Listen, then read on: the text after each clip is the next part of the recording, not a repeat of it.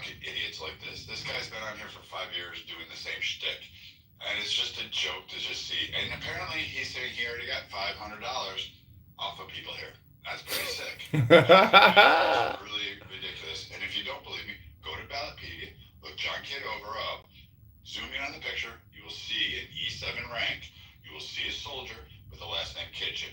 And then you can look up that soldier, and you can see, you can view his Instagram photos with all of his like little posts and all that That's stuff. not an E7 rank. That's a military intelligence insignia on the front breast pocket or on the front breast lapel of my Class A uniform. No, it's not. Sorry, Brad. Yes, it is.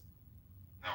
So, Right, you can say whatever you want, but it's slander to accuse me of doing, I know it's you know. stolen valor. I'm going to call stolen valor. Okay, well then it's slander. And we're going to file the first lawsuit out of the campaign! When you like fucking use a military man's fucking picture, and then you're soliciting funds on that. That's me, ladies and gentlemen. I'm bald, I know. I lost my hair. Stress! It took it away from me like that. I just really don't. You're scum. Because you didn't know what happened to that soldier. You don't know if he died. You don't know if he died in the course of duty. I'm right here. I'm alive. I'm alive. I am alive. And as far as I'm concerned, the joke's up, and it's pretty fucking disgusting that it went this long, and that you utilized a fucking veteran to have. I'm alive. And there is nobody, and you would get your ass beat in. I can promise you that. Go to your VFW post, and dare you to go out there and fucking talk the shit you do at the bar with a whole bunch of them before your teeth get fucking railed in on the bar there while they're drinking their whiskey. He's in his army, isn't he? And maybe Eric? I think is, yeah. Yeah, well, we could paint him in here, couldn't we? And he could go over it. This is the official roast party of John Kitover. I couldn't remember Eric. Cool, it's like this shit's so wild. I'm just thinking Chillos and people. And I modded Brad, FYI, because I really don't care how things turn out. But yeah, I don't like it when people grift off of fucking soldiers. I just don't. That's grifting. You were gonna get caught. You knew you were gonna get caught. That's the whole point. You think it's fun. But so now you're Gold butter bars. Now you got a few laws to tangle. So I'm sure they're gonna find one of those IP addresses. I'm sure they're gonna find. Bring it, Brad. I'm sure they're gonna go looking because I'm not playing. I'm not playing either. Where's the picture you got posted? An E7 in the Army, and the last name on the. This one might go all day. I might make this my super room before I head out. Ballotpedia. And the campaign says John Kitover. No sharks. The four-year butter boy. It's true. Yeah, I never heard of that shit before. It's true. I'm an oddity in the military. For 4 fucking years.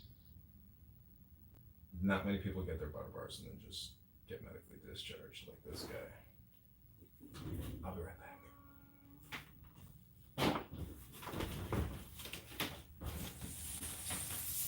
Alright, I leave it to you guys.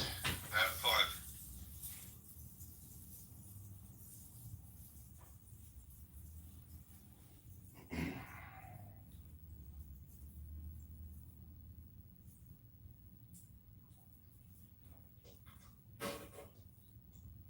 I invited him back up because it's not my room. Yeah, I have a question for him as well, if he doesn't mind.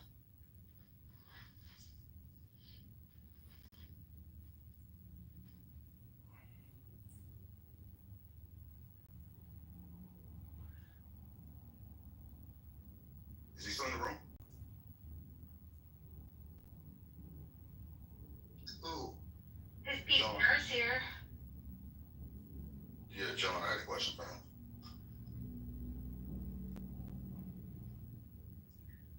Hold on, I'm looking at it, and the picture is quite fuzzy. Is he talking about his name tag? Because the name tag definitely says Kitover. I don't know what he said. I was kind of looking at, it's, if you click at the link at the top, you can see the picture in question. I don't do this. Sorry.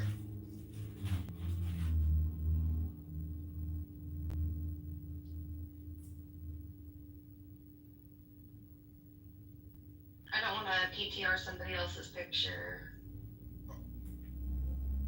If anybody else is comfortable, What is Brad I just talking about?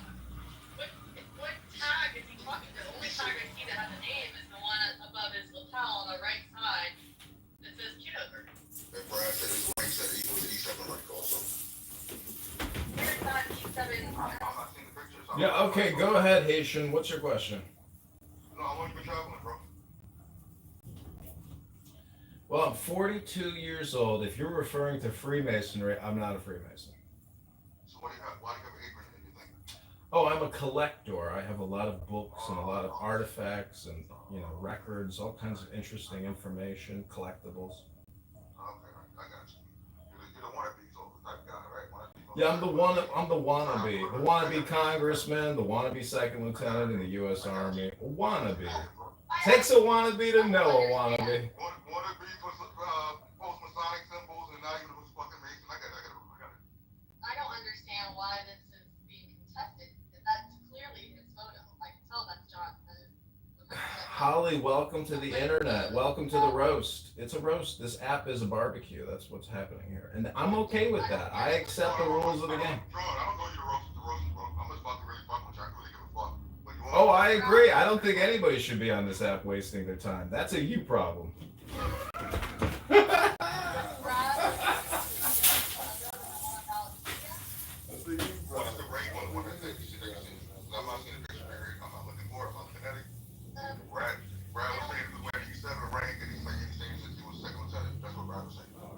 Okay, all I see are a few pins on his lapel that don't have names on them. They're tiny, they're like these small pins. And then above his right pocket, breast pocket, there's a name tag that says Kitover, but it's just a plain name tag. It's not like a ranking or anything.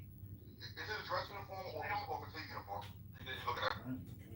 It looks like an officer uniform, like a green, dark green with gold buttons. And he's got a tie on, he's like accepting an award or something, or So the rank is there. where would the rank be? What do you see on the shoulders? It's on the shoulders. I'm a butter bar. And the insignia on the front is the intelligence insignia, which looks like a star. Yeah, no. That's between you and Brad. I ain't seen the fucking picture, so. Don't have pens, there's just like buttons, kitchens. They have kitchen here. Yo, man, cool. Put this shit in your picture on, man, cool. You can also go to Instagram, and my profile name is John Kitover. You can scroll past all the videos from politically correct of you Haitian talking, and then you can get to my actual military second lieutenant, commissioning ceremony from the Citadel. Totally up to you to figure it out if you want. But ladies and gentlemen, this is not a question of stolen valor. This is a question of stealing $37 trillion and $2 trillion a year that we don't collect in taxes. Go to johnforcongress.com or click that link above right now to give 10, not 11, 10, not $9. Thank you, Clubhouse, aka Clown House, like Haitian here with his dunce hat on our great President Trump.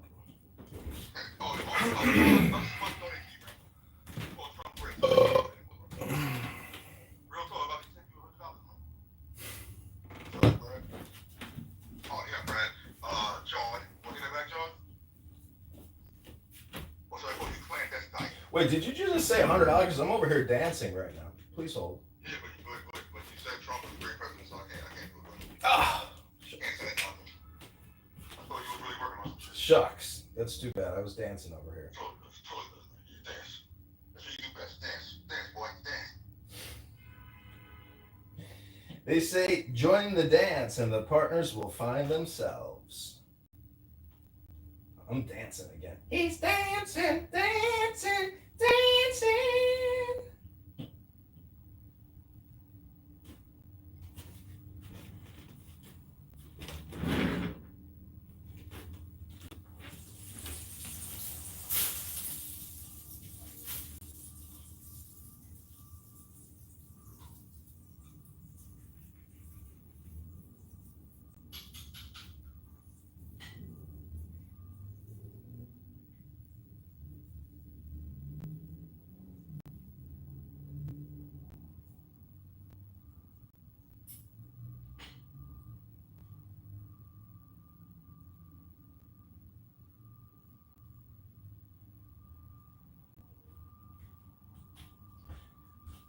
He's dancing, dancing, dancing. Yeah.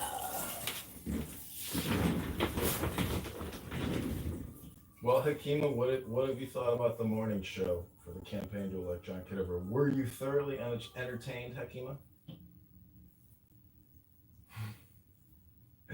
Ashley, were you entertained? Very much so. You know, but I mean, I am being serious. I am concerned about this state. I've lived here all 36 years of my life, and I've seen everything down here go to shit. Like, our farmlands are being overgrown because farmers don't want to do, like, farmers are moving away. You know, I mean, there are fields that I grew up around that they used to drive through, and they were just growing every year, but this year they're like weed piles, and it's sad. It's really sad down here. Well, change now is a good motto. I hope Dr. Adams, who is supporting Darren LaHood, the incumbent, that we are trying to unseat and defeat, I hope we can convince Dr. Adams to change his position, because we need all the clubhouse support we can get. Now, I know some people are going to flip against me on this app, because the contrarian position is always the best position to be in. And I understand Adams' position, but I think eventually we're going to win over Adams. And one night he's going to come gushing in. He's going to change allegiances. He's going to update his PTR to John for Congress. And we are going to take the 16th District of Illinois with Dr. Adams when he breaks the camel's back. I just have a positive vibration. I think Dr. Adams is such a great performer. This might just be a front. And eventually he will turn to the campaign to elect John Kitover, second lieutenant, retired, former sergeant in the Army. Will he win this election? But Ashley, I hear you what you're saying about the farming. You know, I think we have to maximize, our farming, limit our imports, tax the imports, and make sure farmers make as much money as possible at, market rate. But, I'm no farmer. I'm running for Congress, and I work primarily in digital communications. So, I would say document what you're talking about, take photos, shoot videos, make awareness videos on YouTube, TikTok, and, that's what I'm doing. I mean, I'm constantly calling attention to the problems, the dysfunctional problems in government, the borrowing and spending, the bullshit contracting. So, social media and that court of justice is really the first court of deliberation and reprieve. And everyone has that ability to start networking and documenting and being a citizen journalist. So there's really no other way to do it, in my opinion. Even if I win this congressional seat or make the primary, I mean, you're still creating content about what you perceive, as being things to fix. So that's what most of these Congress people do. Most of them just complain and create, Trump crash out videos, but nobody's really documenting and recording the problems that they would actually like to be fixed. Well, I mean, if something happens, like you're fighting an uphill battle up in northern Illinois, I'm telling you, because I think you're the only Republican on the ballot, aren't you? Yeah, other than the guy that I'm running against, yeah. Yeah, if you ever get a chance to drive down here, it's like a 5-hour drive from you, to check out how bad things are down here and like how much they could be improved. But this whole end of the state is completely ignored. The schools are ignored. I worked in the school cafeteria, and I can tell you how, like it was canned food, it was frozen food. They didn't even turn on the stove some weeks, right? It was all oven stuff, and it's pretty bad. And then the special education down here is trash. I mean, there's a lot of concerns I have in this state, and it's making it so people that have lived here their whole lives are moving away because you can't afford your property taxes. My taxes doubled this year, almost. What's keeping you there, Ashley? Family? My grandparents, they're older, they took me in when they didn't have to, so there's no way I'd leave them. Well, I loved it. I came back into the room to hearing somebody railing against property taxes and bring injustice. There is one person running for office that is in opposition to these same taxes. And if we really care about, violation that has over property rights in general. I would just highly recommend clicking on the link above and throwing a couple bones to John Kitover so he can go and hear a voice.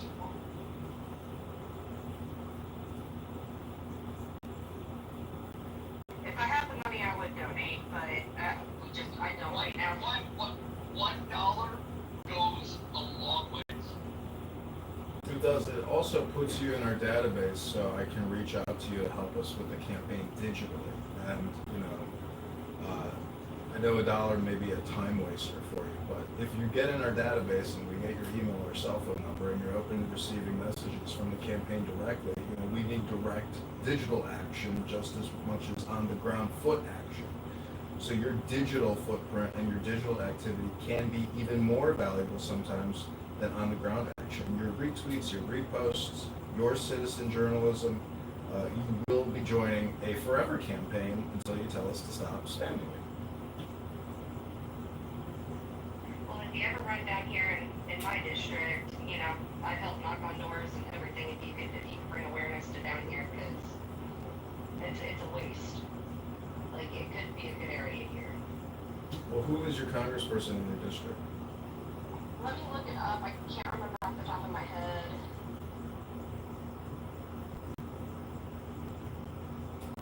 I don't want to dox myself. Do you know who Darren Bailey is? I think I've heard the name. He's a Republican who ran for governor. He owns a large farm. He's kind of like our, who was that rancher guy in Wyoming who stood off against the government? They made a movie about him recently. But he's just a very politically active conservative farmer, and he did not win the governor's race, but he, made a good showing and organized more people, to the Republican Party of Illinois to hopefully, unseat and knock these Democrat psychos who are ruining the state. We're $200 billion in debt. City of Chicago is $60 billion in debt, with hundreds of billions of dollars in liabilities, just like the federal government. But the federal government has $100 trillion in unfunded liabilities and $37 trillion in funded liabilities. But nobody cares about that. Everybody wants to attack the military record of John Kitover and his second lieutenant butter bar status as an officer, a medically retired officer from the U.S. Army National Guard. Mojo, you just missed a very exciting roast of campaign candidate Congressman John Kitover. Thank you for your service, Alex. Alex is my boss. He's been for as long as I can remember, too. No, thank you for your service, John. Don't thank me, Pockets. Don't thank me. Thank all the thousands of dead soldiers in Iraq and Afghanistan who died fighting for your freedom and liberty to give $1 to John Kitover.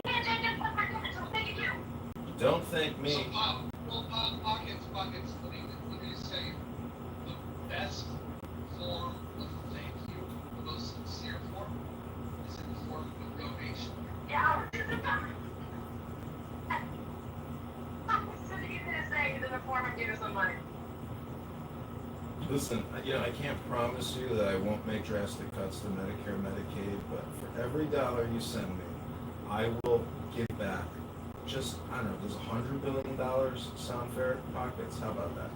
Well, I support what you're doing. I think it's just the fact that I am just more emotionally invested and not thinking as logically, because I do work with seniors. I'm very close to a lot of them, so I feel like my emotions do get in the way of my logic on all of this. So, but I do support what you're doing.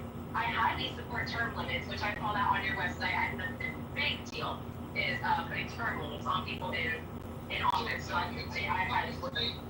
Pockets, do you support $1 worth? $10 worth? $100 worth? Yeah, fucking do all this. Wow. Thank you, Pockets. Ashley, do you ever have the opportunity to go to your local county GOP meetings, if you're on the GOP side or Democrat meetings? I don't get a chance to, because, I'm trying to find somebody to watch the kids, and there's no way I'd take my kids somewhere like that. They're too hyper. You're married though, aren't you? Can you watch them? Yeah, Yeah, but remember, he's on the boat. Remember, he's on the boat. So. Well, I don't know what he does. So he goes off. He's gone for 20 days. Yeah, he's away for 20 long days. This time it was 5 weeks, though, because he went to school. Wait, hold on. Your man takes off for 28 days. Yeah, he works on a towboat. How do you do it? He's actually almost a steersman. How do you satisfy your needs? By jacking off. I read smut. Oh, that's cool.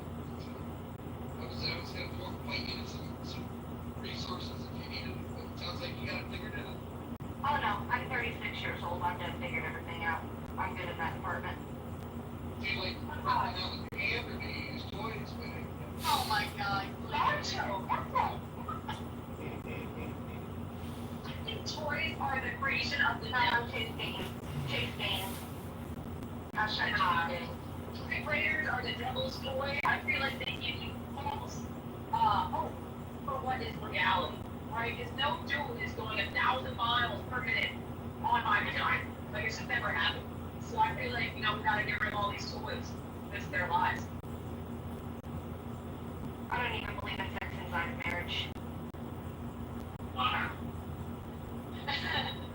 Now that is an honest answer for 36. Amen.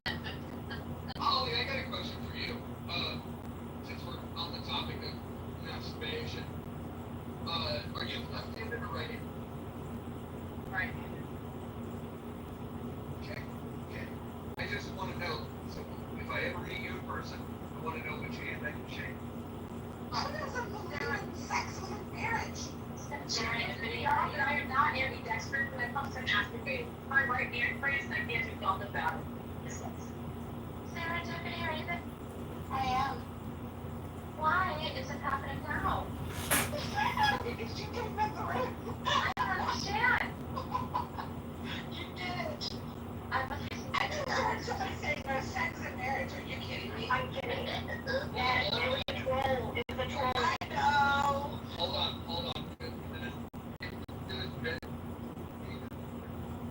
I would love to hear what you guys do. Yeah, look at God. Look at God.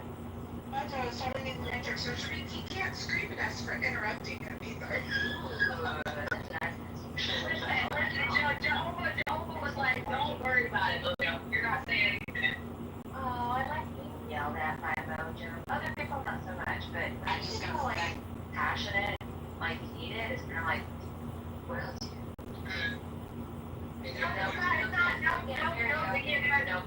No. I'm gonna do this. I'm gonna do that. Meaning, we can't hear you.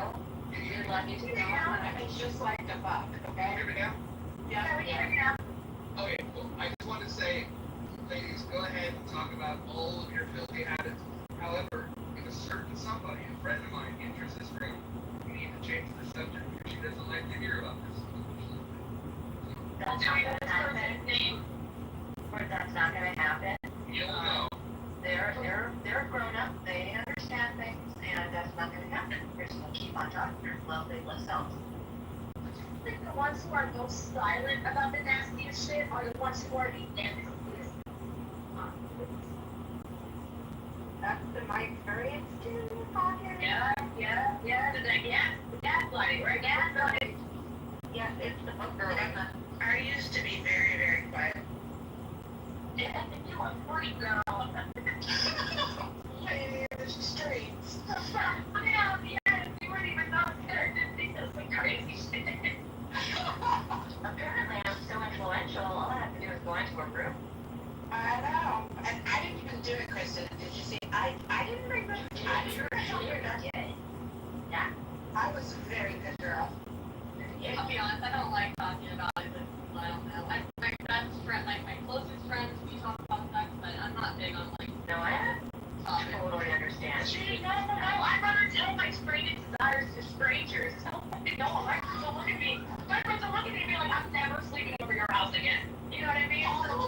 Yeah. I was very judged. Can I make a Of suggestion? course. Yes. Okay. So, take how many times you masturbate per month, and have that by 2.5. That's the denomination that you should donate. Dang it, I only $20.50. I'm in the thin domination, Cash App is open. Yeah, I get all my draining their bank accounts. I think I owe him $25.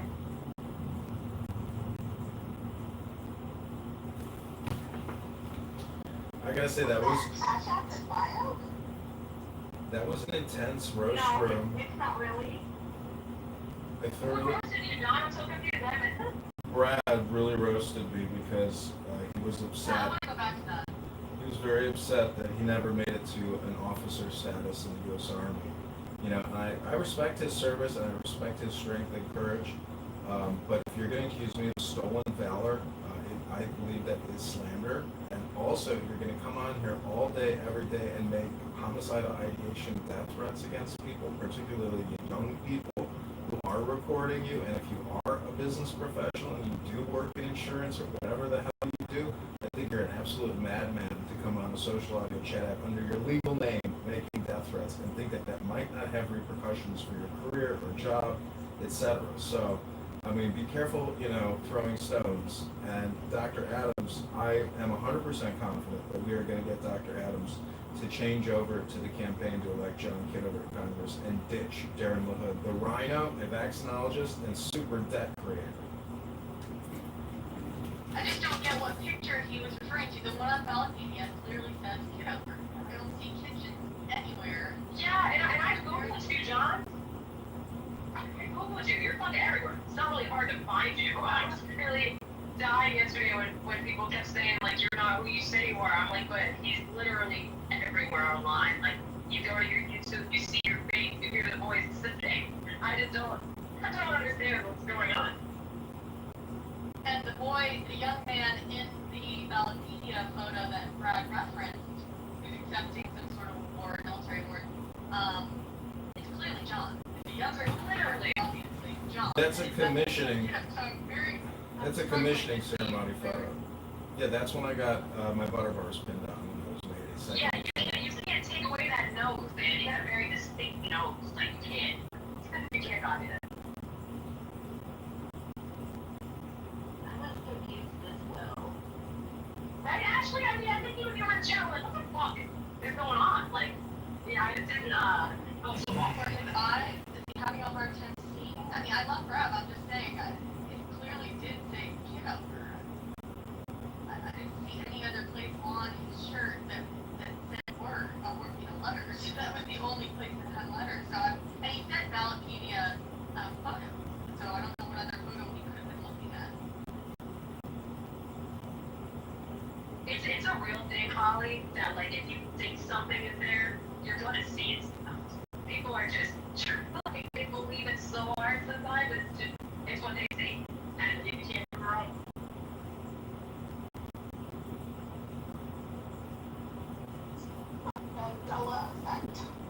John, if there was a court that did not have a monocle, he did not have a monocle, and if there was a cornucopia in front of him, I don't care what anyone says, and Pokemon didn't have a black tail. He did have a black tail. I'll get wrong. I still have their Pokemon.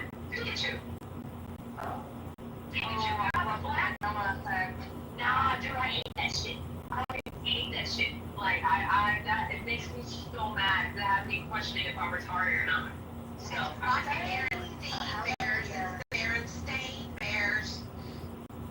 We're talking about Louis Tunes, what's so different? I'm like, no, it's okay, you're not. It's alright. What about the girl? Four coffees. Mine was like, four coffees. Mine was Sinbad. I was like, no, that existed. It was like Sinbad and the, being a genie. Yeah, like that. Yeah, I am Sinbad. Yeah. And what they're saying there was never a movie. Yeah, I like that. Wait, so they're saying the title of the movie is different, or there was just never a movie? I don't know, but there's something about it that they're saying. I think it was never a film. And now you're making us guess what the Mandela effect was with that. Alright, well, here's the thing. I don't really care. You can mess with my mind. You can make me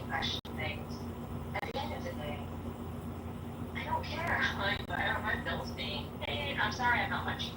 But are my bills being paid? Do I have a job the next day? Are my cats and dogs fed? Do I have Mojo's attention? All of these things are just first and foremost my Well, hold on. The best way to get my attention these days is to click that link above. Smash that link above and leave a generous donation. That's the best way to get my attention. How much are you doing, Mojo? I'm going to keep my donation level private, but John is very aware of what I get. I need you promoting my TikTok. I need you promoting. You are good. So, real quick question, Kristen, and I don't want to put any pressure on you, but so in your support of John Kitover's campaign, are you prepared to like and share the images? Or are you able to volunteer in a different way? Are you going to be using cash donations? Like, how are you planning to help the John Kitover for Congress? I don't know yet. Currently, my present is my present.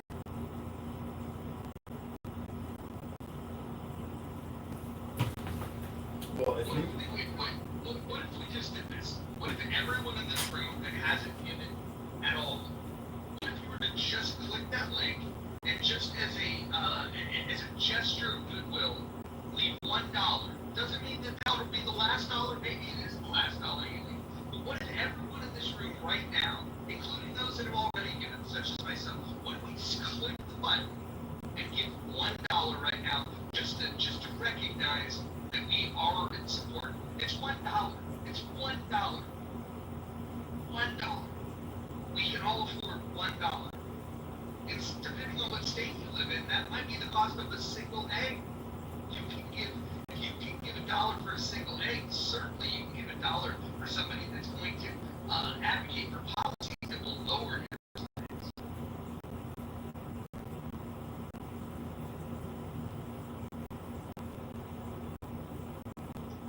If you wanted my personal information, Mojo, all you have to do is I have no access to this information whatsoever. well, then I guess you won't be happy. I'll put $1 in an envelope and send it to you.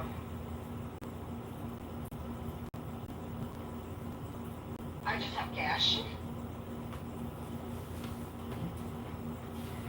I want to speak to the people who, people that are well resourced, like I Dr. think it Adams. has been, but I could be wrong.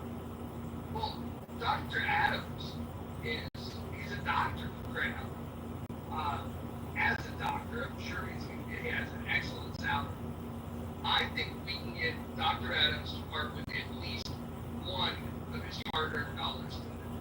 Dr. Adams, please let us know once you click the button and you've given your support for John Kitover.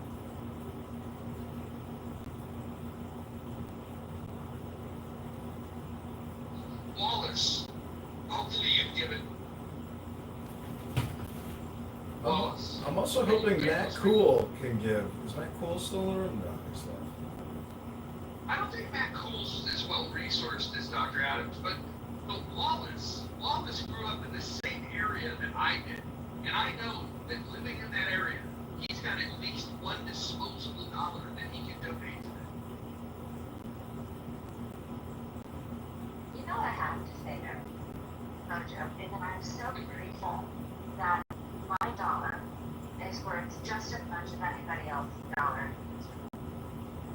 Because I am currently in a country that used to be the first world country. That's slowly turning into a first world country. And I'm slowly turning into a second class. And I'm not very happy about that, but at least my money holds kind. Well, don't forget about the Clubhouse Anonymous. I think that by, giving money to this campaign, it's a better investment than even investing in Clubhouse Anonymous, because I already have a Clubhouse Anonymous. And if there are conversations that you'd like to anonymously listen on through my YouTube, Instagram, or X account, or Clubhouse accounts, you don't even have to pay the $5 to get the anonymous feature.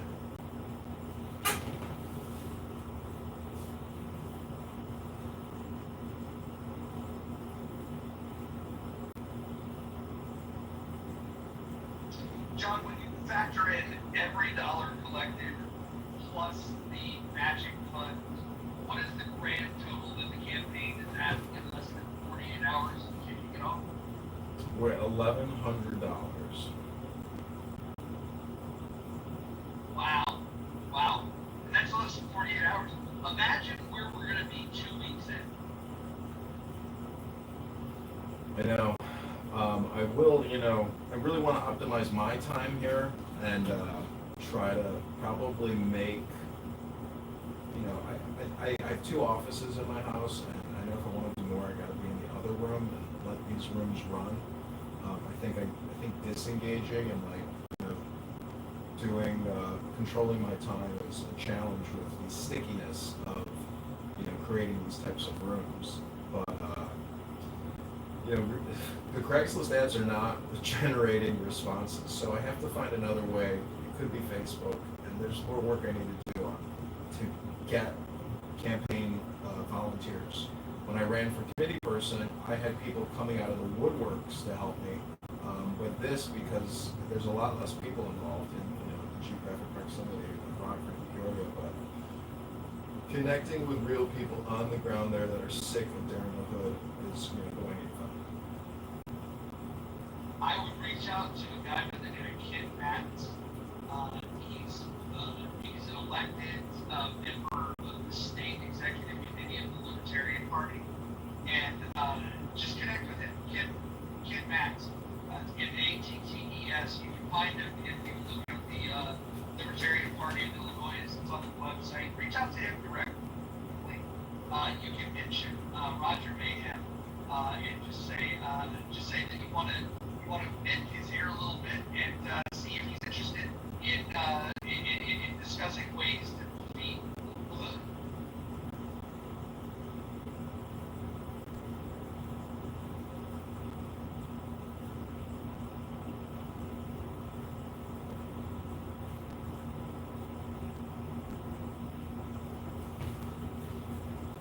Okay, I got his Check information to here. holiday.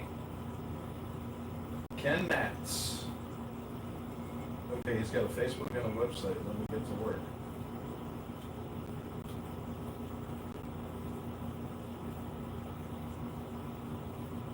He's also on this app, so you can tell him that he can come join any of these conversations on here. If that's easier for him. But a private conversation would probably be good initially.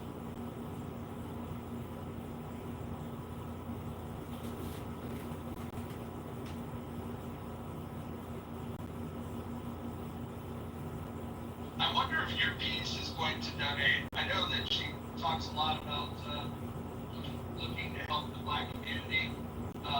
Maybe she's willing to vote in someone that wants the same thing she wants for the Black community. Let's bring your piece in.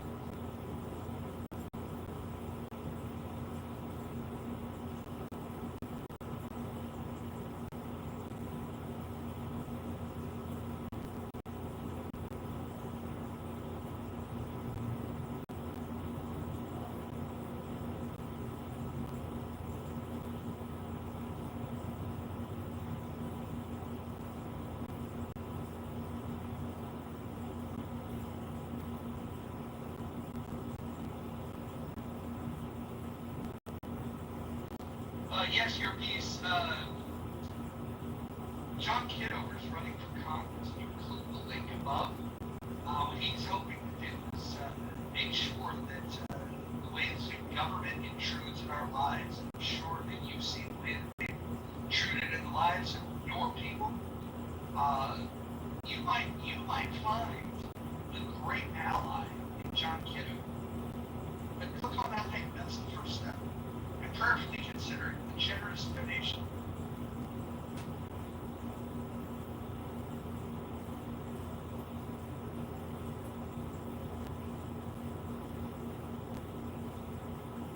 I have a question. Oh, No, you go ahead. mine's totally off topic, so even if you want to say I'm I was just gonna say, I would have $1, but the thing won't let me use my Cash App remotely.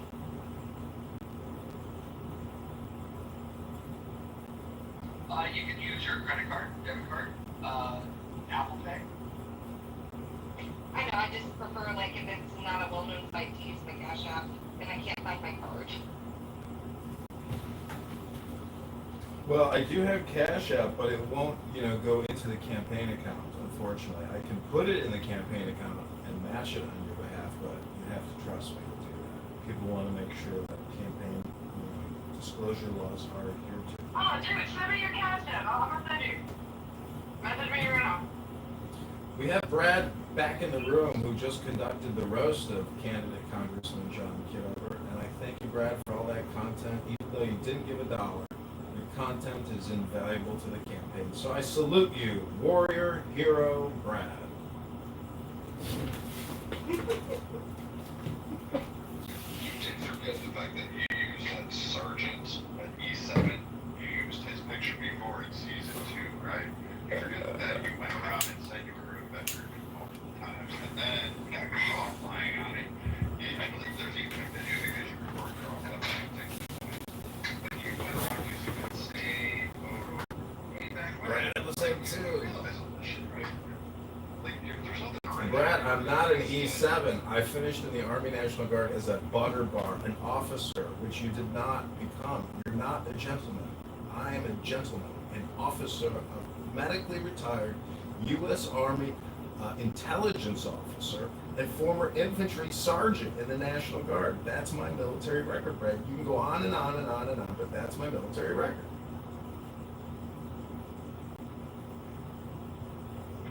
So you're soliciting funds for a campaign as a veteran, correct? 100% correct. Okay, so you realize it's a federal crime.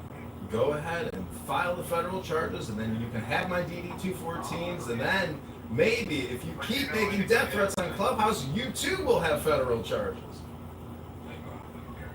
Brad, I gotta ask you, I'm confused. Okay, you said the photo on Valentine, right? Correct, yeah. He's used this before. Remember that? Okay. But You got Brad, photos. The veteran who actually was on that photo came on to Clubhouse saying, why are you using my grandma? Brad, you may have a traumatic brain injury, but that never happened. Brad, that is 100% John. I don't understand. That is definitely his face. And Molly. it says Kitover. Wait, it says Kitover on name tag. No, it doesn't. It says Kitchen. I mean, zoom in. It looks 100%. It does not. It says Kitchen. You better look it up. And it's also not an officer's uniform. It is. It's a Class A I uniform. zoomed in. It says Kitover. No, it doesn't. Sorry. Run your AI algorithm, email the people, look it up and say, oh, it does say Kitchen. Brad, you're going to have egg all over your face on this one. I hate to break the bad news to you, but I am a veteran, and I'm a graduate of the Citadel Military College in Charleston, South Carolina. I hate to break that news to you, but it's the truth. I'm not doing stolen valor, and I'm not lying. That's And, all right. don't know what to tell you. What's the oath you take? Just give me the first 2 sentences. The oath, it is the swearing-in ceremony. Where you come right in, the oath, yeah. Just give me the I, John Kitover, do solemnly swear to uphold and, allegiance. It's not like I have it memorized, Brad. Yeah, that's right, Holly. Thanks for playing. Go against it. No, Brad. Okay, Brad, let me ask you this question, Brad. Look Brad. it up. It's definitely him. I don't understand. I'm like actually kind of concerned for you right now. Like, it definitely says get over, and it's clearly his face. Like, there's just no doubt about it. Pull a picture up, do a Google search, and it'll say Kitchen on the last name. Ask your AI, identify this soldier and their rank out there. Okay, I'll do that.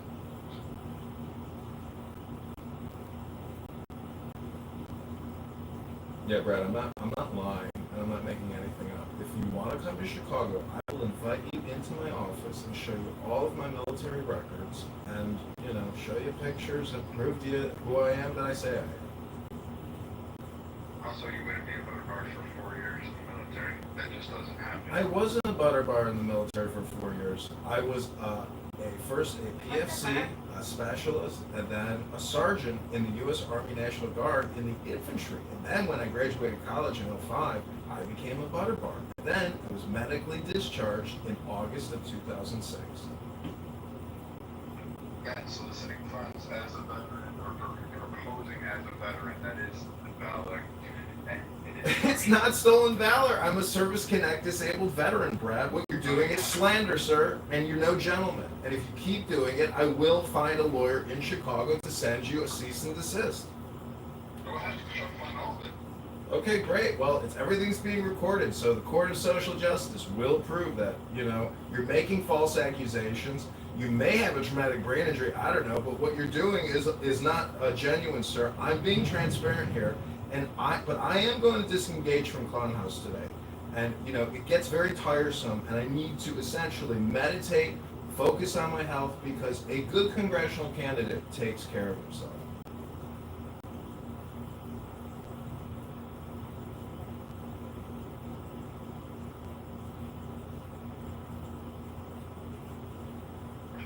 Like I said, taking funds as a donation or soliciting funds and proposing that you were a veteran when you were not is stolen valor.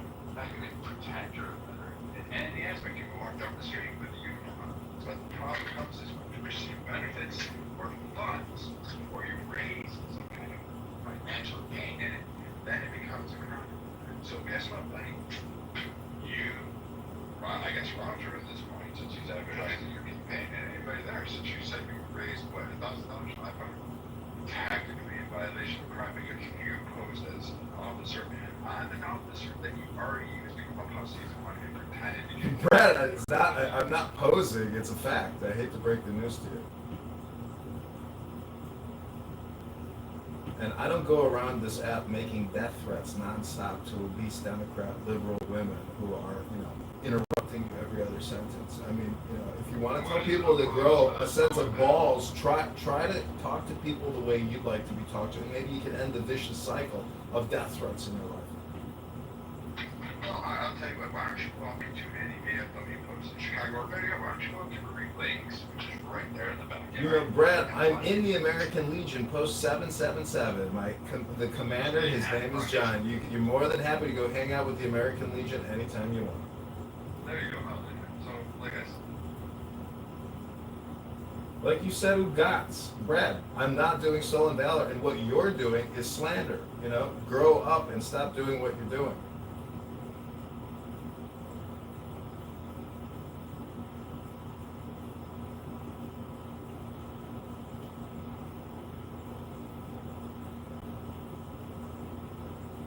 I also found from 2002, looks like John Kitover was with the Citadel. Let's see.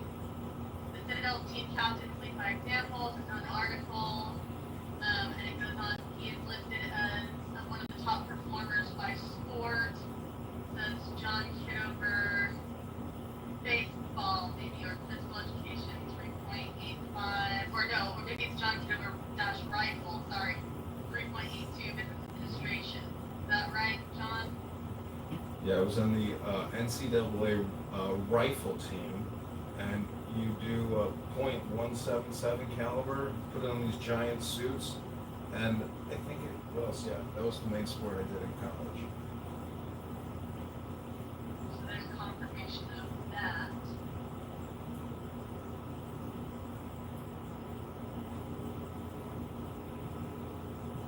As its evidence presents itself, Brad, are you willing to apologize as the evidence presents itself? No, because this picture's already been used before and you got called out on it by the actual guy. This is not evidence of anything. He's not a veteran. He didn't start. He's full of shit. And he's collecting funds. He got called out for this shit season 1 and season 2 using the same fucking photo. Because he went on somebody's Instagram, one of the veterans that was on here, they took his photo. That's how you get this. Brad, I'm not going to go all day, but you may force me to defend my character that you're impugning and creating a slanderous, libel trail on my YouTube live stream. But you know what? I let it go because I know that Clubhouse is a roast room. It's a roast show, and running for Congress takes a lot of strength and courage that you can only develop and perfect through military service, in my opinion. Having been to the Citadel, graduating as a second lieutenant, going through 4 years in ROTC, serving in advanced infantry training in Fort Benning, Georgia, working with generals, colonels, all the time in communication, going to a general's office, going to a colonel's office, doing real military communication. I mean, I don't know what to tell you, Brad, but I'm not doing stolen valor. And, you know, what you're doing is slander and maybe illegal with your death threats on this app. And I hate to keep bringing it up, but Brad, I'm telling you, as a gentleman and a former U.S. Army intelligence officer, it is not intelligent to come on Clown House and constantly make death threats to people. It's not intelligent. It's just my opinion. But who am I to give advice? Just a stolen valor schmuck, according to you. So, you know, just telling you, don't throw stones and go look in the mirror. Well, I also want to read something that I stumbled across because, you know, I want to make sure that everything's above board. And I'm reading here that in 2002, Frank Kitover, cadet athlete at the Citadel Military College in South Carolina, achieved a 3.82 GPA in business administration while participating in the Olympic team. Like, how do you counter those things?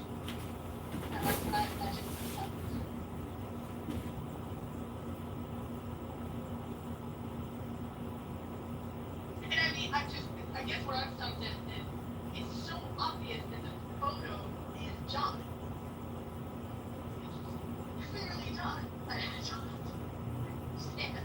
It's not. It's kitchen is the last name. Because again, Edmund used this kid before. Again, he used this photo before. So how you gotta believe it? I don't fucking care. You may be dumb and retarded too. I don't fucking care. You donate your time. I'm just telling you what it is. This guy is fucking soliciting, making his entire enlistment. He said a bunch of shit that isn't even true. He can't achieve anything of what he said. His medical discharge, it was a sergeant major that we needed to an officer. No, the motherfucker would be 15 fucking years old. Sergeant Major, what are you talking about? I never claimed to be a Sergeant Major. I finished up as an enlisted soldier, as a sergeant, Brad, a sergeant in the U.S. Army National Guard. What rank is that? E5 soldier. Who? Okay. So you got your E5 here. You spent all that time and then all of a sudden Mustanged up and became an officer. Yeah, and then you went to. That's called graduating college at the Citadel, Brad. The Citadel! The Citadel! That's how you say it, Brad. The Citadel! Underwear guy who's got pee stains on him with 15 phones in front of him. Like, yeah, okay. Pee stains? What are you talking about? Pee stains? Who's got pee stains on their clothing? That's disgusting, Brad. You know, Brad, I described you yesterday as a heat-seeking missile. Instagram photos, Holly, and you tell me this guy with the 20 phones in front Yeah, of Brad, him. why have you never accepted my Instagram friend request? I've requested you on so many of my accounts. You've never accepted. Brad, I'm not defending who John is as a human being. I'm not talking about any of that, whether I like it or not. I'm saying the name tag says Kitover.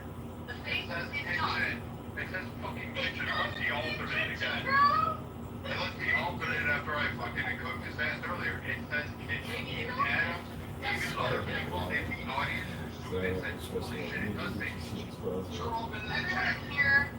Everyone here zoomed in. We all looked really closely. Actually, it's a little clearer if you zoom a little bit out. And the closer you get, the closer it gets. But clearly Kitover. The soldier's name is Kitchen. Literally Kitchen. Now, if John changed the picture and did some fucking Photoshop real quick after I cooked his ass, that's different. But I'm telling you right now, when I'm looking up, let me do this and pull it again.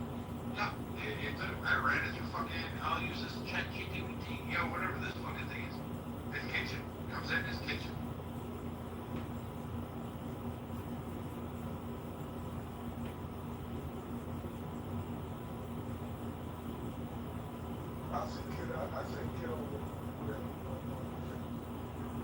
Thank you, Hood Kima. So I'm going to put my Instagram profile in the chat. Scroll down to the bottom of the profile. You can see more military photos. And Hakima, and I'm going to upload a special military photo from Fort Benning, Georgia, where I'm with two African American men in the field taking a photo. We were good friends. It's ChatGPT says the photo says Kitover, not kitchen. also Hakima, the African Americans in the United States Army taught me how to crib walk. So if you ever come to the Lady Hawk, you can see my crib walk dance. I might spell out Hakima.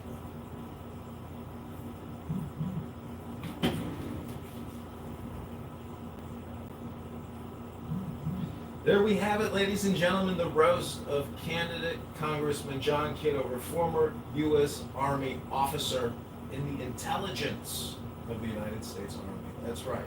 Finished my time at Fort Huachuca, Arizona. Was medically discharged from Fort Huachuca, Arizona in August of 2006, ladies and gentlemen. That's how it ended my career in the U.S. Army National Guard.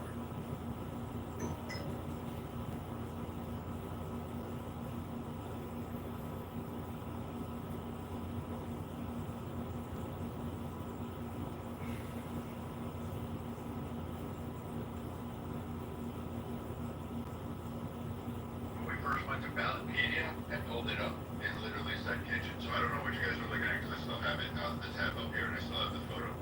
And it was kitchen. And again, this is the same photo dipshit used in season 1 or 2 of Clubhouse. He was like trying to hang around Veteran Circle, doing this fucking bizarre fucking bullshit behavior.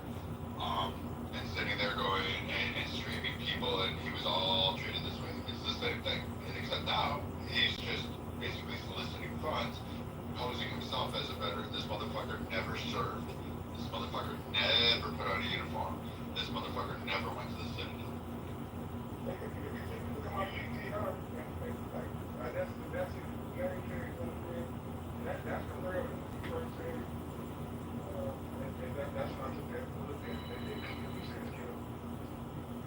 Well, not only that, you can do a quick little search online and you can find his background of what he considered him. I mean, like, I'm so confused. Like, this information's easily searchable. Okay, Brad, PTR, because you're too lazy to look at my Instagram, or you just don't know how, but look at my PTR. That's the actual officers, the lieutenant colonel and the major, pinning my butter bars on. If you don't think that's me, I don't know what to tell you. I know I'm 42 now, and I don't have any hair, but that is John Kitover, a.k.a. me, in the photo. Look at my PTR. That's my commissioning ceremony at the Citadel after I finally graduated college. That's not you. It's me, Brad. I'm gonna post more photos. It's me. Again. Brad, listen to the words that are coming out of my mouth. know better than you.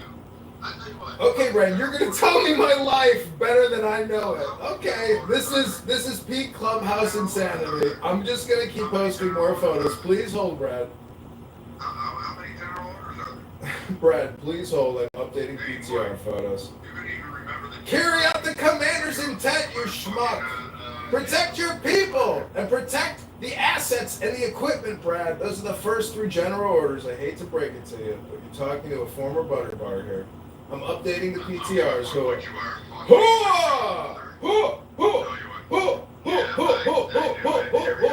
Brad, you're gonna lose this one. You're gonna lose it.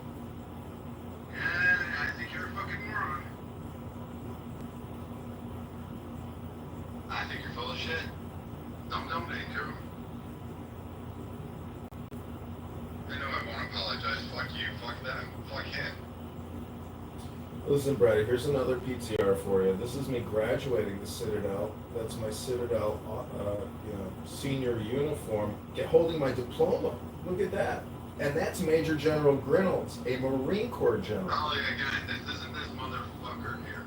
It is, Brad. I don't know what to tell you, man. You're wrong, dude. This is not Edmund. I get it. It's John Kitover, Edmund Dakin. I live on Edmund Street, you schmuck. Edmund is not my name. My name is John Zachary Kitover. Prank that that Roger cooked up with. This is not a prank, Brad.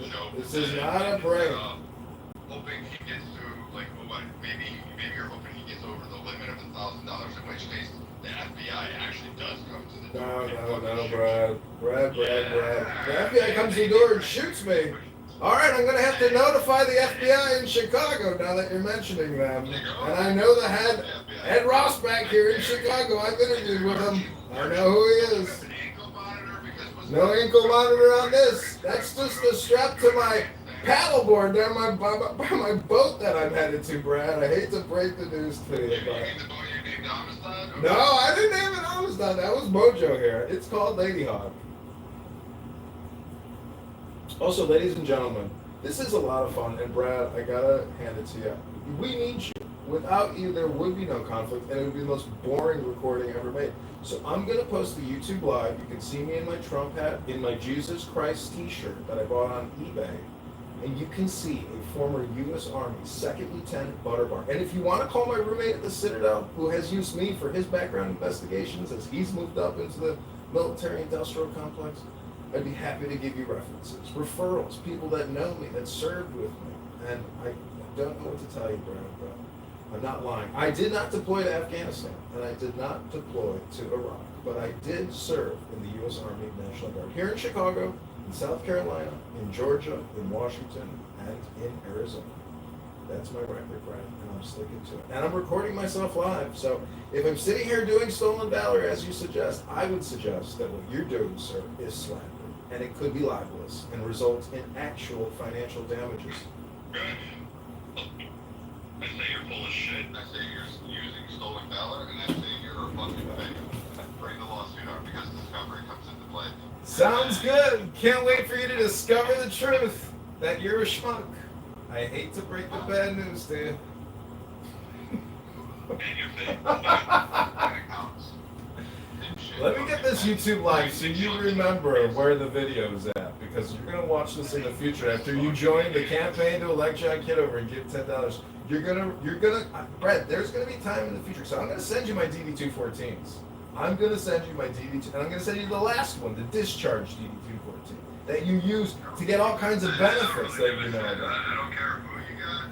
Like again, when this actually comes out, and Roger and others admit that this is all a big scam, and if Holly can sit down there and again, she can sit there and scream. Brad, I wouldn't waste their time if this was a scam. This is a pretty shitty scam if it's a scam, let me tell you. It's a big waste of time if it's a scam, you schmuck. Brad, I'm not your enemy. I'm really like with, And again, he tried to think in season 1. The same picture was used. It's bullshit. And at that time, I was running for committee person, not Congress. We've upgraded to the highest level next to running for senator, which hopefully we will, or one day we'll run for mayor of Chicago. You never know where this train's gonna go, Brad. And have and then you actually were bigger than Chris Kyle, and then you knew more, and you actually served along. You made this. Chris Kyle? I never served with Chris. No, you know who I did serve it with was Pat Tillman. He was at Fort Benning. Not with me in my platoon or my company, but we saw him at a distance. And again, this was in the summer of 2002 that I was at Fort Benning, Georgia, with Pat Tillman, who is now dead. And get this, I go to a VC incubator here in Chicago, and I meet the president of the Pat Tillman Association. And I got his business card, and I said, isn't it crazy that the family had to fight so hard to get the U.S. government to admit what happened to Pat? And he just shook his head. There wasn't much to be said, but I don't know if you saw this, but Pat Tillman's brother recently drove a car into a bank, I believe, in Arizona. I'm not making this up. I will get the link and post it right now. Please hold.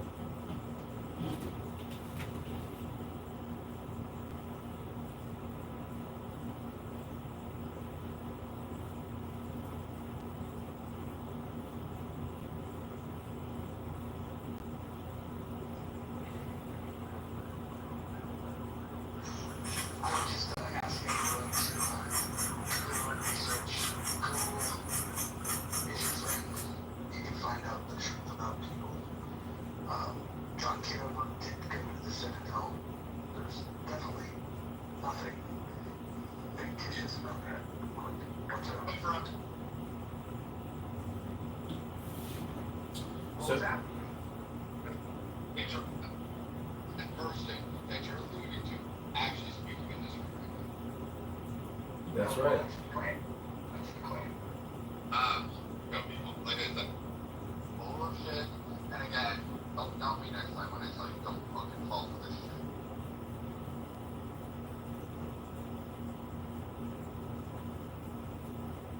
know what he looks like through YouTube. We've heard his voice, so we know this is the same individual that's on YouTube. And then if you pair that, what you see in the YouTube videos with the photos, military photos, that's the same person as well. So how can this not be the person in the photos when we can link it It's to fake. YouTube? It's fake. Again, it's a big troll. It's a trick. It's like believing that Roger really fetishizes about Monica and thinks she's a wonderful person, and then he thinks she's beautiful. It's full of shit. Brad, PTR, that's me with my commissioning documents, my oath and signature to uphold the U.S. Constitution. It's me in my new Class A uniform with military intelligence pinnings in the front and on my epaulettes or whatever it is. I got my gold bars on there, so I'm clean shaven. Epaulets. That you can't even Epaulets. pronounce. You know, Something that I was going to ask you, how do you say epaulets? I couldn't think about how to say it I correctly. thought an officer who was of military intelligence would have it. No. I got your dumb fucking fake scamming, fucking stolen valor, fucking parading asses. Couldn't get the fucking lingo right. Next time, don't have a veteran on stage when you try this kid, and make sure veterans aren't in the audience. Brad, I'm going to tell you again, if you keep slandering me and committing libel, I'm going to hire the best campaign attorney that this campaign can afford, and we are going to roast you on Clubhouse. But I wouldn't dare waste $1 that anyone has given to this campaign to sue me. I hope the constituents know that I would never waste $1 of this campaign fund. Wasting my time suing Bradley from Clubhouse. I'm not gonna sue you. You should be worried about what you're saying on this app, Brad. About taking care of the mentally ill. I will for sure press charges to say you are mentally ill. They'll get you locked up in that hospital so they have thorazine and lithium injected into your ass around that kind of continuous basis. And then Oh my gosh, Brad. I think it'd be a fantastic. Brad, idea. relax. Relax, Brad. Relax. You know, I say friends for life. I agree with most things you say on this app, except when you're making death threats. It's the only time I don't agree with what you're saying. But I know you're a wealth of information. I've asked you where you get your information. You told me all these amazing sources, and I was like, wow, this guy really cares and he knows a lot. So I'm not trying to have conflict with you, but I'm also trying to defend myself because what you're doing, sir, is slander, and you are no gentleman. Anyone who comes on a Clown House social audio app to use profanity and vulgar against low IQ racists like Keegan or Pepe, or screaming at that beautiful, what's her face? Anyways, the ladies that you were screaming at, making them cry because they may be obese and you told them some unfortunate truths. All I can say is that I do not like making women cry. It makes me feel uncomfortable. What I'm trying to do is find a recording from 2 days ago when you were saying atrocious things to women. I don't know, that violates the rules of this house. I won't bring in old drama. Let's just be in the now, in the buff.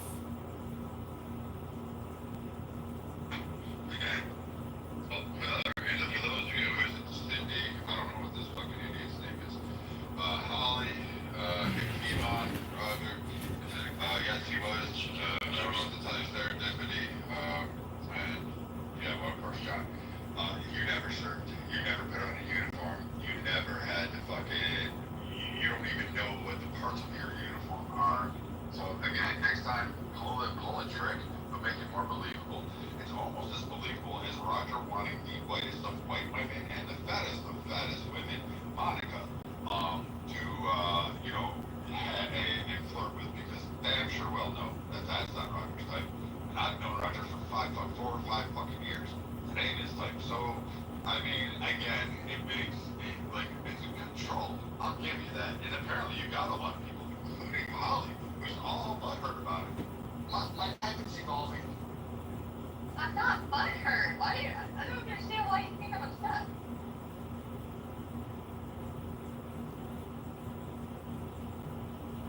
Well, Brad, I don't know what to tell you, but I'll tell you what I did do when I was at Fort Benning, Georgia, after we did the bayonet, which is a 20-mile rock into a river where you go across a wire and then you assault a turret or a a mill box. And I gotta tell you, we would have gotten wiped out. There was no leadership. The drill sergeants disappeared and they observed from a distance, and we would have all gotten wiped out. Nobody was formed in a way that would have prevented friendly fire. There was no, we were trained for many months, and I'll tell you, the after action ready review with our drill sergeants, they dropped their heads and were shaking their heads in total disbelief of why we all just got, eliminated by this, enemy position. And I had to agree with them.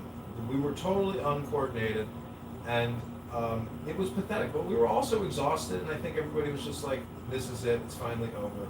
But we did not take out that enemy turret, because I gotta say, I don't know what happened to us, but our conditioning, our training to do flank movements and assault positions, it just, we got wiped out. So, that was the bayonet. That's the culmination. And then from there, you go into the forest and you drink fruit punch, and you see all the banners from all the different military conquests of America, from World War II to World War I to battles in Cuba. You see all these incredible flyers and banners they put up, and then you drink fruit punch. That's how infantry training culminates at Fort Benning, Georgia. Well, I bet you drink a lot of fruit punch. I mean, you are what you drink. So, yeah, you are fruit.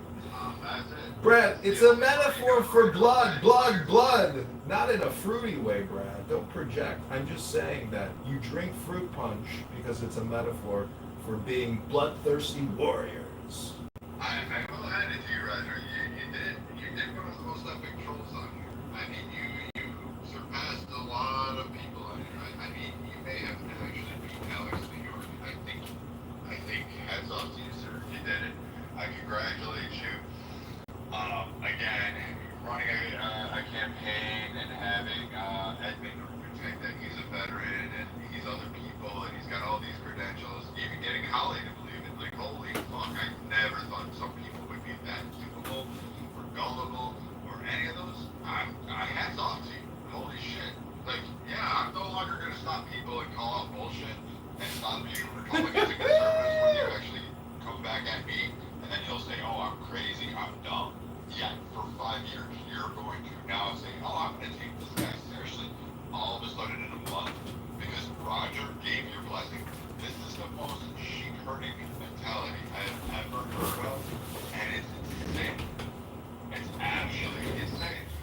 Hats off to you, Roger. You win. Well, Brad, you know what else is insane? Coming on social audio chat apps and making death threats. That too could be illegal. Not just insane, but illegal. Now, I am accused often of illicit recordings, which could be violating Illinois or federal law.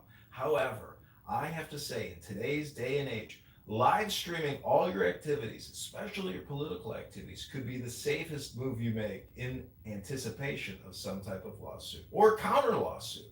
Because every time you get sued, guess what you can do? You can counter sue. So change is now, and we need you, the roasters of candidate Congressman John Kitover, to donate $10, not $11, not $9, but $10. Click that link above right now. Do it. Go ahead. Give 100. Give 100. Give 1,000. Give 10,000. Again, I recommend it. Everybody believe it.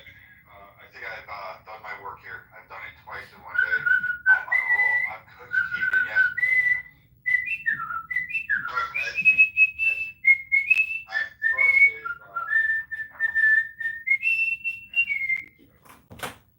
The army sucks anyway. Like, you guys are a bunch of beta bitches, so it would make sense that you're gonna try to grow those beta bitches to the chair force. But I mean, it's a close tie there.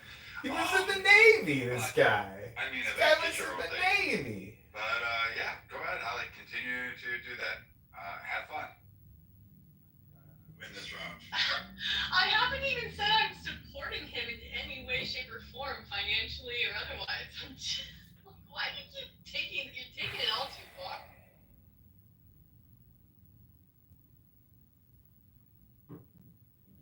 Edmund is a veteran, is the newest fucking. That was revelry there. That was me whistling revelry.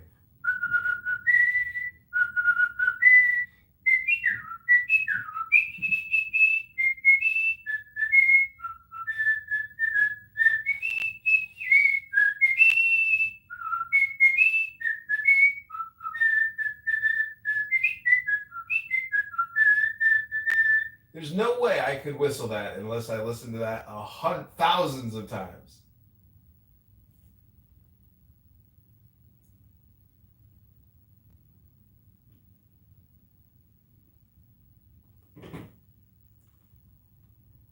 Well, ladies and gentlemen, we've had another exciting edition of Clown House Drama. Heated conversations about nothing. People causing crises, causing slander, causing all kinds of chaos here on Clown House. Chaos agents, as I like to call them. Men that are not gentlemen. They don't know the first thing about being a gentleman, a soft man, a supple man, someone who has stopped with the road raging, sick and tired of people lying and borrowing and spending on your behalf. If you're sick of people like that, then you need to give $1 to the campaign to elect candidate Congressman John Kitover in the 16th District of Illinois.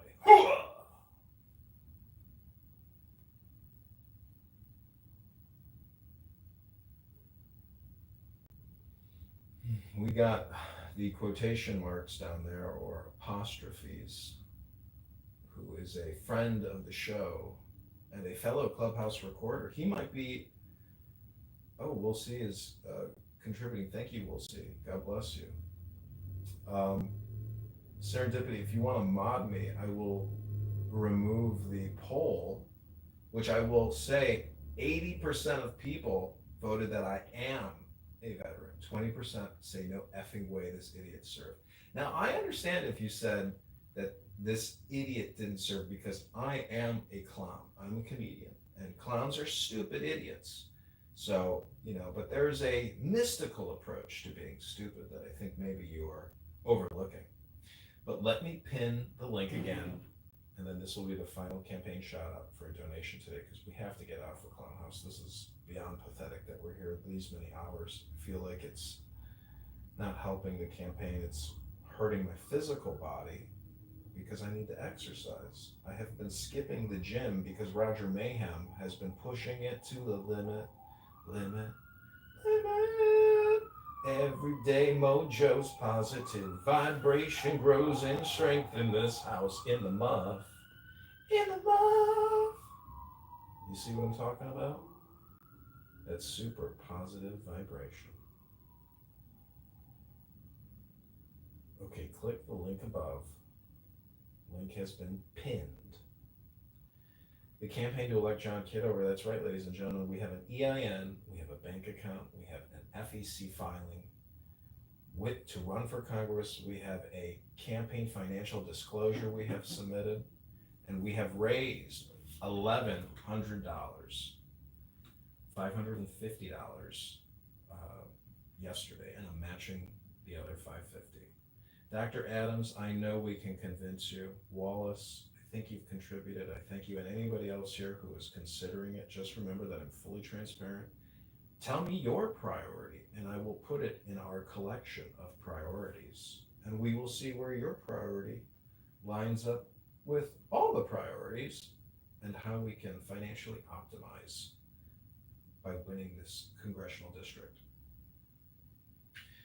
I can tell you how Darren LaHood has optimized his congressional district by creating $20 trillion in debt. You can look at all the HR acts that he votes on and the top 10 HR acts in terms of dollar amounts. And there's his name on some of the biggest multi-trillion omnibuses in American congressional history.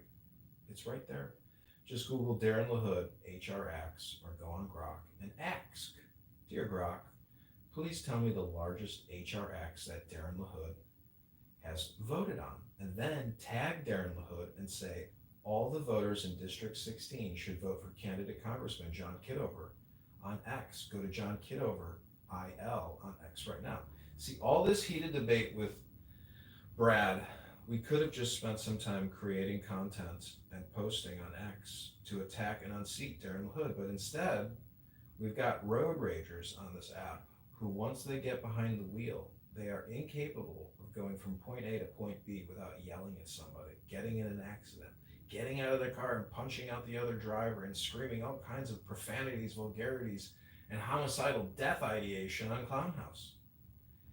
Am I deaf or am I just hearing things? Sometimes I don't know. I let it go. I don't live my life in fear. I don't think a jihadist or some mountain man screaming at me on a social audio app is going to come to Chicago and waste his time. But if they want to look at my DD214s, which I have to use all the time, I'd be happy to show them to you. Because, ladies and gentlemen, I'm not lying to you. I'm totally transparent and telling you the truth, making a real financial disclosure. Not just my financial disclosure, but a federal financial disclosure. Spending is out of control. Stop the borrowing, stop the spending. You know, I created a famous mantra on this app called BRT, CRT, BLM, LGBTQ. But the new one is stop borrowing, stop spending. Or stop spending, stop borrowing. That's the new mantra of the campaign. I know Brad has clubhouse derangement syndrome. He attacks everybody, and in the process, he's his own worst enemy. That's not how I live my life. I'd rather be poolside or at the beach right now playing volleyball, sipping on a daiquiri, doing yoga, not on Clown House, defending my honor, my character, and my sacred honor. I should have just said character and sacred honor, but you get the point. But Brad did read with us in the other room, so I'll give that shout out to Brad.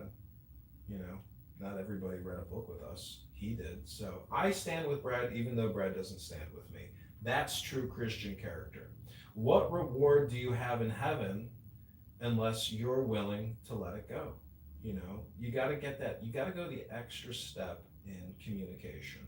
I'd like to read a couple Bible verses before we end, or I leave in the muff. I hope they're more helpful to you than anything you've listened to so far today, because I get the feeling that it's just the Brad show, or the Keegan show, or the Jazzy show, or the Roger Mayhem show, or the John Kitover show. Right now it's the John Kitover show, which, you know, it's my favorite show. And I'm not narcissistic or self-centered. I just, you know, I like reading. That's when I like, when I'm speaking through reading a book, that's when I'm happiest. Oh, so take the deepest breath of the day. Hold it for 10 seconds.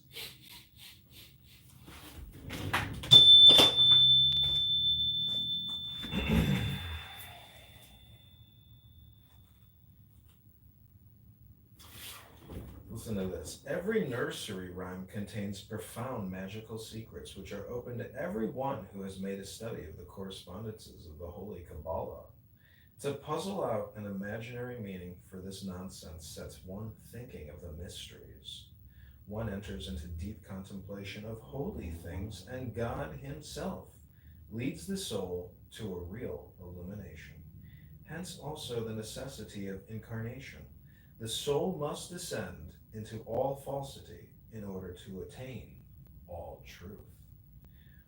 For instance, old Mother Hubbard went to her cupboard to get her poor dog a bone. When she got there, the cupboard was bare, and so the poor dog had none. Who is this ancient and venerable mother of whom it is spoken? Verily, she is none other than Bina, as is evident in the use of the holy letter H with which her name begins. Nor is she the sterile mother Ama, or Amma, but the fertile Ama, for within her she bears Vau, the sun. For the second letter of her name and the penultimate is the sun Tifereth, the sun. The other three letters of her name, B, A, and D, are the three paths which join the three supernals. To what cupboard did she go? Even to the most secret caverns of the universe. And who is this dog? It is not the name of God spelt Kabbalistically backwards. And what is this bone?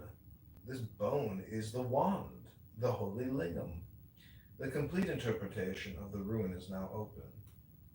This rhyme is the legend of the murder of Osiris by Typhon. The limbs of Osiris were scattered in the Nile. Isis sought them in every corner of the universe, and she found all except his sacred lingam, which was not found until quite recently, vide Fuller, the star in the west.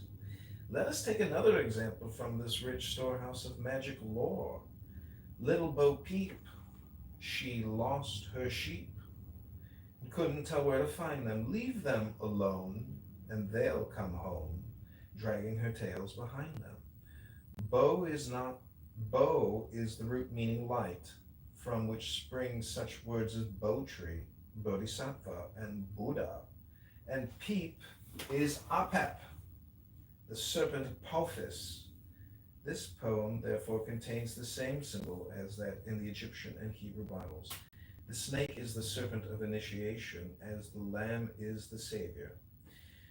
This ancient one, the wisdom of eternity, sits in its old anguish awaiting the Redeemer, and this holy verse triumphantly assures us that there is no need for anxiety. The saviors will come one after the other at their own good pleasure, and as they may be needed, and drag the tails, that is to say, those who follow out their holy commandments to the ultimate goal. Again we read, little Miss Muffet sat on a tuffet, eating of curds and whey. Up came a big spider and sat down beside her and frightened Miss Muffet away. Little Miss Muffet unquestionably represents Malka, for she is unmarried, she is seated upon a tuffet. As she is the unregenerate soul upon Tiferet, upon Tophet, the pit of hell. She eats curds and whey, that is, not the pure milk of the mother, but milk which has undergone decomposition. But who is the spider? Verily, herein is a venerable arcanum connoted. Like all insects, the spider represents a demon. But why a spider? Who is this spider who taketh hold with her hands and is in king's palaces? The name of this spider is death. It is the fear of death which first makes the soul aware of its forlorn condition. It would be, some type of symbol, interesting if tradition had preserved for us Miss Muffet's subsequent adventures, but we must proceed to consider the interpretation of the following rhyme. Little Jack Horner sat in a corner eating a Christmas pie. He stuck in his thumb and pulled out a plum and said, "What a good boy am I." In the interpretation of this remarkable poem, there is a difference between two great schools of adepts. One holds that Jack is merely a corruption of John, Ion, he who goes, Hermes, the messenger. The other prefers to take Jack simply and reverently as Iacchus, the spiritual form of Bacchus. But it does not matter very much whether we insist upon the swiftness or the rapture of the Holy Spirit of God. That it is he of whom it is here spoken is evident, for the name Horner could be applied to none other by even the most casual reader of the Holy Gospels and the works of Congreve. And the context makes this even clearer, for he sits in a corner, that is, in the place of Christ, the cornerstone, eating, that is, enjoying that which the birth of Christ assures to us. He is the Comforter who replaces the absent Savior. If there was still any doubt of his identity, it would be cleared up by the fact that it is the thumb, which is attributed to the element of spirit, and not one of the four fingers of the four lesser elements, which he sticks into the pie of the new dispensation. He plucks forth one who is ripe, no doubt to send him forth as a teacher into the world, and rejoices that he is so well carrying out the will of the Father. Let us pass from this most blessed subject to yet another. Tom, Tom, the piper's son, stole a pig and away he run. The pig was eat and Tom was beat and Tom went roaring down the street. This is one of the more exoteric of these rhymes. In fact, it is no much better than a sun myth. Tom is Tum, the god of the sunset, called the son of Apollo the piper, the maker of music. The only difficulty in the poem concerns the pig. For anyone who has watched an angry sunset in the tropics upon the sea will recognize how uncomparable a description of that sunset is given in that wonderful last line. Some have thought that the pig refers to the evening sacrifice, others that she is Hathor, the Lady of the West, in her more sensual aspect. But it is probable that this poem is only the first stanza of an epic. It has all the characteristic marks. Someone said of the Iliad that it did not finish, but merely stopped. This is the same. We may be sure that there is more of this poem. It tells us too much and too little. How came this tragedy of the eating of a merely stolen pig, veil this mystery of who eat it. It must be abandoned then as at least partially insoluble. Let us consider this poem. Hickory dickory dock, the mouse ran up the clock struck one and the mouse ran down. Hickory dickory dock. Here we are on higher ground at once. The clock symbolizes the spinal column, or if you prefer it, time, chosen as one of the conditions of normal consciousness. The mouse is the ego. Mus, a mouse being only some. I am, spelled Kabbalistically backwards. This ego, or prana, or kundalini force, being driven up the spine, the clock strikes one, that is, the duality of consciousness is abolished, and the force again subsides to its original level. Hickory dickory dock is perhaps merely the mantra which was used by the adept who constructed this rhyme, thereby hoping to fix it in the minds of men so that they might attain to samadhi by the same method. Others attribute to it a more profound significance, which it is impossible to go into at this moment, for we must turn to Humpty Dumpty sat on a wall, Humpty Dumpty got a great fall. All the king's horses, all the king's men couldn't set up Humpty Dumpty again. This is so simple as hardly to require explanation. Humpty Dumpty is of course the egg of spirit, and the wall is the abyss. His fall is therefore the descent of spirit into matter, and it is only too painfully familiar to us that all the king's horses and all his men cannot restore us to the height. Only the king himself can do that.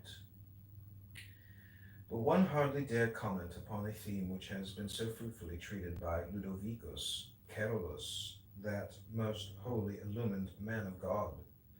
His masterly treatment of the identity of the three reciprocating paths of Daleth, Teth, and Peh is one of the most wonderful passages in the Holy Kabbalah. His resolution of what we take to be the bond of slavery into very love, the embroidered neckband of honor bestowed upon us by the king himself, is one of the most sublime passages in this class of literature. Peter, Peter, pumpkin eater, had a wife and couldn't keep her. He put her in a peanut shell, then he kept her very well. This early authentic text of the Hinayana school of Buddhism is much esteemed even today by the more cultured and devoted followers of that school. The pumpkin is, of course, the symbol of resurrection, as is familiar to all students of the story of Jonah and the gourd. Peter is therefore the Arahat who has put an end to his series of resurrections. That he is called Peter is a reference to the symbolizing of Arahats as stones in the great wall of the guardians of mankind. His wife is, of course, by the usual symbolism, his body, which he could not keep until he put her in a peanut shell, the yellow robe of a bhikkhu. Buddha said that if any man became an Arahat, he must either take the vows of a bhikkhu that very day or die. And it is this saying of Buddha's that the unknown poet wished to commemorate. Taffy was a Welshman. Taffy was a thief. Taffy came into my house and he stole a leg of beef. I went to Taffy's house. Taffy was in bed. I took out a carving knife and cut off Taffy's head. Taffy is merely short for Taftarath, the spirit of Mercury, and the god of Welshmen or thieves. My house is of course equivalent to my magic circle. Note that Beth, the letter of Mercury, and Magus means a house. The beef is a symbol of the bull, Apis, the Redeemer. This is therefore that which is written, O my God, disguise thy glory, come as a thief, and let us steal away the sacraments. In the following verse we find that Taffy is in bed owing to the operation of the sacrament. The great task of the alchemist has been accomplished. The mercury is fixed. One can then take the holy dagger and separate the caput mortuum from the elixir. Some alchemists believe that the beef represents that dense physical substance which is imbibed by Mercury for his fixation.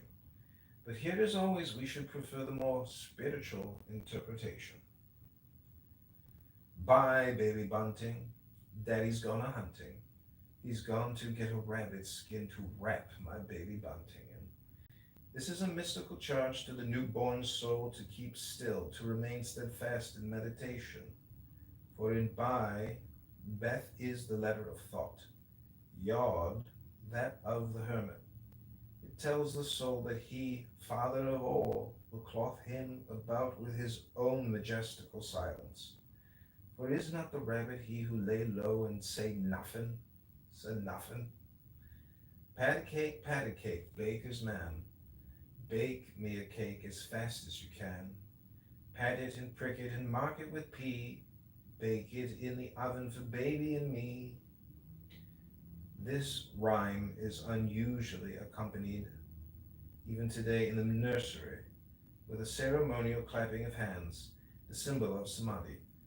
Compare what is said on this subject in our comment on the famous Advent passage in Thessalonians. The cake is, of course, the bread of the sacrament, and it'll become candidate Congressman Kitover to comment upon the third line, though it may be remarked that even among the Catholics, the wafer has always been marked with a phallus or a cross. Okay, that's my mystical reading of the day. Wallace, Chris, Pete, Chris, Elke, I hope you enjoyed it. This has been the campaign to elect John Kitover town hall event, otherwise known as candidate Congressman John Kitover versus Brad Stoffelschnauschelberger here on Clownhouse. Hope you enjoyed it.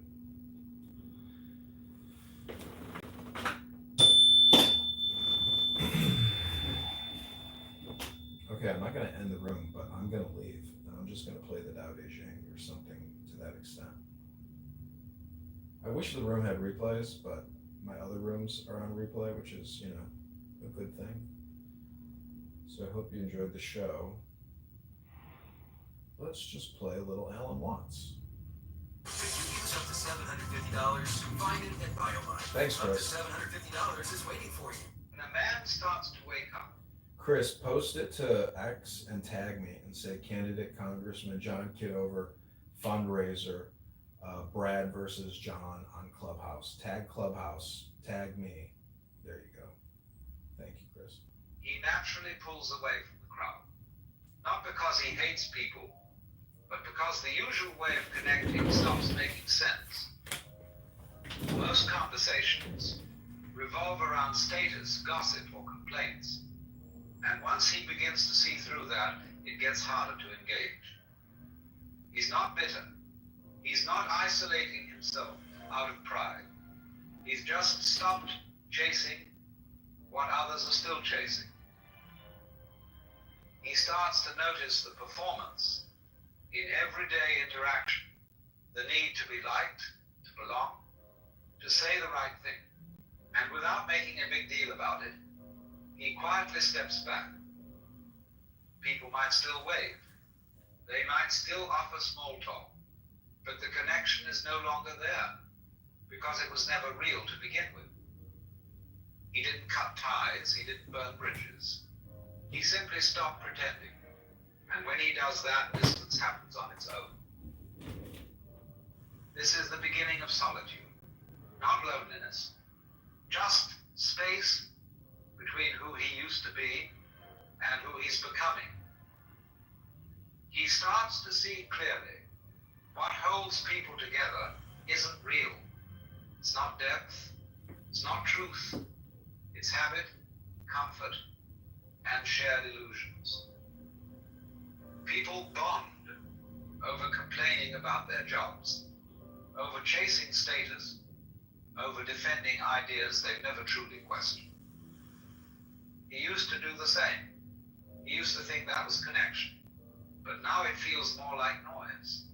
He notices how often people speak just to avoid silence. How much energy goes into keeping up appearances? the constant need for validation, for agreement, for reassurance. And once he no longer needs those things himself, he sees how dependent others are on them. How relationships often survive not because of honesty, but because everyone agrees to keep the story going. He understands why people hold on to what feels familiar. He still cares.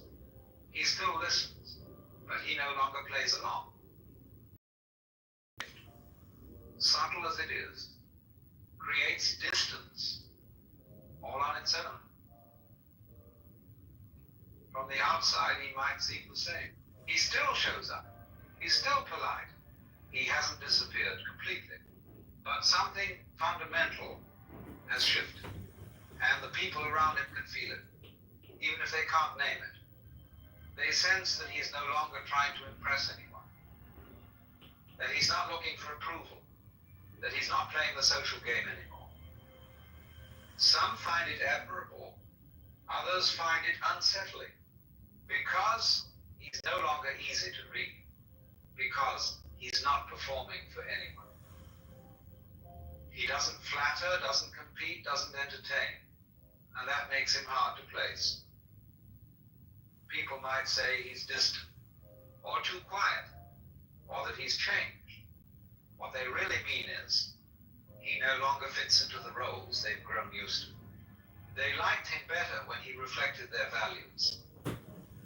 Now, he reflects something else, something still grounded and not dependent on being liked. People see him, but they don't really know him, because knowing him now would require them to see what he sees, and most people aren't ready for that. He once believed that staying connected meant staying involved, showing up, participating in conversations, maintaining appearances. But with time, that definition changed. As his priorities shifted inward, he stopped engaging out of obligation, not because he cared less, but because he no longer needed others to affirm his place in the world. He still values connection, but not if it depends on constant engagement, emotional performance, or subtle negotiation for approval. He doesn't withdraw out of resentment. He simply no longer finds value in maintaining relationships built on pretense or expectation. To those accustomed to transactional connection, his presence can feel distant. But in truth, he's simply not playing the same role anymore. He no longer speaks just to keep the peace. He no longer sees himself through other people's eyes. What emerges in that space is not loneliness, but clarity. A calm independence that allows him to remain rooted, even when others come and go. He's become honest, and from that honesty, a deeper kind of freedom begins to take shape. From the outside, solitude is often misunderstood. To most people, being alone signals a lack of friends, of purpose, of belonging. But for a man who has begun to see clearly, solitude becomes something else entirely. He no longer fills his time with distraction, just to avoid being alone with himself. He no longer seeks out constant company to escape discomfort. He's learned to sit in silence without needing it to end. What others describe as loneliness is often just unfamiliar stillness. They equate the absence of noise with emptiness.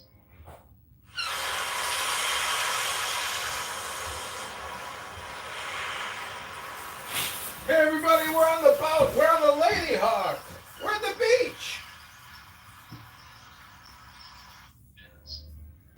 He's realized that most of what fills a typical day, talks, tasks, and duties, is just noise pretending to be important. In solitude, he sees himself without distortion. There's no one to impress, no image to maintain, and that clarity, while uncomfortable at first, becomes a source of strength. He doesn't avoid people, but he also no longer depends on them to feel complete. This shift usually confuses others. They assume he must be withdrawn, disconnected, or even arrogant. But in truth, he's simply content with his own presence. He has faced the silence most people run from, and discovered it wasn't silence at all. It was peace. As he grows more inwardly stable, he becomes less predictable to others. Not by intent, but by the simple fact that he no longer participates in the subtle exchanges that define most social interaction. He does not mirror emotions to gain approval. He does not offer reassurance when it would mean denying what he sees. To those still dependent on external validation, this creates discomfort.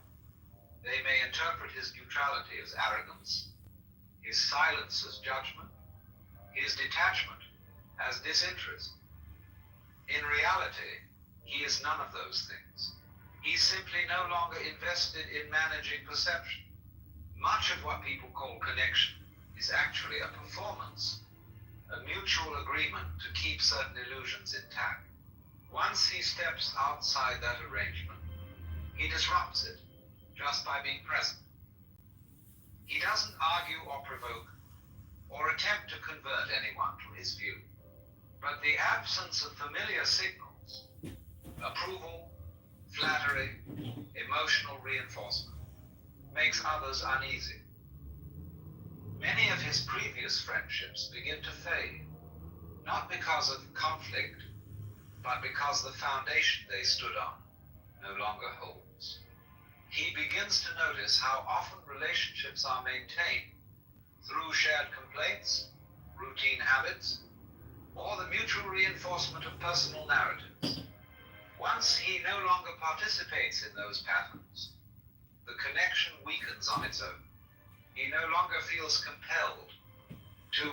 Okay, I feel like this is an even better way to raise money is to just play Alan Watts for the campaign. So if you're enjoying this Alan Watts Clubhouse experience, consider giving $1 to $10 to $100 to $1,000 if you can afford it.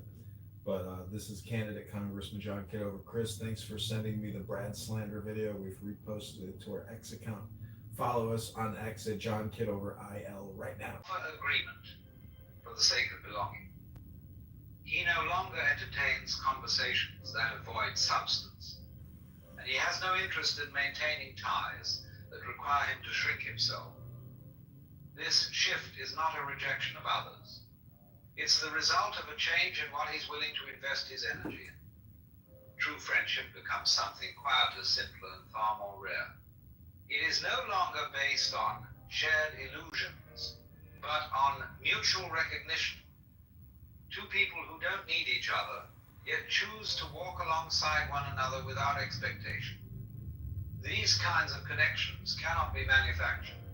They emerge naturally, if at all, and only when both individuals have stopped seeking to be completed by the other. Most social interaction relies on unspoken rules. You validate my perspective, I'll validate yours. We won't go too deep. We won't challenge each other's assumption. We'll pretend we agree, even if we don't. He used to play by those rules, because everyone did. But once he starts operating outside of them, the dynamic begins to break down. He no longer gives comfort just to ease tension. He doesn't pretend to agree when he doesn't.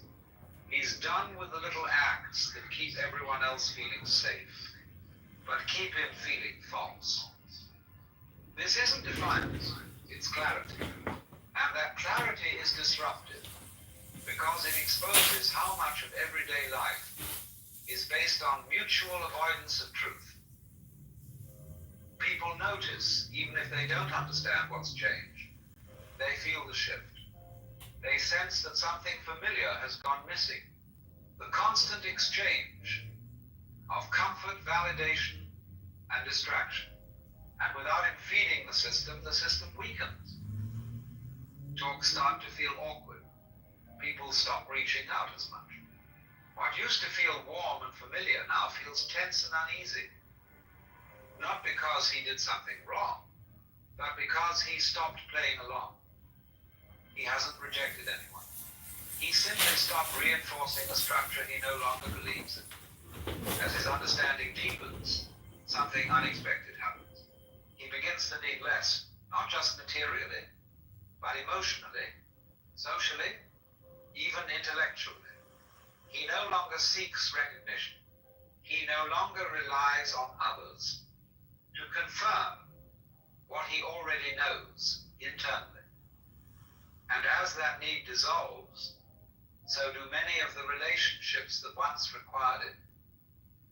This is the paradox. The clearer he becomes, the quieter his life becomes. Not because he's closed off, but because so much of what once filled his time was rooted in a search for external affirmation. Without that search, most social activity feels optional, if not unnecessary. He stops trying to be understood. He stops needing to explain. He no longer measures his presence by how much space he takes up in other people's lives.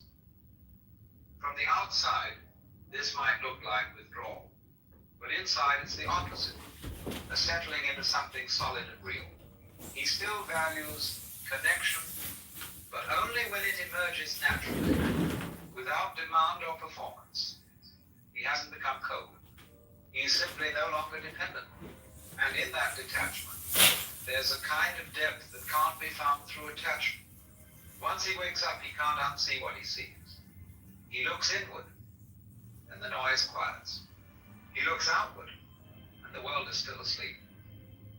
He sees the false certainty in people's eyes, the roles they perform, the beliefs they never question, the constant movement that masks an inner stillness they haven't touched. He no longer envies what others call connection, because he understands the cost it often demands: agreement, performance, conformity, and he won't trade truth for the comfort of fitting in. Still, there's a part of him that remembers, a part that quietly hopes, not for crowds, not for company, but for someone awake, someone who has seen what he's seen, felt what he's felt, someone who doesn't need him to be smaller, quieter, or more agreeable in order to feel safe. That kind of meeting is rare. It can't be forced, and he would rather wait in silence than pretend in conversation. So he walks alone, not because he enjoys being apart, but because in a world still dreaming, authenticity is more valuable than acceptance. At some point, the solitude stops feeling unusual. It becomes normal, not empty, just quiet. He no longer interprets distance as a problem to solve. He sees it for what it is, the natural result of no longer pretending. While others surround themselves with noise, he has learned to live in stillness. While many chase attention, he moves without asking to be seen.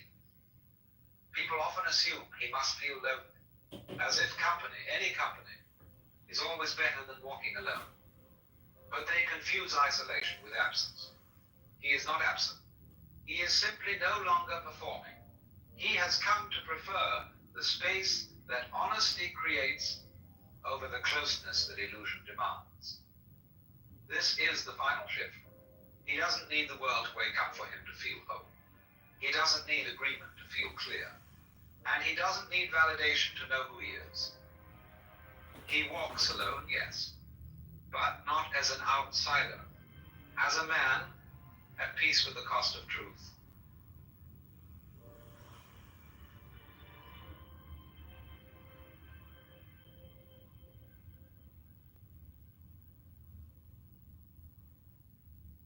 Most people use ChatGPT the wrong way.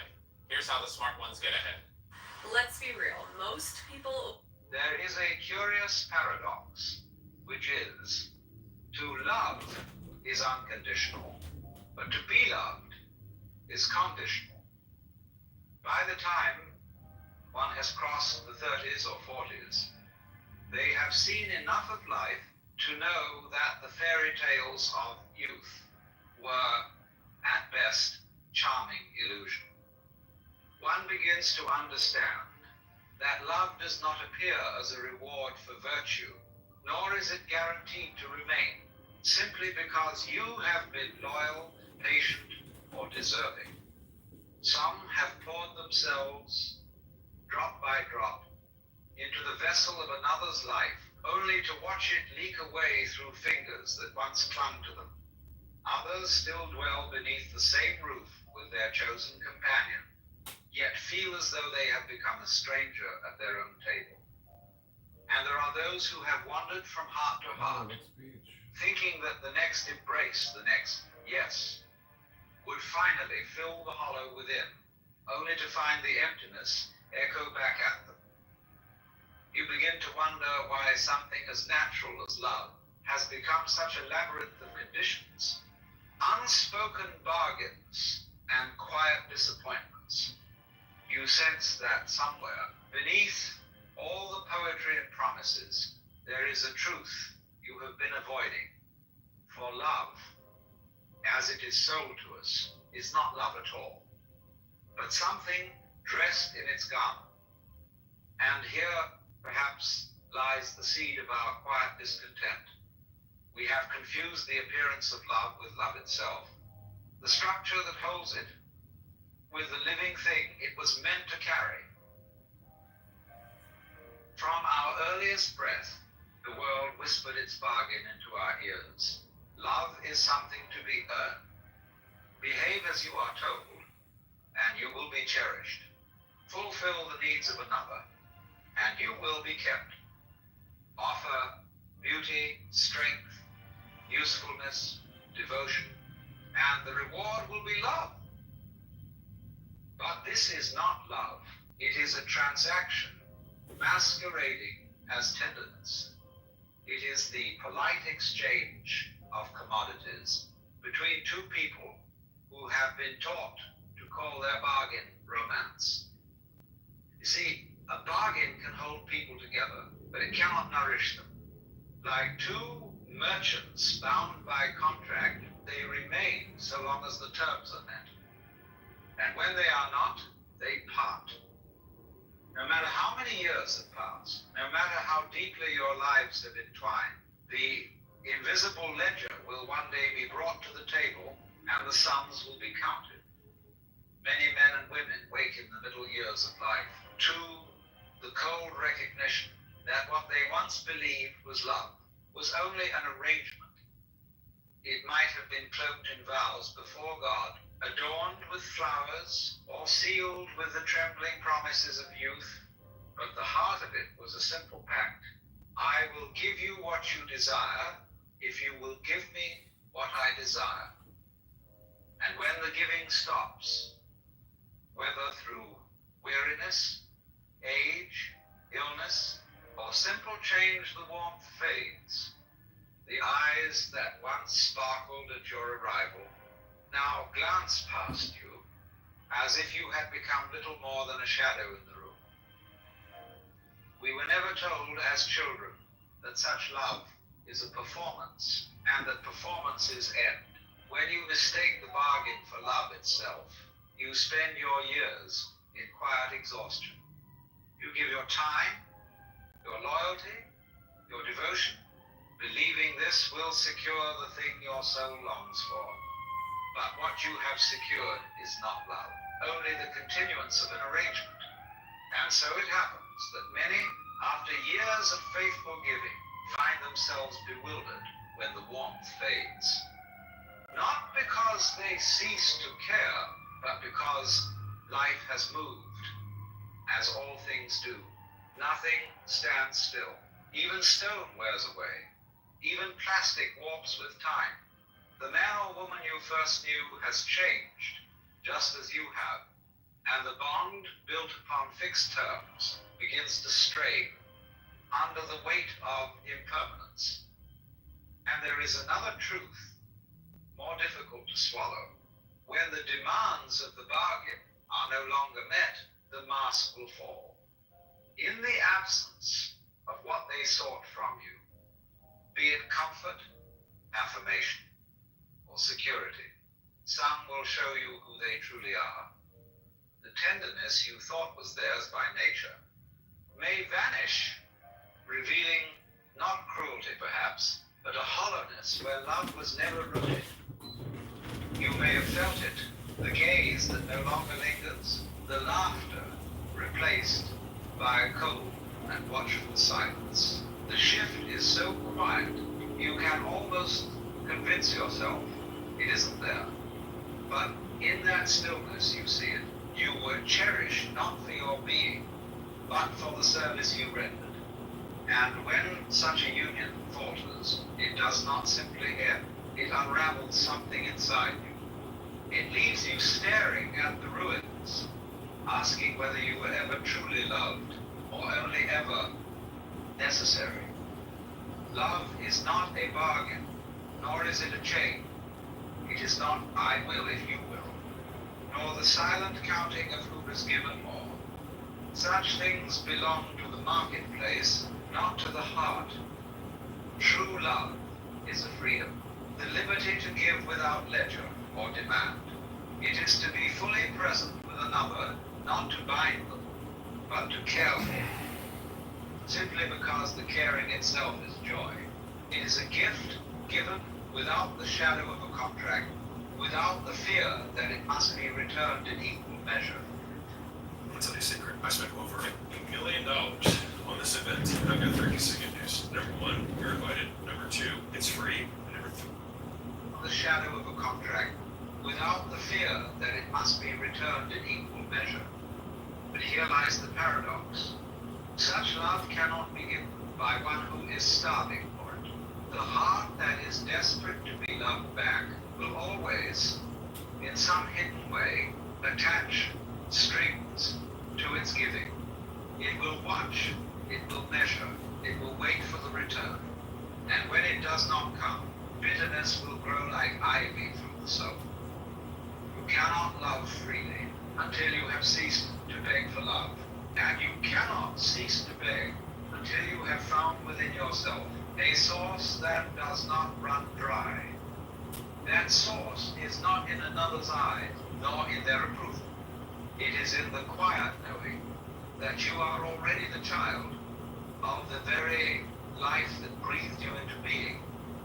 Call it God, call it the eternal, call it the nameless mystery. It has loved you into existence before you could earn or deserve a thing. Look at the sun. Even after all this time, the sun never says to the earth, you owe me. Look what happens with a love like that. It lights the whole sky. To know this is to stand unshaken, whether others love you or turn away. Then, and only then, can you give love as the sun gives light, not to be thanked, not to be owed, but because it cannot help itself. To love is your freedom. No one can take it from you. It is the act of your own being, the overflow of the life that moves through you. You may give it to one, to many, or to the whole world, but it remains yours to give, to be loved. Now that is another matter that is never in your keeping. You cannot command it, purchase it, or reason it into being. Love offered to you is a gift of its own accord, arriving when it will, leaving when it must. It is as the wind that brushes your cheek. You may open your arms to it, but you cannot hold it there forever. If love is given to you, receive it with gratitude.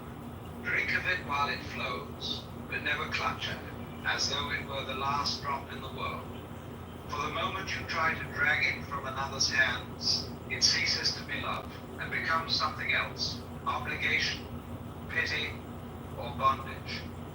And remember this, you are already loved, not by the fickle tides of human affection, but by the source from which you came. It breathed you into life, without condition, without demand. To see this is to know you are never wholly bereft. If you wish for love from others, it must begin here in loving yourself, not in the shallow sense of indulgence, but in the deep sense of accepting your own being without reserve. For a heart at peace with itself no longer begs, it invites, and when two such hearts meet, their love is not a trade, but a meeting of rivers, each full from its own spring. When two people who have learned to dwell at peace within themselves come together, it is not to be filled, for their cups are already full. They do not arrive at each other's door as beggars, bowls outstretched. They come as givers, carrying abundance that spills over the rim. In such a union, there is no bargaining. No one is keeping score. No quiet dread of who owes who. Love is not given to earn, nor withheld to punish. It moves as naturally as breath, as the tide that rises and falls without being told. Here, the joy is not in taking, but in sharing. There is no hunger in the eyes, only light. One gives not because the other demands it, but because giving is the most natural expression of their being. And so both are fed, not by the draining of one into the other, but by the overflow of each. This is the only love that does not rot into resentment. For where there is no emptiness to be filled, there is no fear of losing. When two full hearts meet, they are free to let each other be, to grow, to change, to wander and return, without the grasping that turns love into a cage. And yet, such a meeting is rare, for most search the world to find another who will complete them, not knowing they were never half a person to begin with. Only when you drink deeply from your own well will you find another who drinks from theirs. And together, you will not merely survive, you will overflow. The world you meet each day is not a stranger. It is yourself in another form. You cannot draw from a well what is not in it, nor can you meet in others what you have not yet met. In your own heart, if you carry a hollowness within, you will find yourself surrounded by those who take, not because the world conspires against you, but because nature fills a vacuum. Those who have nothing will seek from you what you have not given to yourself, and you will mistake their hunger for love. If, on the other hand, you move through life with a fullness of being, you will meet those who also carry an abundance. They will not clutch at you or drain you, for they are not living on scraps. Instead, you will find an ease in their company, a recognition as though you had always known them. This is not a mystical trick, nor some hidden cosmic law, but a simple truth of human meeting.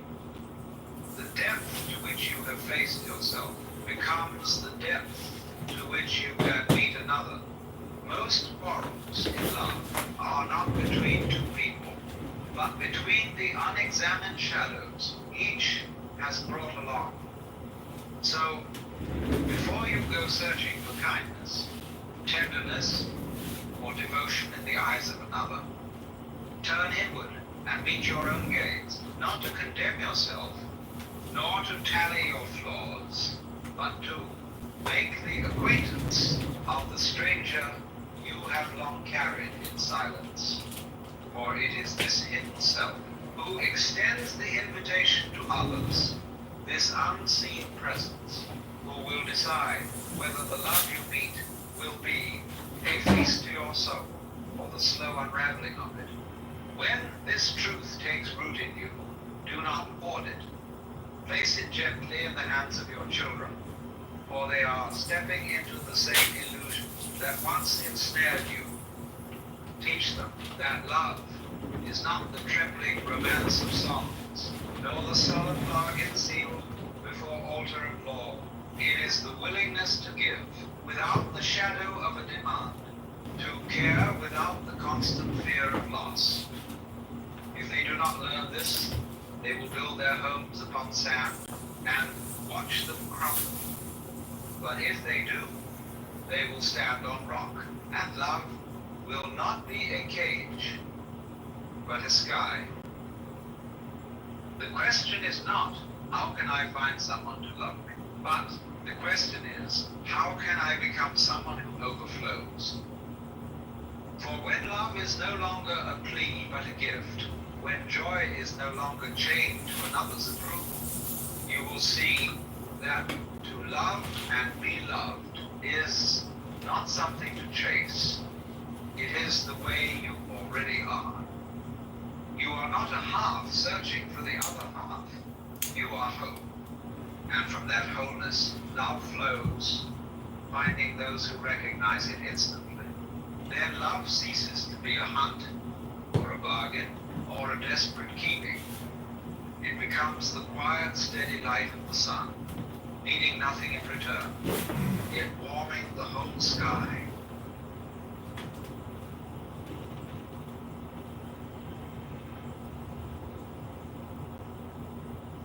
Cascade Platinum Plus has the grease fighting power of dawn to remove tough, stuck-on foods. Cascade Platinum Plus. Get a shave that serves your scenic new Venus Moisture Glove. Bars of article with black moisture in.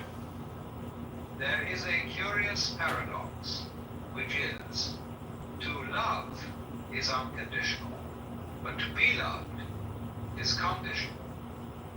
By the time one has crossed the 30s or 40s, they have seen enough of life. Okay, I'm gonna read a book in this room. I'm gonna create some YouTube videos, so I hope you'll stick with us. I'm gonna do this probably for like an hour, because this is what I actually like to do on Clubhouse. You see, there's this rather persistent misunderstanding that one ought to get rid of the ego. Well, you can't unless, of course, you also get rid of the body, in which case you'll be rather beyond the point of worrying about it. The ego is not some foreign intruder. It's simply the part you play while you're here. It's rather like an actor on a stage. You put on a costume, you learn the lines, and for a while you forget you're acting. That's the charm of it. If you were to tear off the costume in the middle of the play, there would be no character left. Only an awkward silence. The ego, the personality, is that costume. It gives you a certain shape, a way of speaking and moving in the world. But it's not meant to run the show. It's there so that life can appear with a certain clarity, a certain focus, just as a pair of spectacles helps you see the scenery more sharply, but does not tell you where to walk. And so, to live is to remember. You may keep the role, but you needn't be trapped by it. You are the actor, not the master. The play goes where it must, and you are simply here to see it through.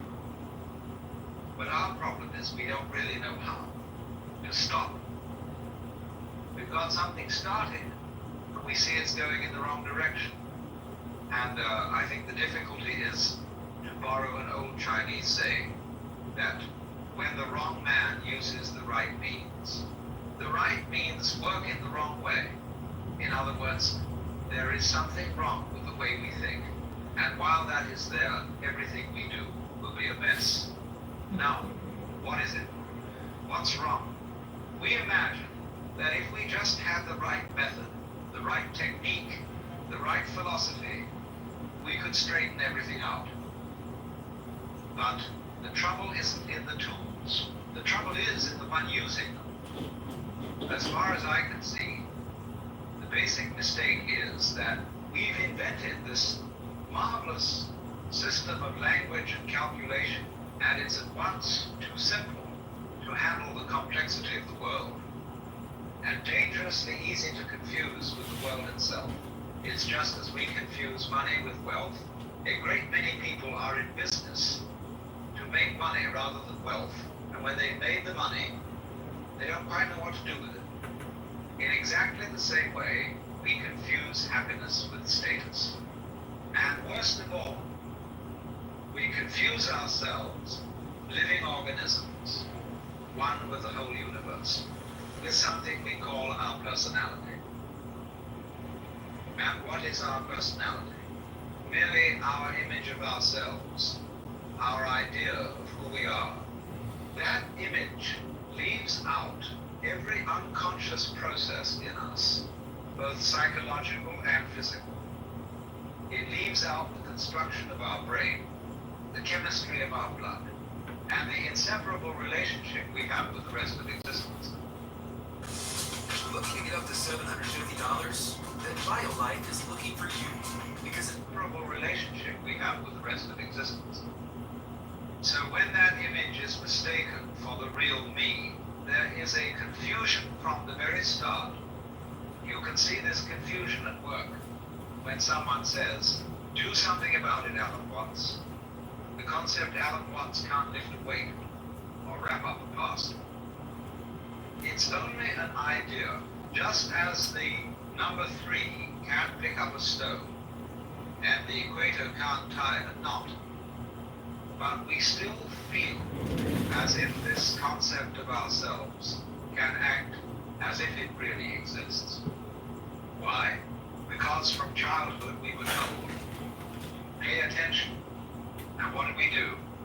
We tightened the muscles around our eyes, furrowed our brows, clenched our jaws, and that has nothing whatsoever to do with seeing more clearly. We did the same with listening. When someone says, listen carefully, we tightened around the ears, as though that would help us hear better. Cletus, is there something you want to say? Of any kind, I didn't know if there was a video being played on purpose or whether this was sometimes you go into a room and someone just accidentally has audio playing on their computer. No, I'm listening to this.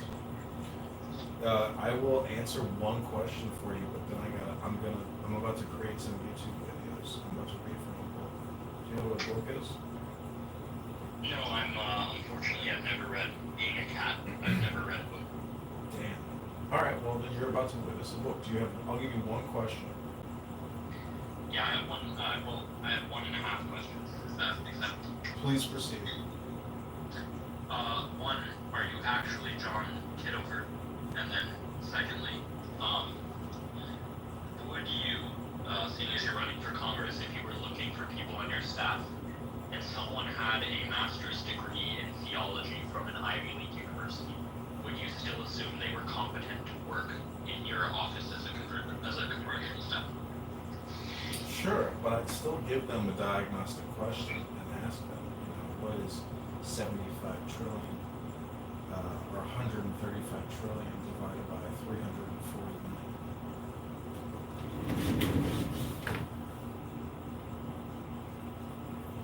Meaning your primary interest would be whether they have mathematics. Yeah. A scientific or a business approach to running government. If government doesn't run like a business, it's not a real business. It's a Ponzi scheme. It's a scam. It's a pulling the rug. It's not legitimate. It's immoral. It's unethical. It's currency manipulation. And you can say it's optimized, but I don't think it's optimized. Do you? I don't think that the current American government is optimized in any way, no. But I think maybe the biggest issues that are pressing Americans, the technical ones tend to be with poverty, and I think access to certain resources, access to an unattainable quality of life. But I think a lot of the issues that people then perceive outside of that tend to be related to social problems or social anxieties. I don't know, obviously we wouldn't necessarily agree on what those anxieties are if we're on the left or on the right. For example, people have different ideas about that, but right now I'd say identity politics and culture wars tend to have a massive impact on how people are perceived in politics rather than their actual competency And I think this is unfortunate, rather than their actual competency in addressing The day-to-day years, issues and this day-to-day problems. unnecessary. Same thing Okay. in society. Okay, can I give you 30 more seconds and then I'm gonna have to read a book. Anything else you wanna say? No, nothing else. That was it. Okay, I'm gonna read what's from a book called Open Secret, Versions of Rumi. This is poetry, so it's a meditation. Take the deepest breath of the day. Here we go. Bonfire at midnight. A shout comes out of my room where I've been cooped up. After all my lust and dead living, I can still live with you. You want me to. You fix and bring me food. You forget the way I've been. The ocean moves and surges in the heat of the middle of the day, in the heat of this thought I'm having. Why aren't all human resistances burning up with this thought? It's a drum in arms waving. It's a bonfire at midnight on the top edge of a hill, this meeting again with you. The bottle is corked. The rock splits open like wings, beat air wanting. Campfire gives in to rain, but I can't go to sleep or be patient. Part of me wants to eat the stones and hold you back when you're leaving, till your good laughing turns bitter and wrong. I worry I won't have someone to talk to and breathe with. Don't you understand I'm some kind of food for you? I'm a place where you can work. The bottle is corked and sitting on the table. Someone comes in and sees me without you and puts his hand on my head like I'm a child. This is so difficult. Necessary tension became a constant background in the body, a physical feeling we mistook for the presence of a separate me. The concept of self was fastened to this sensation, and together they formed what we call our ego, a marriage of an illusion with a false signal. And here's where it gets interesting. People will say, but letting go of the ego, that's the hardest thing in the world. Actually, it isn't, because you know the biggest ego trip going is getting rid of your ego. Your ego doesn't exist. There's nothing to get rid of. It's an illusion. The trouble comes when you try to give up the ego with the ego. That's like asking your own shadow to disappear by chasing it. You'll be at it forever. You can't make yourself sane. You can't will yourself to be unselfish or loving. And yet, paradox of paradoxes, it's absolutely necessary that we live that way. If we are to turn the direction of nature back over to nature itself, but you can't do it through effort, through acting spiritual, through willpower, or even through the pious-sounding idea of accepting. Hello, my name is Adam Ferrari, the Chief Executive Officer of Phoenix Energy. I look forward to you joining us at our next... Accepting. Why? Because the separate self you think would do all this, the driver in the seat, is only an idea glued onto a false bodily signal. So, the shocking truth is, you can't transform yourself. And the good news is that you don't need to. So what happens when you really see this, that you've come to a dead end? And I think, in many ways, the human race has reached that dead end. What happens when you simply wait? You find there's nothing you can do. You just watch, and all around you, life is happening by itself. You are breathing. The wind is moving through the trees. Your blood is circulating. Your nerves are tingling. Clouds are drifting across the sky. And all of it is going on without you having to shove it along. That's you. The real you. The you that happens of itself. Yes, you can pretend to be breathing by pushing the breath around. But day and night, asleep or awake, it goes on without your interference. Your brain is functioning without your forcing it. Your eyes are seeing without you knowing how to work the rods and cones in the retina. When we stop pushing, we discover a world that is not being done, but is simply happening. And that happening is what we really are. but you still want to ask how to stop the illusion. Now, who's asking? Me? Do you think in the ordinary sense in which you use the word I? How can I identify myself with the wrong me?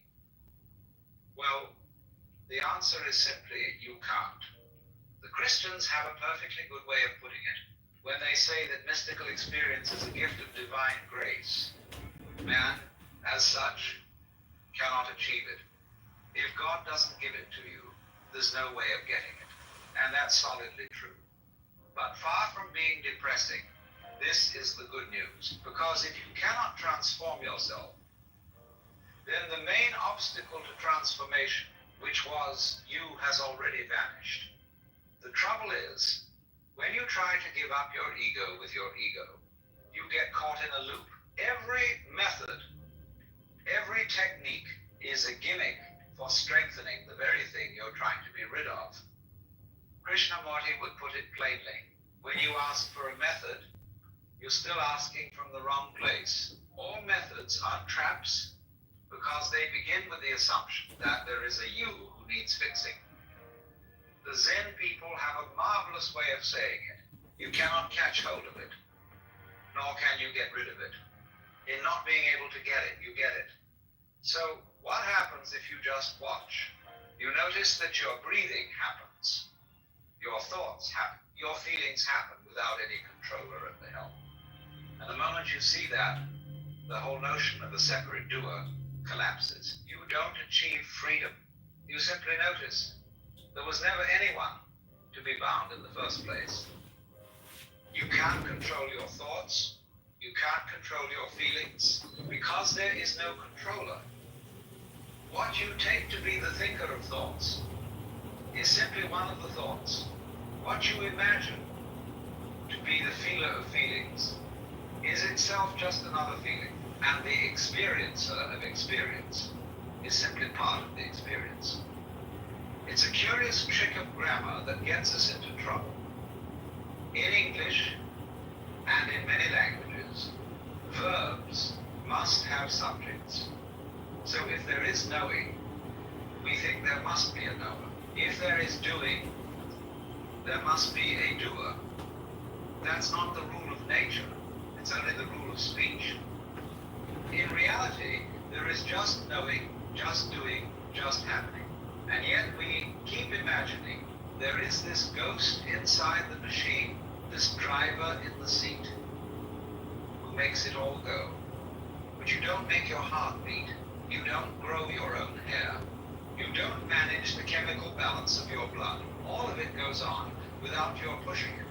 And when that illusion fades, you find yourself in quite a different position. You are no longer a little man or woman, locked up inside a bag of skin, peering out at a foreign world.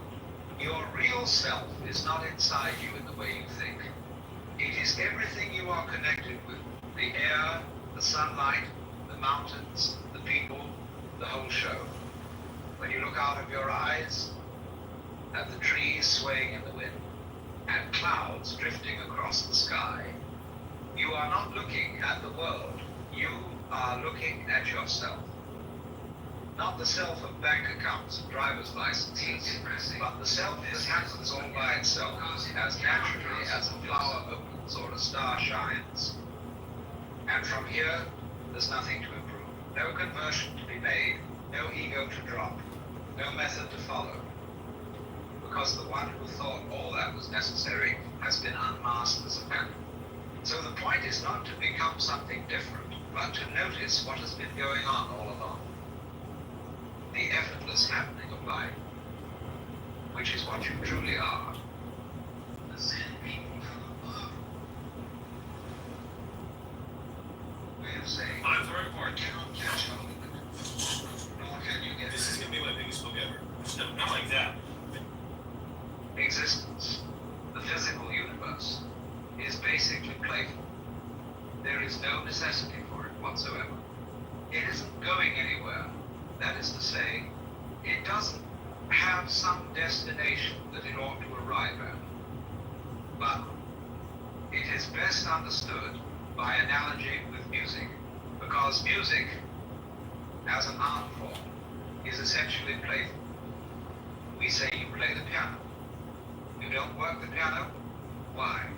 Music differs from, say, travel. When you travel, you aren't trying to get somewhere.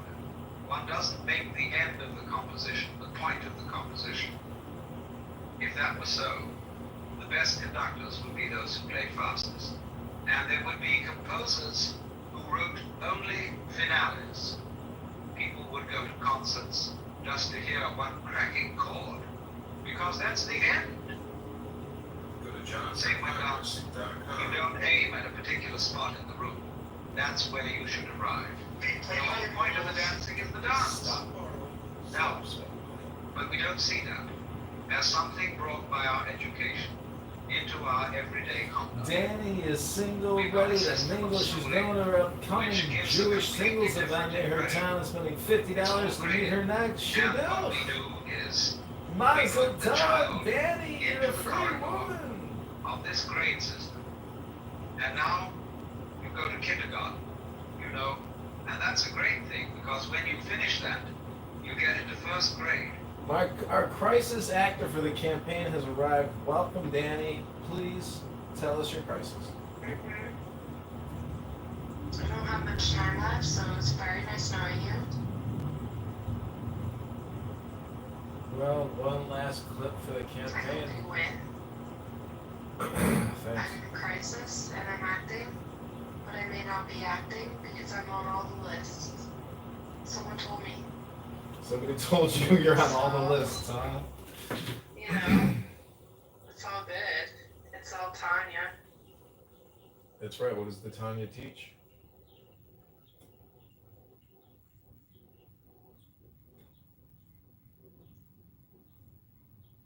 It teaches Event Horizon, Danny. I thought you were going to say Event Horizon. It's a good one. It's a joke. You want to hear a bit from Tanya?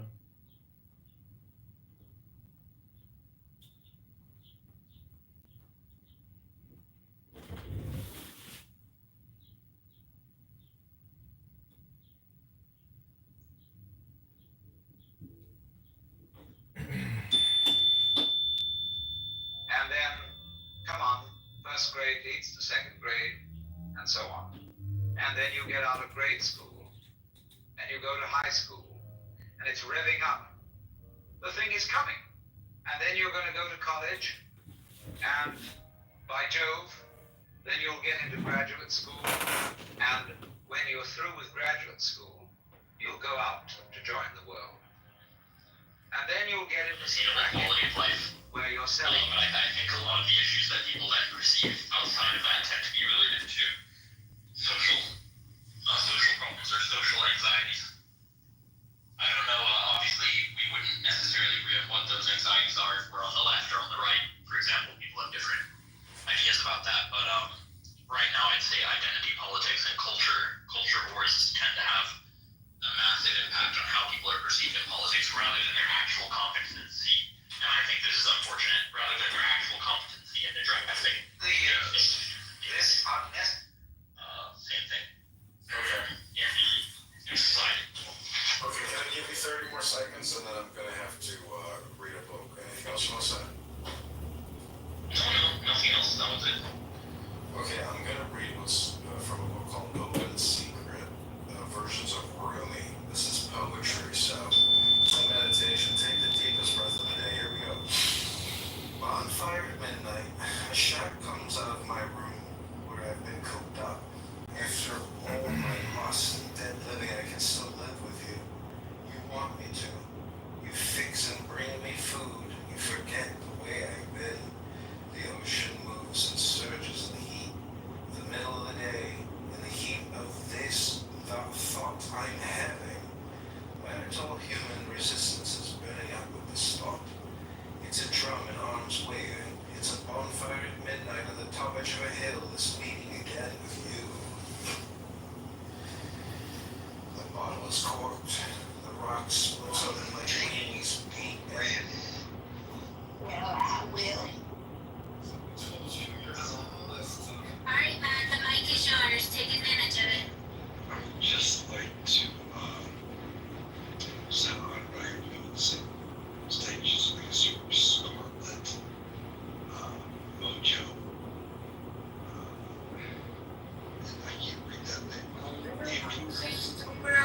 Steve, go. Ready. 10, 8, 5, 2, 1. Never be a leader, you will not be alone tonight. Because we will be together.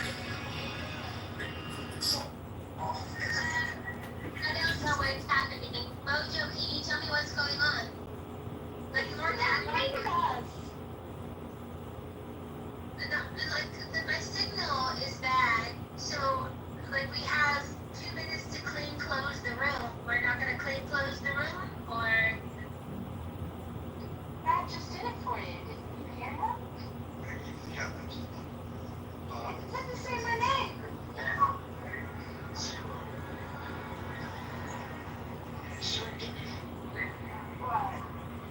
I just sent you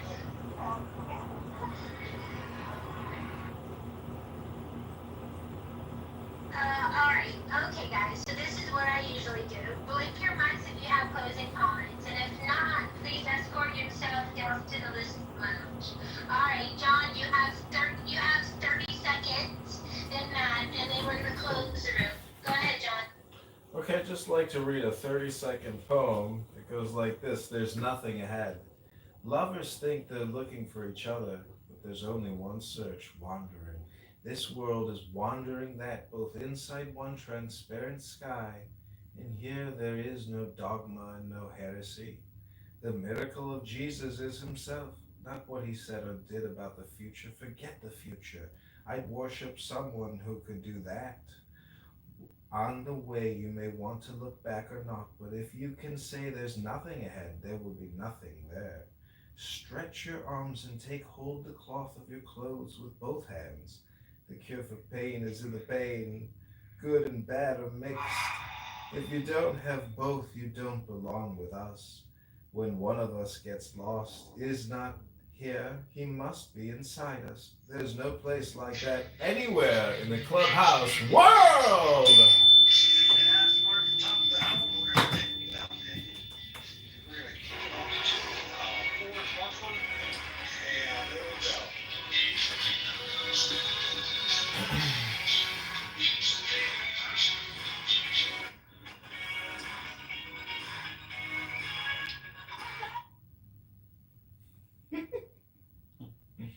endurance. And they've got that quota to make. And you're going to make that. And all the time, that thing is coming. It's coming. It's coming. That great thing, the success you're working for. Then, when you wake up one day, about 40 years old, you say, my God, I've arrived. He can read! Candidate Congressman John Kitover can read. A lot of these people can't read. They just want to. By expectation. It's a joke. We're listening Look at the people who live to retire and put those savings away. And then, when they're 65, they don't have any energy left. They're more or less impotent. And they go and rot in an old people's senior citizens community because we simply cheated ourselves the whole way down the line. We thought of life by analogy with a journey, with a pilgrimage, which had a serious purpose at the end. And the thing was to get to that end. Success, or whatever it is, or maybe heaven after you're dead. But we missed the point the whole way along. It was a musical thing, and you were supposed to sing or to dance while the music was being played.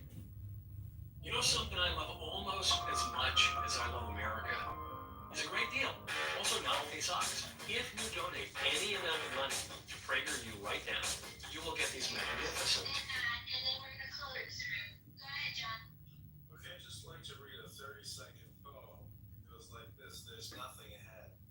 Lovers think they're looking for each other, but there's only one search, wandering. You wake up each morning in the midst of a miracle, though you do not know it. The sky rises above, the birds sing without rehearsal, and the breath moves in and out of your chest, like the tide upon the shores. Yet you rush in haste, with furrowed brow and troubled mind, as though the world were lacking and must be mended by your effort. You believe you must become something more noble, more virtuous, more accomplished, as if the tree labors to be taller, or the stars strain to shine. But look, the lily does not toil, nor does the mountain strive, and yet both are whole beyond measure. But man somehow forgets this. He sets out on a curious chase to prove his worth, to outdo the heavens, to paint better than the eyes with which he sees. Man becomes confused not by what is, but by what he thinks about what is. When the thinking begins, it comes with the illusion of separation, of self and other, subject and object, seeker and sought. He saw his reflection in the river and thought he was two, one who is and one who must become. From birth, he is taught to strive, to earn his place beneath the sun, as if being were not already his birthright. He is taught that love is not simply given, but earned, that one must perform, impress, and improve to be seen. And so love, which ought to be like the sunlight asking nothing in return, becomes a transaction, a test. He learns that applause is affection and silence is shame, that gold stars and good grades are the currency of being worthy. And so the stage is set not for living, but for proving. Achievement becomes his identity. The crown he places on his head is heavy, for it is forged from fear. He is praised not for stillness, but for struggle, not for presence, but for progress. And so he learns to measure his soul with numbers, to bind his worth in titles, and to chase approval like a hungry ghost. The mind, once a mirror, becomes a maze. Thoughts breed thoughts, each one trying to fix the last. The more he knows, the more he doubts.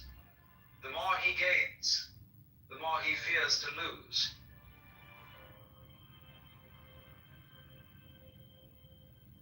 In this tangle of becoming, he forgets the simple joy of being. He walks past the sky.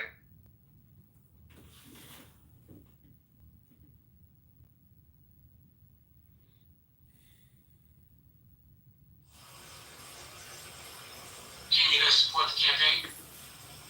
So here's the call. Roll call, right?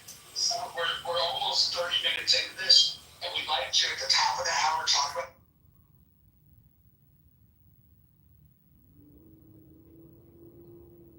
this, and we'd like and then we're gonna close the room. Go ahead, John. Okay, I'd just like to read a 30-second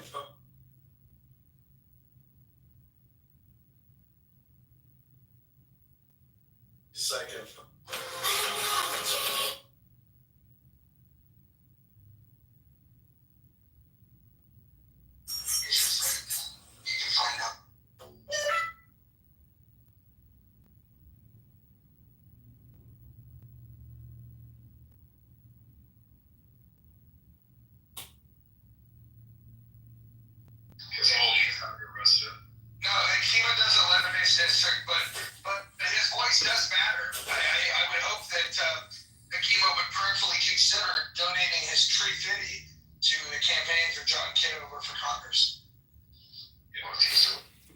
A lot of clips in here. It's wild.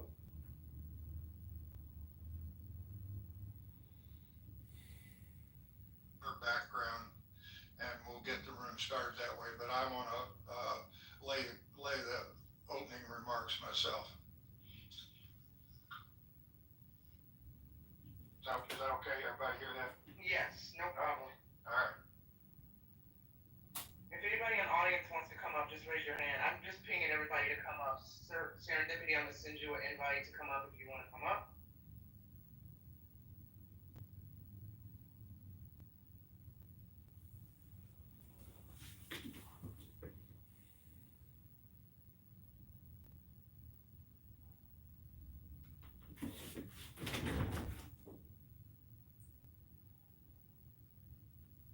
as you guys are gathering in the room, welcome. I'll start it right at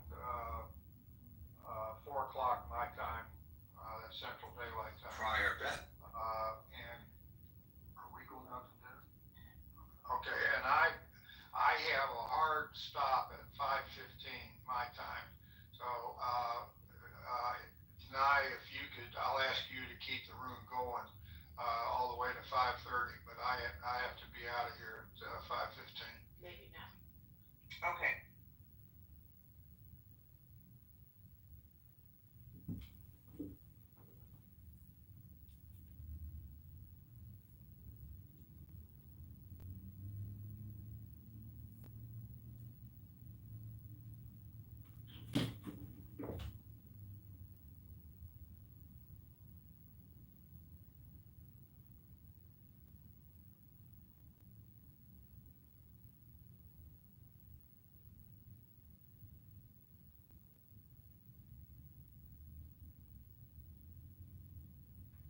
So for anybody on the stage and anybody in the audience, you see the title of the room that was going to kick off here in a minute, how to fix K-12, is there a problem? And the education.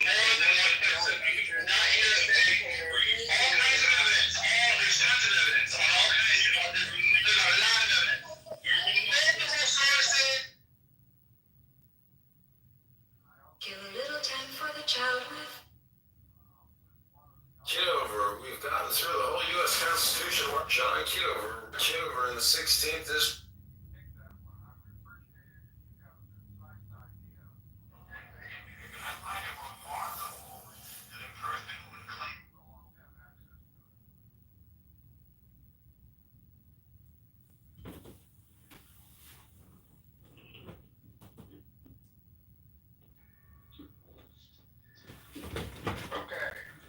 Here we go. I'm gonna start the room now. My grandfather clock ringing, and it is 4 o'clock.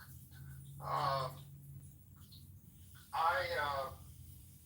spent 10 years after I retired as a substitute teacher in 2 different districts in the state of Missouri.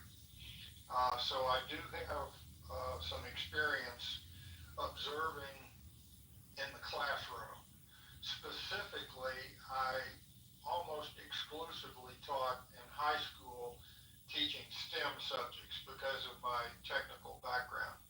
I would occasionally teach junior high, but I would never try to teach elementary education. But over the course of those 10 years, I drew some conclusions about education, and I have well, let me tell you that over the last 10 years, in various things that I have written related to education, or I've even said this on Clubhouse from time to time, I believe K-12 education, the lack of a credible, competent K-12 education in our public schools in America is a grave national security crisis. I believe that we have been dumbing down our population for decades. That trend continues down, and we are floundering trying to find a consensus in how to fix it. That's just my personal view. Now, if I'm overstating or something, call me out on it. Finally, in the poll, one of the options was rigor, slant, accountability, and I want to explain what I mean by that. I believe we ask K-12 public educators to do far more than they should do. The primary purpose of K-12 public education is to teach students reading, writing, and arithmetic at a depth and a level of competency that they are ready to enter the world as 18-year-old adults with the ability to read, write, think critically, and do mathematical problems. Now, that doesn't exclude teaching history or health or anything teaching subjects with rigor and focus is the job of education. Schools are not, we task schools with far more than just that. They have become a food machine. School budgets must feed students. There are other things. There's a whole host of things that we ask schools to do, which detracts from their rigorous focus on teaching the subjects that are at hand and that are needed to become good citizens. Accountability means holding teachers, students, and parents accountable for their demonstrated performance, competency, if you will, in achieving a competent level of mastery of those three subjects, competent for a high school graduate. And we should never lower the standards. And we can argue about what competency is, how well you read or how well you write, but demanding competency to read, write, and do mathematical problems, I believe, is the single focus that schools could have, and we need to put people into other organizations. They can use the school facilities. They can do whatever they want to do, but it is not the teachers, the superintendent, or the principal's job to do things other than teach reading, writing, and arithmetic. So that's what I mean by improving rigor and accountability. And I know that sounds harsh, and I'll probably get strong disagreement, but and then I added more charter. Obviously, somebody's going to say we just need to spend more money. And of course, I'm going to ask how much and where you're going to get it from. Then the issue of more charter schools, which basically implies inserting competition to improve education, public education, by having to compete with other institutions whose job is also to teach reading, writing, and arithmetic. So that's my background. Joe B., if you want to weigh in, and everybody else have at it, and I'm willing to listen and learn. Thank you. Well, thank you, Anson. Mutual, much respect for you. I'm a Old Navy independent. Yeah, independent. My dad was a E9 in the Navy for 30 years. Let's see. I don't know where to begin. This is my passion work, but we have to continue to build into education choice, and that's where money follows your child, because we got plenty of options. We really do. We have charters, homeschooling, hybrid, district public schools, choice within the public school, magnet schools, micro schooling, online learning, customized learning, town tuitions. I'm not familiar with that one, but we got plenty of money to taxes. Lowest in the nation collects 10 grand per head per student per year. The highest one is now 40, used to be 30, $40,000 a head to follow any student should provide more than enough, and they're collecting that in public schools, not delivering. Less than 13% graduate at a 6th grade reading level. That's terrible. I'll be quiet for now.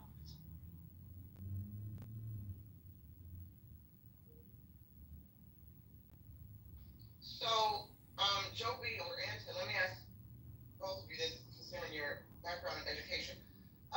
What do you see, and I know you both have probably touched on this, but just for folks who just joined the room, and to kind of just make it really concise, what do you see as the biggest obstacle preventing the K through 12 system from effectively serving all students?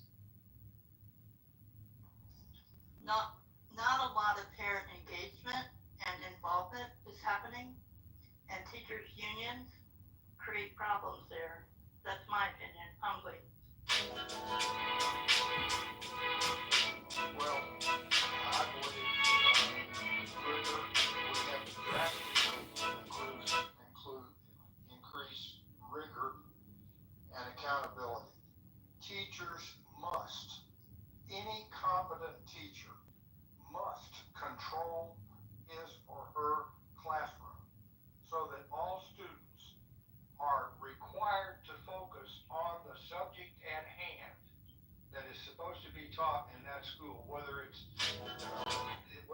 working an arithmetic problem, whether it's reading a book, whether it's writing a book report.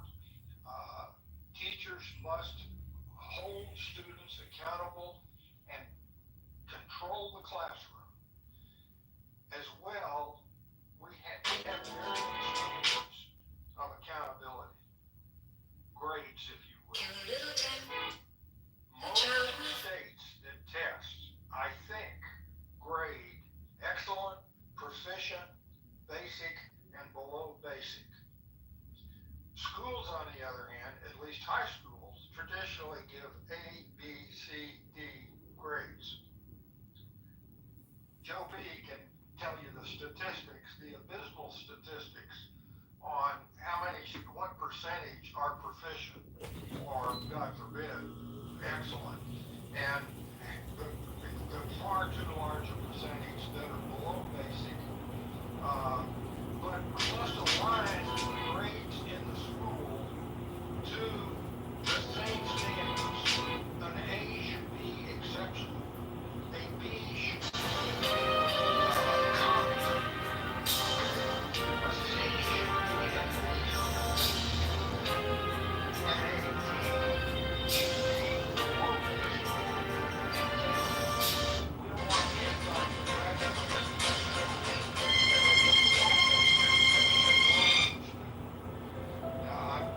I'm not going to address special education. Train American children.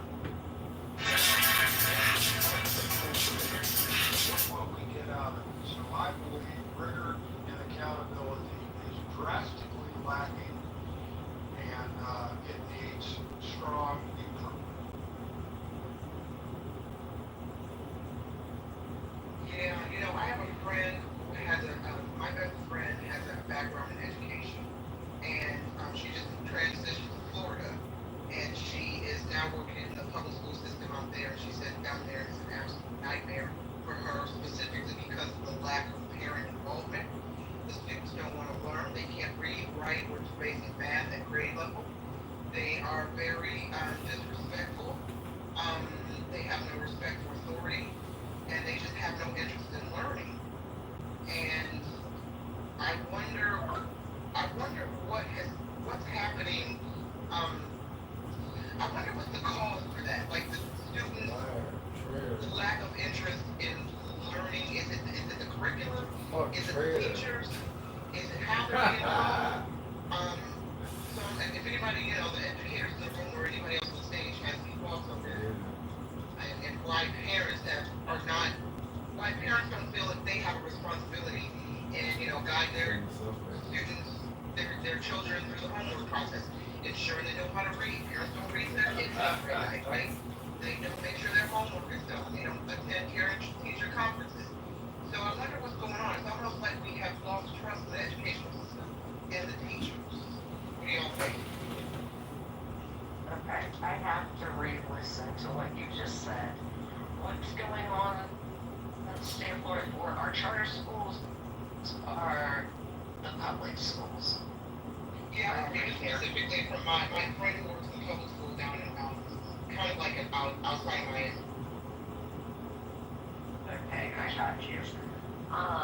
Yeah, both of my children maneuvered through a fairly high-end charter school, right? And then they both graduated from a public high school. They're both very intelligent. I helped them to, read and learn stuff. And I don't throw it back on the teachers. I throw it back on the parents every time. These teachers come in, man, they're doing their job. And my kids went into a charter school that is funded from Elon Musk, Northrop Grumman, Harris Corporation, they had a huge STEM program. But if you're not being a parent, that's on you. You're the one with the wackadoodle child that you did not help learn how to do this stuff. They're not 8 hours a day babysitters. That is not what works. But there's too many parents now that go out there and they think, hey, my kid's going to school, cool. I can send them into public school. I don't have to deal with them for 8 hours. I'm going to go to work, come home, and then nothing else? Hold on, there's a lot more that has to happen. You know, my kids never, before they got old enough that they were irritated by me coming in and reading while they were going to bed, which was right around the age 10, 11. You know, there's a lot of parents that they're just tired, I guess, and they drop their kids off at school. One, we don't have very much public transportation here in the state of Florida, because if you're within 2 miles, your child can walk to school. But most parents don't do that because we were raised in a generation of, like, we don't want our kids to get kidnapped, so we typically make sure the kids get dropped off in a carpool line. But, interesting question. That was a great question. Thank you. But Sam, I saw you come off mic. Did you want to add? Yeah, I'm working with a leader in New York City. Getting from his friend of mine is a leader, but he looked at the teachers who are created a place for them to look at with a lack of a better word, retreat, for them to go practice and these kind of things. So it's innovative in that way. And we've got a special retreat that we're going to be having in October, and it's going to bring bring science, and we're going to teach the principals, the cops, nurses, these kind of people how to do defenses, ideas, and these things are in science. There's data and proof of the effect. Just once you learn how the mind works and how the heart works and how the body works, the thing is, I haven't seen it for young people yet, so I'm going to be seeing it for the first time at 13. You know, it's going to be for young people, but first they have to do the pilot program for the adults, right? So, the answer to your question is all of the above, right? I think that every, I don't know if it's a generation, but there is a calling for something, because I've said this before in the room, Einstein's discovery that we are not matter, we're energy. Well, energy is always changing, right? So we have to change with that energy, right? So there's a calling for something new. And if you're trying to deal with things in an old way, and it doesn't make sense, then you have to be willing to adjust. And it's like we have AI coming, right? They have quantum computers, and then people are afraid that there's a change, there's something different. It's not necessarily bad. It might be even better than we ever expected. So this kind of thing is going to happen. It's already been tested and proven with adults. They've done these retreats for young people's parents. So they've done it much more for decades to adults. It's fairly new to young people, but it's very effective. Very effective. They've done it in Mexico, in prisons, bringing the families and the children together. All these kind of things. So it's really elevating the families and the children's consciousness, and understanding that we are one, not that we are. Separation breeds contempt, and it's about living in a state of wholeness.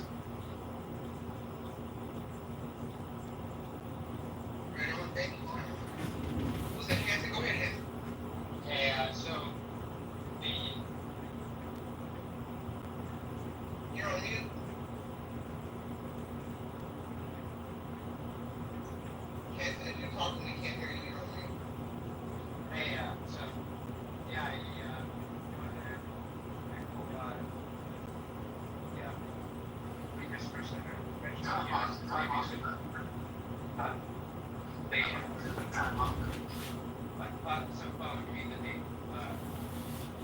No. The thing saying about the babysitter. I think the schools, the charter school, that's kind of a stopgap measure. It's better than the public school, but I think I'll raise a very radical approach.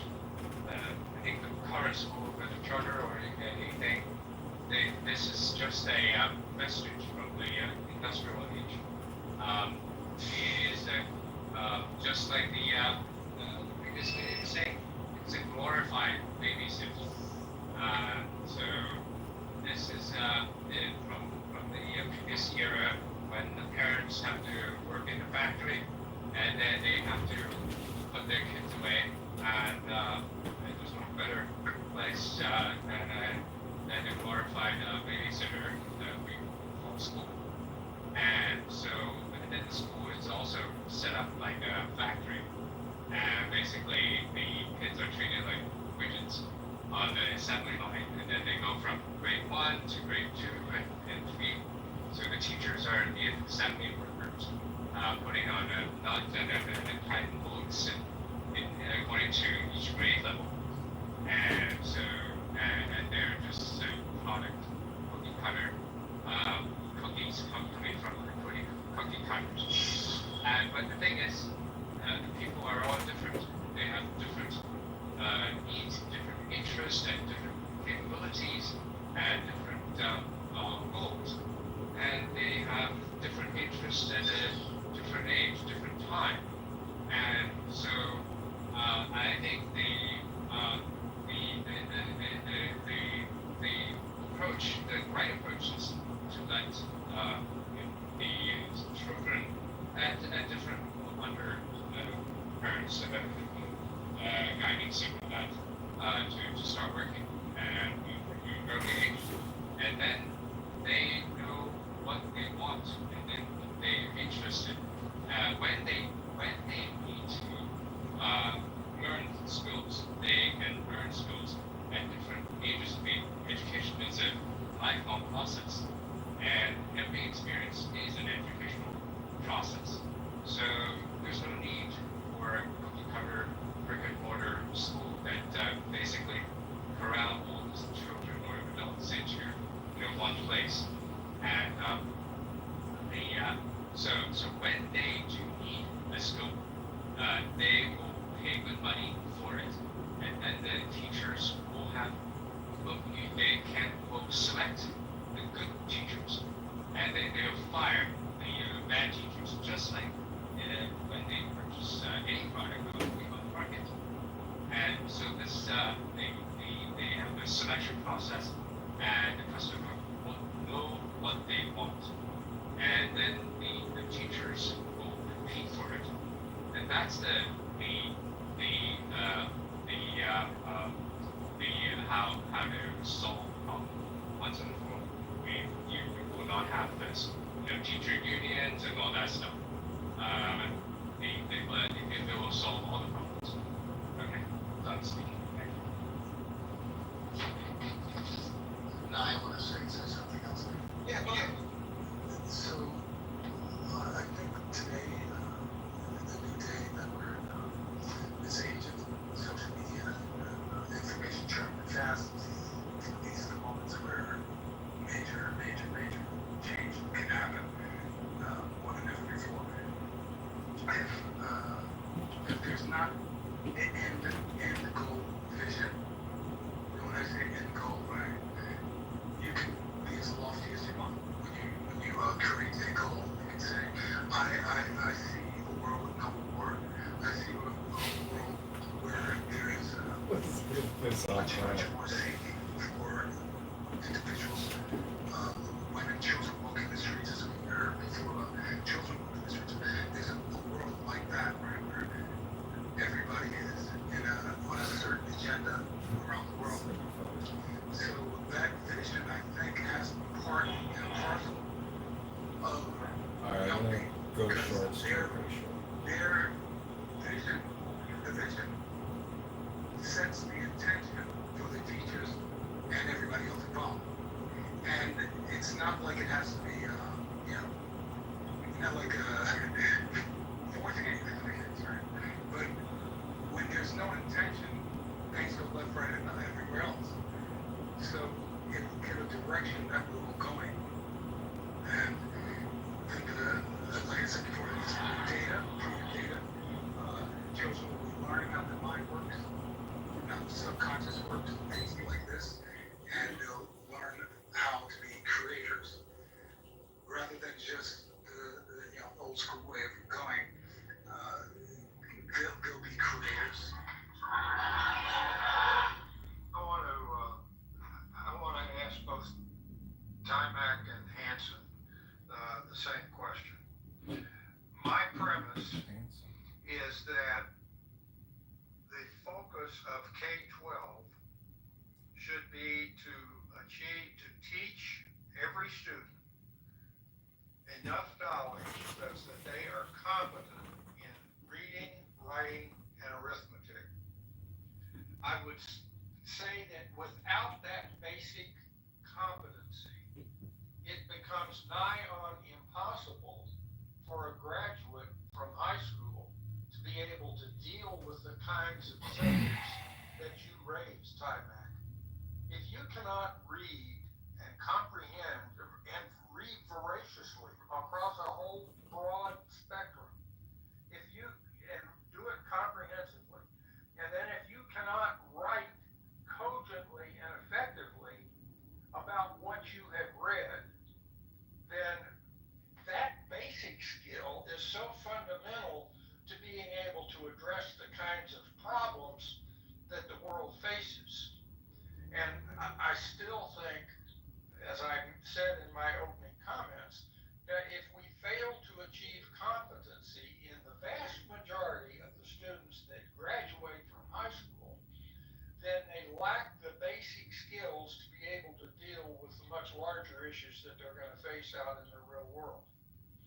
And the other thing that I haven't mentioned is if you rigorously teach reading, writing, and arithmetic, a byproduct of that is you are teaching the students the work ethic to put in the hard work that is needed to learn those basic subjects. And then once you have the work ethic to study arithmetic or algebra or geometry in high school, or to read good, long, difficult to read books before you graduate from high school, if you have the work ethic to achieve that competency, that translates into wonderful things after they graduate from high school. Hey, Anson, this is John. Moderators, I'd like to be put in the queue if I may. Of course. Hanson, you want to go first or just like? Okay, I'll be fast. So, Anson, I do agree with you. The only thing is, you said the work ethics. The thing is, you can instill the work ethics. I think the parents and all, but I think the most what do you call it? The incentive, the best incentive to instill work ethic is the reward you can give. Even the thing is, even the reward is so powerful that even the AI, most of the AI training is all based on reinforcement learning, which is basically the reward that so if a mere machine can be induced to work harder, the people certainly will be at hand. So I think the best incentive is you have the incentive for them to work harder, which is basically, the free market would provide the best mechanism for that, and that's why I said the people, kids or whatever, they'll just start working at an early age, and then they will know what waits them best reward mechanism. And then they will select and then they will select, and the selection process is both ways. They will select the better boss that will pay them well, and then they will select the better teacher when they have the urge to do a job well and be trained to. Hey, so. Anthony, you're on the okay. Oh, okay, yeah, sorry. They will train. They will have the incentive to find the training. Basic subjects. They find the training, and then the trainer. They will pay good money for the trainers, and then they will provide the incentive for the trainer, which is the teachers, and then they select the better teachers and pay the teacher well. So this whole thing, this will be a benign cycle, for everything. So yeah, that's why I said we need to completely overhaul the education system and pick that's why I raised my proposal. Thank you very much. Well, the obvious follow-up question is, at what age should they leave school and begin working with the intent to later come back to school? At what age should they stop any formal public education to enter the workforce? This is like, good question. Certainly, I mean, I'm not saying that starting from toddlers, right? And even toddlers can kind of can infiltrate or kind of gradually set up the environment. Depending on the children, and then you can the start gradually. I mean, especially now, you have the technology to do that because AI, with the advent of AI, this is even better because the entry, I mean, the barrier to entry to start working is so much lower, and the teenagers would be better programmers than the adults, and with the advent of AI, the age limit for that would be lowered. I mean, joining the workforce, and then they can work on the program and then set up a program and all that. It will be so much lowered. And but again, are you talking 10-year-olds? Or are you talking 8-year-olds? Yeah, 8-year-old. I think 8-year-old. Yes. Okay, so send the kid to 3 or 4 years of elementary school, and when he's 8-year-old, put him in the workforce, let him learn. Give a little time for the child within you. Don't be afraid to be young and free. Undo the locks and throw away the keys and take off your shoes and socks and run you. I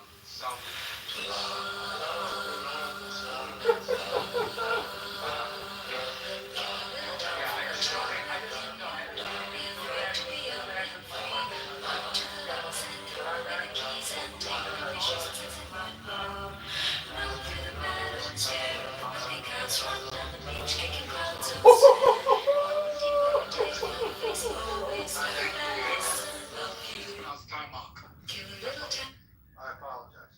It's okay. Time out. So the type of things that I'm talking about, again, I'm not an educator, right?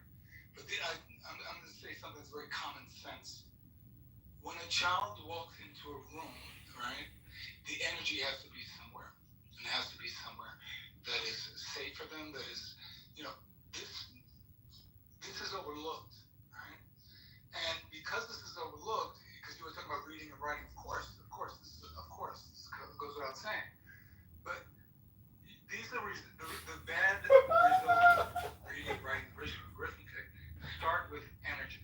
Start with the child being in the energy and knowing how to shift energy and all these kind of things, right? So it's not woo-woo. Again, this is all data-driven, what I'm talking about. Again, like I said, there is a professional person educated that's going to be delivering these programs, right? But just think about going into a room in Clubhouse, right? And if it's hostile, it's not a place where you can learn as easily as if it's a different type of energy that's uplifting. So children come into the room knowing that they're creators, knowing that they're geniuses, right? To the extent of which they can even teach their parents how to refrain from certain behaviors. That's the kind of children that you want to bring into society. Children that are creative and know what their future is and know that they are active participants in this future. I'm so confused at what you just said. Well, moderators, this is John. I'd like to be put in the queue, please. Yeah, no, hold on one second. Yeah, Beth, hold on one second. She's down there on that. We have a Q&A. After John, Beth will come. After John, Beth will come right to you. Go Okay. ahead, John. Okay, thank you. I asked Grok the following, this is on X platforms. How much does the federal government, states, and local government spend annually on education, including pensions? Breakdown by monthly budget. Also, tell me the best way to enhance education while cutting annual budgets by 50% to pay down the national and state debts. This is Grok's reply. U.S. federal government spending is $195 billion annually on education, FY 2025. States spend $400 billion annually. Local governments spend $400 billion annually, with $60 billion in teacher pensions, mostly state funded. Total for at $1.1 trillion a year, or $88 billion a month. To enhance quality while cutting 50% slash administrative bureaucracy. It eats up 30 to 40% of budgets. Implement universal vouchers for competition. Integrate AI and online learning to reduce costs. Prioritize core subjects and merit-based teacher pay. This boosts outcomes via efficiency, per studies from Heritage and Brookings. So that's what X Platforms is telling us. I'm glad I could share that with all of you. I hope you enjoyed hearing it. Thank you, John. Anson or any educators have any response to John? Otherwise, we will let go to Beth. Okay, go ahead, Joby. I'm sorry, or Anson. I want to hear what Beth had to say. Yes, go ahead. Beth, you said we were confused, so. Yeah, I was confused of what he was trying to speak about, but, I mean, thank God America, my kids finally are done with, like, public school system, right? I have them in private colleges, but, with the charter schools, you guys were talking about charter schools earlier, and I had a huge issue, and I went in because this little girl Got it in there. was picking on my daughter. So I said, okay, let me go in. Let me figure out what is actually happening. And, my daughter, she's dramatic. So I brought in a whole bunch of pizzas. We did a pizza party. Hanson's been like And doing I'm that. watching. Now, I have Why's a Hanson so master's in angry? psychology. I don't utilize it. I do not make money off having a degree. I don't. But I walked in and I was like, what in the hell are we doing in here? Is this like a social experiment? We're busing in kids to a school where they're watching all these parents pull up on $20,000 golf carts every day. This is not cool. So I watched it. I knocked my daughter in the back of the head. I said, that kid might be mean. But you know what? We gotta figure this out. I've got to learn why she's being mean, right? And I talked to the dean. I said, why in the world are we doing this? Have you talked to the parents and spoken to them to figure out their kids are coming into an upper middle class like public school? It didn't cost us a damn penny for kids to go there other than our tax dollars. But it was not fair to the kids. Not one bit. And this little girl, she was mean because she was mad that's okay. You could be mad, but she was mad because her parents sometimes couldn't get her to the bus stop, which was paid for by the county to pick up the kids that they were busing in. I said, you need to rearrange, reschedule, and figure out the children that are coming into the school because they are amazing kids. I mean, this little girl, I'm still in touch with her now. They all graduate high school. But, that wasn't fair when they're in 6th grade and she's coming into a school with all these kids that have parents dropping them off.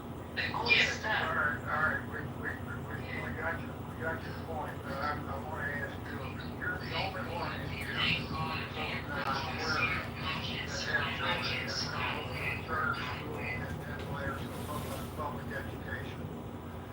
Which was better, the K-12 public education or the charter school? In your opinion?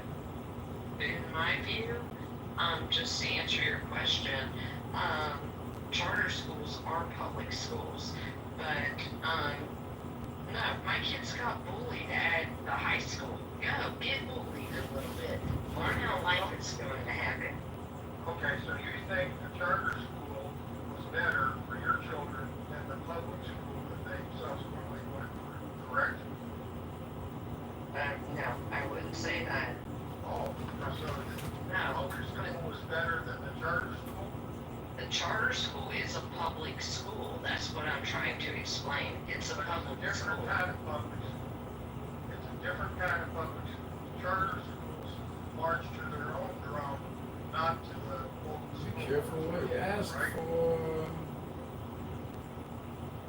They still have to match up at the school board meetings. Yeah. Me would be a great person to answer that question. Too many questions and answers. The question is, are charter schools better than public schools? That is the question. If you have a choice, yes, because they have a separate board completely outside of the realm of your public schools. They get their own budget. They get to decide their own curriculum, their own tests, et cetera, et cetera. That doesn't necessarily make them bad. They could be just shitty charter schools or shitty leadership, just like shitty public schools. I think they're good. I'm with them. If I had young kids, which my grandkids were, I recommended charter schools. And guess what? I sat on the board of public education locally, statewide, and nationally. And every time the charters show up ahead, they just do. Because they're not held to the same guidelines of policies. They're held to the Department of Ed's set of standards to deliver. They just get to deliver them differently. So, yeah, I was confused. would anybody disagree with Joe D on that assessment? Public Or to read on teaching that are at hand and that are needed to become good citizens. Accountability means holding teachers, students, and parents accountable for their demonstrated privilege.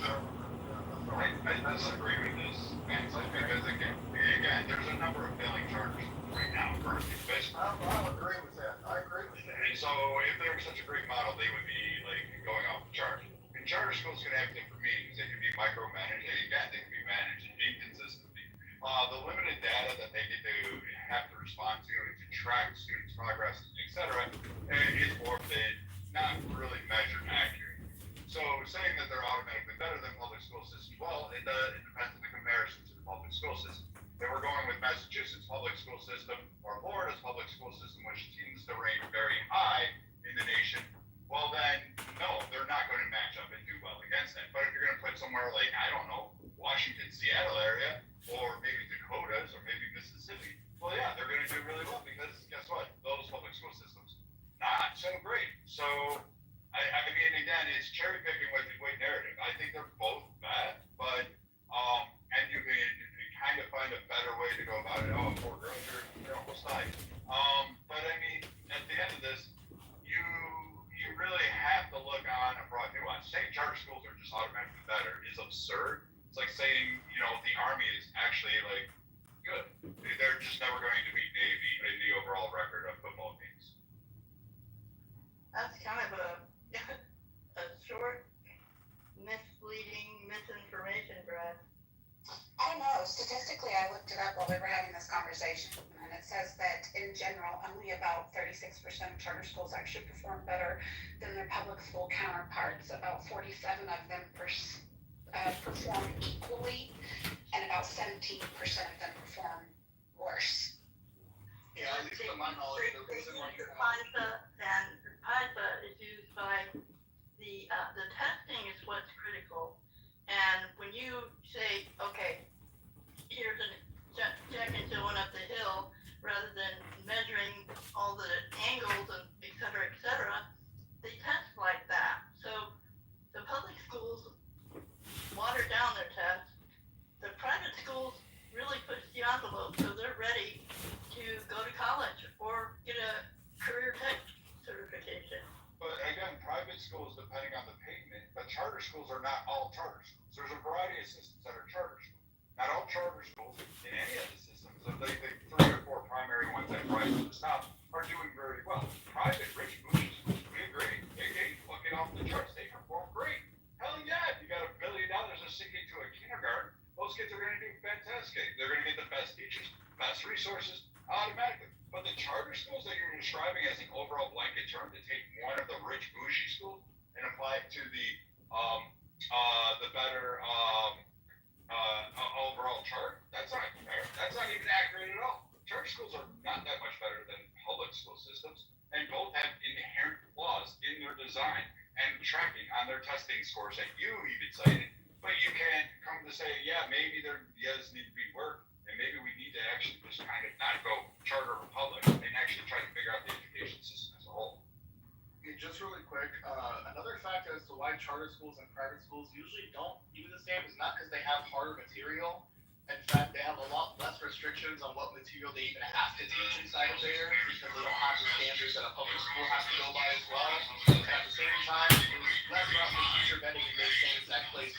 Private schools usually don't do well because the teachers that they get usually aren't qualified for the position or don't perform as well as the people that are in public school positions. I mean, if we look at public institution versus private nonprofit versus private for-profit, at least undergraduate graduation rates, even outside of K-12, the ones that lead afterwards, you'll see that public institutions are at 63% at 6-year graduation rates, private nonprofits are at 68% in 6-year graduation rates, and private for-profits at 29%. At least the ones that I'm familiar with, the charter schools that I know that are around my area, at least test score-wise, and at least through the metrics that are provided to us publicly to see, they don't perform much better than most of the really good public schools that we have around us. So it really just sounds like most people that have a problem with public schools just find a better one for your kid to go to. It's not that difficult to find a good magnet program. Well, I just want to do a really quick room reset, and I think I saw Joby in the chat that she wants to define charter school. I think that's you. If you just joined the room, we're talking about how can we fix K-12 education.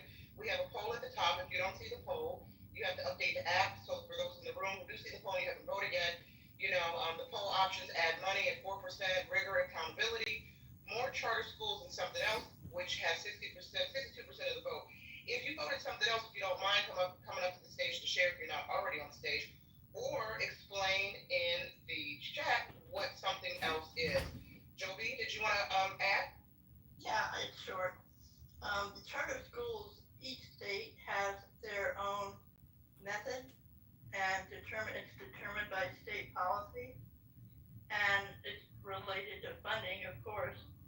And they're different when charter schools receive state funding on a fixed per pupil basis, while traditional schools, public schools, receive more funding more heavily in the form of local taxpayer dollars and are eligible for more grants, national grants.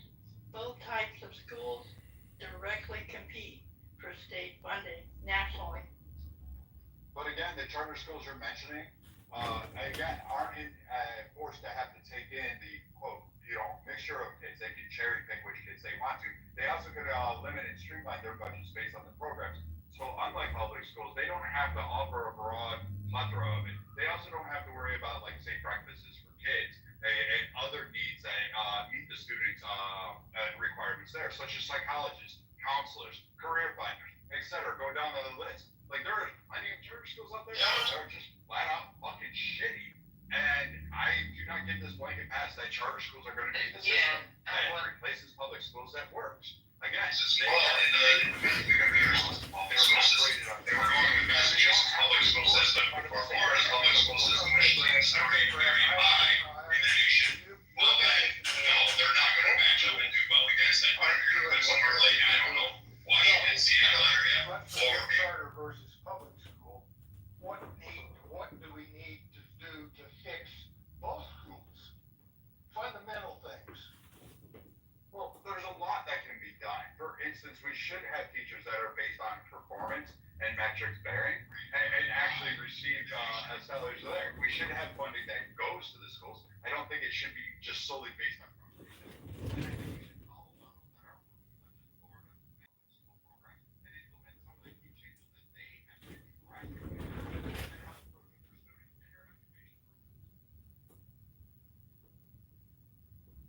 Yeah, one thing I'd suggest is to stop removing courses for kids to learn from.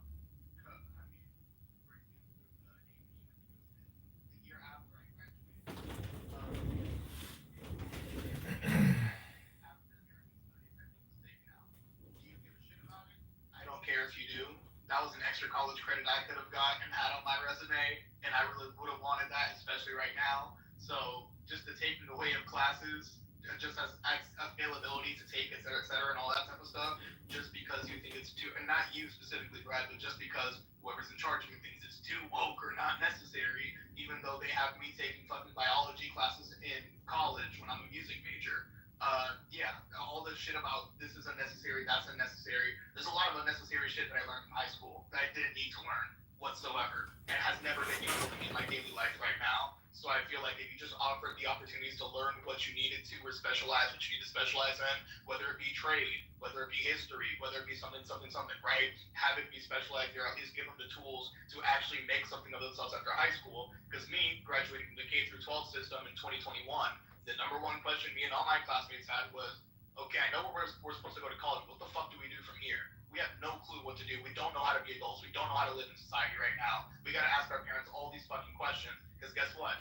The school that was supposed to set us up for being in real world scenarios, the school that was supposed to set us up for adult life, quote unquote, taught us how to regurgitate shit back to them for a nice test score and then said, fuck you and let us go.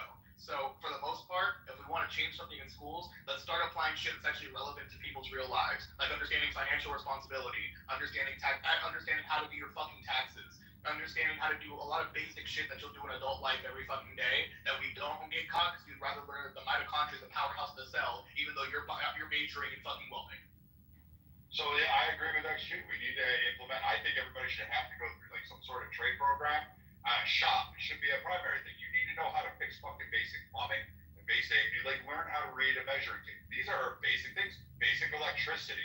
I don't know how to like freaking cook. That should be a dynamic. I know I can, but I'm picking on myself. And then you need to have other things like this in financial. How to fucking read taxes. How to understand how a bank account works, checking account, credit cards, how that works.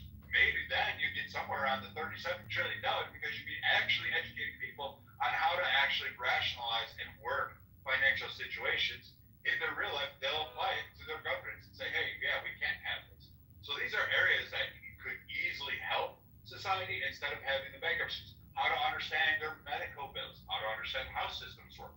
Teach them civics, understanding how governments are, going to PTO meetings and understanding what those are, town halls, and how important they are. Those are things I would start teaching them. And let me just add something in there, like, because it's something that I have to currently go through as I'm in college. There's, at least in Florida, the civics requirement that we had was passing like this 7th grade civics thing that we had to take, right? All of the shit afterwards had nothing to do with civics until you get to college, where you have another required course either order to have a graduation requirement for the state of Florida, right? So, at least in my opinion, sure, that's a good thing, but at the same time, I feel like we should have civics be a little bit later too, because there's a lot of shit from civics that people forget from 7th grade to being a fucking adult, and it seems like a lot of them forget that during the high school time too.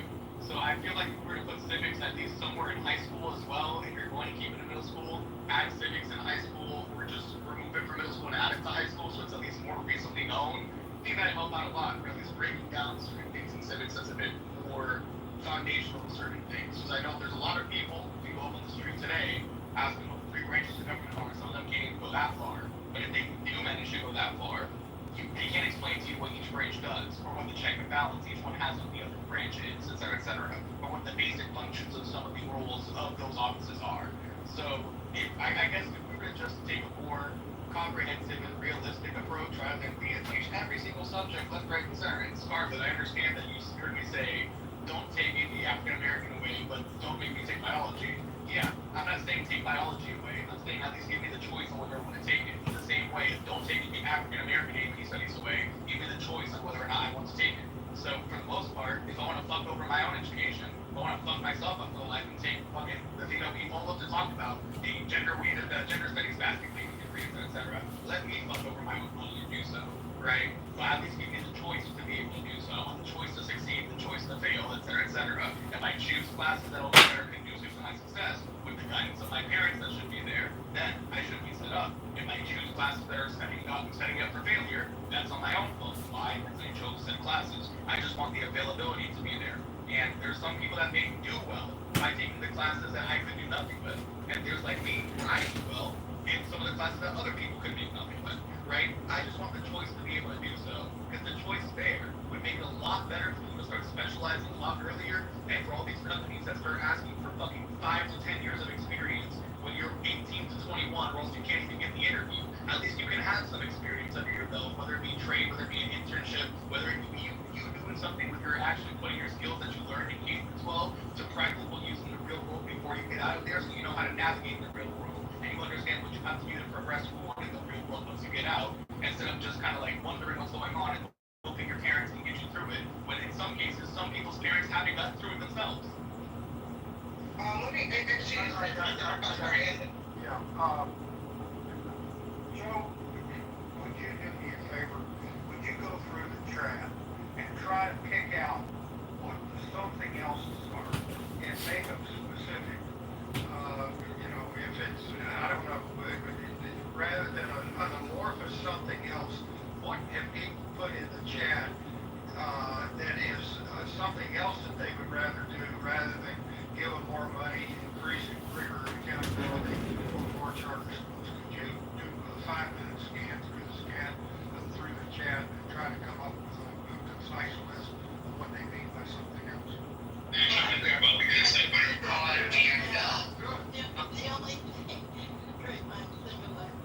The only thing that School system actually getting very high. is free, the curriculum is Having done learning, every 7 years, not every 4 years. Okay, so changing Resources access to.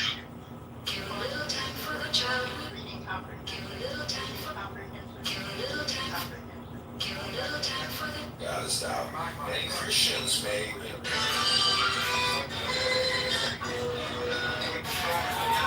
I've got a question for XG, if he's still here. Would you agree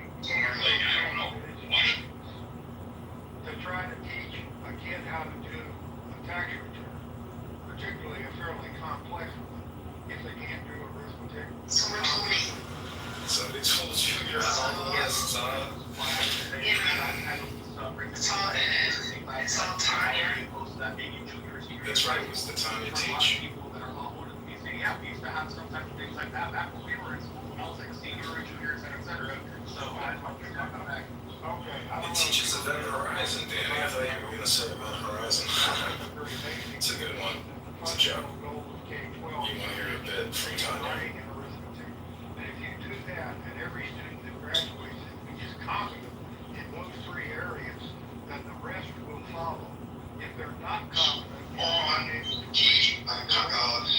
comprehend what they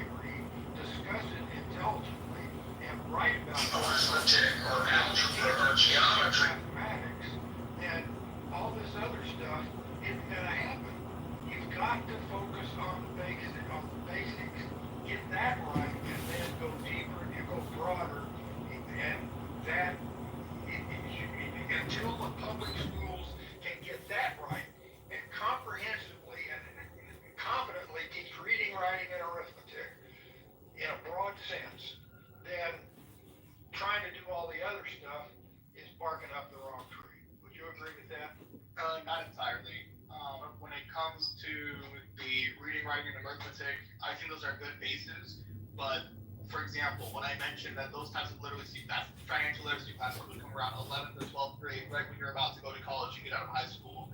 I don't know how long we can be stuck on basics. If we're stuck on basics from kindergarten all the way to 11th grade, that's an issue. We shouldn't need to be stuck on basics for that long. Basics should end after Focus on the basics until you get it right, until you get it competent. And if you can achieve that level of competence in the 9th grade, then go ahead and teach others financial responsibility and all that.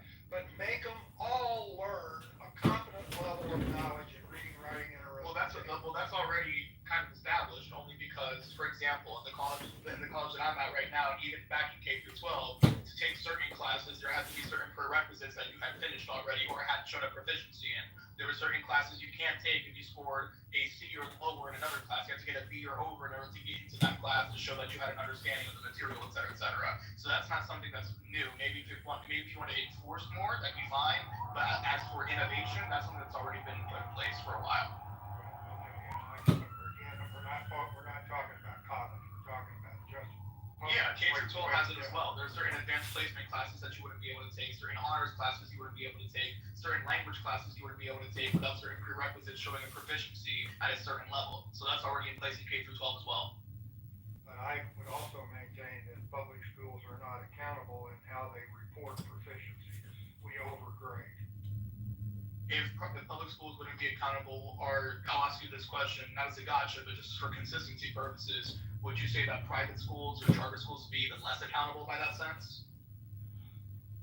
I can only speak from my own, very, very dated. I went to public high school, graduated, then I went to quote charter school before I went to college, and the difference was night and day. But that was centuries ago. So I'm not gonna. I agree with Brad that we shouldn't be trying to compare charter schools and public schools because, as Brad says, they're both not doing a very good job. And I'm trying to focus instead on what both of them should be doing to improve. XG had said something earlier, and XG, you can respond to this if you'd like, but it's really a question for the stage and the educators specifically. You made me think, XG, with some of your comments about the political and cultural debates that hinder K through 12 progress, right? So I mean specifically like the CRT restrictions, limiting history discussions, book bans, sex education laws. So I'm wondering if we think that the political and cultural debates around K through 12 hinder progress, by creating policies, inconsistent policies, right? Lowering teacher morale. Some of these debates and policies lower teacher morale, diverting resources, diverting communities, delaying reforms.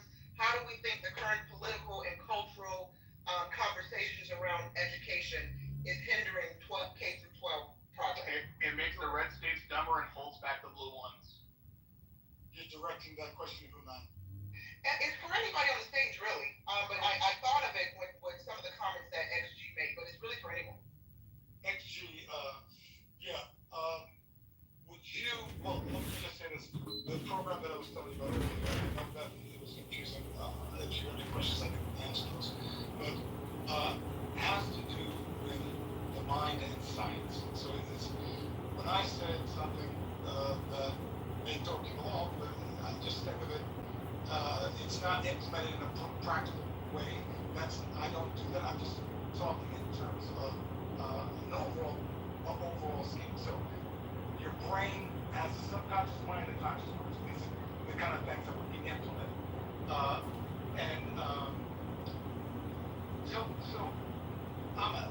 Let me let XG answer, but there are going to be things implemented. One last thing, this Einstein discovered that we are 99.9999% energy, right?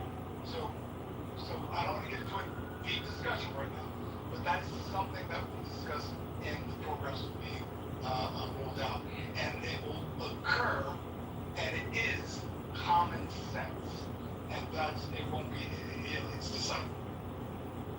Yeah, I'm not gonna lie, I'm kind of part-time following that. But at least That's a good question, actually. You know, if we are mostly energy, but we're referring to each other as black and white, all this, do you understand? So there's going to be something very, very... Yeah, I mean, sure, we're all made of atoms, but I don't refer to a computer as a human either. I mean, a distinction of a category, in the same way that I recognize that, sure, we're all energy, sure, we're all human.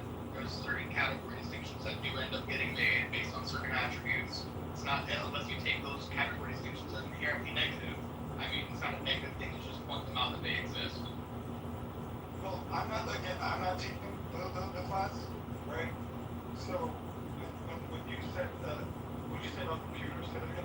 Yeah, like you said, we're all, Einstein said that we're all made of 99.9% energy, et cetera. So why would we produce things that's like black and white, which like categories exist in the same way that we're all made of a battle?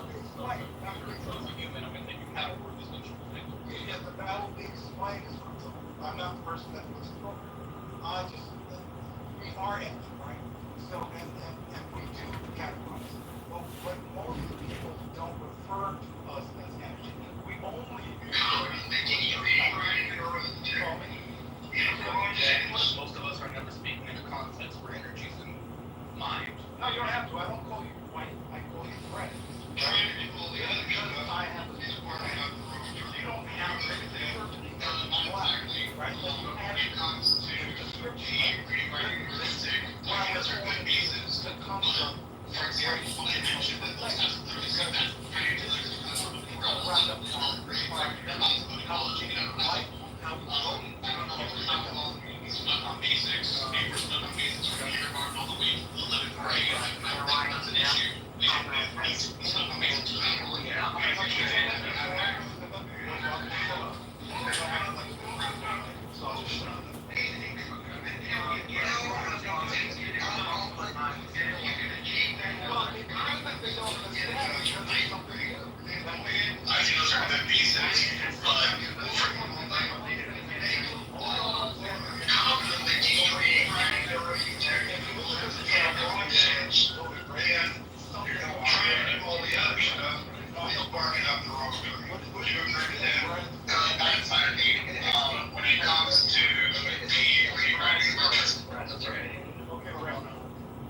Okay, so we're talking about something else because that's what won the vote here, right? Something else.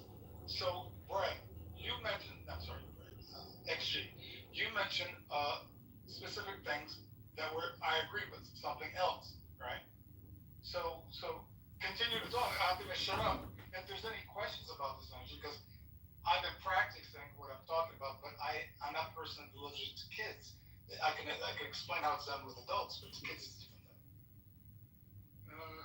Back in response to my original question, basically, the way I see it, yeah, it's definitely hindering things because there are some things that have become so politicized for no fucking reason that all of a sudden any introduction of them in schools is all of a sudden seen as like fucking horrible. The next like horrible totalitarian thing that's being put in, et cetera. The evil left is trying to corrupt your children, blah, blah, blah. Like that type of like stochastic language is probably what ended up fucking over everything. With like X, Y, and Z is trying to corrupt your children. They're trying to corrupt your children. They're trying to trans your kids. I thought it was propaganda against Israel. Like that's setback progress so much because now you can't even have not on the right. rainbow in class without somebody Joe like, Biden, oh no, who is the a Zionist, I don't believe he's not a Zionist. Joe Biden, even that he had to give a little bit of lip service to his it case. seems like they get triggered by anything that has a rainbow color scheme or that may be related to the gays, and that all of a sudden their children are too soft to walk in a world where two dudes might kiss each other. Oh no, how horrendous. Okay, I'm going to intervene here just for a moment. As I said when I started the room, I have a hard you here. have to leave in 15 minutes. And I want to go ahead and provide my closing. YouTube somewhere between 3.8 and 4.5 million subscribers. There's been some dispute about those numbers. 863 million total video views as of August 6, 2025. How did you do on her letter? Related to the question, how to fix K-12 education, the consensus is something else, but there's no definition to something else that we can wrap our arms around. Okay, if we get specifics, there's a slight majority, just the three, there's a slight majority for increasing rigor and accountability. Nobody is screaming for more money, which surprises me, etc. But is that not a problem when we try to have an informed, rational discussion on education? We go a mile wide and an inch deep and can't get our arms around something that's truly basic and fundamental to fixing the problem. That's what the poll shows me. That's good information. How to fix that? How do we stop going a mile wide and an inch deep and pick a few basics that are really fundamentally important? I don't know how we do that, but I think it reflects the need to do that. We've got to focus our energy on things that we can fix and not go a mile wide and an inch deep. That's my conclusion of what this room has demonstrated, but it's been a good discussion, and thank you all for being here.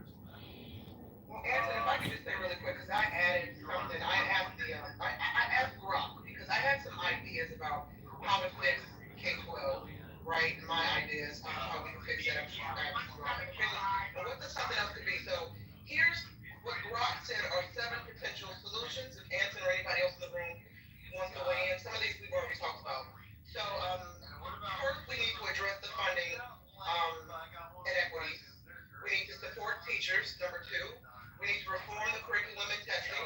Number 4, tackle learning loss and the gaps, right? 5, invest in mental health and safety, which I think is important. Mental health, hire more school counselors to help these children who are dealing with having challenges at home that they bring to school that makes it impossible for them to concentrate. Number 6, it says modernize the infrastructure, because as Time noted earlier, when a student walks into the classroom, they need to feel a certain energy, and part of feeling that certain energy is the safety that the teacher provides, how the classroom is, decorated or organized, how bright it is, how colorful it is, et cetera, The aesthetic of the classroom helps, right? And then, of course, the overall building, if it's, insistent that that's the truth. Yeah, she could drive this thing out.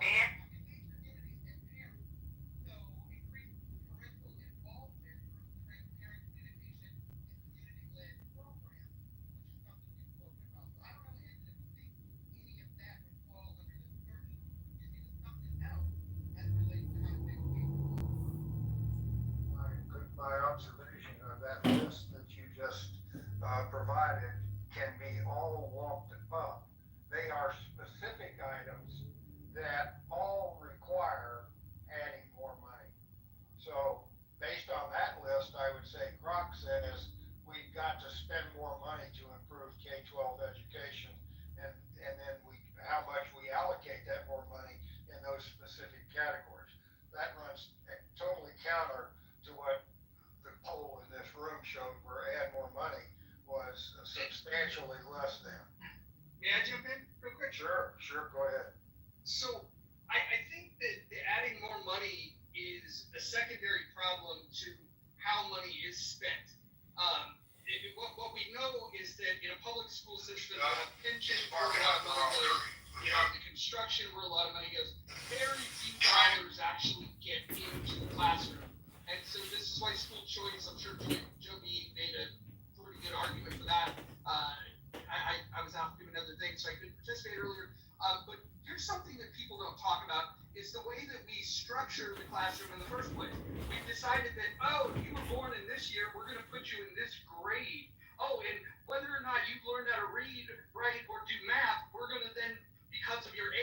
you in this next grade. And what happens is that the teachers then have a choice where they can say, okay, I can teach to the most advanced students, and alienating, the mid-tier, the bottom-tier students. They could teach to the medium students, and then that would hold back both, it would hold back the top students as well as probably alienate the bottom students. So then what they ultimately go for is they teach to the bottom students, and what that does is alienates those that could be challenged more that are both, the mid-tier or more advanced. We need to figure out how to put students based on their talent in the right cohort and give them the right education that they need, the things that they can handle. You can't give too hard a curriculum to somebody that doesn't understand it. You'll shatter their confidence and you won't build their skills. It'll actually be negative. So we need to better identify, and I don't think simply identifying when were you born is a good way of doing that. Yeah, I totally have to agree with you. I think I think that we need to just reject the entire education. I'm laughing because I know think that it's radical, but the school system isn't failing at all. It's doing exactly what it was intended to do back when we implemented to begin with. We don't like to admit that. We don't know. I mean, like, it's been hidden from us largely, and we've been indoctrinated, right? If you feel like your little reticular activating system right now trying to reject everything that I'm going to say, I'd ask you, where did our system come from? What was it modeled after? What was the actual implementers of the schools? What was their listed intention? It's documented. It's all very, very open and public, and it is. They wanted to keep us obedient. They wanted to get people into these structured areas to be able to teach and indoctrinate us. That's the conformity. Everything that our current system implements as any type of public education system, anything that you see that does the opposite, that talks about the best models of education, have nothing to do with where we're at.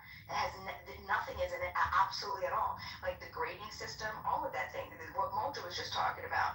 I pulled up real quick because I thought that this was interesting. Directly from, this was let's see. Your idea real quick and our idea real quick is probably different because you're to give. Yeah. All right, so six points of what our system, this is exactly what we're working with right now and what we have implemented, and we continue to think that we just need to throw more money at. Can I help you while you're looking? I'll just say this. Yeah. We built a school system for a world that was going to prepare people to work in factories. We no longer live in that world, but we still have the same school system. The slow modifications that they're making are not keeping up, and the world is about to change in more dramatic ways in very rapid fashion. And so if we didn't keep up from the 1950s till now, heaven help us with the advancements that are going to take place in the next 5 to 10 years. We need to really prioritize this shit. We got to do it quickly. Go ahead. Sorry, I'm looking through my PDF and I can't find it. He already told you. Why is it always the most redundant people trying to speak on education as if they own it or something? Okay, here we go. So the 6 points. Now, if you don't know who Inglis is, INGLIS, I invite you to look him up. But here are the listed functions. Okay, the number 1, the adjustive and adaptive function. Schools are to establish fixed habits of reaction to authority. This, of course, precludes critical judgment completely. It also pretty much destroys the idea that useful or interesting material should be taught because you can't test for reflexive obedience until you know whether you can make kids learn and do foolish and boring things. 2, the integrative function. This might well be called the conformity function because its intention is to make children as alike as possible. People who conform are predictable, and this is of great use to those who wish to harness and manipulate a large labor force. 3, the diagnostic and directive function. School is meant to determine each student's proper social. This is done by lodging logging evidence mathematically and anecdotally on cumulative records, as in your permanent record, and everybody has one. Okay? The differentiating function. This is 4 out of the 6. Once their social role has been diagnosed, children are to be sorted by role and trained only as far as the destination in the social machine, as in the social machine merits, and not one step further. 5, the selective function. This refers not to human choice at all, but to Darwin's theory of natural selection as applied to what's called the favored races. In short, the idea is to help things along by consciously attempting to improve the breeding stock. Schools are meant to tag the unfit with poor grades, remedial placement, and other punishments, clearly enough that their peers will accept them as inferior and effectively bar them from the reproductive sweepstakes. That's what all those little humiliations from the first grade on were intended to do. The last function. The social system implied by these rules will require an elite group of caretakers. To that end, a small fraction of the kids will quietly be taught how to manage this continuing project, how to watch over and control a population deliberately dumbed down and declawed in order that the government might proceed unchallenged and corporations might never want obedient labor. The school system is doing exactly what it was supposed to do. They're looking for solutions, though. Okay, that's good. So the solution is full decentralization. What we had when we started our education system, our children, we were way more educated in the early 17 and 1800s, way before compulsory school laws and any type of. Do you know how exceptionally high the literacy was? All of our founding fathers, Washington, Franklin, Jefferson, right? Where did they get educated, right? Were they at home or were they in public schools? No, Bima, you're correct, but we got 9 minutes to wrap this room up. But I'm gonna give an illustration of this. So Bima, 895 times 1,000. Go. For fuck's sake. Oh God, come on, bro. Time's up. No, listen. I just wanted to illustrate the point. She's correct. I'm agreeing with her, by the way. I'm agreeing with her in a oh God, that was a little punchy way, but anyway, she made a good point. And I just wanted to illustrate it with a little exclamation mark on it. We don't teach kids anymore. We can't even do simple math. But Roger, she didn't make the point. She just regurgitated something that somebody else said somewhere. That's correct. That is correct. So again, I need you to talk over me so you can shut up. This is why you get smacked around. So again, she didn't do anything, and it's going to this overall thesis. Let's talk about it, Brad, instead of just respond to what I'm saying. Shut the fuck up. Like again. Shut the fuck up. You don't even have kids. You're a subhuman, Brad. Oh, here we go. Okay, so you want. All right, so we can do this. So let's talk about the fat, obese white women who can't even. Exactly. This is exactly what we wanted to do. So anyway, so the decentralization, I invite everybody to look at homeschooling successes. You can look at the homeschooling successes. Hold on.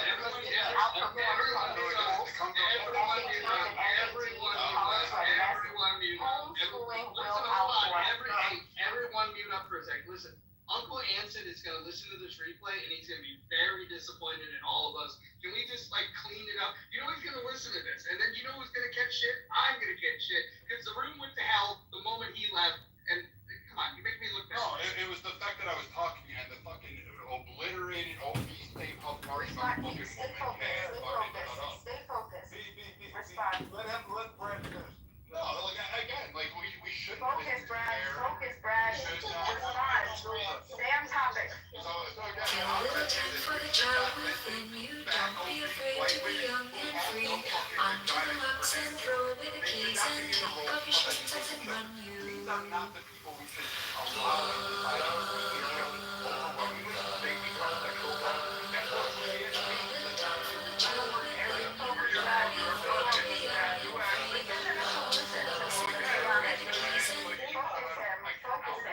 Kitover, we've got John Kitover in the 16th. Whale carcass of an ass. You have nothing to say.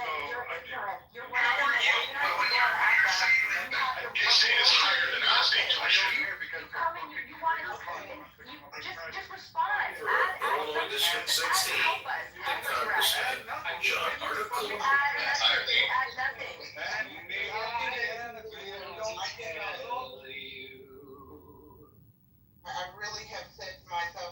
get involved in drama. I don't want to mute people. I don't want to move people to the goo because everybody. Just move her down. Again, I get moved by this cunt all the fucking time. You guys moderate when she can't take her own fucking message. Take the whole Talk about education. Focus. Education. You haven't read a book.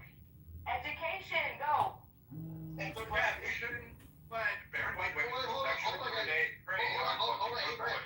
we're gonna give Brad the last word. Nobody interrupt. Brad, you're gonna take this away, and then afterwards, we're all gonna gently slide back into the muff, and we're gonna have some mojo positive vibration experience. So please go ahead and finish it up, Brad, and then we will detox in the other room. So again, we shouldn't listen to fucking barren, wasted fucking white women who can fucking produce children because they're never going to be a benefit to society. That J.D. Vance is absolutely right. The only thing they do is care for cats. So when we actually look at the education system, there should be an amalgamation.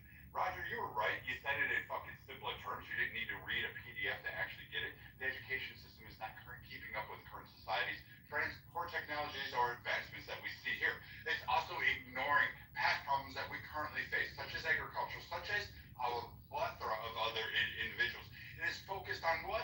Bemis fucking idealistic fucking bullshit retarded fucking narrow ass. That was a waste of education. We should never, ever, ever have given up education to the point of it being the priority of PTA, soccer moms, and fucking purple-haired, septum-nose-pierced, fucking obese fucking cat women. You shouldn't spend $150 million on a fucking stadium.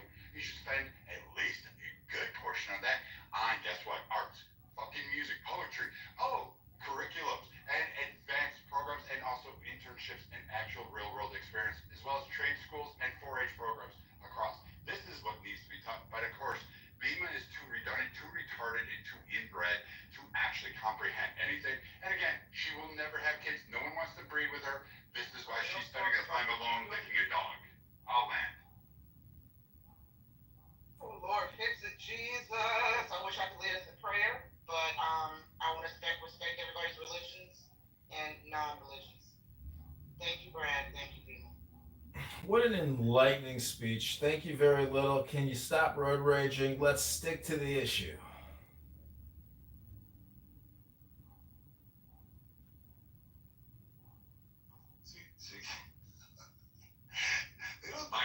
I told you don't come for me, right? Then I wasn't rude to a single person today. So we have 4 minutes left. You just can't focus because you notice I didn't come for that.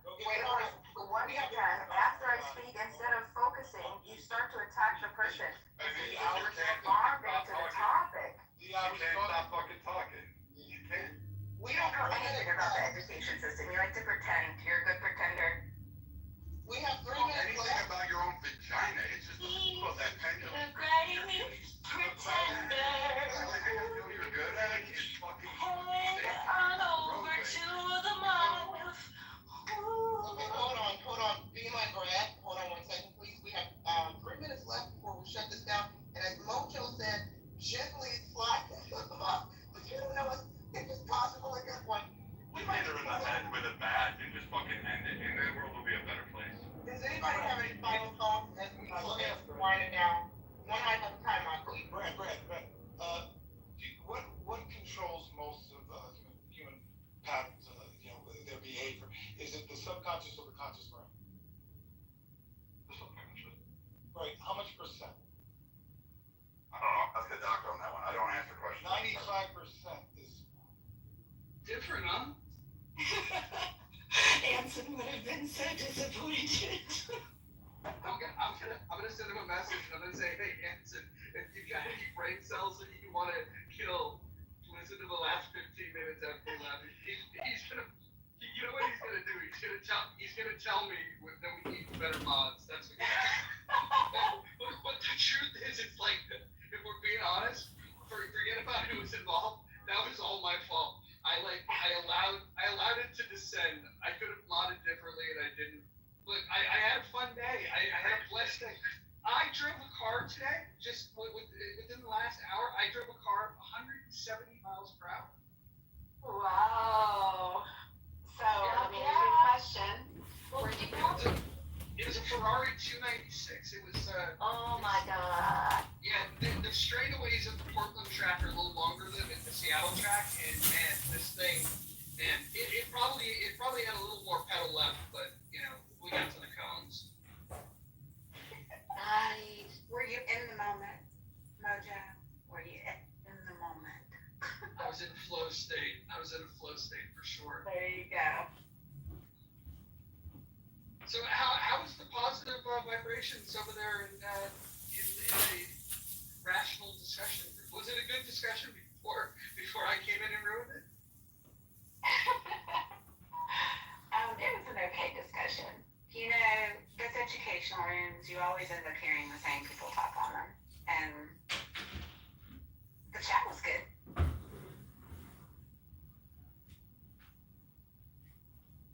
It's the same points. Everybody talks about, you know, doing this to improve testing and this to improve testing and blah, blah, blah, blah, blah. And that is not the problem. The problem isn't the fucking testing. The problem is the whole freaking shebang. Like, it just needs to be overhauled. John, what plans do you have to overhaul the education system in America?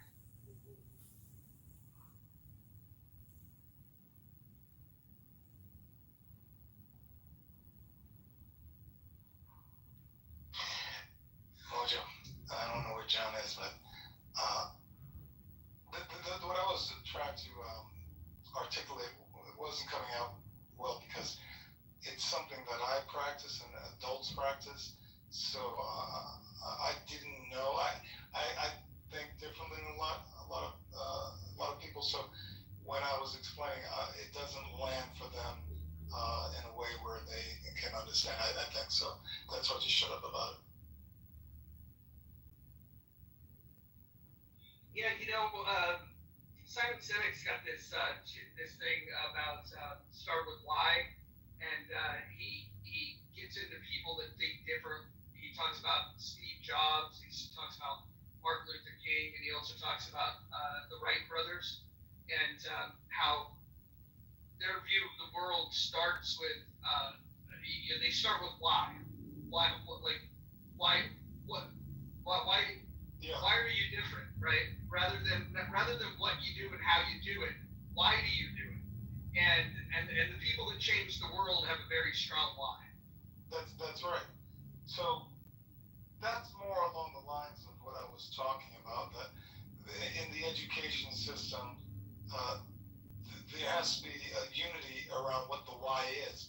And I talked about what's important to people's daily life, their families, their environment, and beyond just their local area, right? And it's not just the country, there's across the waters to other countries, right? The why is to develop a safer, healthier humanity. It's humanity, basically, you know? So what Dr. Joe's work and what we're going to be talking about and applying in October it's going to be about that. That the children will there'll be an agenda that is focused towards that goal.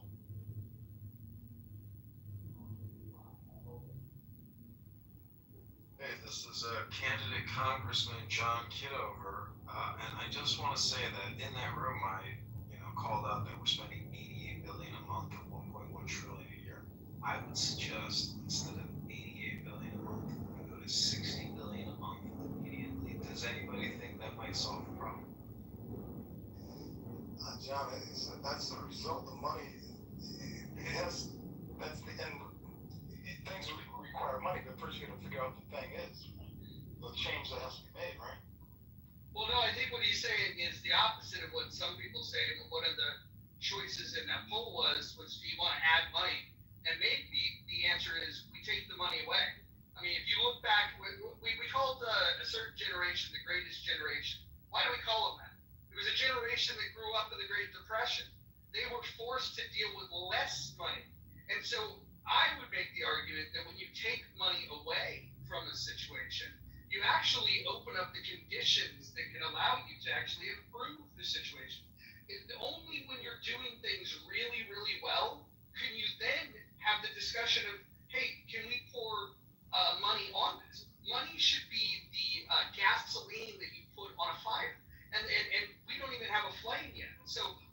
say what we need to do is we need to take the money away from the system. We need to starve the system, and we need people to be creative, create parallel institutions, something that works, and then once it works, then we pour the money on it. And I will tell you, people will be less picky about how much money we spend if you're getting a return on that money. Because I think one of the frustrations that we feel is that we've spent $37 trillion, more than what we have, and we don't have good results. We also have $100 trillion in unfunded liabilities, and we have nothing to show for it. That being said, there's worse places you could be. You could be in a country that doesn't have that kind of money to spend, right? But has other cultural problems that are a huge issue. We at least have the Constitution of the United States. We at least have, the idea that individual rights is a good idea. We just need to have the gumption to protect those rights. Let them earn the money, then give them more money. You're right. I think it should be less money, less. I think what we should do is take away every penny and then say, okay, whoever builds a system, they're going to get the dollars. And if that means that a system is going to say, hey, we don't have enough money to operate, we'll just say, well, imagine that. Remember the free ride where the money came for nothing? Well, in the Chicago school system, which is broke, needs 175 million, the students should be cleaning the classrooms. Why do they have a $115 million janitorial contract when they can just have the students clean the classrooms like they do in Japan?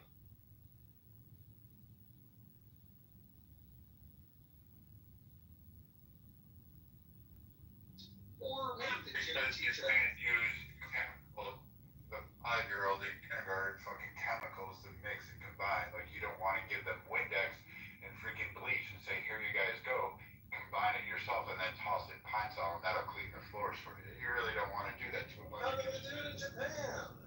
All these federal offices where millions of federal employees work, instead of hiring crews of tens of thousands of cleaners, you know what? Maybe all those federal employees should clean their cubicles and vacuum around it and clean it themselves.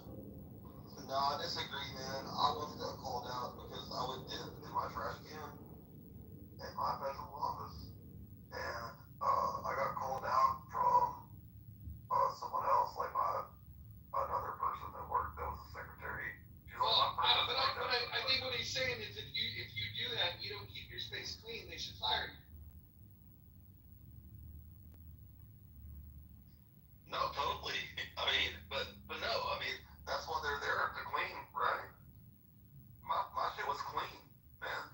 Where I work, man, you can't leave documents out.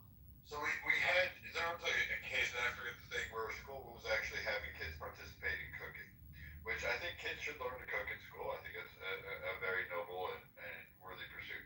However, it's now become a risk because you can thank the fucking white women of the world, the obese white women, because again, in between eating ho-hos, they decided that their kid may have gotten scalded with hot grease, or maybe burnt their finger on a pan, or maybe, God forbid, cut themselves.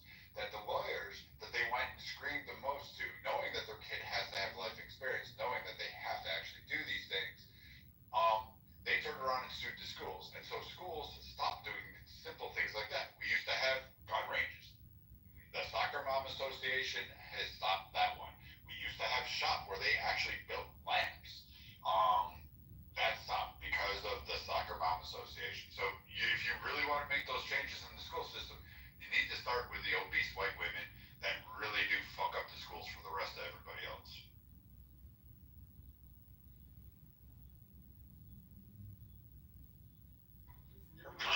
Bringing up at 1.1 trillion a year, and we're 37 trillion in debt. This is a place to start cutting. 1.1 trillion a year in this country gets spent on education. 88 billion a month. You can't cut it 25%. You can't cut it 40%.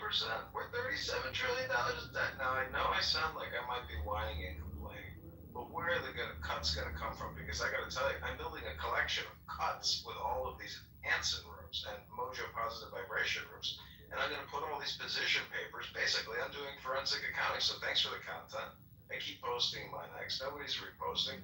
Are you guys just all a bunch of talkers? Or are you gonna do any retweets? Are you gonna do any likes? Are you gonna share this room? I mean, are we just a bunch of talkers or a bunch of doers? What is it? Talkers or doers? He said that. If I would always fight with my, it's a good mother.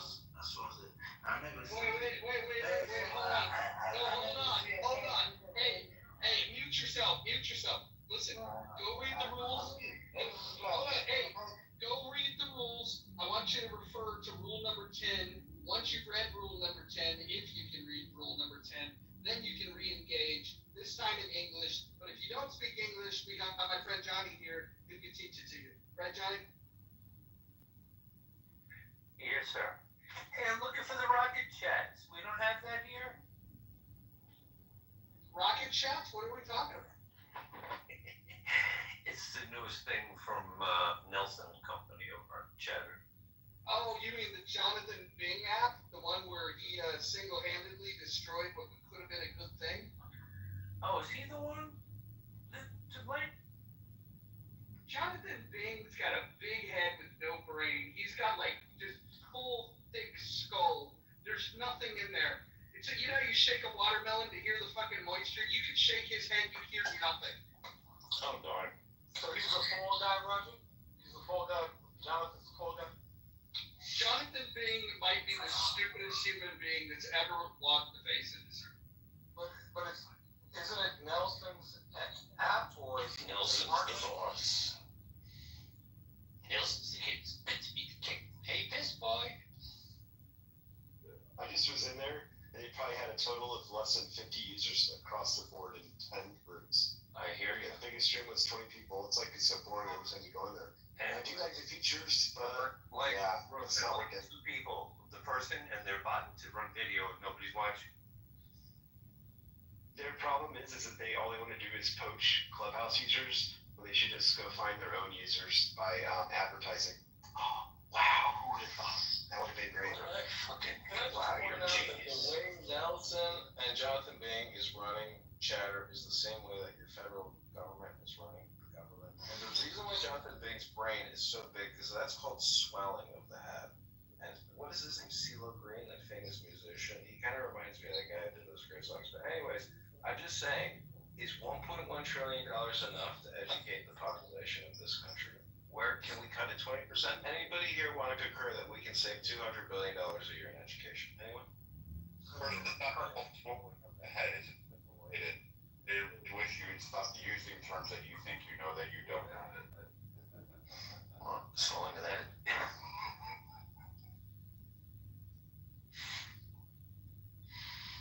Anyway, I'm still hanging in over there, but I go there just to see what's going on. They have a couple good rooms at night.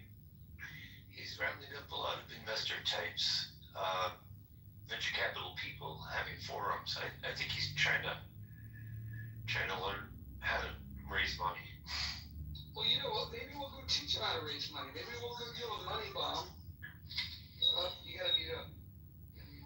Sorry. You get a little feedback there, buddy. Okay, cool. Yeah, maybe we'll go do a money bomb over on Chatter. We'll essentially walk in, we'll open a room. Well, first of all, does everybody here have Chatter downloaded? Anybody? Yeah, I got it. Let me double check. It's still there. I don't even know. You may, if it's been a while, you may need to just uninstall it and reinstall fresh. Shit. That's right, Johnny, man. I've been promised, I've been in the waiting line since that Nelson, like, God promised I'd be since day one, man. It still says, well, hold tight, or whatever it says. It's like, fuck.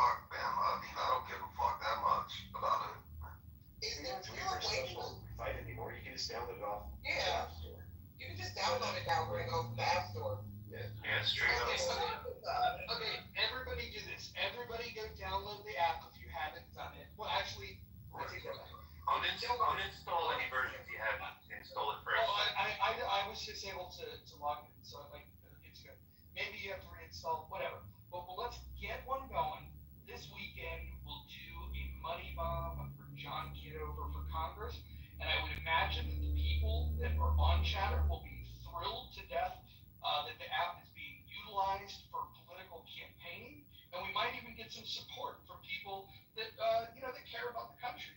Maybe there's people on that app that care about the fact there's $37 trillion worth of debt. Maybe. Because there doesn't seem to be a whole lot of people on this app that care.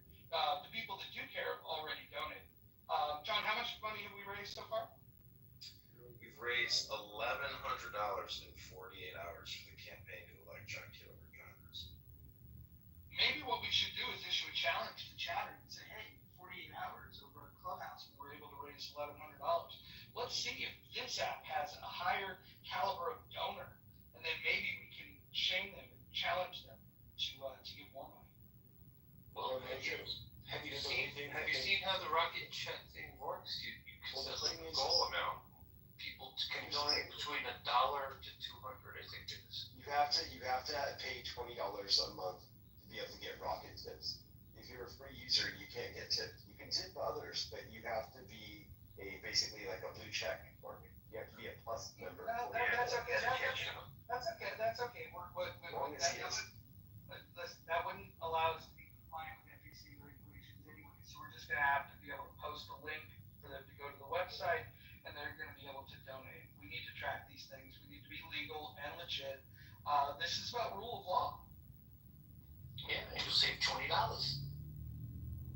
And you'll get you'll get to keep the percentage of the money coming in as opposed to 50%, because 30% goes out the door to the app store. This is an in-app purchase, and 20% goes to Chatter because they need the money. That's brilliant, though. If we go there and John, we money bomb John there, not through their rocket mortgage. I'm sorry, I'm just making that up. But the rocket tips, we do it through a Cash App or through whatever means donate as is set up for John. They don't get a penny of it. We're using the app without them getting a penny. That's actually brilliant. Why would they get any of the donation? I hear they're taking about, I don't know if this is true, but if I understood correctly, they take 50%. So if someone tips $200, you only get $100. They stole that idea from Fanbase. That idea's been right. That's correct. That's what they're doing. But so here's the plan. We're going to warm up to these things. We're going to go to Chatter next, and we'll do one this weekend. We'll raise some money, and then we'll wait a few days. We'll do it on Fanbase, and we'll work our way up to a big splash that we'll do on Twitter Spaces. That sounds like a plan. I have put in the chat code link to the antidote account if you want to donate right now. $5, $10, $100, $1,000. I know Brad, I was unable to convince him today, but Brad, I still hope you're going to join Team John to get to Congress. No, I will not be donating to the stolen valor candidate that is trying to represent and steal funds from a PTR that he took offline from somebody else. John, my problem with your running is that I do appreciate that you want to give women $15,000, $20,000 to have a child, but what's the backup plan there? That money is used towards a child, that the woman doesn't just have a child, it's the money and sends her child to the front door of the fire department or the hospital. The alternative is going to an abortion provider and spending $15,000 to $20,000 there. We're spending $1 billion a month executing 60,000 children, and I just think that if the woman has an option, 20% of women would probably opt for the check instead of having an abortion. It's my opinion. Maybe it's controversial, but that's my opinion. I would support you more if you didn't give money, period. If you want to have a child, but if you don't. Why are we giving money in the first place in that respect? You shouldn't have a kid if you need money. You shouldn't be having a kid. You should have money and be ready. And I don't think you understand. The money is going to get spent. It's $1 billion a month. I'm saying take 20% of that and give people the option. And I think you'd be surprised. People want money. They need money. They want to have babies. So if you want, ask the primary question: how much are we spending on abortion providers monthly, annually, and reverse engineer from there and take from there. No matter what your position is, I'm just saying, the money is flowing, so it's up to us to optimize the spend. We do have a poll up, and it's an interesting result so far. I think as we get more votes, we'll see different results. Plus, this is it's not even 4 o'clock Pacific time yet, so we haven't really hit prime up yet. So, for those of you that are here, we got 11 votes. Let's keep the votes coming.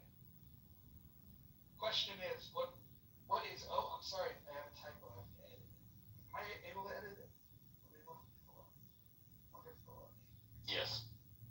They will? How do they let me edit it? I want to, not my answer, I want to edit the question. I put, what is? No, you gotta delete it. Yeah, fuck. Alright, but it's better than having a fucking typo, especially after we just spent an hour and a half talking about education. I can't even fucking get my goddamn words right. This is ridiculous. Alright. Don't be too hard on yourself, Mojo. It'll be okay. It'll be okay. It's because you've been a truant to my classes.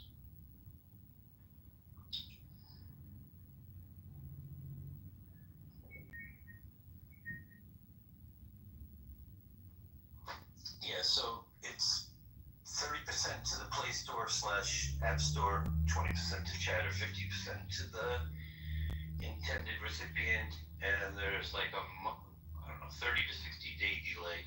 They hold it in escrow or something.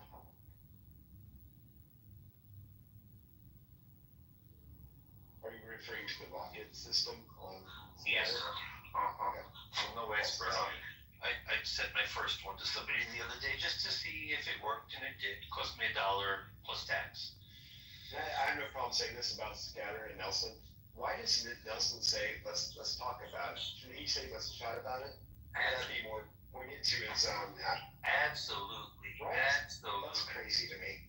You should say let's chat about it. So let's talk about it. Okay.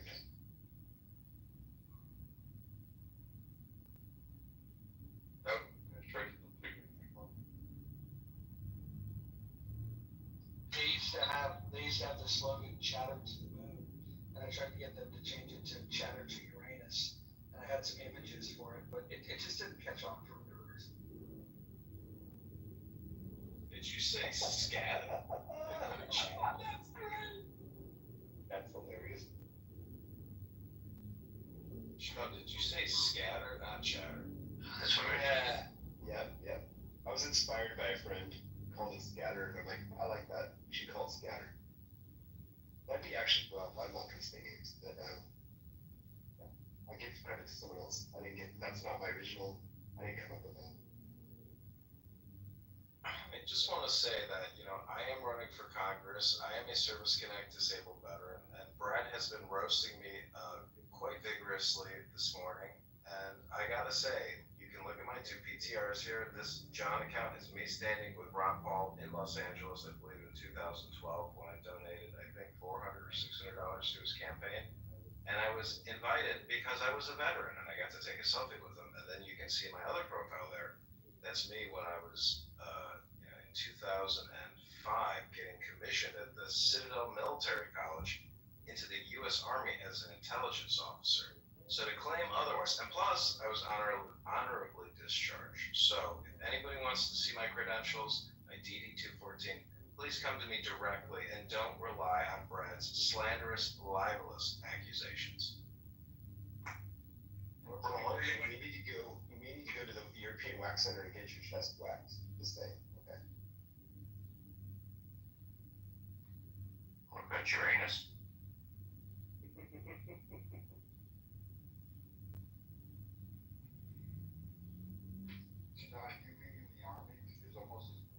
It's that there's a guy out there that wants to actually let Bima do oral on him.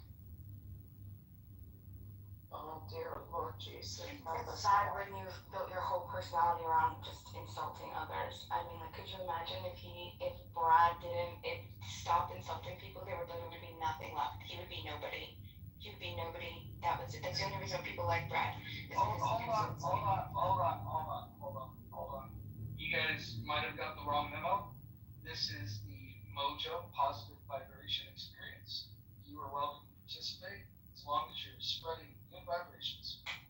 So why you cut me off when I got attacked first? Why didn't you go to the root source?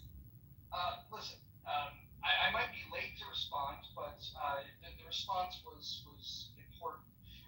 Let's do this. Let's go around the room. We'll go in PTR order. We'll start with serendipity, and we'll just say something nice. Serendipity, go ahead. Yes, sir.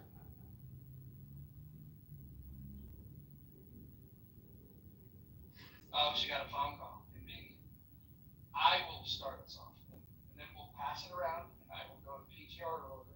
I want to say something nice. I want to say that I'm impressed that people have come together this week to get together to read together. I think that was a shared experience that was very rewarding. They've gotten together to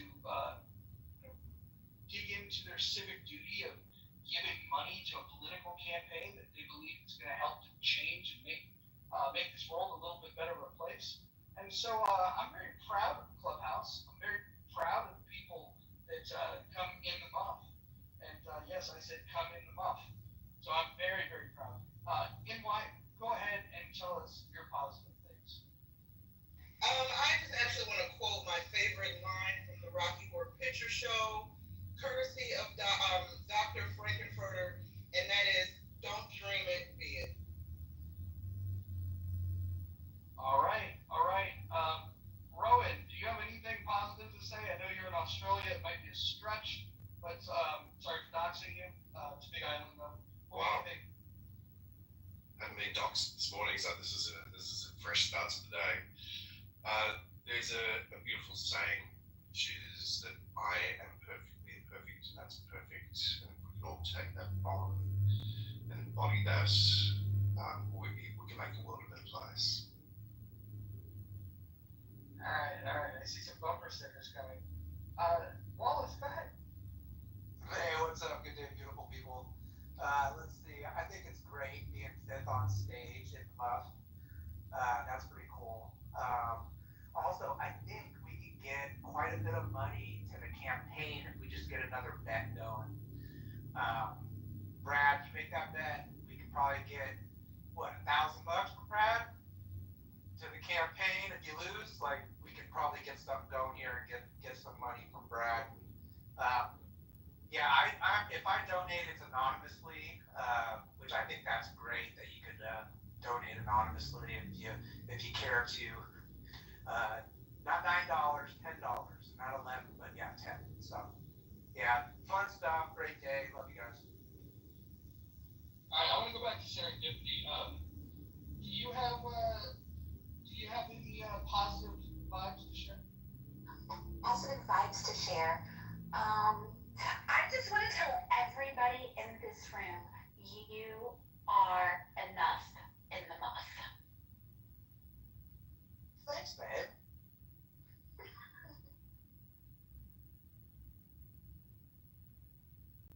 I've been told that before as well.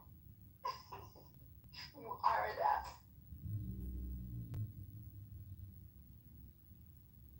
Whose turn is it now? Time Mark? No, John, it's yours. Yeah. John, it's your turn. Positive vibes in the muff. I think you have to ask yourself, what is the source of all positive vibrations? And, right now, I am laying in the sun in the dining room. Excuse me, time out. Could you mute up, please? I'm laying in the sun in my living room, and I am absorbing super positive sunlight, vibrations. These are photons. And what's interesting about a photon is a photon still has mass. And what I like to think has mass is our words and what we think and what we say. They come out so quick, they disappear into the ether. They're a little bit like a photon, but I think our words have weight. And so, if you're conscious or self-aware, you're aware of what you're saying. And as a candidate congressman for the 16th District of Illinois and a Service Connect disabled U.S. Army veteran, I just want to say that positive vibrations are always now. That's the secret source. It's the NOW. And I hope right now you are relaxed, you are breathing, and you are at peace because, friction causes disharmony. And, negative speech, just like quoting RoboCop. I met Peter Sellers at Equinox. I met the RoboCop and I said, "Are you him?" He says, "What do you mean?" I said, "Are you RoboCop?" He said, I'm RoboCop. And I said, you know, my dad was a cop for 30 years and he used to quote you all the time. He said, what was your dad's favorite quote? I said, bad language makes for bad feelings. So if you remember that and you are in control of your positive vibration and you hold on to the center, you'll always remember that, you know, the way you treat other people is the way you want to be treated. And so if you speak with anger, you're going to create anger, and the feedback loop is always anger. So speak with peace, speak with love, speak with joy, and it's generally returned to you. This is candidate Congressman John Kitover from the 16th District of Illinois, sitting in the sun, wishing you all super positive vibrations. Not bad, bad feelings made for that language. Well, time up. It is your turn. Share some positive vibrations. Yeah. Wishing everybody an amazing rest of your year. If you want to have a good laugh, I have a film that's being re-released into theaters. They added 500 to 600 more theaters, but it starts October 19th at AMC, and I'll find out more about the other theaters that are releasing it this fall. It's called Last Dragon. You'll have a lot of fun, I guarantee it. Don't take yourself so seriously. Just have fun. Awesome. I will be there. Brad, would you please share positive vibrations? My positive vibration is that I changed my mind on the abortion stance. I think a lot more people like me should have been aborted. Well, okay. Positivity is reigning supreme here in the month. Gringo, share your positive vibrations. Yeah, man, I'm just a good person that loves good things.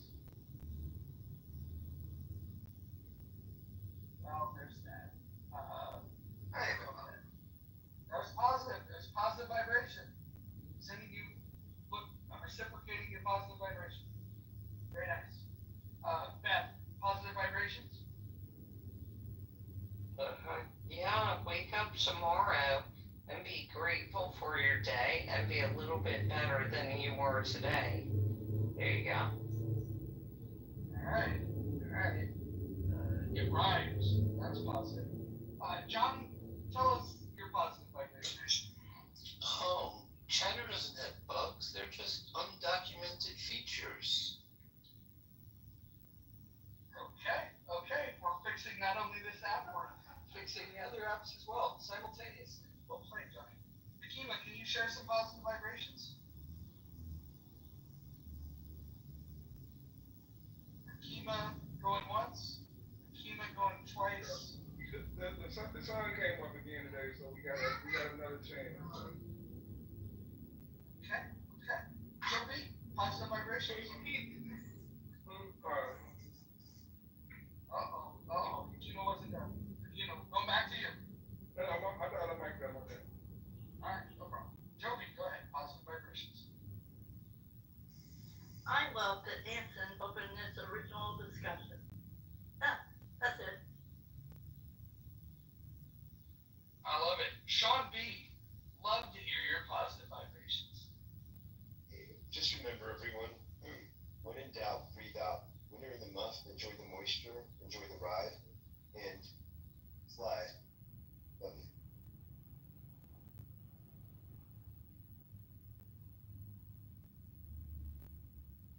Okay. Ashley, it's your turn. Positive vibrations. When life sucks, there's always books to disappear in. Books, otherwise known as the world's greatest external hard drive. We learned that here. Wow. Marshall, positive vibrations. I'm doing good. Didn't sleep, but back to out of town tomorrow. Buddy of mine, married to his having a spouse party. Alright. Well, those are the positive vibrations. We're going to try to minimize the negative vibrations. But sometimes you got to keep them vibrations coming. Quite happy up here. We got a nice little poll going. Hopefully people are responding to the poll. For whatever reason, Matt Cool thought he was too good for the poll, hasn't responded yet. No pressure to Matt Cool. Beth is not responding. Ringo's not responding. Timeout's not responding. Roe, Wallace is responding. Did you just announce it, or did you announce it earlier? the poll has been up for a while, and there's typically visual cues. All you have to do is look them up. What's that Can I make a quick What's that comment? positive vibration? Well, I'm positive I posted it. Just a quick note, as you do your campaigning and fundraising, people like Rohan cannot give any money. Yep, Well aware of that. Well aware of FEC regulations, and in fact, until $5,000 is collected, there's no need to even properly file all the paperwork. So we'll cross that bridge when we get to it. But hey, you foreigners, you cannot give any money. We'll reject it. Oh, so Rowan, you can't write that $10,000 check? He might as well go ahead because it's all fraudulent from whatever. And it's the biggest troll that's on this app right now. So if you go to the antidote page, the rules on contributions are at the bottom, and Abby is correct. Rohan would not be allowed to contribute. Please read the rules before making There's any a number of donation. people and a number of entities that can contribute. It's pretty strict, the rules, the congressional rules. And I mean, the civil penalties can be substantial. You mean like pretending you're a military veteran and soliciting funds under that name? The fact that you didn't even know what epaulets were and you called them pamphlets, which is absurd about your own uniform, and the fact you never served as an officer, and then your PTR shows an E7 rank on your own fucking sleeves. Brad, you did this earlier today, and with everything that you disputed, there was evidence to show that those claims were incorrect. We've shared links. We shared links in the chat of his experience and time he spent at the Citadel, and at this point I don't even understand what the criticism is, because you produced zero evidence to back up your claims, and you've been refuted with visual evidence as well as documented links that verify who John is and his background. So let's see. He said he was a sergeant in the Army, then went to be an officer through the Citadel. Cap. Bullshit right there. That he was a butter bar for 4 years. Again, cap. Bullshit. Doesn't work that way. Also, the uniform that he has on, cap. Bullshit right there. It originally said kitchen. That's why it was changed. And now it says Kitover. So either he's faking taking a name and using somebody else's, or which again would be stolen valor because he's raising funds under that guy's, which you would be also part of that conspiracy to do that if you actually know or willingly knew that. And then that's a federal crime. I hate to tell you that. That comes with actual repercussions. And so if you are collecting favors or gratuity or funds and utilizing the image of a veteran, and you're doing it under the name of the veteran, and you have not served, that is stolen valor. So no, this idiot Edmund who spends his day with 20 phones in front of him in his underwear and living off of lithium and playing fucking EDC in the background and thinking dubstep is going to make a comeback. No, this motherfucker, if he did serve, he was discharged because he was batshit crazy, and he didn't go through the Citadel. And he also couldn't even remember the first two sentences of the oath he took. Well, hold on. You can Google John Kitover Citadel, and you can. Okay, so why don't we bring up right now? She's got a lot of experience in the Army, and she's got contacts all the way through. She can go search this down, and she can go right down to the grid and make sure that who you're collecting funds for and this person on stage are the same person. We can do that game. I'm just going to take stolen valor, and you're collecting money on it. That's the fucking problem I have. That's a line too far. I mean, you could actually continue to say Monica's a great looking girl. No, that's not true. But I mean, stealing under a veteran's name, that kind of, it's shady. It's shitty. Brad, you making the claims that you're making and getting it proven to be untrue as it happened earlier today, I would just ask Abby. Abby, can you tell Brad what the consequences are for slandering somebody in such a way? I mean, it's going to be a civil case, so it's whatever the damages are. That's, it matters what state, it matters what the damages. So if you were to slander somebody and make an erroneous claim that he is committing stolen valor, and the evidence is proven, and then after the evidence has been shown to continue to repeat these things, I don't think a court would look upon that very favorably. Did Brad say it was his opinion? No, he was stating Brad, it did as you say it as an opinion, it's your opinion? That is absolutely my opinion. Into it, this idiot, go ahead. But this is the biggest troll and scam that's going to go through. This reminds me of all those early Clubhouse days where people paid for fucking courses on real estate and how to get rich. This is grifting. This is bullshit. You don't believe me? You can go ask Brad. You can go ask a number of people who are like, yeah, this is a completely crackpot made up fucking troll.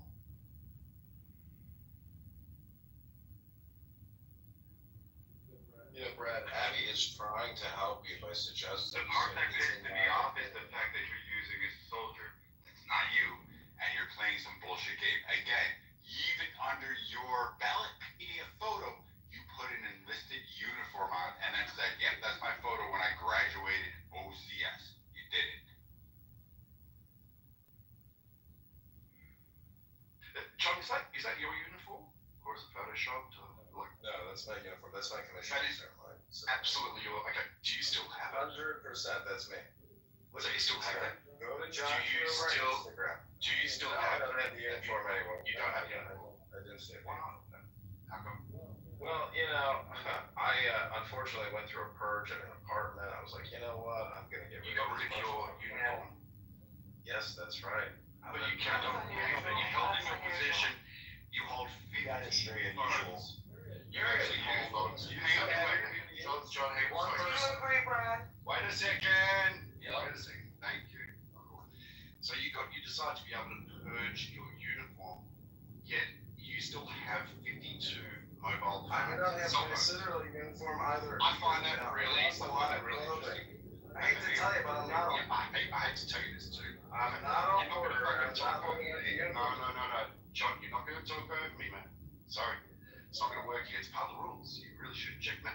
And we're here for good vibes in the month. Okay? I'm just highlighting that I find it incredible. Hang on, no, Joe. Let me just highlight this just very quickly. It is nuts that this guy has 52 cell phones. Okay, but doesn't give his uniform. Real quick, I'm gonna jump in. Listen, if you guys don't like the amount of electronics that somebody possesses, that's totally your opinion. But when somebody is making a claim that a person's identity isn't their identity and trying to slander them, that you could be held liable for that. This is why we have rules around slander.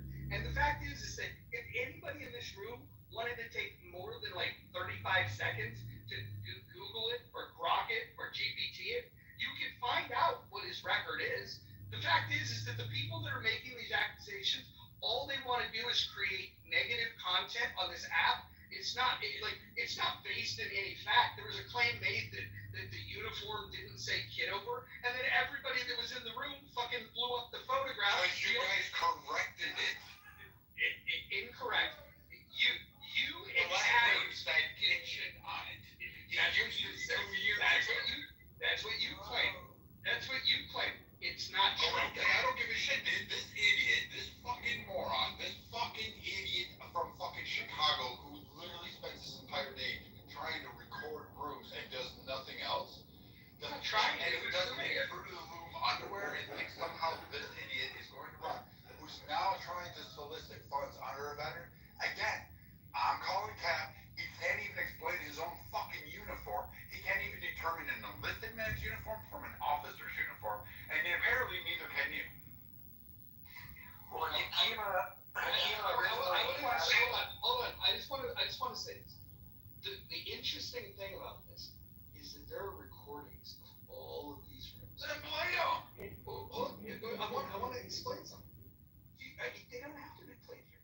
There's recordings of them, and if people are lying, if people are committing slander, or if somebody was crazy enough to lie about their background and file under a fake name and use fake photos, all of those things can be punishable by law.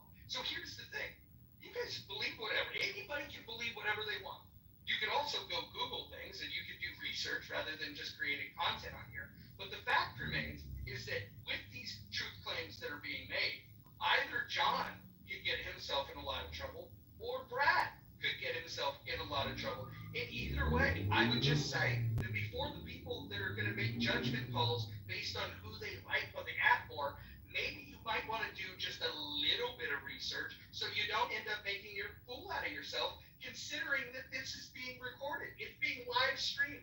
The FBI can have access to all of this. Any court in America can have access to this, and people are talking freely about their claims. One person is claiming to have a background in the military and he's running for Congress. Another person is saying that that's a lie. One of those two things is true. Quick question, Mojo, sort of have you and John, I'm very curious about this evolution because just a few weeks ago, you were John's biggest target. He has a catalog of you and many of us talking shit about you. Have you reached some type of detente or agreement? Why is this happening? Why are you boosting him so hard? Well, I've spoken about this multiple times, and I'm glad you brought it up because it's a good thing to bring up. If there's anybody on this app that should be critical of John, it's me. There's nobody that's been who's had more profiles made in their name, streamed on live in my name. I have been the target of his streaming more so than any of you on this app. So I have more reason to say, hey, what the hell are you doing, man? Some of you are a little more fragile than I am, but that's a whole different story. The reason for the change of heart, because I used to think, what an asshole, like without consent, this is a dick move. But then Clubhouse, with their wisdom, they changed the rules. What Clubhouse did, whether you guys recognize it or not, and by the way, anybody could always be recording these rooms. You should assume that like a screen record can happen on any room at any time. So if anybody thinks that the hate speech that they use in other rooms, and there's people that are on the stage that are guilty of saying things that are fucking highly illegal to say, and there's recordings of, and they're among the ones that like to do the finger pointing the most. But what I will say is that Paul and Rohan, what they did was they created an option where people could come into the room anonymously, stripping the moderator of the ability to remove them from the room. So when that happens, I no longer had the ability to toss people out of the room that were streaming the rooms. So I had to do this thing called face reality. And this is something that maybe everybody in this room might want to look up in facing reality and reconcile that sometimes you have to accept the world the way it exists. And so with this world in which it exists, we're on this app. This room is being streamed, whether you like it or not, and it has been, whether you like it or not, for quite some time. I no longer have control. John can tell you how many times I've had his accounts clipped, how many times I've removed him from the room, how many times I've told him my critiques of what he's doing. But no longer do I have that. The app itself that I voluntarily, just like all of you voluntarily choose to log in and participate in. You guys are in this room knowing it's being recorded, and you guys are here.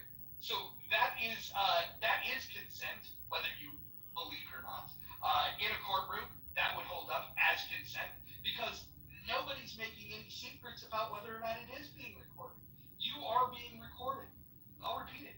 You're being recorded and you're being streamed.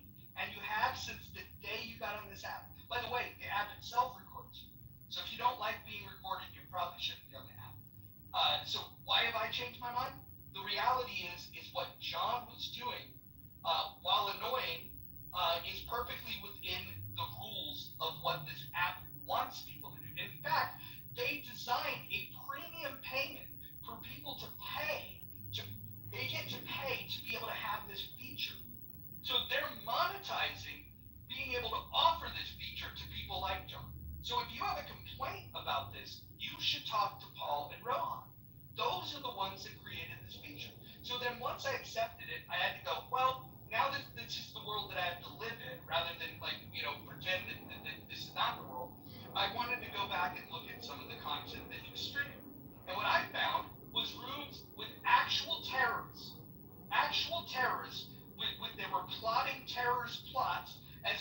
as conducting recruitment in terms of sex trafficking. You guys might be aware of those rooms. Maybe you're unaware of those rooms.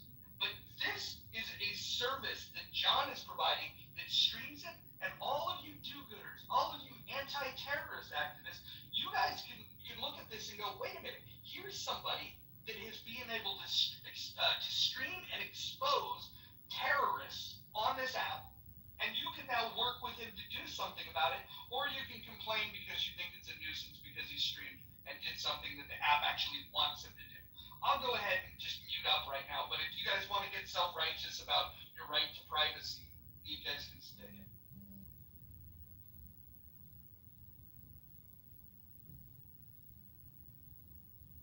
Well, I just gotta say, that's one of the greatest endorsements I've had yet for the campaign to elect candidate congressman to the 16th District of Illinois. And yes, I am a Service Connect disabled veteran.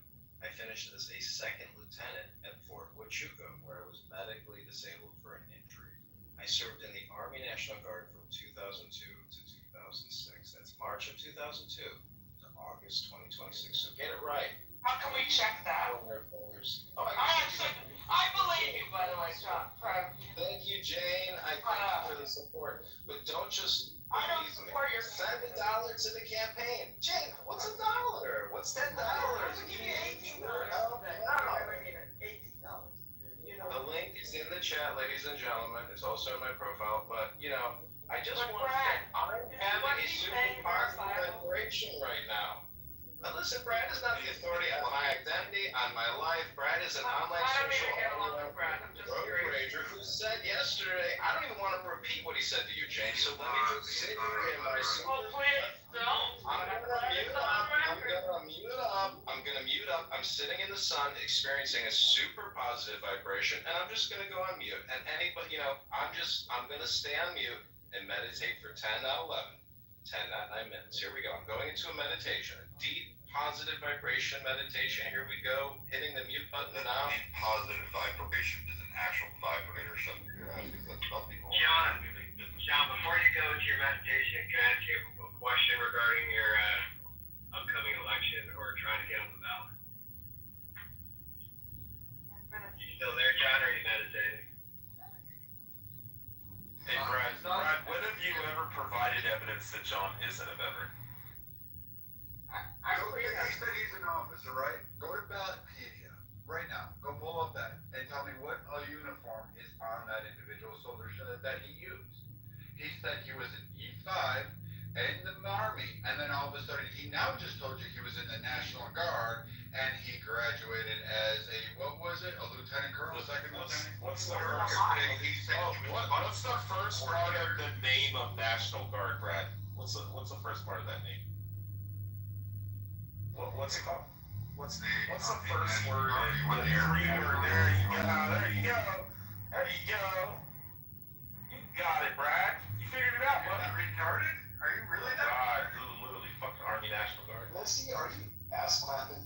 No, this is just Brad, it's one thing to say that he's not the rank or that he's not an officer, he's not even an officer, that's one thing.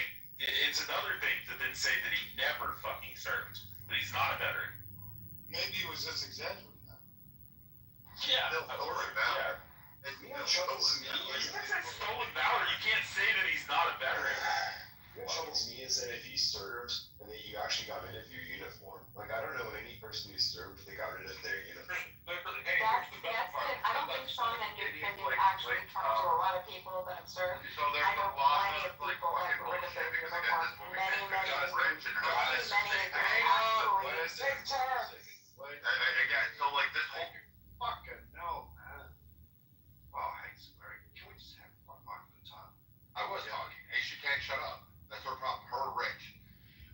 It's the same people with the same problem. They should, in between whatever they had. But I'm just gonna sit there and say, again, if he's claiming to be an officer, then she'll go out there rich because you're retarded. He cannot say he went to the Citadel and spent 8 years doing all this. He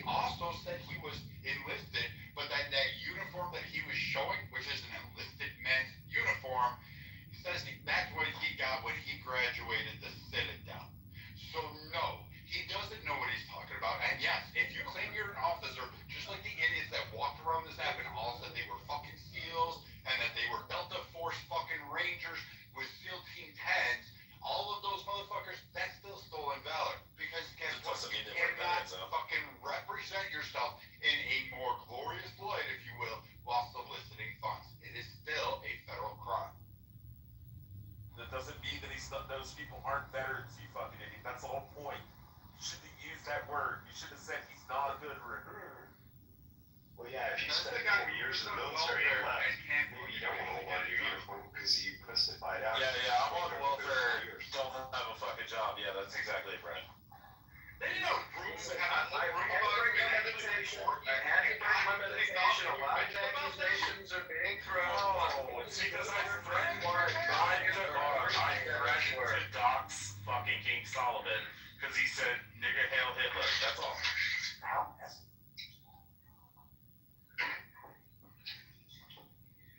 That was a quote. Hey, Brad. So unacceptable. No, we've already went through this serendipity about Monica making quotes. One mic. Hey, Brad. If we're just saying this true, one mic. Guys, what's a little background? What's going on? Tom, Mike, is that you, or is this somebody else? No, moved it up. Yeah, thanks. Yeah. Hey, Brad. You've laid it out. At this point, you did what you're supposed to do, and you laid out what you're saying, and let everybody else sit with it. And I agree, Playback. Look, you guys want to donate. You gave over $1,000. Like, I mean, it's not the worst thing. People gave like $100 on an app. Morons like Rich, like Beeman, like others that fucking ran little fucking scams. Like, go ahead, give your money. I'm just telling you, he's not going to money. He's not going to win. He's not running, and he's soliciting funds. I didn't think it was good either. Yeah, I don't believe John's actually running for Congress. Brad just made me sit up and leave. It's crazy. I wondered about that because I've seen him on the apps so long, or it just isn't. Wouldn't it? And I'm not into politics. I'm learning. I'm coming into this room. I'm learning. But what does a congressman do? They go out and they raise funds. Isn't this what they do? They knock on doors. What do they do, Brad? What do they do, guys? Pull up back up from the funds or campaigning. You have to knock on doors to get elected. You actually have to have town halls. You have to have meetings. You have to meet your constituents. This motherfucker.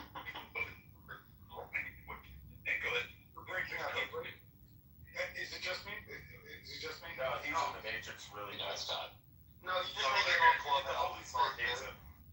So, fuck your Holy Spirit. Hey, guys, so the whole idea, Mac, is that they're supposed to represent their constituencies to fight for both federal dollars and appropriations and projects that exist within their area, as well as to represent the people on a national scale.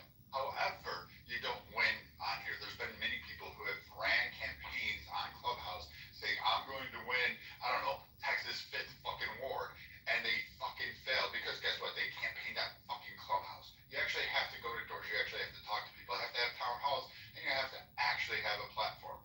This idiot who spends his time with 20 phones in his underwear is not campaigning. He's not running for anything.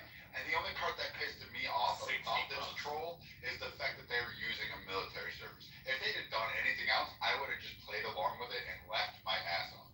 But because you're using a veteran, which will trigger a lot of other people who are service-related, service-connected, to donate, that part pissed me off. And Roger knows better than that because, again, I hold him and Edmund in the same category. This is bullshit. This is crap. Well, John, did you serve in the military? Or did you go to the Citadel or no? P.T. John Kitover. Thank you, Rich. I'd be happy to reply to that question and completely refute what Brad is doing here. I graduated from the Citadel in 2005 as a second lieutenant in the United States Army National Guard Military Intelligence. That was my commissioning, and you can see, is it in my other profile? Yep, go to the other John profile on stage. That's John Kitover, aka me.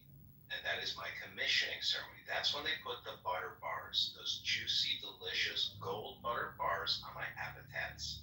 And in the front of that Class A uniform, which is not a enlisted soldier's uniform, it's Class A. I think everybody has the same Class A's. And so, as you can see there, that is a military intelligence insignia on the front part of my left breast. Wait, so you're saying you were enlisted first and then you went through OCS? No, I did what's called the SMP, Simultaneous Membership Program. I did infantry school at Fort Benning in the summer of June to August of 2001. And then I was a PFC, then a specialist, then a sergeant in the South Carolina Army National Guard. And upon graduation from the Citadel, I was commissioned as a second lieutenant into the Illinois U.S. Army National Guard as a military intelligence officer. I worked on 18th Street here in Chicago, where we studied interrogations, linguistics, and then I went to officer basic school at Fort Huachuca, Arizona for U.S. Army military intelligence. While I was on duty serving this country patriotically in the deserts of Arizona, marching up and down mountains, watching illegal aliens cross the border, I was injured and I was medically discharged in August of I hope you guys are recording, in August of 2006. I am complete. What was the injury, John? Everybody, this is just a bunch of hypnosis. This is a bunch of hypnosis. Hold on. What was the injury, John?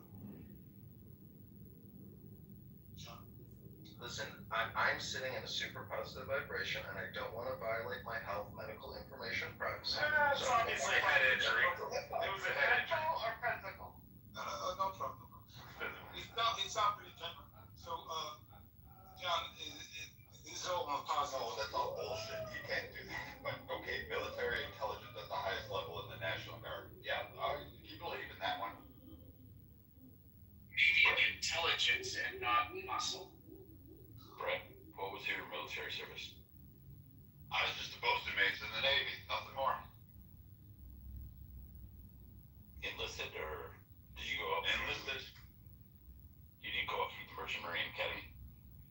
I didn't need to go to the Merchant Marine Academy. I just needed to go out and get my Coast Guard papers and then sign up as a sailor and then graduate.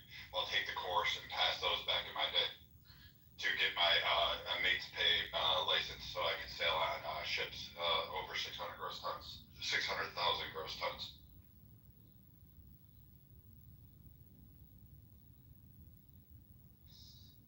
Yeah, so John, how do you, because Brett was explaining how a congressman traditionally, runs for Congress, right?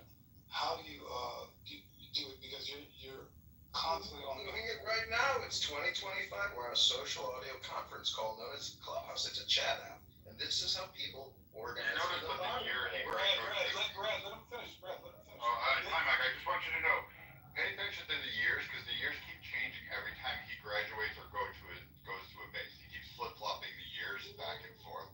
So apparently, he keeps graduating the Citadel every fucking year since 2005. Yeah, I got you. I wanted him to ask the question. Let him ask, please. John, can you answer that? Listen, I graduated the Citadel 20 years ago in 2005. What is your question, Tamar? Yeah. So Brad laid out, because I don't know a lot about politics, right? I'm not into an actor, martial arts. What is the Brad laid out a process for traditionally what a congressman would, or somebody running for Congress, what his in and out day looks like, knocking on doors, raising money. I see you on Clubhouse a lot. How do you go through your day? What do you do? You said knocking on doors, raising money. What do you think we're in? We're in a house. You gotta knock on doors and rooms and houses, and we are raising money digitally. But right now, I'm sitting in the sun tanning and campaigning at the same time, causing all kinds of gossip and controversy. I think I might be doing a pretty good job. What do you think, Tom? Okay, I'm just asking. I have no idea. Raising $1,000 is peanuts, so I don't think it's a good job, to tell you the truth. So it's been what? How many days? How long have you been running for Congress or trying to raise money? I'm going to take a break from answering any further questions for the next 10 minutes and continue my meditation. You go do that. That's no problem. Here's my thing though, and I'm not gonna shade John's political endeavors at all, because I don't know this man personally, but I will say this, and I've said this to John, he might have in a previous room, he may not remember when I said, I will not be surprised if a year from now, if John releases some sort of documentary about his journey on Clubhouse and recording all of us and his journey in politics, some sort of Borat style mockumentary, and that this was all a joke and all, just his journey, him documenting the experience experience of trying to run for Congress and all the red tape and the political hoopla that he has to jump over, et cetera, et cetera. I'm not saying John is trolling us and that he's faking it, but I won't be surprised if we find out this has all been one troll social experiment or some sort of mockumentary about John's life. Hey, nah, you know what? You better get in line. You better get in line. You better get in line because there are a lot of people on here that do that. Not in this chat particularly, but around here that have been pitching these types of mockumentary things about Clubhouse. But I just want to make sure that like they said in the chat, you nailed it. I just want to make sure if I'm featured in the documentary that I'm invited to the premiere. That's it. That's all I ask. I'll be your date. Right on. It's a deal. Well, Nah, you're right in line. Go ahead. Do it in New York. Ashley, I think you wanted to say something? Yeah, like if he's running in Illinois, how is being in here campaigning when I haven't ran into a lot of Illinois residents? Like I think there's only been like 2 or maybe 4 on the entire app. Yeah. So you'd be getting 4 voters, and most of them are not even in the district.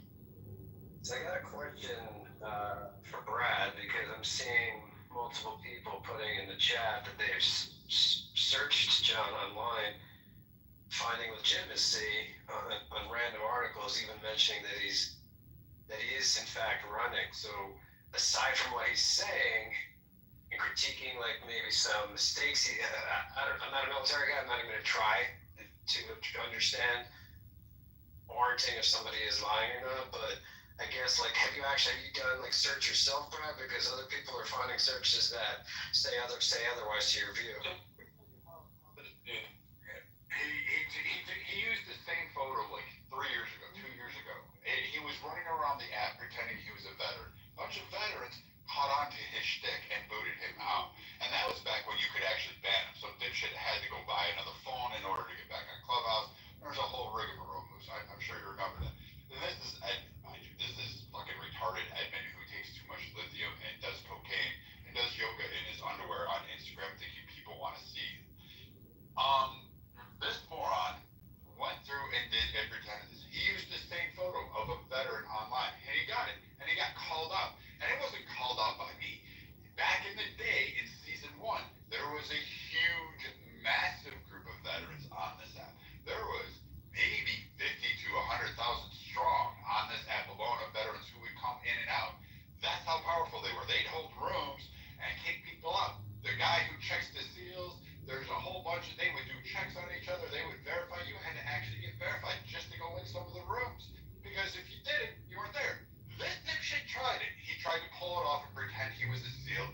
He said he was better than Chris Kyle. He was the one that he trained Chris Kyle with it. Which, again, that's a whole different fucking thing. So he uses this guy's thing. Then he changed his whole stick. And now you have Roger and him doing a troll. I don't know for what purpose, but please don't give your money. And again, he can't do it. He said he served from 2002 to 2005 or whatever it is, or 2005 to 2008. He's not going to have butter bars for 4 years. He's not going to be military intelligence in the fucking National Guard. Like, I don't know what to tell you guys, but you can go ahead. And the fact that this scam is basically him copying somebody, and all he did was go on Ballotpedia and put his name in and register it. Which, I guess apparently, there have been complaints, because if you dive a little bit further, there's actually some complaints. And the fact that you're actually soliciting, John, funds, utilizing an image and a person that's not you, and you're sitting there saying, oh, this is all me, this is what I do. Okay, fine and good. Well, once you hit a certain mark, that becomes federal, and I think it's actually criminal now, because you take one penny, and I think Trump signed that into law in his first term, and I think Biden left that one. So I'm pretty sure that a whole lot of people will actually probably go out to Chicago and come looking for you and saying, hey, you're collecting money on behalf of veterans. It's kind of shitty. And again, I don't have any smoke. I know what John looks like. Wait, what documents or paperwork would he have to provide for you, Brad, to shut the fuck up? He'd have to provide the fact that you actually were able to get. No. We're just asking, like, what documents do you want to see? Because he's already offered to give up his discharge papers. I don't think he has them. I think he poached them online. He said, I will send my discharge papers to anybody on here. He's open about. He has his fucking address, his phone number, and his full fucking legal given name on his fucking profile. Like, you don't think he'll send you his discharge papers? No, because you're just being fucking Initially, you said that he wasn't. Initially, you said that he wasn't a veteran, and then you changed it and said, oh, now it's. Yeah, we're not going to do this, guys. Nine, do you want to take that? Yeah, I was just saying, we need one mic, everybody. No, hang on, I got it. I got things. Craig, we've got one mic here. Okay, well, you don't have to yell at me. No, I wasn't yelling. I was trying to talk, and you were talking over me. I was talking to Nye, would you like to take from you? No, I don't need to say anything. Go. Yeah, no, it's all good. So initially you said he's not a veteran, then you changed it to stolen Hey, valor. Rich, I think you're still Like, it's just fucking fucking moron. stupid, You got called out for unemployment. You got called I out didn't call you for called out for on unemployment. that shit. And again, I don't take words from people as gift. You're one of them too. You're just up there with them. You got called out in a room, and people actually reported you to the Texas unemployment office because you were scamming that shit.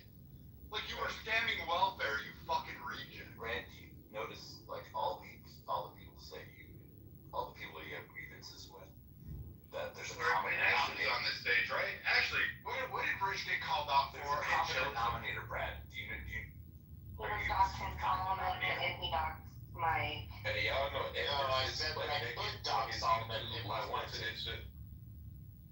Brad, I never actually doxed anybody.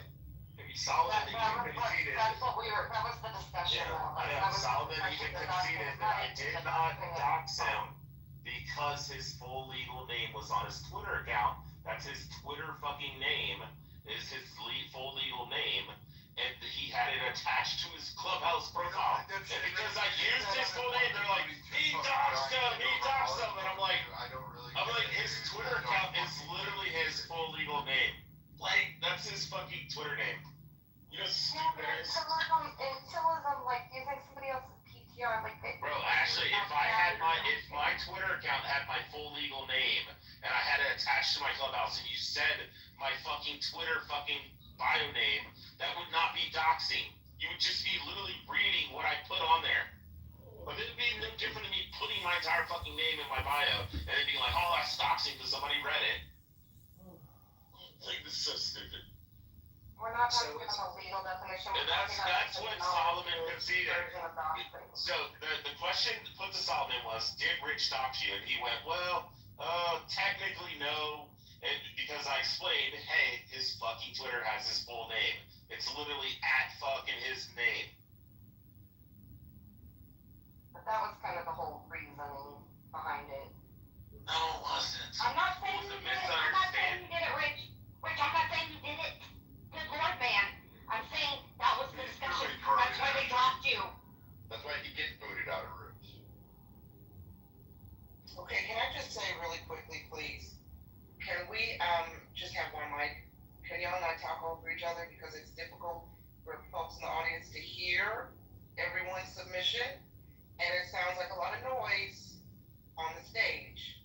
So please, just one mic. Also had other people on the stage trying to contribute, and they can't really get a word in edgewise because everybody wants to talk all over themselves. So let's go back to the house rule and not interrupt each other. Wait, quick question to Baby in the chat. Is Nye McGee the new Jasmine? Baby, who is Jasmine? I'm curious. Who's Jasmine? Oh, you know that guy. Timac, I don't care if you donate to Dr. Jasmine. Right, it's time on. Timac, I'm sorry, dude. I don't care if you donate. Donate away. I'm just letting you know. I'm not donating. This is a troll, and like idiots like Rich. If idiots like Rich are supporting it, you should fucking run.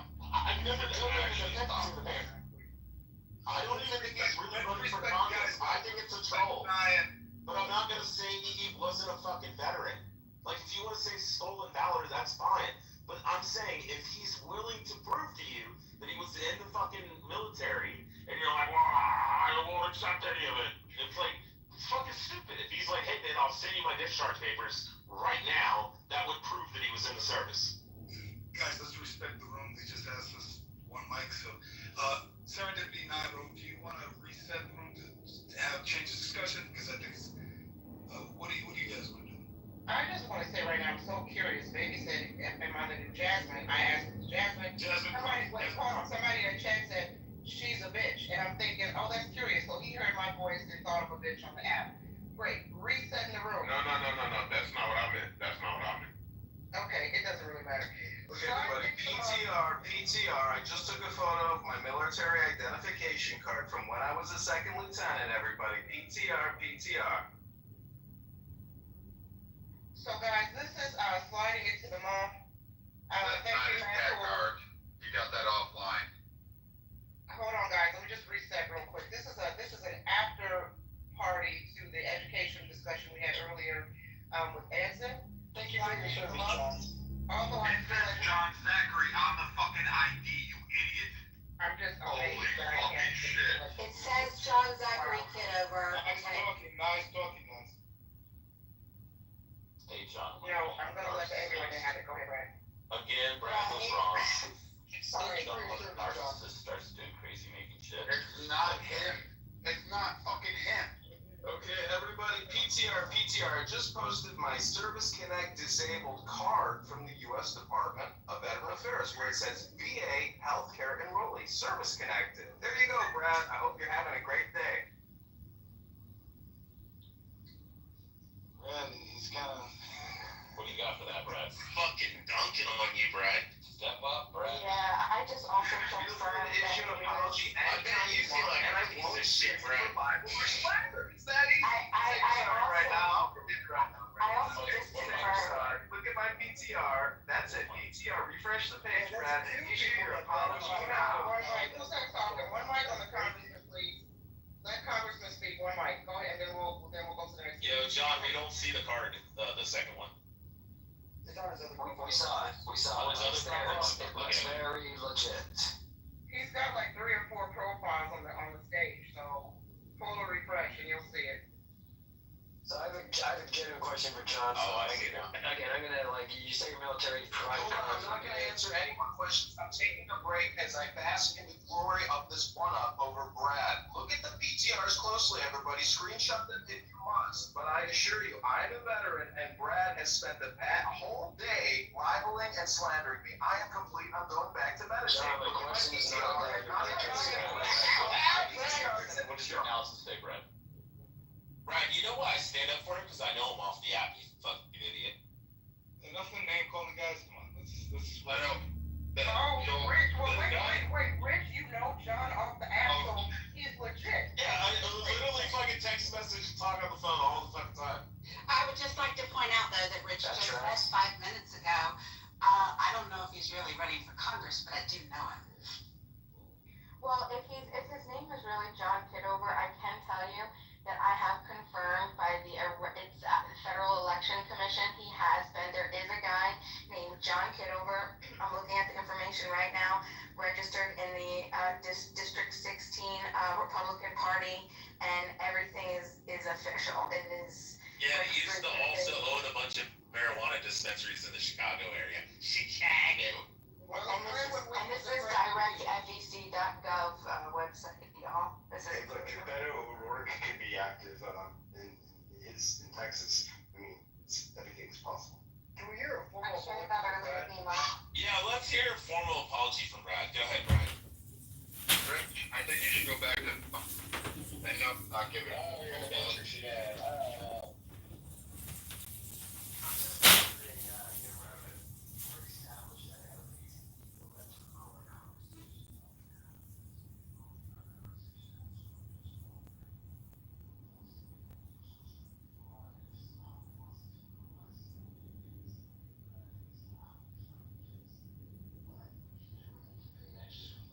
John's answer. For what purpose were you recording 75 different people's conversations without really them knowing, it doesn't really build trust, which a lot of voters actually kind of care about. Well, guess what I'm doing? It's a duplicate. The Digital Surveillance Act, they're already recording your conversations on top of Clubhouse recording your conversations. So I'm just trying to save the voters money. Duh. So John, as a nice guy, looks like you can't possibly be running. And anyone, like you seem legit as a veteran, but if you're really going to debate in that fashion, like it doesn't make any sense for someone to put all their energy into recording random conversations versus actually going out and helping the community of what you're running for in the district. Yeah, it's for a mockumentary, and that's cool, John. I support your mockumentary. I want to add one little, another request to when the mockumentary comes out. Not only do I want an invite to premiere, as you may or may not know, I've worked in the entertainment business for the past 20 years. Half of that time I worked as a celebrity news reporter. So I want at least dibs on when you're doing your big media blitz tour, please consider me for an interview. That's what you can do for using my likeness and image in your social experiment. I just wanna mention that if a dog named Buddy the dog can win and be the fucking mayor of Rapidash, Kentucky, right? Sean Kitover, yeah, that's my hometown area. Within like 20 miles of there. So it was actually my cousin's best friend's dog who actually won. Buddy the dog won as the mayor, and then they had a potbelly pig and a donkey and a rabbit and all that kind of shit. They did fundraisers for it. So if that can fucking happen, then John Kitover could fucking register to run for Congress. Doesn't mean he's actually gonna fucking win. So who cares? But can y'all explain to me who's Edmund? Y'all call him John and Edmund. Who the hell's Edmund? Long bullshit story. Yeah. Okay, got it. Oh shit, Keegan's here. It refers to East. Say something. Don't ask him about Elon Musk. Say something interesting. It's interesting. They're very serious and illegal. So I wish we could get to the It's very interesting. Yeah, we're all. Wait, I'm gonna give it to Reggie. You guys, didn't Keegan try to hold the room saying I wanted to rape his 2-year-old daughter? Okay, let's ran from that. Yeah, Rich and Keegan are the models that I'm going to. Here's something I'm going to tell you both to do. Go fuck yourselves. And you know what, Keegan? I think when your wife gets back, have her come visit me because you know what? I'm sure she's going to be tired after having that many dicks in the African continent. Hey, Brad, we'll talk. Keegan has your ass and Now is probably a good time to read the house rules.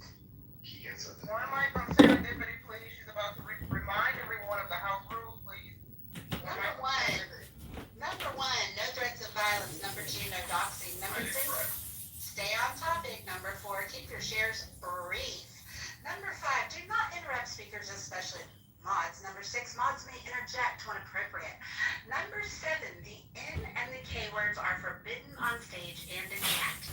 Number eight, don't spam the chat. And that number seven includes quotes.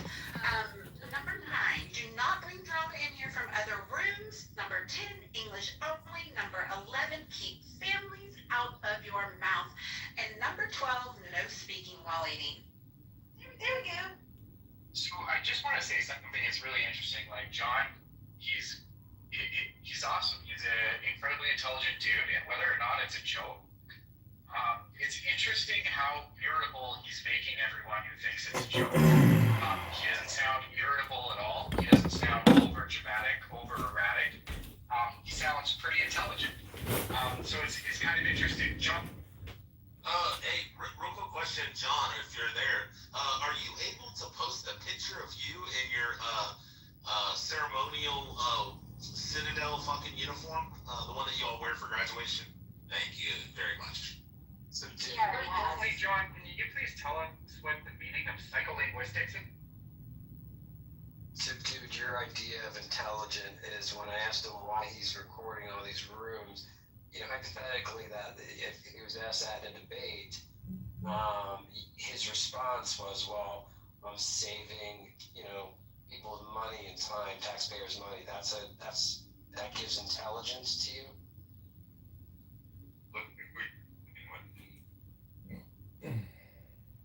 Guys, we're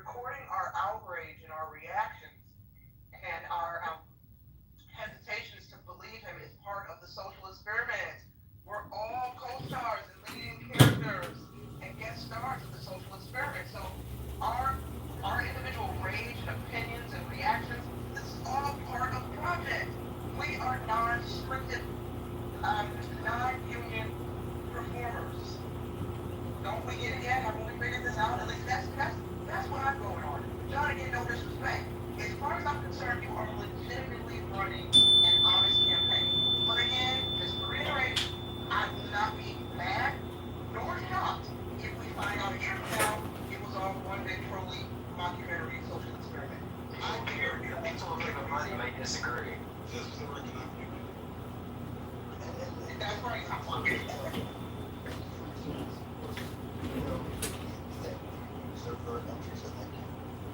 Sorry, Tom, that was my bad. What did you say? nice and non-union just work. I'm union.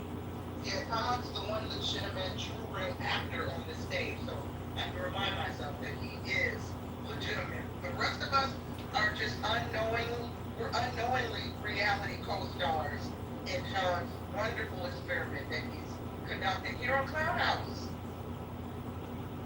Hey, John, I agree, but nothing takes away from his intelligence, right? Nothing anybody said takes away from his intelligence. Dude, I'm gonna drop bombs real quick. Hey, John, could you please just click on my PTR or pull to refresh? Click on my image and tell me what that is a picture of.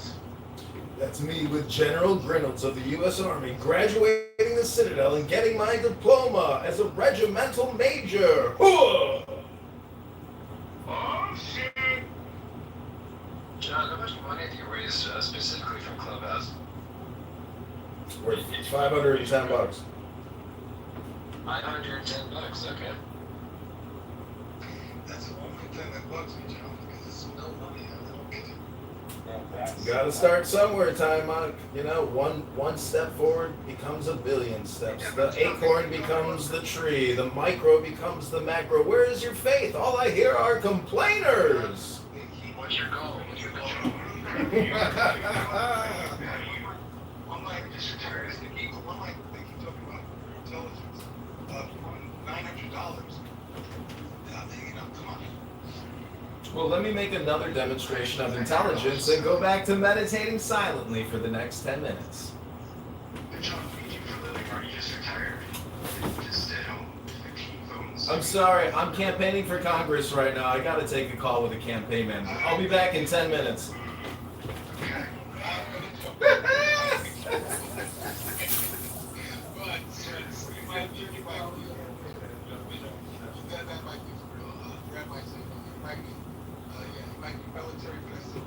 As far as Congress, I think it's supposed to shame. Way earlier in the day, I don't know if he's actually military or not, if he was discharged from being retarded. I just know that right now he used that photo before 2 years ago and tried to scam people and said he was like some sort of SEAL team sniper on you. He was fucking with you guys. God, I don't give a fuck. He's so like figuring out you guys parade and harangue him and he's like, oh yeah, I'm the best SEAL ever. I'm fucking so resilient. Wait, I don't use these here because I know he's at these are for. So that is carrying him out. Water bar for 4 years is what he said. I So don't how do you know that? Is that what I said? Service, that's not. That's not what I said. And his things at graduation keep changing. He was an enlisted man for 20 years, and then he all of a sudden became an officer for 4. So again, his story keeps evolving. And someone valor is actually claiming to be more than what you are. So that, and then you solicit funds. So if you say you're a SEAL, and you're not really a SEAL, stolen valor, Rich, I know some pussy like you. He's better than Chris Kyle. Chris Kyle. Like, getting off the seriously. Thinking somehow you get it. I get EVP warriors like you that want to go ahead and side with fucking crazy retards like Edmund here. That's fucking weird. But I'm telling you right now, it's still on valid. Maybe it's just troll. Maybe it's troll. I mean, he's the biggest troll. Him and Roger are doing a troll for some reason. I'm telling my Republican, except for Rich and all the others and Keegan, please, Keegan, get what little food stamp money you guys have. I know you're the type that goes out there and pours 2 liters of sodas out in the parking lot and then returns it for cash. Take all that money and give it to Edmund. The rest of you don't donate to this campaign. It still stands. He's not getting irritable or overdramatic, and regardless if he's running or not, You are pretty intelligent. Yeah, in fact, you're the one who's getting irritable and overdramatic. What happened when Mojo? What happened? He didn't get to be part of this or have his thing. So he left. is I earned $234,000 as a crane operator in West Texas in the petroleum industry, working on prep, doing tow preps and frac. And then I made an extra 15 grand doing Uber on the side down in Midland, Odessa. And then I started gaming the system a little bit. After getting terminated because I ran over a piece of metal and it cut 3 tires on the fucking crane. But I was also working 24 hours straight, and by our policy, we're not supposed to work more than 15 hours. Even though I was doing a little bit of fucking extra work for the fucking boss, he fucking busted me to corporate and said, well, I never fucking told him that he could work 24 hours, even though it was one of those wink, hey, we gotta get this shit done, gotta get these fucking cranes moved. So I went ahead and took it upon myself to fucking do what I knew he was insinuating. When shit rolls downhill, and corporate starts asking your fucking branch manager, hey, why is this guy working 24 fucking hours straight? He's not allowed to do that. He goes, well, I didn't tell him he could do that. Even though everybody does. So again, what you just heard was literally Rich admitting to scamming the welfare system. That's all. Might as well, everybody else fucking seems to do No, exactly. Like, I took fucking, extra fucking help from the government. I think like But I also expressed that I was taking care of my dying fucking parents for the entire fucking year. Are you guys having a fight? Are you guys having a fight? Hold on, serendipity was trying to speak. Serendipity, was that you? That came off my heart? Okay, hold on. Fellas, gentlemen, can we give some space to the female voice for a second? Uninterrupted. Go ahead, Bimo. thank you so much, and I appreciate you. Yeah, I think like what I'm gathering, and why I think this is more like a symbolic campaign. You know, do you guys remember the guy who ran for president like, with the boot over his head? We've seen people do this. What was it? Vermin Supreme, right? He ran for president, and the other guy. There was a kid in Iowa in 2016 who ran under the air. He's nuts. Right. Yes, Well, West. well, they're right. So there was Vermin Supreme. He was big in the political. He took this boot, put it over his head. He wanted to. He had like this absurdist humor edge, and it was to just draw attention to obviously the things that he wanted to. And then the rent is too damn high part. You guys remember that? Jimmy McMillan, the guy who ran for governor and mayor a bunch of times, and he just ended with the rent's too damn high. You guys remember, right? So we've seen, and I mean like there are countless other. I mean, I don't remember off the top of my head, but I mean like even Ralph Nader back in the day, he knew that he wasn't going to win. He knew that when he ran for like, I don't know, like maybe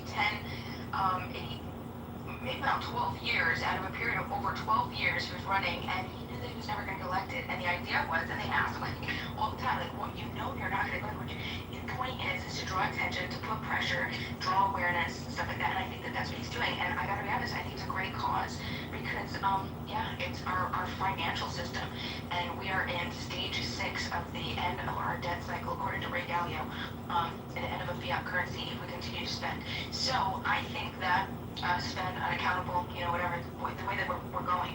So I think it's great, and I appreciate it. I think everybody should support John. I think maybe John could get a little bit more transparent about this for us, so we can understand exactly what's happening and be a part of it, right? Because I also am not convinced right now that it's like a serious thing, but I still think that it's serious in the realm of awareness, and I mean, like potentially this could make national news. I think that's probably much more of what he's looking to do.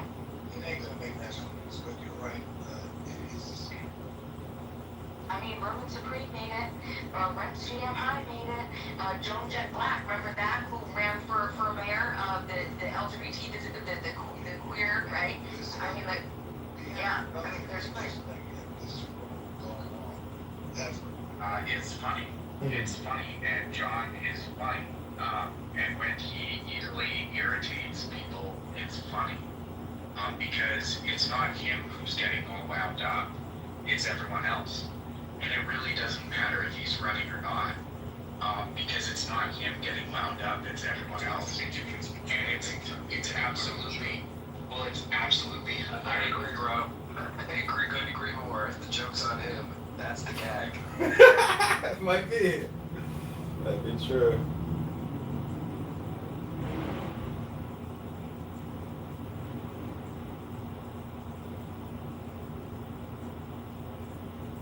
I'm still finding it hard to believe that people would actually donate money to this guy. Yeah, and again, it's not the point. It is fun. And yes, if anyone's donating your money, they're either way too rich and don't know how to spend their money. I'm making one of them. I'm saying that I find it hard to believe and understand that people would actually donate money to this guy. Just, you know, there's a guy on YouTube who wears a fucking toilet bowl seat around his fucking neck, covered in fucking chocolate sauce, and sits there and goes, little piggy, little piggy, little piggy, little piggy, and people fucking donate that money, and you think that's wild? Like, people donate money to all kinds of fucking weird, stupid shit. Richie, did you give money to that guy? No, I didn't give any money to John. I wouldn't give any money to John, because you will never know if John is trolling or if he's being genuine. He's true. He's true. If I genuinely believe that John was trying to run for Congress, then I'd probably donate some money. I'm sure Roseanne, under a false narrative that's crazy. I'm sure Rohan gives money to NAMBLA.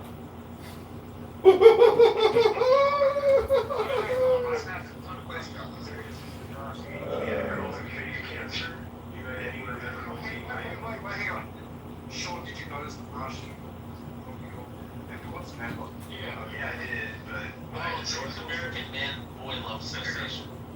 NAMBLA? It's old dudes that want to fuck kids. It's a fetish. Isn't that pretty big? No, I wasn't saying that's what Jesus started to Oh, bro, my apologies, bro. I didn't know you had a green bean. My apologies, bro. Sorry. John, what is the financing annual invoice for the district parking in? For the It's charge? $0. So you just need signatures. If literally done anything, they have it. Correct. It's about 600 signatures. 600 signatures. Okay. And when people donate to you, is that money going into your private bank account? Or No, is of that course not. It's going going into the campaign account under an EIN, and I've got a bank letter, and it's all set up with Antidote if you want to donate right now. But I'm finished answering questions for now. I want to bask in my military glory and victory of making Brad eat his Irish potato stuffings and shepherd's pie. You hear that, Brad? I hope you have a nice shepherd's pie tonight, Brad. Look at the PTR. Service connected, disabled veteran. Look at the second lieutenant ID card, Brad. I hope you eat your shepherd's pie, Brad. Eat that shepherd's pie. You got some shepherd's pie on you, Brad. Hi, Brad. I think he got you, Brad. I think he got you. He's a type of guy, type of guy that layer up with the roof and just like walk around Bro, I told you there's a YouTube guy that does that. He wears a fucking toilet bowl seat around saying, you can donate $20 right now, Brad. And he sits and yells at the camera, little piggy, little piggy, little piggy. Okay, you down there, little Donate $20. Secretary. I think we just need to move Rich now. Yeah, I think we need to start a new discussion, and I think the new discussion should be the most effective way to manage mental health in this hyper-connected world that we're living in.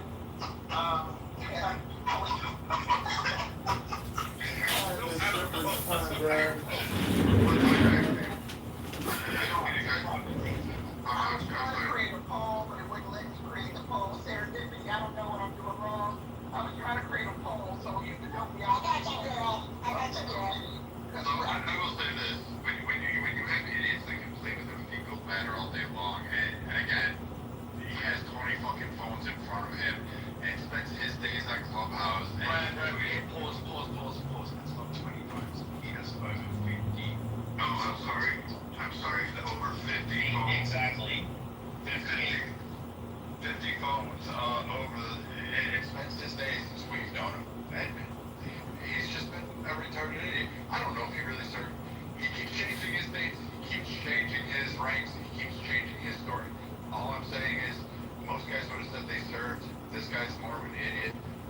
I don't know. He could have taken somebody's ID and made it his own. I don't trust anybody because we've had that. Like someone said, we had a woman fake cancer. We had a woman faking her son getting kidnapped. And to the point where I almost went out to go looking for him to cut sign because he was quote missing. So that was the whole and except there. And I'm gonna tell you something. I've never asked a dime from anybody on the staff, and I'm telling you right now, you give your money. I gave you the warning. I would not give it to John. I would certainly not give it to Edmund at all. You guys are fucking idiots. And you just heard the other idiot that's backing you up saying, yes, so what? I scammed the welfare system. Fucking great. You're bitching about tax dollars. Rich as emblematic of that fucking. I got a tax return and I brought home $249 between Uber and my great job too. So just you're welcome. Donald Trump said it best. Take advantage of the tax system. It's built for us. Brad, would you donate $20 so I can get some party powder, for my birthday? It'd be a good time. I'm being upfront.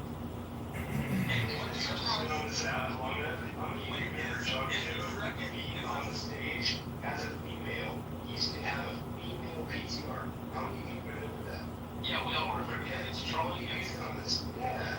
So that's interesting. On what you're doing for Congress, and there's a lot of things that are pretty messy there.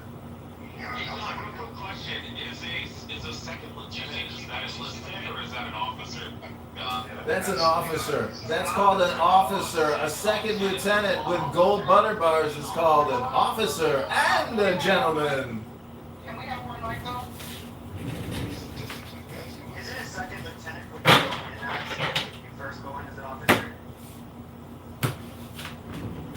That's correct. I was the lowest ranking officer there. But you know what? I'm so tired of answering these one-off questions. I'm going to go back to my positive mojo vibration and keep meditating for another 10 minutes. I mean, did you hear where he said he had insurance? He had like insurance airports.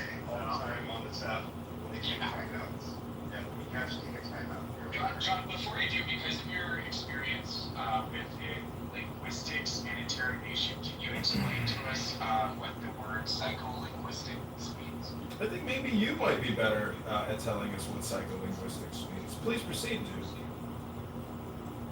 Well, it's very interesting. How people speak actually can say a lot about them. And this is really, really interesting. So, based off of a person's lexicon and semantic comprehension and how they speak with a tone, cadence, rhythm, it shows a lot about their personality and a lot about how they're cadence. It's voice. Hey, let's just have one mic. I mean, like, that shows a lot about you. That shows a lot about you and how you habitually think, actually, with your comments that you say on a regular basis. You just want to use clarity in your Cooper. That's all you want. Oh, no, we haven't. So wait a minute, because a lot of us in here are mental, and I say that respectfully. We have a new poll up. There's Clubhouse, draw, and type. Everybody please vote and be honest. Some of y'all need to select that first option. Yes, we are all mental. I know I am. Okay. Don, use all your accounts to vote. You know where you're gonna vote. All right, so let's take some time and acknowledge the poll. Acknowledge the poll. And can we not get for the narcissist? Yeah, let's kind of shift the conversation a little bit. Get off John Scott just momentarily, fellas, and let's get this going. Yeah. Sure. Yeah, I'm going. You guys can all suck my fucking dick. All the men here are a bunch of sodomites. Eat your fucking. Well, can we all excuse Edmund just for a second? I think he hasn't had his Medicaid for the last couple of days. We need to be able to understand it and appreciate there are people with mental illnesses. And just have a little bit of grace. Go back to teabagging little boys' bicycles. So it doesn't need to be a mental illness. It just can't be that he's overly perverted and he never gets laid. Well, let me ask somebody else a question. Some of the guys on here like to spar daily. How do you decide when it's time to take a break from Clubhouse or social media altogether? I mean, are there any signs you notice in the deterioration of your mental health or how you respond or react to people on this app? When do you know it's time to kind of log out of Clubhouse and not log back in for a hot minute?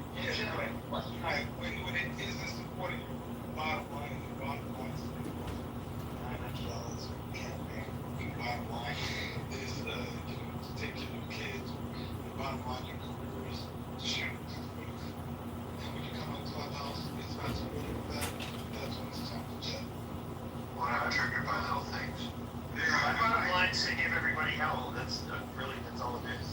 my check is usually like when Kyle's mother wants to kiss me off good night or good day, and then I have to leave change on the counter so he can go ahead and get his bill done through his lunch money. So that's when I realized like, hey, maybe I need to take a break. Wait, what's It's funny how you say the same joke, but the people. The one that came up and said, dude, who has the lisp and he talks in a very flowery voice and he misses his dad.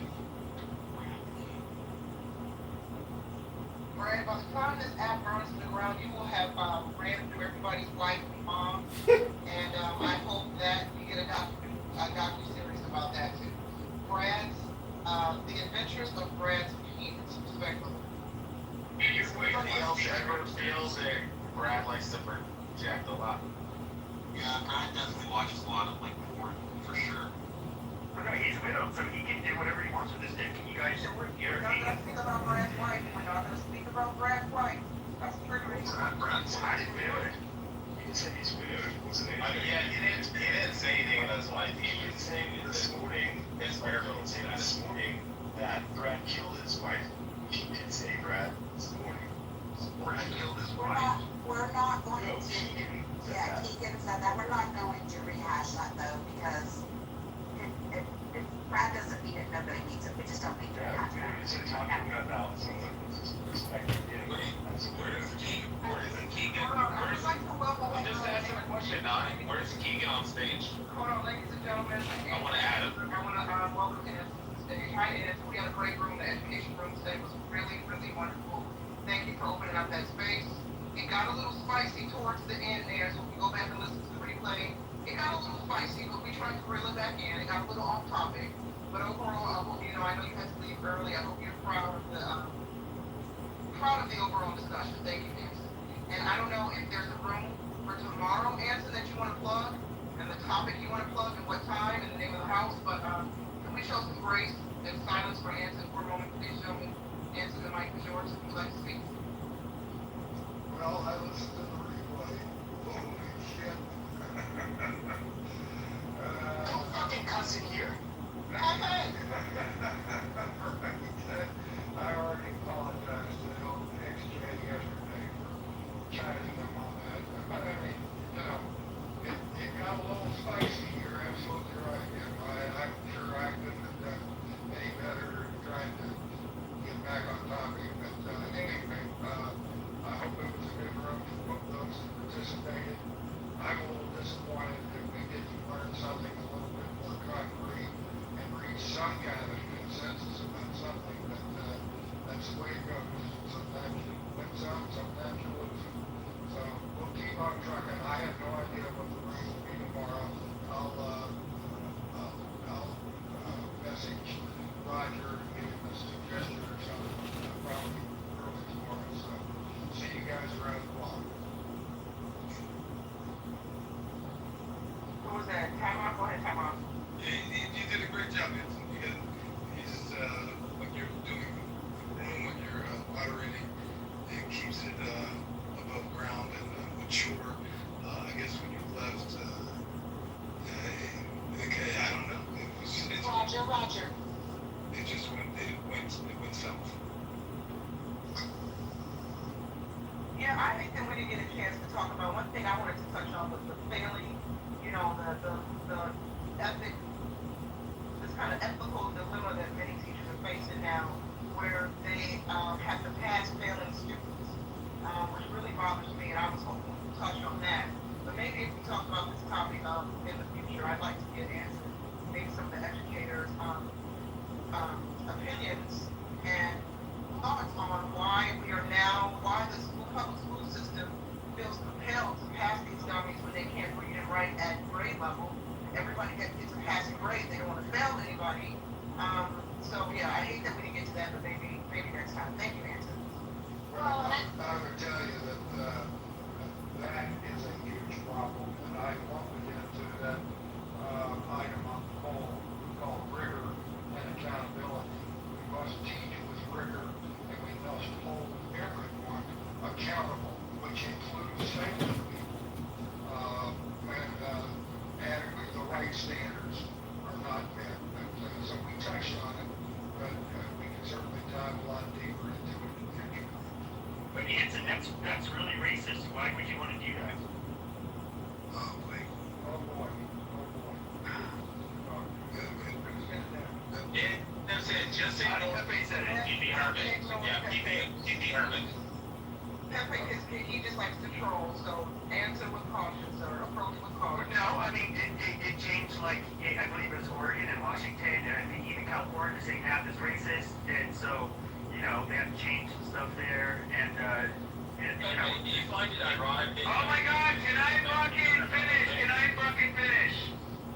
But, you know, and then, you know, they did talk about the disparate outcomes between different groups of people, and so they want to create, I don't know, equality of outcomes or some stupid shit. And so if like one group is like doing really poorly versus another group, that's a sign of inequality, and it must be addressed. But Pepe said, like, you know, it's that got a lot of speed. And, you know, that's kind of the past, isn't it? No, Washington, California, and Oregon. I mean, you can look it up, dude. I didn't know about this shit. Just saying. Have we passed it? Nope. Well, I don't know if Nancy wants to give that answer to this question.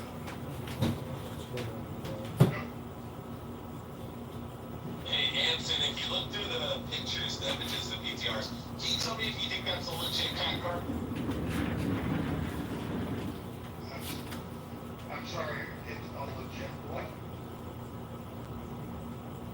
Oh, common access card, cat card. I have no idea what you're talking about. I'm not a dealer. Is there something wrong with my PTR? Is that what you're saying? Don't worry about it. And we were talking about what had the most votes in the poll. There was something else. Everybody was agreeing that the education system, K to 12, we need something else. And you were saying something. People have to be specific in what that something else is. And yeah, I'm an actor, I'm a martial artist. When I was a kid, I dealt with a lot of tough things, everything from abuse to all that bullying stuff. It got me into martial arts real deep. And I think, you know, sports and things like this, art and things like that are really valuable for young people.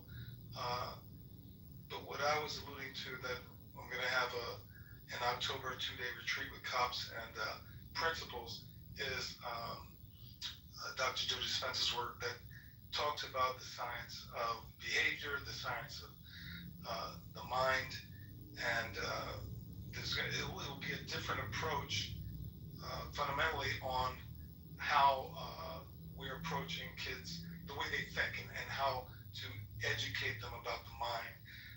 I don't know if that's been in the education system, you know, the subconscious mind, the conscious mind, these kind of things. Do you know? I think it's been in the education system as long as we've had an education system whose goal is to improve the way people think. Right, but I mean, when I was in school, I never had a class that focused on that at all. I don't even remember it coming up when I was a kid.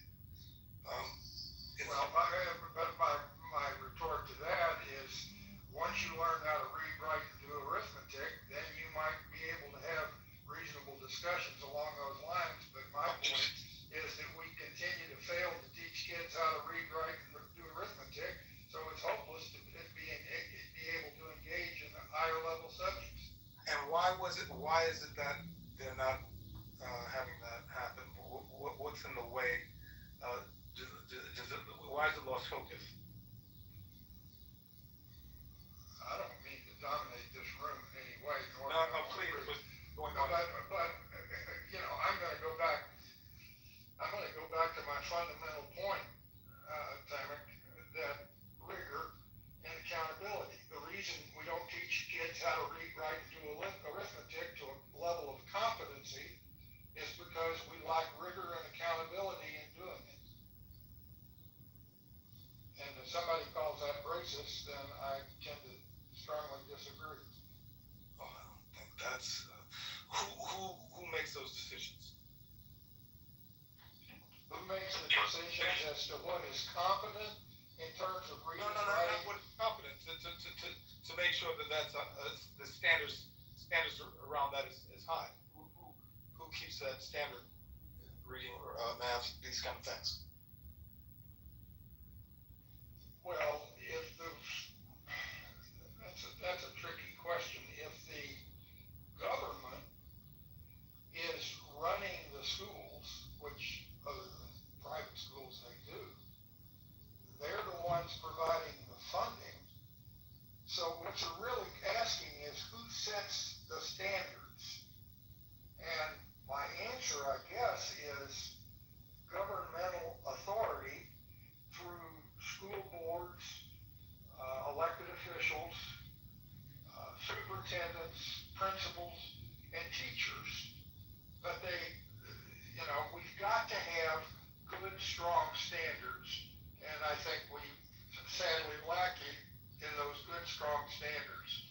And ultimately, if it's a public government-funded school system, then the government has to have the courage to both set good standards, high standards, and hold people accountable to achieving those standards. Okay, thanks for answering my question. How about martial arts or some? Because I would have liked to have martial arts when I had it outside of the school, but that would have been something I would have liked in the school as well. What do you think? Not obviously not for violence, but self-defense and discipline and camaraderie, working together, these kind of things. What do you think about having it in the school system?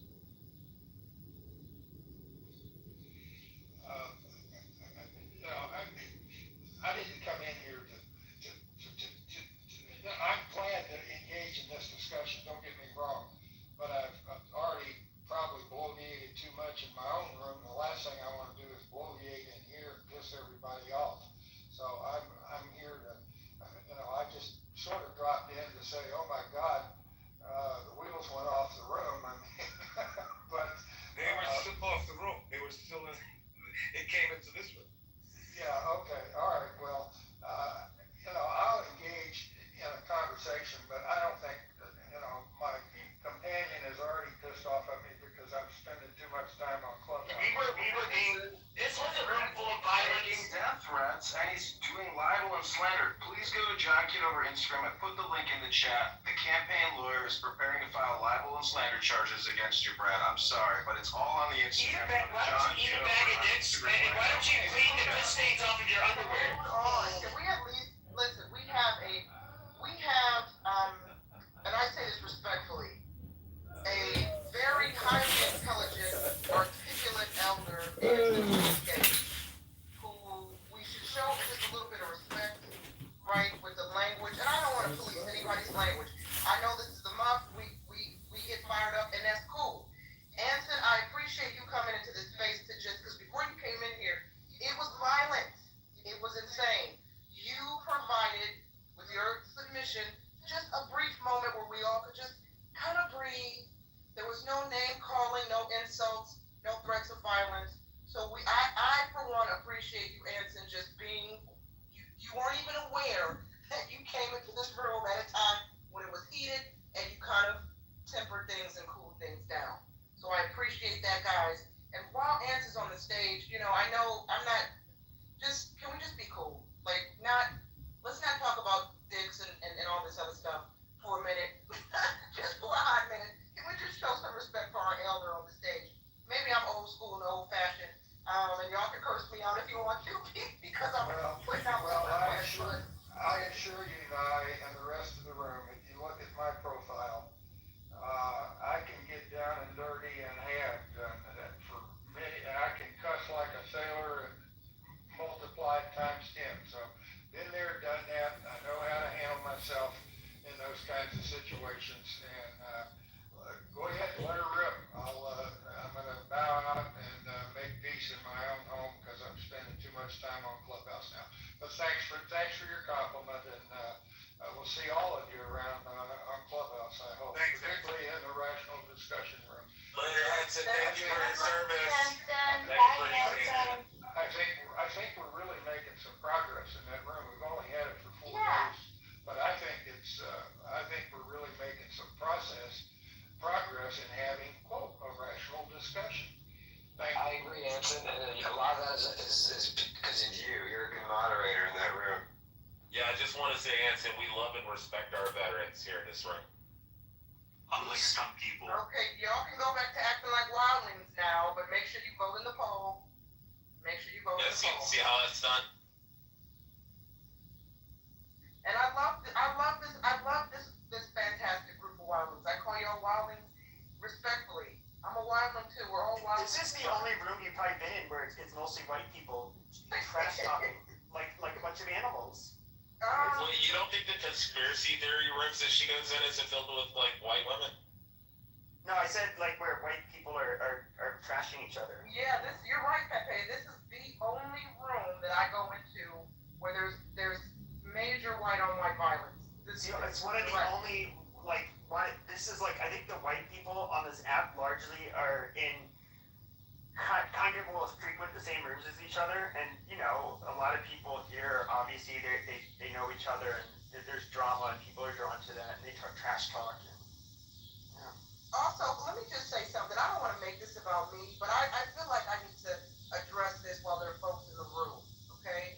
Speaking of white-on-white violence, and I'm not trying to bring up old memories, and I know one of the rules of the house is you don't bring up drama from another house. There this is going. And I'm just going to touch on this momentarily while our fearless leader is away, Mojo.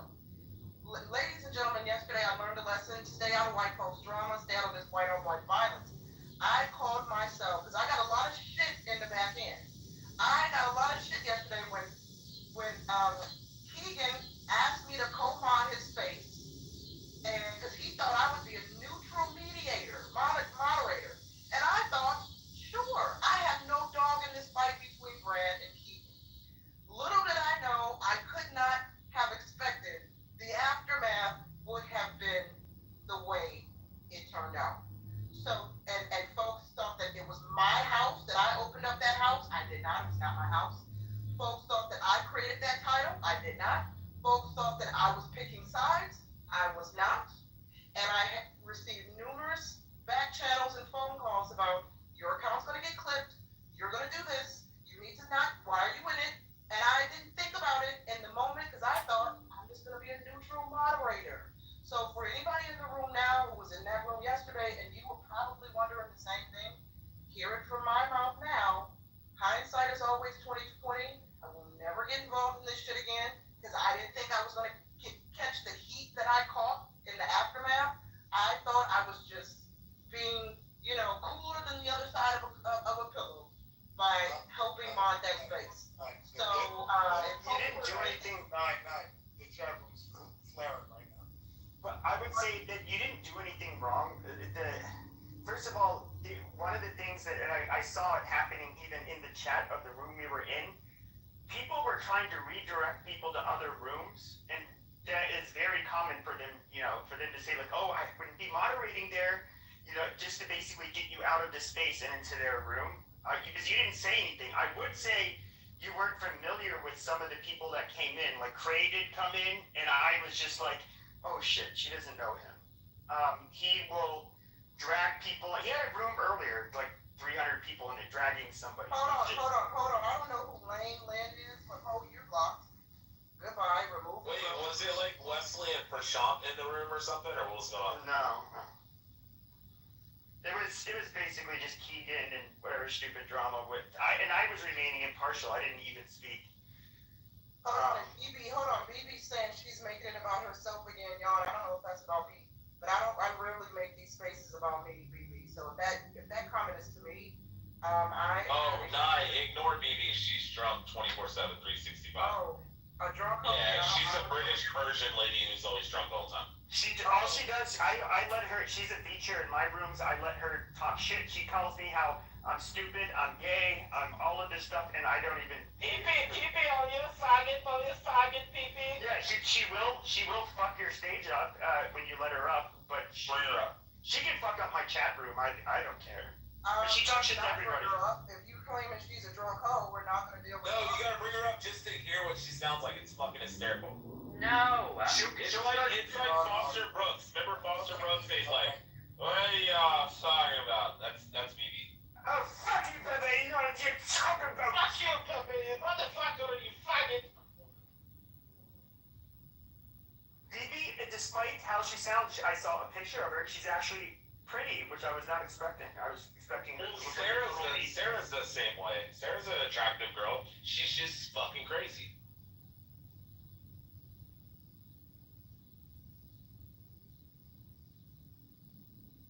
I think it's because they're Persian. She doesn't like when I speak. She can always not be in here when I'm here. You know, you have options. What's up? She's Persian. She's a hater. Oh, Dude, yeah. she's somebody who just everybody ignores her. She probably hates all black people, so. Well, BB hates everybody. Oh no, she loves the blacks in that way. You know what I mean? That's what I was alluding to. Yeah. Anyways, hey MG, what's up, boo? One of the most beautiful women on this app. Okay, so take the poll. Does Clubhouse draw a type? Certainly in this room. I always tell God damn it! Why are you moderating so much? Not everybody came here to fight. Well, the ladies, this is the month. We moderate the vaginas. That's Roger's house rule. Certain vaginas, at least. I mean, I don't make these decisions. You know. If I was moderating the vaginas, I would have a little bit more diversity. No disrespect to my beautiful white women on stage. Yeah, she's buzzing out on stage. Look at her. But you know, I would have some more melanin. I'll take the splash the splash zone flowers. No, I don't take BB seriously. She's literally like yeah. She will get stuck on one person and then just go off in the chat for hours and hours and hours. I've been on that as well. It's her charm. She does it to me like every. Yeah. That's kind of what it's about. She's a nobody and a nothing, so just ignore her. Nothing, like the never-ending story, but nothing. Yep, that's exactly the reference. So I'm the master. So Rich, I see you're back. I guess things are settled. I guess we don't have to open more employments, but. Well, Roger said I could come back because we made amends. Yeah, I'm gonna have to reach out to you on the back end. Yeah, so that'll be later. Yeah, I gotta show you something. I'm very nice, sorry. Nothing. Now you ran into that one. Just kidding. Sorry. Yeah, no, not like that, sir, but, yeah. I mean, John's the one with the LGBT flag, not me. You might be getting us confused. Right. I have no knowledge of them working anything out on the back end, but I do know that Roger unblocked him and that he. Oh yeah, 2 days ago. Yeah, he was here yesterday. Yeah, Roger seen that I've migrated over to chillism. There were 60 people in there today. They're having phenomenal conversations, so I think that might have resolved a lot of it. And you don't bring. I was on stage here yesterday, and I've been on stage in chillism for the past 4 days now. What are you talking about, Brad? See, again, lies. It's like you said, John has stolen valor. He's a second lieutenant. He's got his Citadel fucking graduation fucking garb, and you're like, God, stolen valor. I mean, again, scamming welfare. No, it's not scamming. It's called taking advantage of the system. Using the system to your advantage. Donald Trump said the same thing about taxes when Hillary said, you didn't need to pay taxes. Exactly. I'm using the system the way it's structured. People don't like you, Rich, because you're slamming. Oh, shit, bro. You fidge and fudge on fucking welfare checks. In my welfare check in my entire life. Rich is Never had welfare in my entire Rich life. is married to an LBFM, so I mean I don't know what he's doing on the stage. Dare I ask what an LBFM is? It's what they call in the military. They call them. So they used to have like a base, and my dad would fly over. You know, he never fucked any Filipino women. It's like about Civic Bay. So they would call. They called the women their little brown fucking machines. That was an acronym in the military. Yep. They are. Damn it, I hate that I asked, but now we learn something new every day. Little brown fucking machines. Oh, they're the horniest women on earth. That's probably true. Yeah. That's why they all have 12 to 16 kids. And she's like, what? I wish I could have been this slut like that. Why not? I think they all have like hyperthyroidism is what.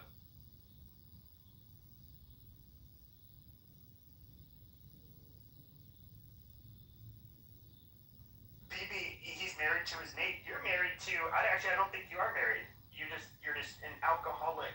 Oh, I would agree with what BB said. She is my maid, my housekeeper, my cook, my sex slave. She's all these things. She's a nanny. She's everything. It's amazing. Yeah, don't try to insult me with a good time, BB. BB, how many goats does your family need to marry you? How many men in your family have fucking goats, BB? BB, I don't know how often you've been in this space, but I don't know. If you go hard in the chat, we got some shooters on the stage. They're gonna come. She knows us. She knows us. Like, oh yeah, we all it's know just 8 years. She's like this shit talking goes all day. Like with her, she's not a sensitive little girl. Pepe used to be part of the chillism group way back when. Oh, we ran Brad away? Oh no. Hey, at least Scarlett's happy now. It's because you guys are really unpleasant. I'd smack the shit out of you guys in person.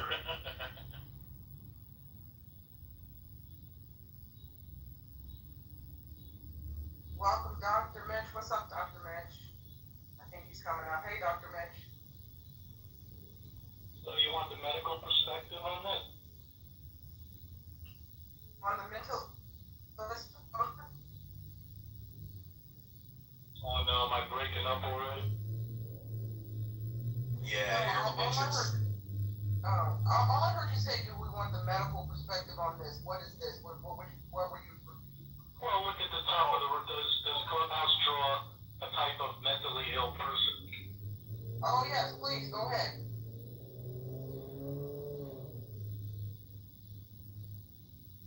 God, I don't even know where to start on this. Okay, the first thing I'll say is it's not good to make generalities, right? Because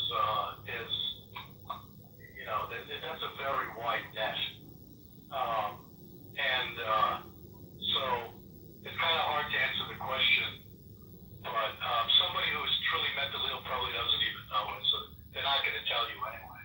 Certainly, a narcissist or a psychopath is not going to say, "Yeah, I'm a lunatic."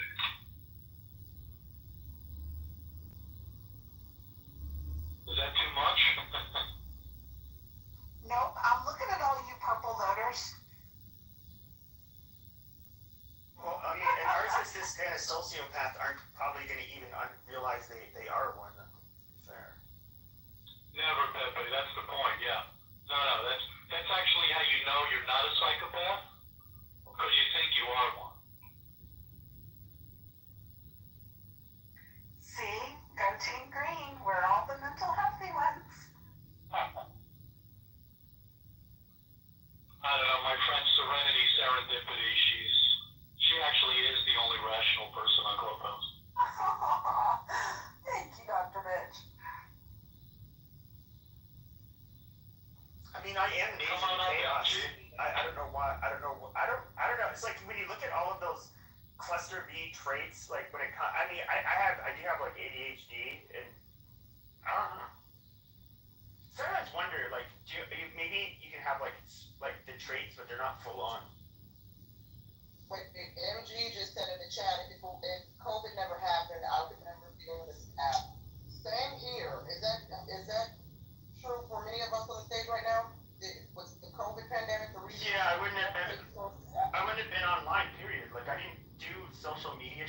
talk to strangers until like 5 years ago. Otherwise, I literally had zero interest in expressing myself online or talking to people.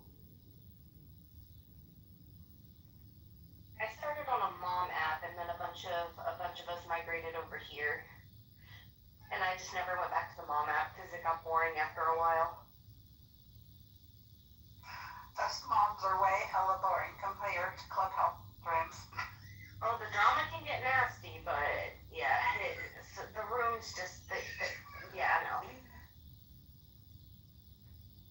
What does that say about us, though? Like, those of us that like to, that think it's funny to rile people up, that is, you know, maybe not within the realm of healthy, and then there's a lot of you who also like to participate in the drama and the name calling, and even for those who don't, you guys definitely like to go in the rooms where it's happening. Those are always the busiest rooms.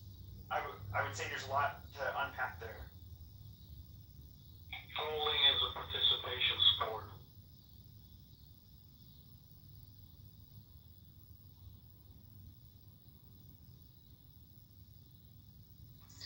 This room, right? Don't you, Serendipity? I like this room, and Roger has been really, he's just been really kind lately, you know? It's like the new and improved. He's just been kind of kind and patient.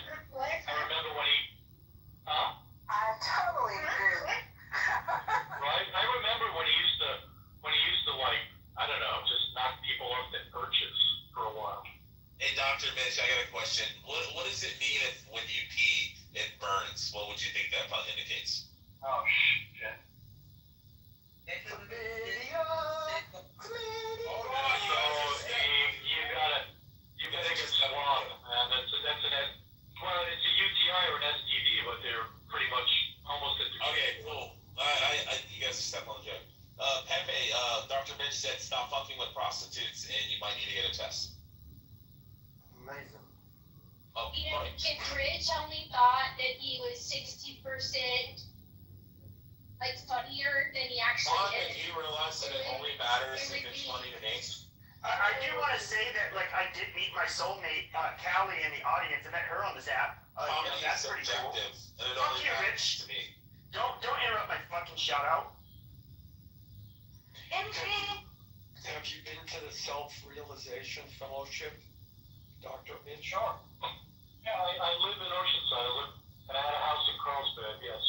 I have been to SRF, yeah. Autobiography of a Yogi, Paramahansa Yoga. Also, it's in the Matrix stamp. So, you're in the Matrix, Dr. Mitch. Scarlett, I'll address you as your legal name on here, that you want to be presented as. I can guarantee if we go watch John Kitover's replays, he's laughing when I said the joke. I don't care.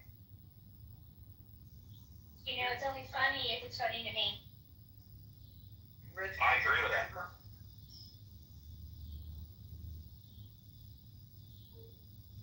Actually, I forgot. I said I'm going to stay out of it, but I stay out of it, out of the drama. But I respectfully request that y'all keep the peace with Roger's queen, Scarlett, please.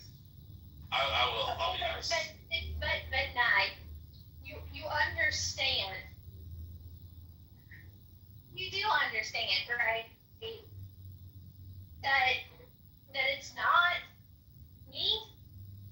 That this gentleman, and I use the term hyperbolically, has little to recommend him. And I think he's filled with so much self-hate that the little that does recommend him kind of ruins most of the time. Hey, I have a question for clarification. From the conversation that you and I had the other day, do you think that I'm racist? Oh boy. Okay, shut your mouth. Shut up. Rich, okay, here's the deal. I don't know you personally. I don't know how you get down in your personal From what you gathered from our conversation the other day. But from what I gathered from our conversation, some of y'all are gonna hate me for saying this.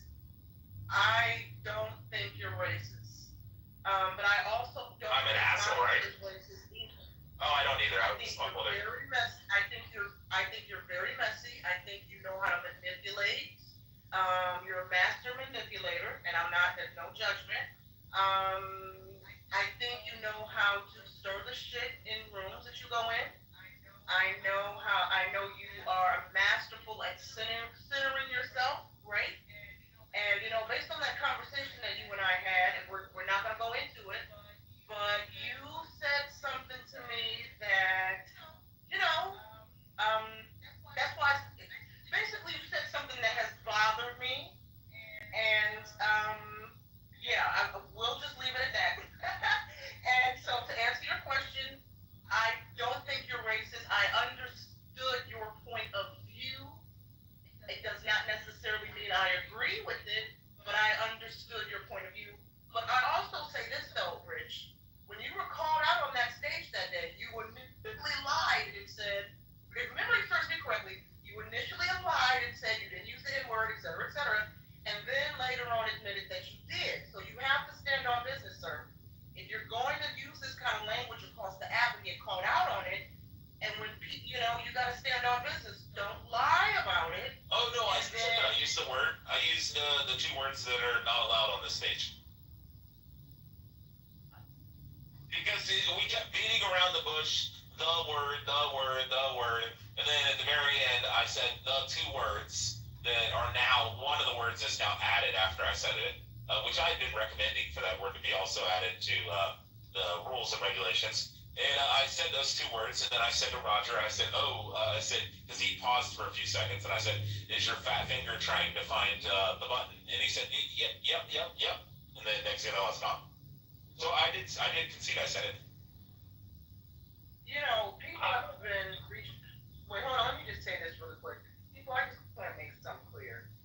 People have been reaching out to me for a hot minute now about me being in JB's space, me being in Mojo's space as the black girl, me being, talking to Monica, the N-word, when white folks use the N-word. Y'all, let me just say this. I've been on this app for I don't know how many years, okay?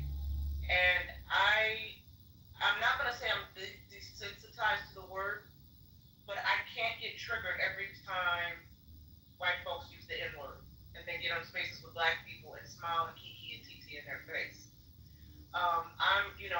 I said in JV's room previously, I'll repeat it here. I'm a Capricorn and I'm Generation X. And if y'all don't know what that means I don't give a fuck about what y'all be talking about. You dig? So, no, I'm not going to be triggered about folks using the N-word. I've heard worse. No, I'm not going to stop speaking to certain people because if you're not directing the hate towards me, I really don't care, right? Because I know how a lot of people on this app, you're characters. We like to say things for shock value. Lord knows I do. And first of all, I would be kind of hypocritical because anybody's been in my Saturday entertainment room, I offend everyone equally, right? So I'm pretty tame in Mojo's room. My room, I talk hella shit about everyone. And by everyone, I'm not talking about anybody on this app. I have very strong, spicy opinions. I drop the N-word and all kinds of words, right? So, like I said last night, my mother said, and I'll land here, my mother said black people stole the N-word from the white man and have made it internationally famous, and we profited off the N-word through our music and art, and we owe white man money for stealing his word. Why would I get mad at the white folks for using it? I know y'all don't want to hear me say that. I'm not saying the word is cool. I'm not saying it's okay to use the N-word. I'm not saying that. I'm just saying I can't get triggered every time I'm on Clubhouse and I get a back end about so-and-so said the N-word. And I don't give a fuck. And half the people who are in my back end complaining to me about white folks using the N-word sit in black spaces where black people talk shit about black people all day and put down black women all day and call each other the N-word all day, right? So don't now come to me about the same shit you're gonna sit in other rooms and entertain and give a pass to it because black folks are saying it. If you're gonna be outraged about it, keep it consistent across all rooms. And I'll say that. How do I like D9 it's cultural appropriation. Is that what you're saying, Nye? That it's called that black folks have culturally appropriated the word for white folks? Yes. According to my mother, yes. I had never thought about that until Mom said it. And I said, you know what? It tickled me pink. Okay? And I said, I agree with you 100%. These ninjas owe the white man money. Pay the white man his money for stealing his word. Y'all talk about you stole the word and made a determinant of endearment. Well, the white man said he wants to use his word. Shit, now he's checking in with black folks on social media to see if it's okay if he can use his word. Pay the white man his reparations for the N-word. Wow, that's brutal. You always elevate the conversation, honestly. You bring the energy up wherever you go. I appreciate it. Yeah, so I think one of the things you probably take contention the other day when we're talking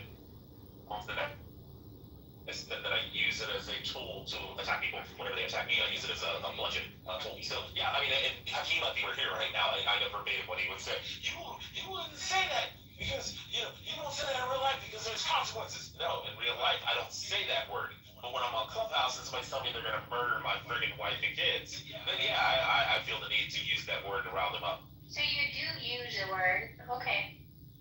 I already considered that. I think you're just being provocative because you think it's funny. Well, I got a question. Should someone being or not being a racist be an absolute metric on whether or not they are a good or bad person?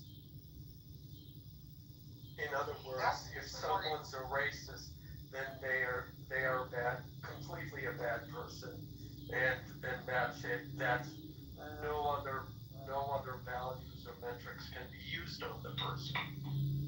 Alan, you know that everything is a gradient. There are no absolutes, right? There's no absolute. Being a racist doesn't make you absolutely horrible. Well, is that your answer? Is that your answer? Yeah, my answer. Yeah, because even Hitler took care of his dogs, right? So I don't think that's a good question. Well, if you don't think it's a good question, why were you the first one to jump up and answer? Because I knew the answer. That's why. Because you knew the answer? Well, I know that you appointed yourself the judge and jury on what is or is not a good question. But I don't know, maybe somebody else wants to answer. We don't need to hear your opinion on what is or is not a good question. Thank you. I think to Dr. Mitchell's point, Alan, for example, Messi. Maya's already acknowledged, and I agree with her, I don't believe that Messi Clown is racist. Do I think that he can weaponize it and use it to his advantage and do things that are racist? Yeah, but I don't necessarily think he is a racist, so I think to say, well, if someone's racist, does that make them a bad person? People can do racist things, but in their heart, maybe not really be right. Am I making any sense? Yeah, I understand. Well, let's take it one step further. If we determine that someone is a racist, and we determine that by whether or not they use the N-word, does that person then deserve to be beaten? Yeah, all other news. Very hardly. I would like to address and congratulate and wish a happy clubhouse anniversary to MG. It is your clubhouse anniversary. No one said shit. I wanted to address MG and say happy clubhouse anniversary, girl. Appreciate you. You don't lie. I told her happy clubhouse anniversary in chat. She sure Hell yeah. Yeah, the acknowledgements. What's up? Yeah. Dawn, Yeah, appreciate you. her left pinky toe needs cleaning too. You've got the right one. Wash thoroughly. Thank you. Alan, Alan, just to answer your question really quick, look, I don't want to be around racists. I think it's just weird. This is not my reality. But again, I'm Ethiopian. I'm married a white man. I have biracial children. My friends, I have a lot of Jewish friends. I don't know. I have a lot of white girlfriends, black, homegirls. So I get that I'm the anomaly. But this is not my reality. I think it's weird. So Can I? Yeah, but I didn't ask if you wanted to be around. On the app. I asked if they are good or bad people. I would, in my opinion, I would judge them as bad people. In my opinion. Okay. Can I just, let me weigh in really quick. I'll try to be really quick with this. Alan, when you asked that question, it made me think about when I was living in LA for 20 years, okay? And I can't tell you how startled I was, and this is hands on Bible truth, y'all, I'm not making this up, how surprised I was by the number, it was a handful, right, of so-called neo-Nazis or so-called white supremacist males, white males who, the locals, the community, or my apartment building at the time when I first moved in there, were aware that these individuals were racist, okay? But my encounters with them were always pleasant, always kind, never racist, never hateful, right? I had a roommate once that dated a guy who was a neo-Nazi. Long story how that happened. When I met the bitch, she was a lesbian. When I moved in with her, she was a bisexual dating a black man. But at the time I moved out, she was dating a neo-Nazi. Case in and of itself. And so he was cool as shit. Sometimes we would go have coffee, right? So you ask if they're racist, are they good people? If they're racist, does it mean that they are or not good people? Alan, I don't know. I can just say from my experience dealing with a handful of so-called neo-Nazis in LA and North Hollywood that I quote-unquote befriended, they always treated me with kindness and respect. We never engaged in hateful rhetoric. We never talked shit about other cultures and races. But when I would be around the community, meaning the neighbors or the locals, their experiences with these guys were completely different. So that's my response to your question. Not helpful, but just my personal lived experience. Yeah, well, I think that says judging from her dating history, it says more about her than anything else. But yeah, I get it. Do y'all remember Cardano on the South? Do y'all remember? Oh yeah. Okay. Yeah, right. No, did you ever meet Cardano? I don't know if this was before you were here or not, but yeah, I think I know Cardano. Okay. Well, everyone knows how racist he is, and he's a huge anti-Semite, right? For whatever reason, he took a liking to me. He really liked me. He followed me. I would never follow him back. Because I think you're weird, I think you're dangerous, and I think this, the stuff that you say in these rooms is it's disgusting. So, could we really ever trust these people? I can't trust you if you're racist. If you're only saying the N-word, talking shit about Jews, we can't be friends. That's just my red line. And I'm not gonna let that pass. We can't fuck with each other. Because I just don't think you're a good person. Yeah, well, Cardano was interesting. He was famous because he came on as Cardano, and by the time he left the app, he was up to like Cardano 29. So, yeah, but the problem with Cardano was he was honest. That's all. He really wasn't. His best friends on the app were KP and Sid. Well, he was actually lost and confused. I don't think so. He did. So I didn't meet him when he very first joined the app, but everybody had said by the time I met him, he was a totally different person. He'd always want to. There's a lot of hatred black people were incredibly hateful towards white people and really nasty to them. Were? Well, I mean, are. But he ended up, I guess, like, he would try to talk to them, and then he got so tired of it, and like, yeah, he hit the arc of his trajectory, just went complete boomerang the other direction, and he did join Blood Tribe. He did move to Maine, so like be with them. But for those who don't know what Blood Tribe is, that is a neo-Nazi organization. So I don't think he was I think his heart was largely kind of in it, but I don't think he's a naturally hateful person. And so, you know, I remember telling everybody, like, dude, he's not going to last. He's going to change. And people are like, oh, no, you don't know what the fuck you're talking about. It's like, dude, I've been talking to these people for years. Like, he's not somebody who I think had the personality profile of somebody who would stick in one of these groups. Yeah. Okay, I used to think that too. Sorry, Alan, I'll just say this and I'll hand the mic back to you. I used to think that too, Pepe, and I was in a room with it because I was like, why does he like me so much? Like, you know, I'm obviously black. But whatever, like, so we were in a room, Zadie comes in, and for those of you that don't know who Zadie is, Zadie's Jewish. Zadie comes on stage and he flips the fuck out, says the most horrible anti-Semitic shit I've ever heard in my life, to the point where I was literally scared. And I remember like texting Abby, like, oh my God, like we have to do something about Cardano. Because he was just losing it in real time on stage. He had a meltdown talking about Jews. And that moment was a defining moment for me. I was like, see, if they don't like Wait, are we talking about JB and G? No. No. If they don't like black people, they don't like Jews, and I cannot be your friend. Look at this shit. And he just went off on Zadie. Yeah, well, okay, two people have spoken. First, MG, let nothing I say mean that you shouldn't have stopped talking to him and you shouldn't be scared of him. However, in that story, you're discounting the personality of Zadie. So, Zadie was hardcore pro-Jewish, absolutely. And Zadie had a personality too.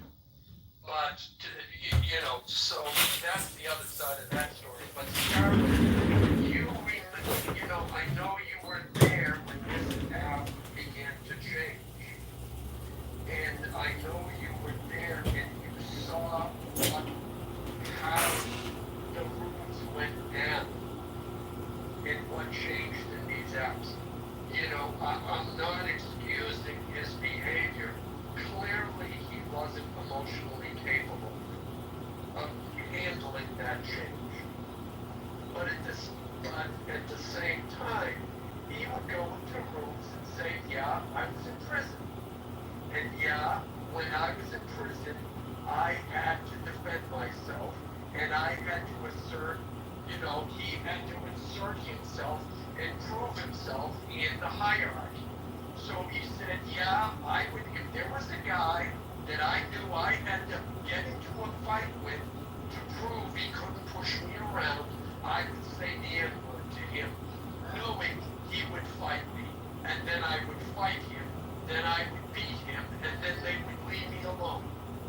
He was being honest. People resented him for that.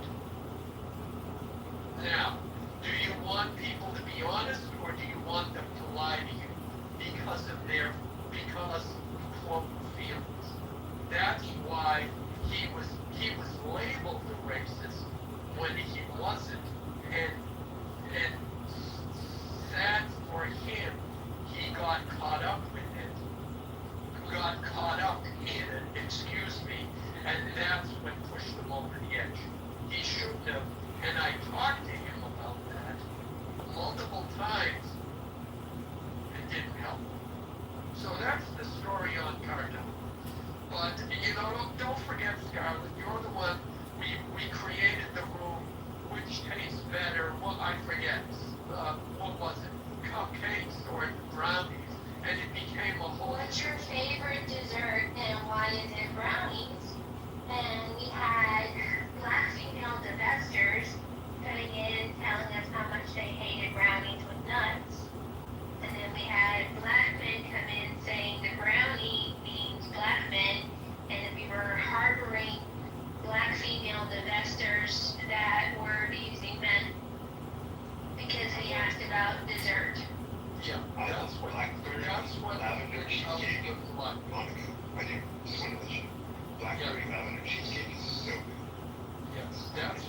clubhouse was, that was the environment of the clubhouse. So again, not making excuses. I don't know where he is in the world.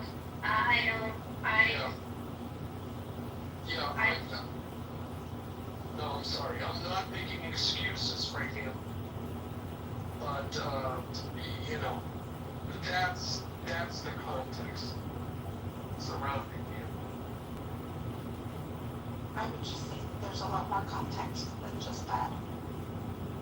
You gotta remember that you're not always privy to everything that goes on.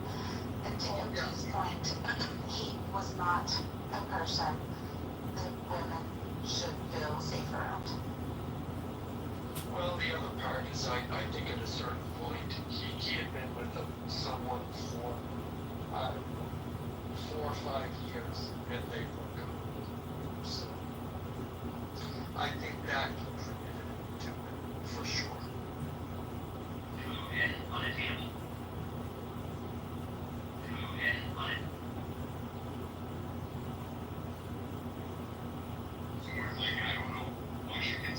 I did a room today about restorative justice. I don't know if you're ready for the topic change.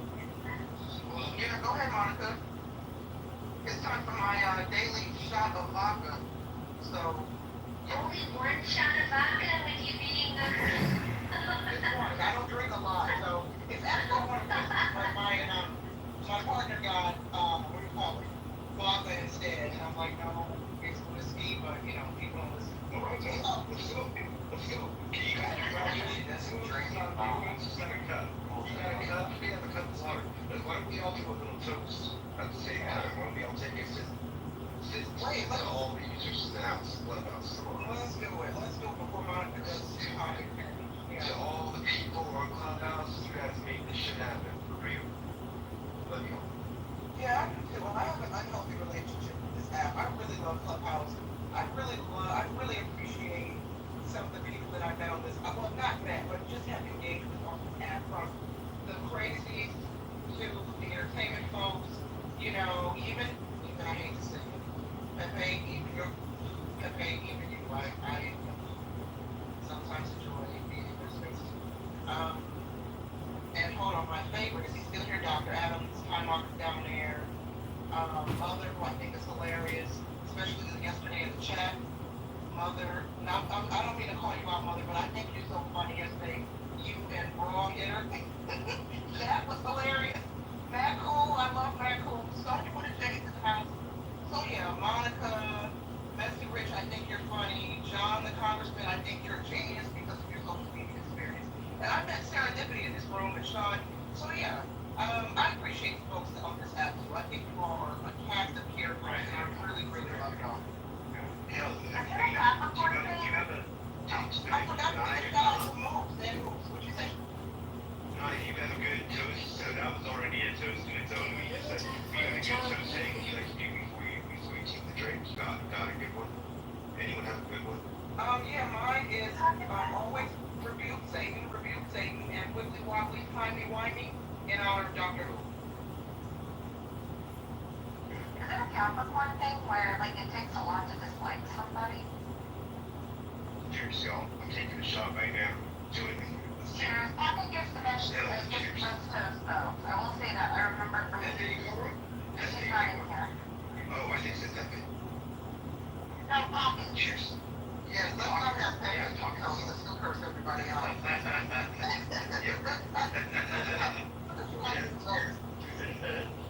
Pockets. I already won the buzzer too. Alright, let me on. Here we go. Cheers. Toast. Cheers and toast. That's the Clubhouse. And wait, I'm reading Mother, yeah, the chat yesterday was hilarious. Mother, and Marquise is coming up. I love Marquise. Mother, I love that you were shooting your shot. Chat, that was perfect. And okay. Wait, who's that? What you say? Marquise, what's up, Marquise? I don't know. I'm like, I can't be just got your boy here. I gotta be up here with y'all. Yeah. Come up here and show me some love. Monica's about to have a coffee change, I think. No, I'm not. We were just having a conversation. It's Thursday, it's Little Friday.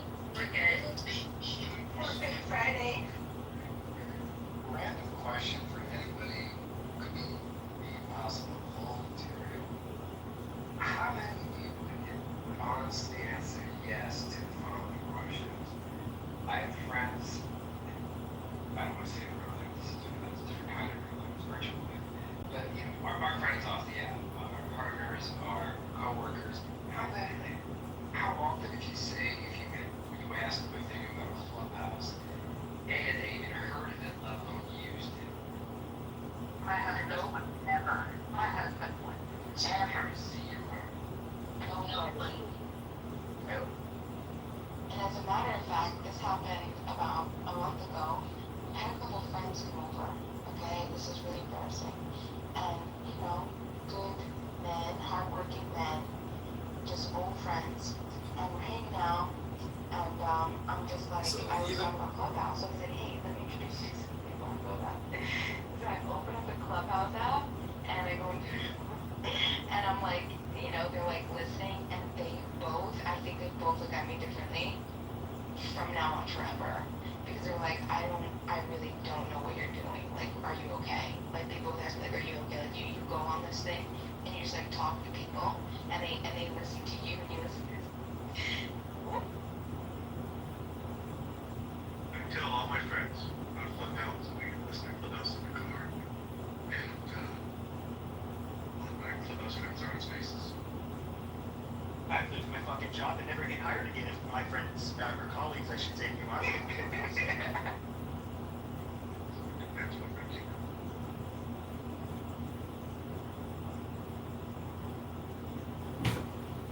Well, how many of Brad's coworkers do you think know he comes on here and does homicidal ideation and makes death threats all day long, slander and libel? I don't know. I'm gonna file a lawsuit.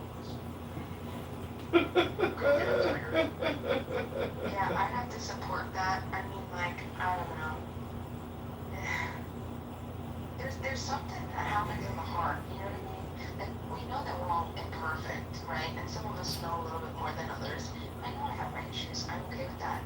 But when you find somebody that there's zero provocation and they just choose to, like, to just do evil doing to you for no reason, like, that makes me think, like, first of all, horrible thoughts, but also it's really sad and it really does weigh on your soul. Like, I know a lot of times I don't respond to it, but it's so negative. And like the spirit of the room, I swear to you, it feels less evil whenever he's in the room. Like, I feel straight evil. And I'm gonna say something else, and this is gonna be, and I'll promise I'll stop. But I honestly, I blame a lot of you. I blame everybody that laughs and like lets him believe that his value has to be in insulting and demeaning and criticizing people like so disgustingly, like obsessively. I mean, in the middle of discussion, of course, you know, you could go, but I mean, like, completely unprovoked, and nobody says anything to this guy, and that's why he continues to do what he does. And I think, like, if we weren't mental, I mean, if anybody, if we were out in a regular area, like in real life, and someone started saying that to somebody, everybody would be like, whoa, like, how much fun. Here, everybody just like sits and like listens. That's crazy, man. And nobody pushes back. And nobody pushes back. I think, well, I'm not gonna, no, I shouldn't say universal, but it's very, very rare that anybody pushes And back. what happens when one pushes back? Well, you become a target. Right. And how much energy do you think I have? No, this is not for, this is, Monica, you're the only, I mean, you and I already have, you know, we know. But I'm talking about if there was multiple people, like even if 2 or 3 stepped up at the same time, you're like, hey, stop, cut it out, stop with your stuff, you don't have to do that, right? Like, just a couple people come off mic, like, he's gonna get it, like, okay, yeah, this isn't popular, I'm gonna stop doing this. But people don't wanna do that, and I don't understand why. I don't even know what people understood. Hold on, John. Hold on. Man. Hang on. I don't even know if people heard what he said today. He said, alright, black people, I've had enough. I'm on your side. Black Lives Matter all the way. When you see these white people like Pepe and Monica at the Dollar General or wherever, and they're buying their white sheets, you go ahead and murk them. You murk them. Yeah, I heard that. From what I understand, My name in it? murk means murder, right? No, did he say my name? Dr. said, he said Scarlett and Keegan. Keegan, I apologize, Pepe. I'm glad Nye corrected me because I would not want that to go. Oh, look, had you been here, he would have included you, definitely. So, you know, I think people choose what they tolerate. and he's tolerated. Now I believe he has me blocked. Was he modded in the afternoon room? Yeah, no. Okay, because I couldn't get in the afternoon room. It worked out because I could do the restorative justice room that I wanted to do, but I couldn't. I didn't see that room, so I just opened another room, and then I think Kristen told me, yeah, there's another room. I'm like, oh, okay, well, I'm good here. But yeah, so Yeah, Monica, sometimes I don't see in the month either. I gotta scroll and scroll and scroll before I find no, I went to the house. And the house should have the rooms because the house shows the rooms. At some point, Monica, All you gotta do is He was modded this afternoon. Okay, that's fine. the name of the house, and you can see the library. It's easy, sir. Topics get shadow banned. Oh, no, the whole room was modded, Mom. And he, Yeah, that makes sense. No, that makes sense. And so we solved the mystery. It's not a problem. Like I said, I got to do a room that I wanted to do. So. I always have Pima sunflowers, by the way, and Pima, Tina Flora, because swear to God, you two can be sisters. I'd love to see the two of you in the room at the same time. But here's the cigar. I appreciate you. Charlotte, thank you. I appreciate that. You're very sweet. Yeah, Flora's very cool. She's a better person than I am. But I also, I don't want to take away from that, Sean. I do recognize your acknowledgement. Thank you so much. But I also want to say, it's a bullying tactic. I don't know if you guys recognize this, but I had happened to come back in the room, and I read in the chat, like, he made himself very transparent, like friggin' Jared Burnett, the Big Short, right? You can't even hate him because he's just transparent about what he's trying to do. He writes in the chat, yeah, because I wasn't even in the room yet, obviously, because I had to scroll up in the chat. But he's just like, yeah, I just want to make sure that bitch mom isn't part of the discussion. Like that was the intent. So it's to bully people, make them, belittle them, demean them, get them to be uncomfortable enough to want to have to contribute. I think that's just like shit. Because a lot of us talk shit. You know what I'm saying? But I don't know. You can give space to people. It's sick, man. I don't know what the fuck I'm doing. Well, I've got a group chat going with other Clubhouse users on my cell phone, and I'm going to make available a recording of all his death threats from, I believe, 2 days ago, as well as all the libel and slander that he hurled against me today. Also on my Instagram with John Kitover, I put him on notice on his Instagram, and then he blocked me, but I'm going to file a civil slander and libel lawsuit against him. are you really going to do that, John? Yeah, we've got $1,000 in the campaign account right now. We're gonna get a lawyer in Minnesota where he lives and have him sued for slander and libel, and maybe make $100,000 or $50,000 and use that money for the campaign. Do it. I support it. Now, I noticed Brad left the stage a while ago. Did he lift me? And I heard you mention that earlier. Did you see him? Anybody?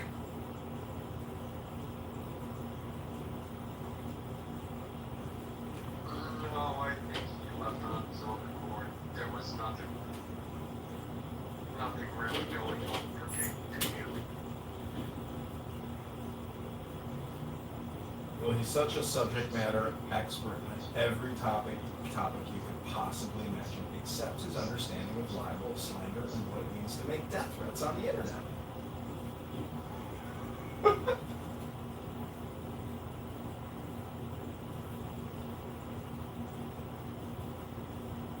Just imagine all the fingers right now, John, that are typing in the back channel, just vigorously, just typing away to Brad and telling him everything that you're saying right now.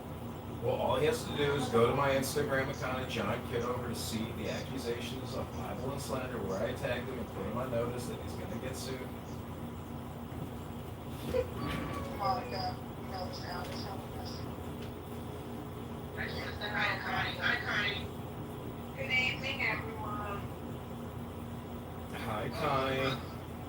Connie, do you think it's inappropriate for me to report Brad to the FBI in Minnesota for making death threats on this app 2 days ago for 30 minutes straight? I'm sure he didn't mean it. I mean, you know what the fuck, they're bloodthirsty to get involved in that. And the FBI, they're in Washington right now. Oh no, they're in field offices all around the country, and people who come on social audio chat apps and make death threats are probably on their priority list. I don't think he meant it. I don't think he meant it at all. You think he's just having a stressful day, so he comes on here to make death threats to relieve all the tension and strain in his life by making homicidal ideation statements for 30 minutes straight? Wow, what a classy guy. What a great guy. What an American patriot hero. How many frequently have to like shelter your front door with a pistol? What an American patriot hero. I usually do that. I mean, John, those rats sticks shoved down his throat. What were you saying?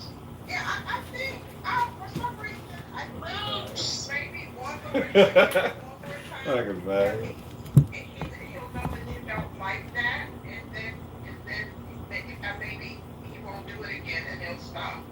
That'll never happen. I don't remember ever happened. That'll never happen. Then did you flag him? Really? Did you flag a speaker in the app?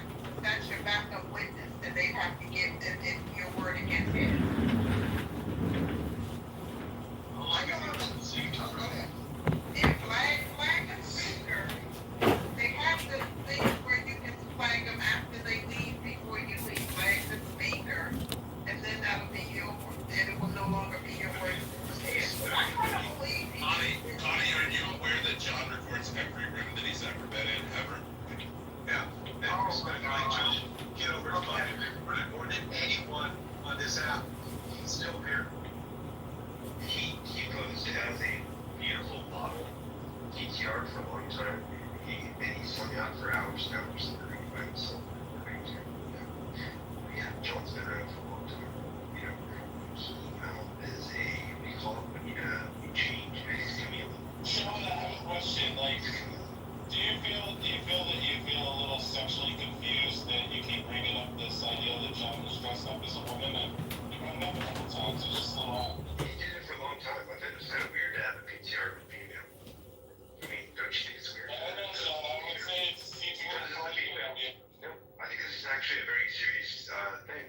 Because I mean, if you're voting for him, you're supporting him. All this stuff. No, I think Sean deep down wants to fuck you. No, not so much. Actually, I'm kind of asexual these days. If you've been in a relationship for a long time, which I don't think actually, Messi, I don't think you've actually ever been in a relationship. I don't think you get laid if you try. Definitely not. To be honest with you, and I don't think you've ever gotten laid in your life. No, Ever in a relationship. I am a virgin. I've been in 2 relationships actually. So I'm a virgin, Sean. I was in an 18-year relationship, married for 18 years. Had about a 6-month break, and I've been taken for 15 years. I'm a keeper. That's what I am. But after this relationship, if something doesn't work out, if it doesn't work out, if we don't live till we die, I'm never going to be in a relationship again. I'm going to live single. Yeah. That's what I'm going to do. Still hard to train a new one. I mean, I'm turning 48 at the end of the month, so I've been through it. I've worked at a strip club for 13 years. I've seen more shit than most of you will see in 10 years, or actually your entire lifetime, I should say. Yeah. Happy early birthday, Sean. Oh, thank you. I appreciate you. And messy, keep it messy. Keep it messy. Thank you. So that's. Stop thinking about men in dresses, Sean. It's funny, we asked a question about mental health, and this is what we get. I agree. Hey, I've always been about good vibes. The big mastermind in the DSM-5. Kristen knows me. I've always been about good vibes. There's plenty of people that know good vibes on here. I do like to get messy. I've had my trolling phases. My heart's been hurt by Goldie Mayan. If any of you remember her, she was one that faked her cancer, faked her death under Stream Dream Radio with Knucklehead. Y'all remember Knucklehead, Stream Dream Radio, which still is around. Yeah, and y'all remember the Goldie Mayan incident where she was faking her cancer or death and she collected thousands of dollars. Speaking of trolls, John, possibly, I'm not saying you're a troll. I totally get it when you guys drag on me for you might want to remember the history. You've been on this app long enough. Most of us have been on this app for a very long time. We're OGs on this app. Most of the people on the stage are OGs. Been here, been through it. And I'm just saying, been through it. I've learned from it, and and I'm the stronger person from it. Thank you. So, Serendipity, remember the game we used to play, the yes no game? Where we would guess each other's answers to a yes no question? Don't shoot the messenger. No, we'll never play that game again. Like, Monica, never play that game. It sounds fun, though, Monica. Don't shoot the messenger, it's fun. She be like, keep that shit private. That shit, the lesson. Keep this. 9. Next. Okay, English is rule number 10 or 11. I've lost count. Okay, I think I've seen you on the stage before. Okay, no disrespect. I just really didn't understand what you were saying. I don't know who moved you down, but probably because we don't understand what you were saying. And English is, America first, English first. America is full, sorry. America's not one of the rules. That's just Nye's rule. America first, English first. No disrespect, sir. MG has a great question in the chat if we're ready to switch the poll. Okay, let's see. What it?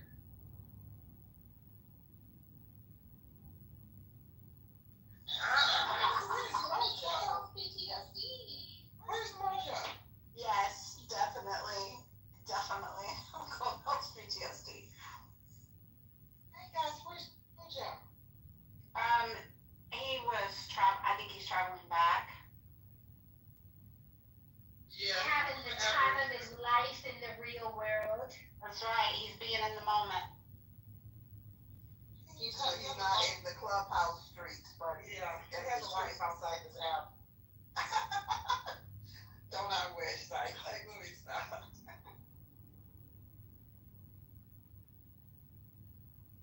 Monica, are you making the PTSD poll? If you don't say anything, I'll just assume yes. No, I'm not. I mean, we can. I just didn't. It's a good question. People, their poll. I have PTSD after yesterday's room, and I have PTSD because I'm not going to name the person, but somebody who frequents this house, who is often a moderator, nobody knows who he is right now, who's called me a bitch twice for no apparent reason. And as far as I know, we have no beef. And I refuse to address it off the back end and hit this person up like, why do you keep calling me a bitch? Like, what the fuck is going on? So I'm just going to leave it alone. But if it happens another time, then I will bring it up. And it's happened twice in this house, on this stage. Wait, but what? if it happens a third time, I will bring it up. So I kind of Consider this the third. Well, you have to share now. I'm not a popcorn, damn it. I'm gonna have to go buy popcorn now. I'll never say this person's name because you want to know something? I really, really, really like this individual. I think this individual is hilarious, very intelligent, articulate, just a brilliant mind. I have a lot of respect for this person, despite this seemingly 360 that I said he shit. Only you didn't say 69. So, but I'm not having no beef with this person. I admire this person. They claim that it's all in fun, but I'm just trying to figure out why is this our level of fun? You know what I'm saying?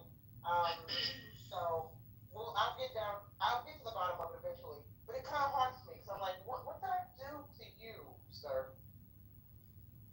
Anyway, it must be so hard.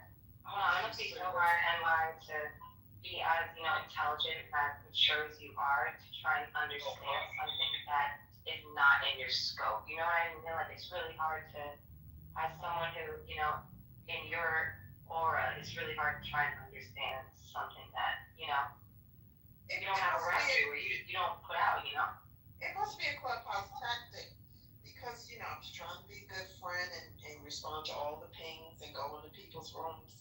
And I left so disheartened, like, I can't believe they're going to settle for that. No. I can't believe it. It stressed me out so bad, I fell asleep. As soon as I laid down, and very seldom do I do that, because I have sleep apnea, so it's not really PTSD as far as when my brain is going to turn off. It's just, you'll get a little bit of insomnia, you'll get a little bit of borderline clumsy, where you just want to fall asleep, and as soon as I laid down last night, I fell asleep because I'd be shocked at some of the shit people do on this app. So wait a minute, Clubhouse has been healing for you? You have sleep apnea, and when you come into the messy rooms, it helps you sleep? Maybe this is a cure. No, but I felt bad about it though. I mean, I Heroin got to also work makes you late. Almost got to work late. Yeah, heroin I also got a makes you parking ticket because I did not have the money to pay, parking. And I was like, okay, so, cause see where I work at, they think we're rich. A parking ticket is $40. I'm like, oh my God, I'm lazy. I gotta park in employee parking lot. So no, that's not good at all. You will never get off the sleep apnea machine unless you fall to sleep organically. And so I gotta get on the sleep apnea machine. I'm gonna get a sleep test because I've been snoring and pissing my girlfriend off like crazy. It's in my family too. It ain't even weight related. I thought it was weight related. I thought they were picking on me too, and they said that I literally in the sleep lab stopped breathing, and it was nothing they could do to revive me, and then I came back. Yes, so you should. And then and they had a lawsuit, so I got a new machine. And so the reason why I've been on it for a couple of years is they had to change the pressure and get rid of a no good sleep machine. And so, yeah, the pressure would go up 18, 15. But, you're good if you have like less than 5 episodes or you don't use that much pressure, you're good. They're going to take you off eventually. I mean, I might just let me die in my sleep, but Elsa, your dog is so but I want to say, pretty. Connie, Team Darth Vader sleepers, okay? Team Darth Vader sleepers all day long. Can you guys hear me? Yeah, go ahead. Joe Hawkins. Okay, because I just want to mention something. Who told the story of the person they don't want to name that was being very disrespectful? Who told that? Was that and Ryan? Yeah, that was me. Yeah, Poppy told me. Because Connie started talking, and then I got confused. I was like, I was just corroborating Nye to let her know there are people on this app that will shock the shit out of you and put you in dismay. to sleep. Yeah, and it put my ass to sleep. Yeah, but I woke up late, because I was like, well, by the time I checked in, I had 3 minutes left. That's wasn't what I was aiming for. Now, school has started back, because this is Washington, D.C. is a college town, and we don't know what it's going to look like with the guards here, the National Guard here. It would have been a problem, because there's more people on the road.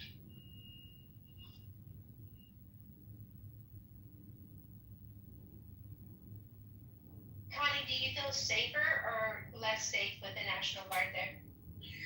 I'm going to feel safer because the mayor's office is a bully, and a lot of crime has happened, and they push it under the rug, and it doesn't get any coverage, not C coverage or any type of media coverage. I mean, they have abducted so many kids in DC that they had to close down the schools, and then they revamped them, got them out and opened them up as charter schools.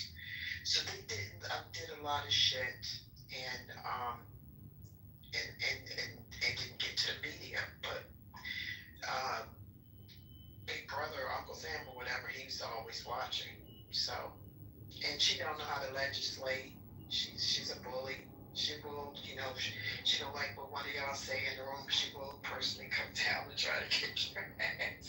She's, the type of person she is. She will use her power to step on you like a roach. Wait, that's Mario Bowser? Yeah. Yeah. So that's the only person who could fuck with her was Trump. Because he don't care. Yeah, did you hear the reporter asked the chief of police, so what's the change? Did you see how she's wearing a tie? Yeah, well, they asked her what. Yeah, well, no, it isn't. And they asked her what the chain of command was, and she said What does that mean? I know, it's on MSN webpage, the front webpage. And the mayor. I kept scrolling back because I couldn't believe it. Yeah. I was at work finishing up my time and attendance sheet, and I kept scrolling back. I'm like, The mayor, to her credit, like jumped in, like and made it move back. Huey and Dewey. Yeah. You know what it is? She knew what the chain of command. She's a lawyer. It's too much. Somebody keeps trying to come up. Do 111. I don't know if you're trying to come up. I've invited you up. If that person is even still in the room, I don't think so. Yeah. Oh wait, Elsa. I don't know if you're trying to come up, but I've invited you up.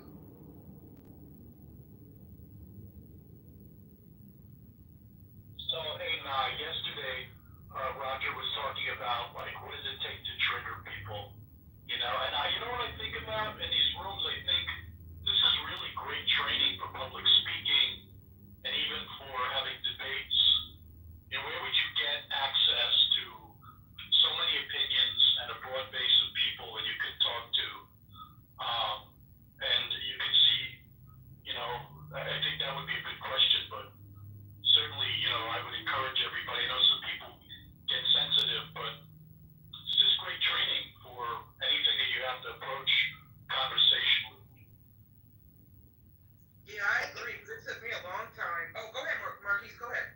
I was gonna say I think it weeds out the people that can't have a conversation. It weeds out those. It shows the mental integrity of those who genuinely want to be progressive, as opposed to those who just want to scream into the mic and want to do all of this nonsense. I've noticed that a lot. Yeah, I like to come in for knowledge, or sometimes I give out knowledge that I had a hard time learning, and so I don't want nobody to, you know, I'm real passionate about that. I don't want nobody to do it. But yesterday I was in the chat function of the house, and they said they recommended people go to YouTube to look at the Moors. And I was like, well, you know, I really don't care for that. But I said, so they were talking about indigenous children have been brainwashed. So it was clickbait because they never said anything about anybody's children. But they were very passive. They'd just say anything. If you made a comment about something, say, oh, that's already been taken care of. You know, like that, and that's what really put me to sleep last night, because I was like, oh my God, I can't believe it. But there's a silver lining to it. They did notice that some of the people on the app are already like brainwashed. You know, they're in the trance where they just think one way, and so they, you know, and they sound like psychiatrists. They were like asking them questions and stuff. And so yeah, so sometimes on Clubhouse good things come out of rooms sometimes, but that particular YouTube live stream was like a double-edged sword. I yield my mic. Welcome, Time back to the stage. I didn't like you in the audience, but I understand. You know, sometimes you just gotta take a break from the stage, especially certain people on the stage. Okay. I want to, Dr. Mitch said triggers. Yeah. Clearly we already know that there's a certain individual who will remain nameless that triggers a lot of people on this app. I can't say I'm incredibly triggered by this individual. I know he can be pretty spicy and sassy and disrespectful at times. And I know, you know, I'm in the minority here, and I don't mean to disrespect anyone who's had unsavory encounters with Brad, but I actually find Brad entertaining and amusing. Do I agree with everything he says? No. When he has to get really vicious with women, no, I don't, you know, and when he was talking about a certain woman's vajayjay the other day, I didn't think that was cool, but, you know, it's sometimes hard, you know, when you're a female and a female mod to kind of control and manage very aggressive, dominating male energy. Right? So, Sorry, did you call for me? I did not. Oh, I don't know if you're joking. It But was no. a joke. He's definitely joking. Hey, Roland. Okay, Ron. No, I wasn't calling you Ron. But yeah. So I don't know. I don't know. Speaking of Dr. Mitch's, do we have triggers? My triggers are the anti-black rooms. I hate them on this app. The anti-black and the anti-woman rooms. I absolutely hate them. But I'm unlike some people who come into certain spaces where they don't like the mods, where they don't like the speakers, but they still go in those rooms and listen to the conversation and get all worked up and riled up and mad instead of just avoiding those rooms or blocking the people that triggers them. I think that some of them like it. I think y'all like being triggered. And by y'all, I'm saying I'm speaking in general. But I don't like the ones where they're divisive. Because I'm pretty good if you ping me about coming right then and there. Like that. Even when I fell asleep last night, the first thing I did when I got up was coming to you all's early morning vibration room. Like that, because I was like, I remembered when I woke up that I didn't make it right after the last thing. But so I don't like it, when you have people that are divisive and they just come in your room just to garner people, like that. So that's the thing that I like. But I was in a room where a lady was doing a dissertation, and they were fake cosplaying as what Western British West Indian people, and they were actually Londoners that had made the move from the Caribbean over to London. And one of the last things they said before they silenced my mic, I guess because everybody was talking, she said, "Don't go in any more black rooms." And I'm sitting here like, why would you say that? To protect your mental health, because some of these ninjas on the app are wild style. Girl, you protect your mental health and not go into somebody's life. And I was sitting there feeling, I was thinking that now, but I'm sitting there, but you can't give up on black people. No, but honey, 95% But then you of can't black take folks. your shit off for people either. Wait, hold on. Go ahead, come on. 95% of black folks on this app are ghetto. There's not a whole bunch of educated people on this app. It doesn't mean they're not intelligent. It just means they have a way of communicating, right? Some of them are intelligent, but for the most part, they communicate through anger and ego and things like this. So a lot of the ones that were here before that, they're back to work. They're back to their lives. But I've noticed that it's the most ghetto community out of anybody on this app. You ain't lying, and y'all know, those who know me, I love my people, but on this app, it's a first class ratchets. So Kanye was thinking, they don't even use profile pictures. It's totally political. It's definitely ratchet, and I'm one of the most ratchet. So there you go. But, we know. Times Square, we gotta handle Times Square very delicately, because Times Square can get a little, can just deviate the conversation. Times Square, you're one of the characters that I have grown fond of on this app, but just tread lightly, sir, please. Okay. absolutely, Diaz, of course. We'll do it as such. Maybe put on a British accent to make it more smooth for you. I appreciate that. Are you familiar with Doctor Who, since you're putting on a British accent? It sounds familiar. Is it a movie show? Okay, you know what? I'm insulted. It sounds familiar. I'm done with you. Next. I'm just kidding. I'm a Doctor Who fanatic, so I'm just kidding. Oh, before my mentor died, he said he could get a autograph for my son, and Doctor Who is Scottish too. But if I'm not sure, I think he was going to go see Michael Jackson's executor, McLean, to the little Scottish connection, to get it for him. I don't know. But The if original Connie, the one that died? if I do push the button for an autograph from Doctor Who, I'll definitely get you one. Well, I mean, which one though? Because there have been 14. No, the original, the last one, the Scottish, that last one. Because they morphed into different things. Yeah, I know. Different things, but the very one that they come out of. You must be thinking of 12. I forget his name. 10 was David Tennant. Matt Smith was 11. And I think it was 12. David Tennant. No, oh, you're right. David Tennant is Scottish, isn't he? Yeah. He's my favorite.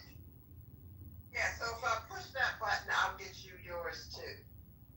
I just didn't, luckily, I had the pleasure of interviewing David Tennant. You did? Yeah. Okay, so you don't need that one. I wouldn't mind an autograph. Okay, I get it. I didn't push it because once my mentor died, I ain't gonna say I was depressed, but I just didn't do all the things I like to do, and I used to do a ton of Scottish things, but I didn't do it. Once he died, I lapsed memberships and all that crazy stuff. But I think I will push that button and get it. Yeah, so I want to just one little thing to say here. I just saw 20 minutes ago that someone is preparing a full economic blackout for next month. So I'll just put the link in the chat. You guys do with it what you want, but just an FYI. No, who is someone? Just say the name, because a lot of people aren't going to click on the link. So I don't know who or what is behind this, but it's a very legitimate site and has a lot of, it's akin to like the No Kings protests that happened, but this is, anyway, just concerned for you guys. So you have a month and a couple of days of preparation, I guess, if they're actually going to do it. Alan, I just saw your comment. Yeah, Alan, I'm a huge Doctor Who fanatic. Fanatic, okay? Wow. Before I go anywhere, And I don't say it. need to be able to address one very important thing. I want to welcome fully heartedly and openly NG. It's so beautiful to be able to see. NG, you shine, you glow. Oh God, stop. In this world is such a magnificent way. It's such a magnificent way. For people who don't know NG, she is one of the most beautiful, if not the most beautiful individual on Clubhouse. People should be following her. She's not just beautiful on the outside, she's beautiful on the inside. She's an angel. She's an angel. I have never seen what's going on? I'm sitting. There we go. We should mute it up. Come on. You asked for it. Yeah, it sounds like he's making a move. So. I need to finish off this. You can do it in the back channel. I don't want to go on here. I just want to make this really clear. This is not shooting my shot. MG is a very happily married woman who I have a lot of respect for, and she's an amazing individual. Everybody, please follow her. And Deez, if you say you're not shooting your shot, you just did, That's the paradox of it. I totally agree with everything that Rose said. Everything. Oh, Deez. Oh my gosh. What's up, Pepe? Yo, nine. So you're following. I think Roger, were following when I was talking about the kids, right? Yes. You were following, right? So I think very differently. I go like things very differently, and I'm an artist, so most artists are like that. So I'm far removed from normal people, 9 to 5, these kind of things. So I wasn't sure if it landed, but it did land with you. But you've dealt with a lot of artists, so that's probably why. Where I think Beth, she couldn't quite get it. No, you're talking about the education room, right? Yeah, exactly. 100%. I got exactly what you were saying. I understood, but I also think that some Hey, Mark, when you're when I say you're, I'm speaking in general, I think spiritual people, and not to say the folks in that room were not spiritual, right? I just think when you kind of approach, when your outlook on life centers on the spiritual and kind of elevating the mind, body, and soul at the same time, and how education can be used to enhance all that, while at the same time being destructive as well. Because education can be used to enhance the spirit or destroy the spirit. If you don't understand that, it's just my interpretation. If you don't understand that, then what you were saying in that space would not make sense to people who don't understand that. You know? Right. Well, what I was alluding to was Dr. Joseph Spence's work, which is it's science, it's data. However, there is meditation involved. There is breaking down brainwave patterns and how that transfers to everyday life and behavior.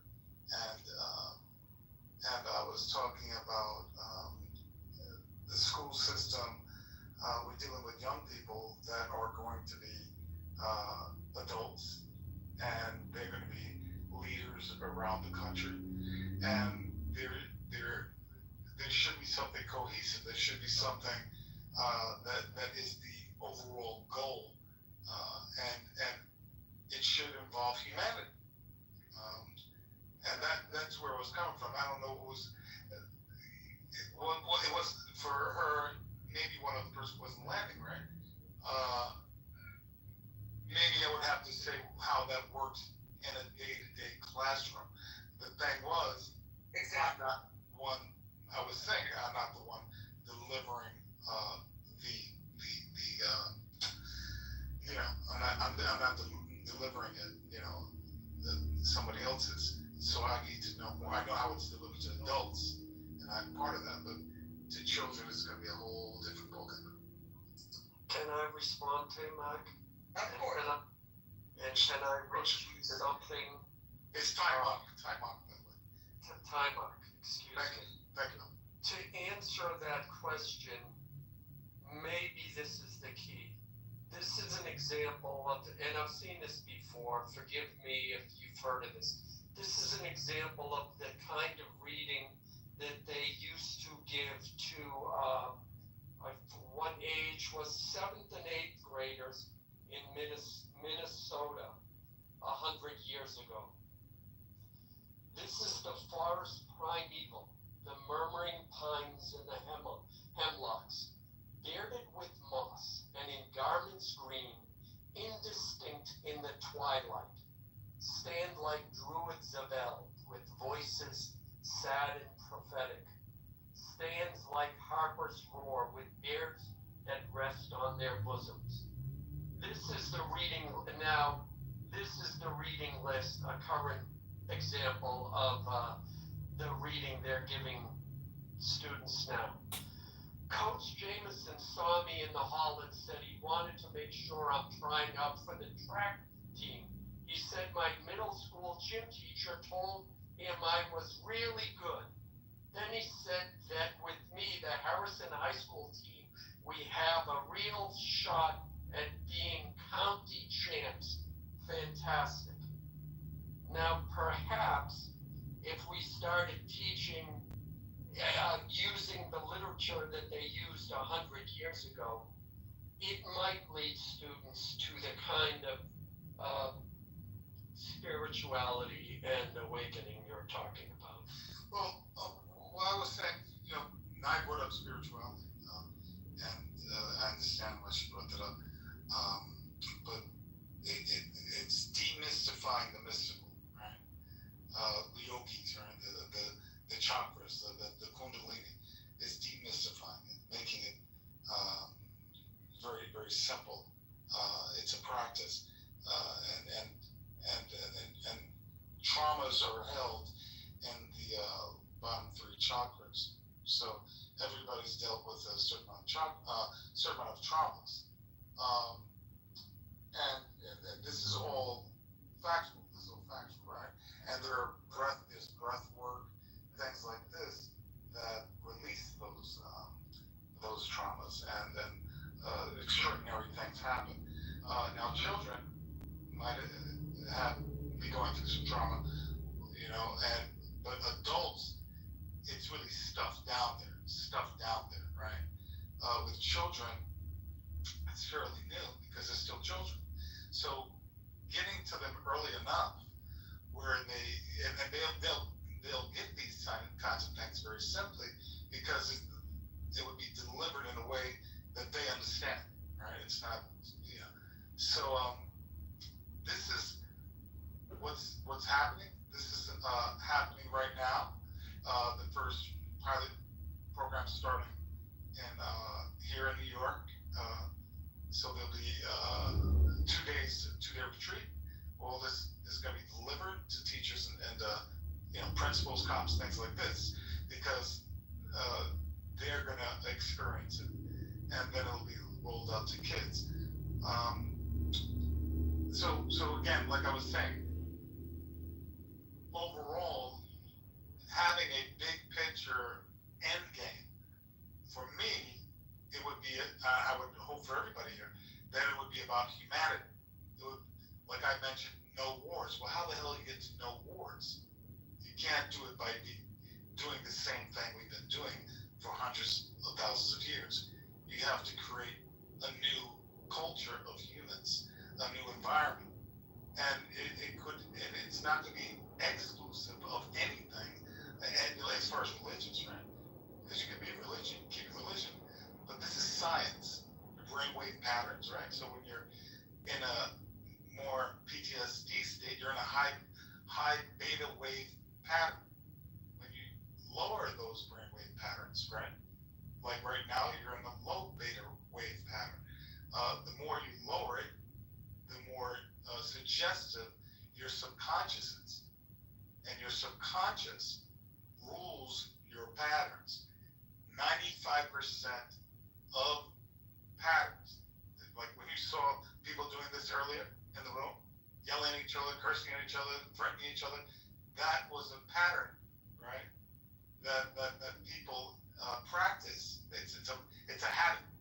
And what he's talking about is the frequency war, right? And lower vibrational frequency versus high vibrational. And you're talking about the old Earth and the new Earth, and maybe I'm already. Yeah, but how do you make that communication for people to understand? Frequency is energy. There's a chart I have. It's amazing. It just puts points on it. Anger is 20 points. Right. Pride is 30 points. Peace and love is 700 points, dude. There you go. So. Let me ask you something though. When you mentioned, I think, and I'm not probably going to use the right phrase.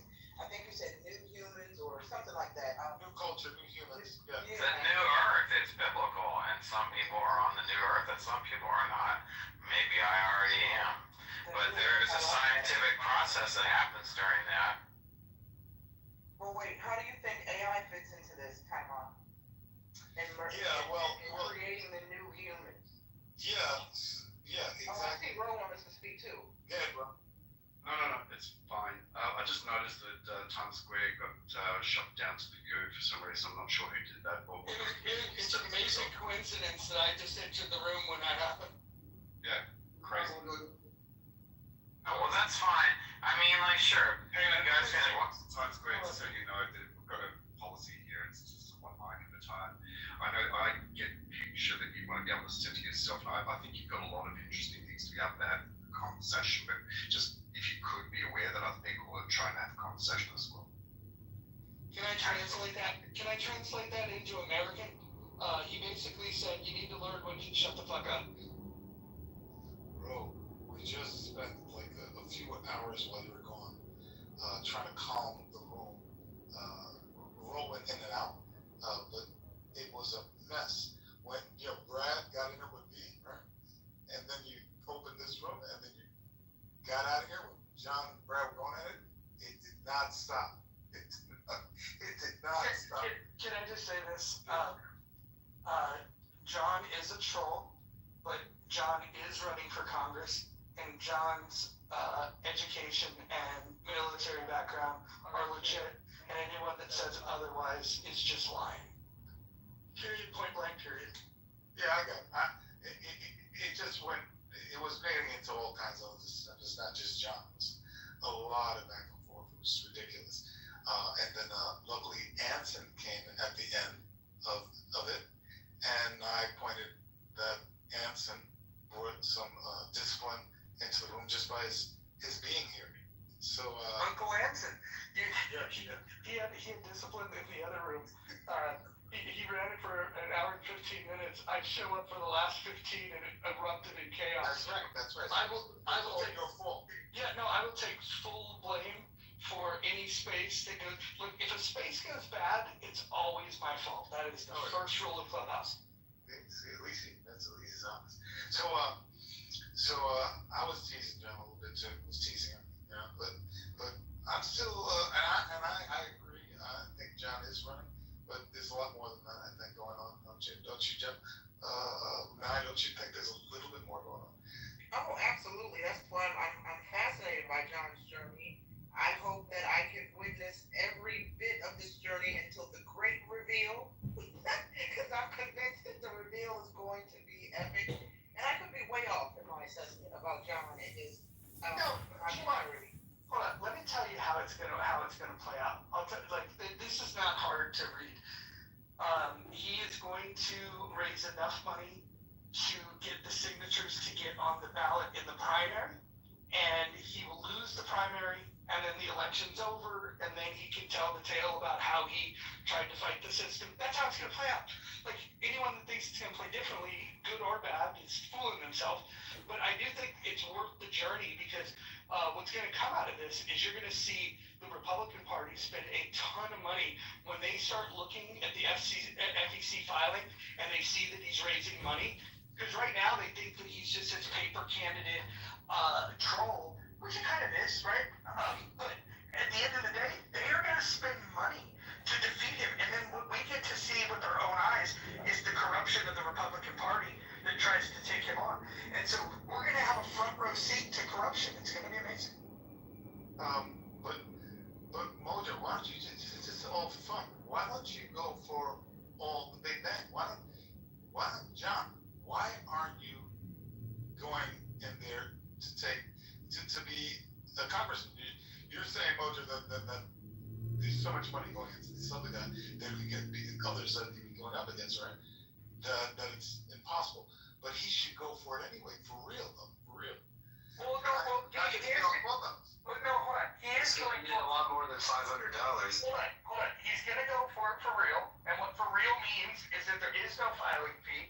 What for real means is that he needs about a little less than 600 validated signatures, which in the state of Illinois might require 6,000 signatures. And so at the end of the day, you're going to watch all of the challenges. I'm going to predict that the Republican Party tries to sue him at least 3 times during this process.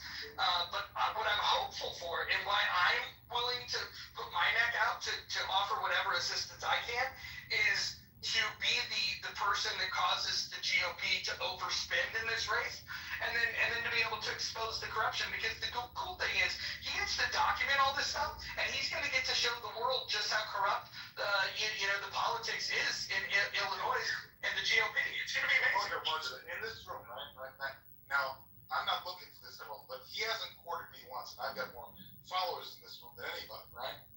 And I got a film being released October 19th nationwide, right? He hasn't courted me at all, so how serious is it?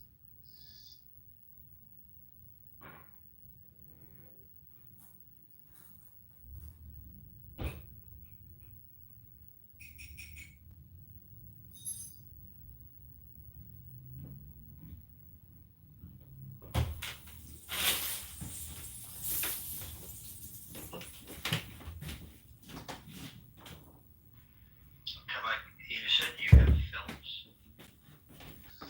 I have a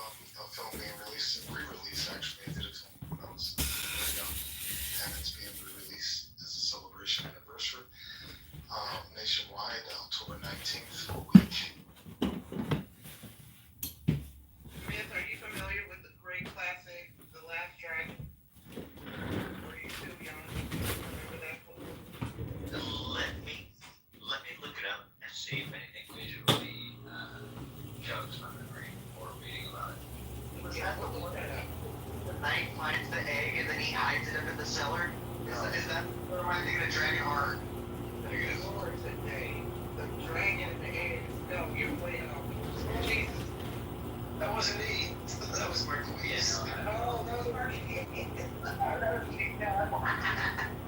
That's slander, guy. Sorry. Anyway, so earlier before we came in, I was talking about that big plan for the government, and I was talking.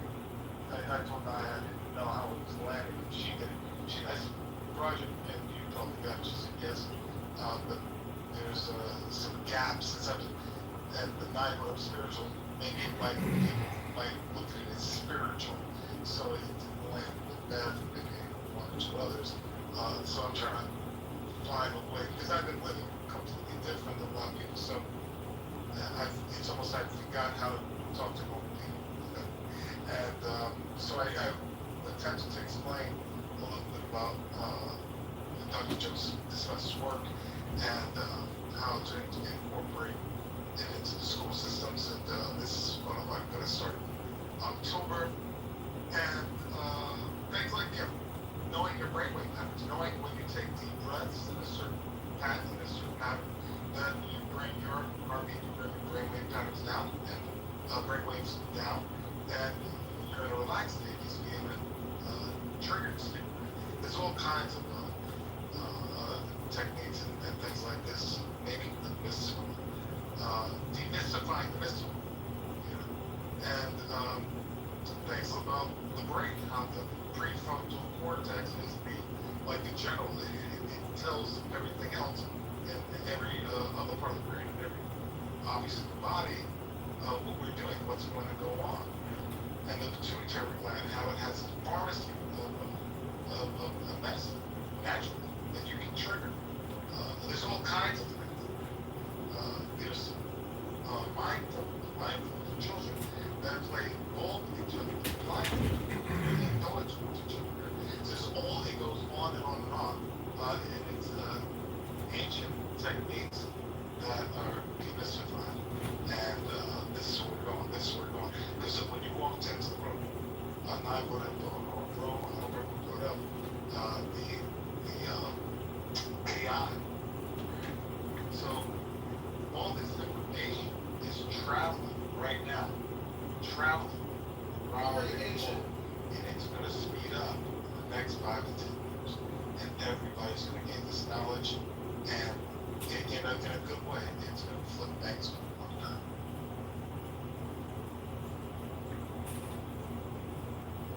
Well, the campaign to elect candidate Congressman John Kitover is also trying to flip things upside down on a dime.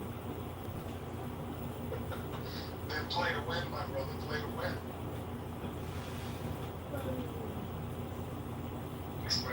Expression of poker. I'm all in. Are you all in, John? I'm all in. I'm all in. If you are in, can you give $10 to the campaign right now, or are you just a talker and a can kicker? Do you want real change now, or are you just a talker and a can kicker? Hold on. Let me ask you a question. Because I used to fight when I was a kickboxing champ in New York City. So there's being all in, and then it's you first. It's not us. It's you first. If you generate us, people like Brad want to show up, right? So there's a level of take this 100%. You might have to show up to court for libel and slander, as well as the FBI showing up to his door for death threats on the internet. You might have to show up. So here's something about being all in, right? You guys gotta figure out what you need is being played here. And because politics is a game. And if it's a zero-sum game where you either win the election, lose the election, then I would say that the strategy and the obstacles are going to make that game very, very difficult. But if you can think outside of that zero-sum game and ask yourself, how can I win in this game that I'm playing, where I'm running for Congress, trying to bring attention to the fact that there's $37 trillion of national debt. There's $100 trillion of unfunded liability. If he can make a big enough splash, if he can be just crazy enough and dangerous enough and raise enough money to get the attention, what may happen is Democrats may start funding his campaign, because that would be the thing that would harm his Republican vote. And so there are different things that you can do strategy-wise that can make his voice more powerful and amplify it. And it doesn't, I think the mistake that people make is that, oh, if he loses the election, then the game is over and he's lost. I would say that if he runs, brings attention to the issue, and loses in an epic fashion, he actually wins. And then that sets up a new game where you have a whole new set of goals and objectives. Right, what I'm saying is play plan A first and don't have a plan B, right? Play plan A first. And you, John, can you see yourself moving, in Congress as Congressman? And can you honestly say that you see yourself there? Yeah, 100%. I feel like this is destiny. My whole life has been leading up to this moment to run in this campaign. Well, yeah, but That's a great answer. Please answer exactly that way anytime anybody has it. no, but he didn't actually answer. He didn't actually answer. He answered like he was going to be there. I asked him, can he see himself there now? The now is all important, and what I'm doing now is all important. Yeah, I know. I should answer this. I didn't say that. I said, if you see yourself now, you as a congressman right now in Congress. 100%, Tamon. Tell me about it. Tell us about it. And we're doing it right now. You're sliding into the muff. Okay. This is what I'm looking for. This is what, let's say, so I'm a and all of a sudden now they're releasing nationally something that 0.0111 or 0.0001, this happens, right? Because this happens with films like Scarface, Star Wars, right? It doesn't happen with films like The Last Dragon, right? It's usually it's stars and things like this. So how did that happen? It's not love language. So what it is, for example, I speak right now as if it is, right? And it happens because I'm aligned with it. I think there's some counter stuff going on because you think you're going to lose and then you're going to win. I say, why don't you play the way? Be in Congress right now. Behave that way. Move that way. And then your mind will open up a million different ways, and you will shock yourself.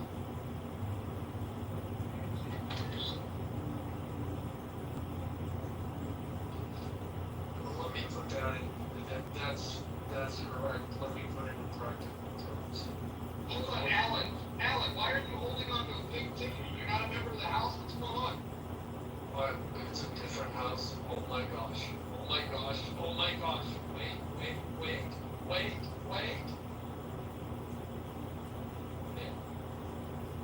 Thank you, Alan. But that's what I don't give nine mojo. You're gonna have to tap me down around because I was in practical terms. I've lost that practical thing. And so, Okay, John, close your eyes. Not now. Imagine yourself walking around Congress. Imagine yourself in the office. Imagine yourself campaigning. Imagine himself in Congress with cameras on, with 30 phones. Like, imagine him with no shirt on. Imagine him doing yoga poses. No. You're being funny. I know. This is what, I'm sorry if I say time on. Time on is not. Because this is the thing, Alan. We're creating anyway. Well, what you're talking about is the brain doesn't distinguish between what some people have asserted, that the brain doesn't distinguish between when you imagine something and when you're actually doing it. So you want to embody that which you aspire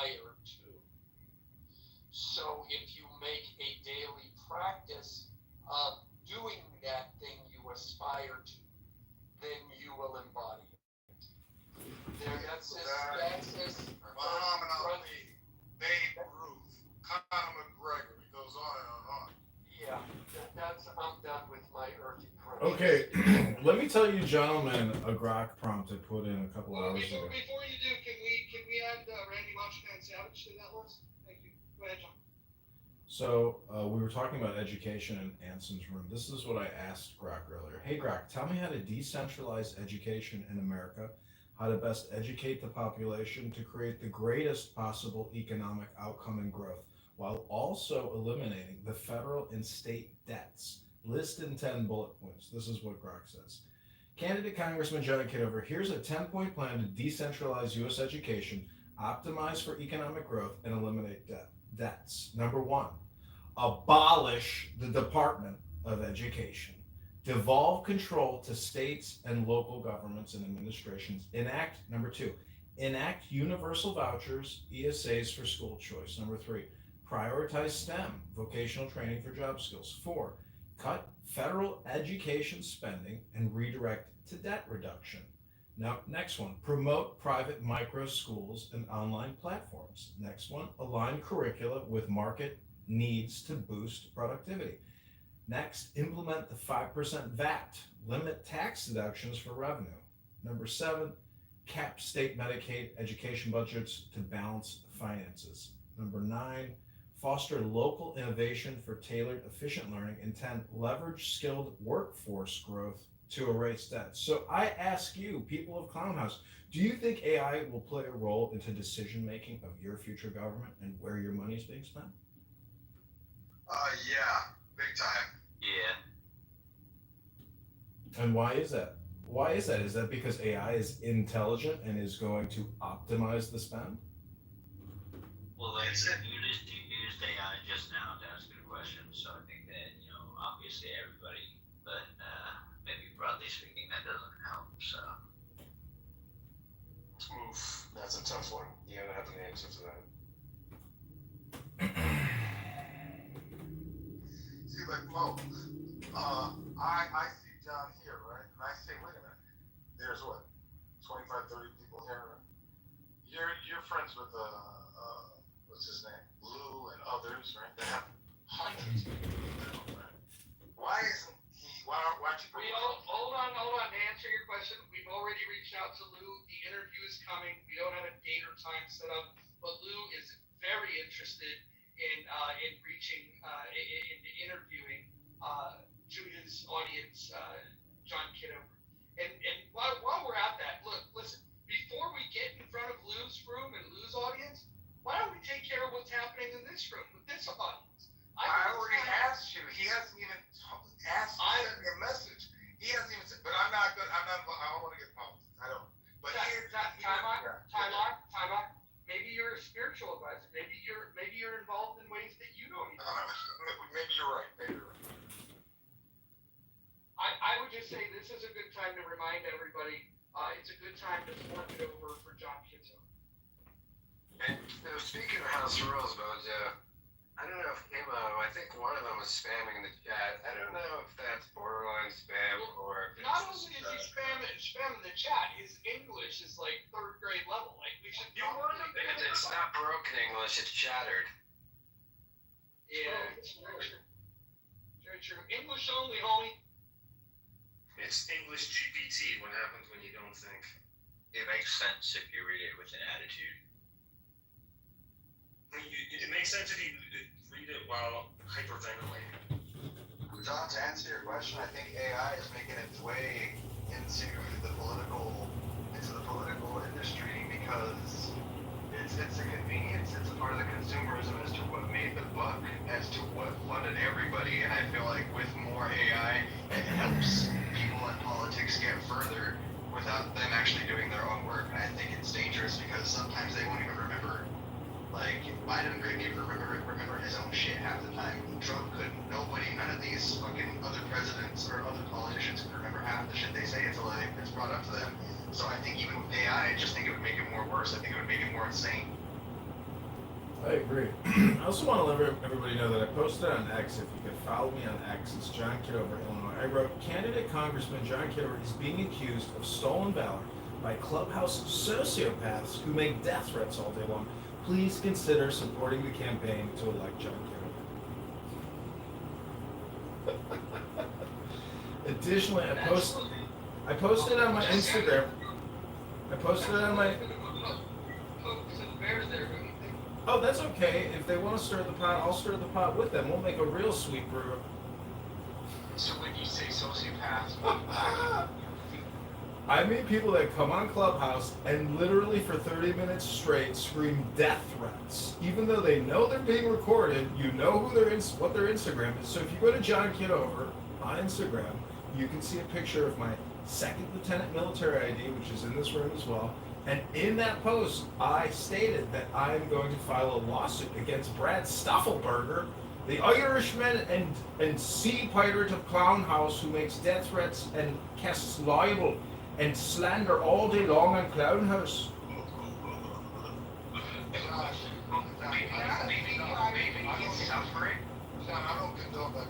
That's okay. I don't condone people coming on here and making death threats when they should be making shepherd's pie.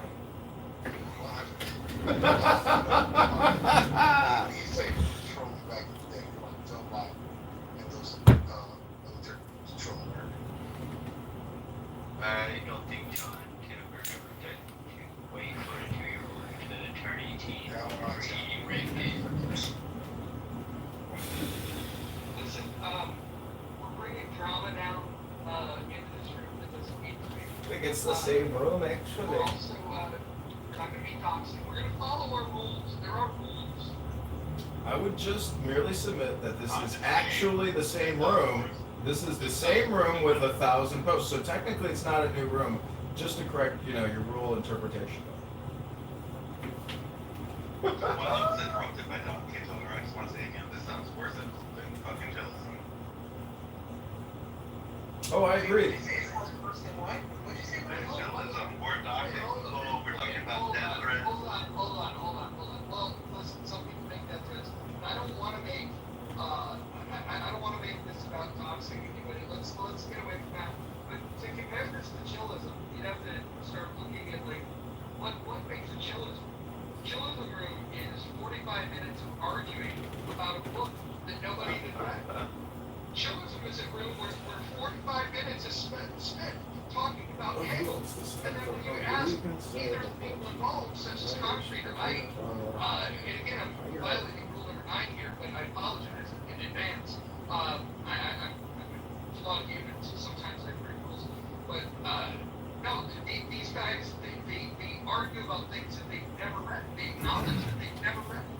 So that's the difference between chillism and here. At least we have people that read. We read out loud in here. This is how we know that chillism is different from this room, is because not only do people claim to read, they actually display that they can read, and they do it publicly. This is something chillism would never do. I challenge people in chillism to do a book reading, and watch how many people move themselves to the audience. I'm just saying I can't read, so I'm in the right place. Sure, you guys will read the book to me. I think we're about to read The Art of War in the Muff. That's okay. No way. Well, you know, a good book to read, more than just war. Well, Dr. Fauci thought that we were the placebo. My ex-girlfriend, she used to say, woke up back in the day. It's been a few years now. I was talking to her. She said sometimes she just sent me political commentary from places like CNBC, NBC. I don't get into all that, but I can tell that's not. I told her these are not journalists. These are opinions. I want to tell you shit. Do you miss that Muff? She wrote me back. You must say it's not good for the world. You need to wake up.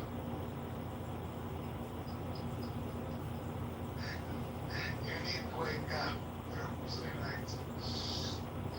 Yeah. Dolly wrote in the chat that these are dynamic conversations, and I would agree that these are dynamic conversations, while most clubhouse rooms are not dynamic, and they're actually just echo chambers, unlike when you're inside the Muff. I agree. That's what I like about Mojo here is because he's willing to go down the muff with them and pointing out that they don't actually read the book and that they learn how to vote. Can someone explain to me what in the month actually means? What does that mean for bugging me? So pretty much it's not what your older brother. ChatGPT. It's an italic. Yeah, it means like you're a pussy eater pretty much. Like No, hey. Nobody can explain in the muff to the gay people. I'm gonna add that as a rule. Listen, gay people are not allowed to know. It won't even let me type the muff. nobody talks about the muff. That's it's like fight club. It censored me.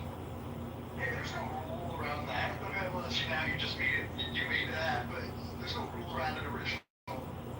I may add a rule. Okay. I can add rules all the time. We've already been editing the rules. So this is what AI says about in the month and what in the month means. So the phrase in the month can mean different things depending on the context. Number one, month refers to a failed attempt to catch or possess the ball, usually on punt return. So in the month could refer to moments during a game when the ball is loose due to a month catch. Historical context or fashion context. In a month,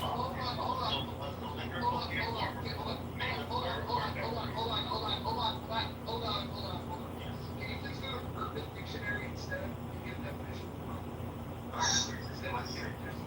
Let's see. I'll be right back.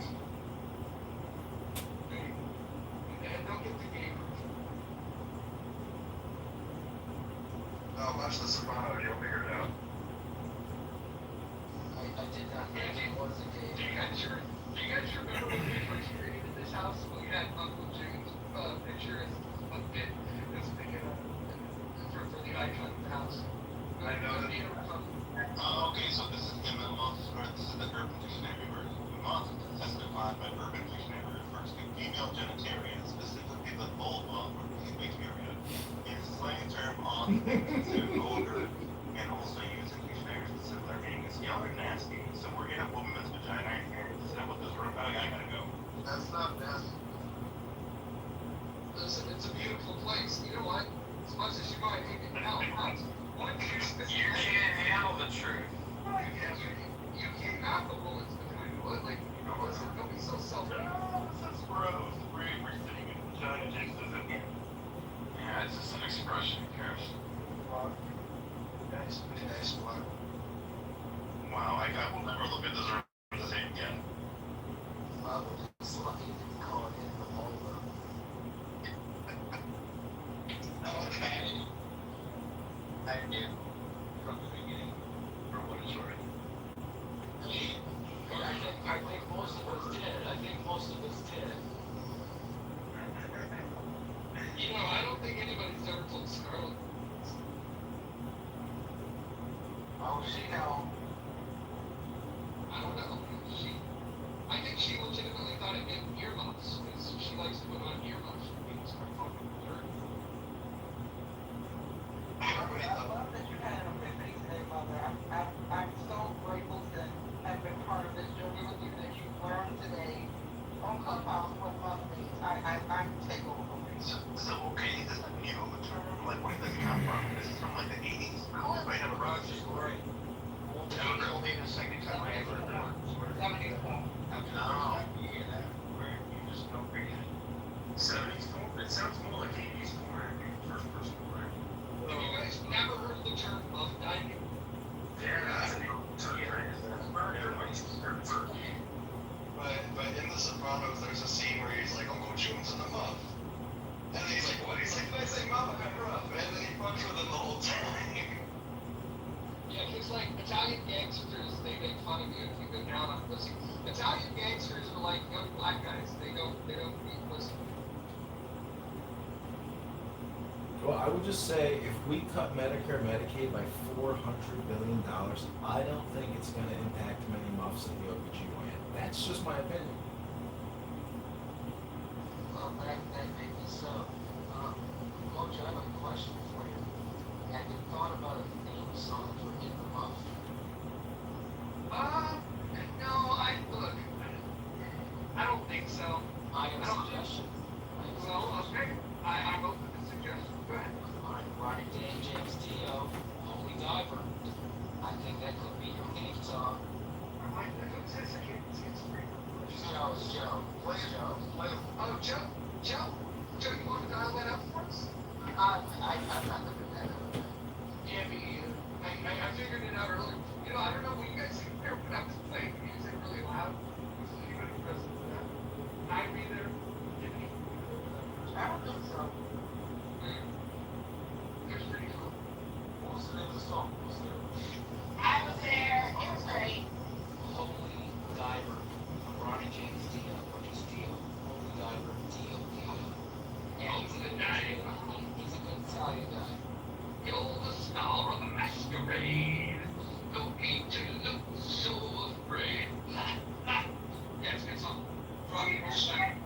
He's clean.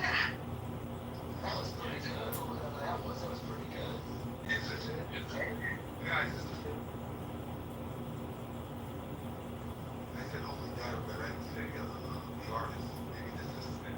Tell me. Right, it's heavy metal. Does it have an ominous beginning? I don't remember the beginning. This might be it. I don't know. Let's play it back.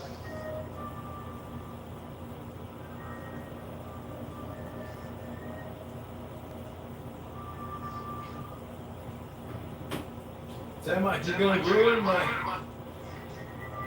Where's the month, guys? You're gonna trigger my copyright warnings on YouTube, Timo. So, how many seconds? I usually try to turn it off immediately. 4 to 5 seconds, you're cooked. 15 seconds, they nuke your account, and your whole career is over. Ruin the documentary time. I have at least a year to prepare for the very least. See, John, don't fuck around, bro. Timo, can you see my YouTube account? I'll get ready to.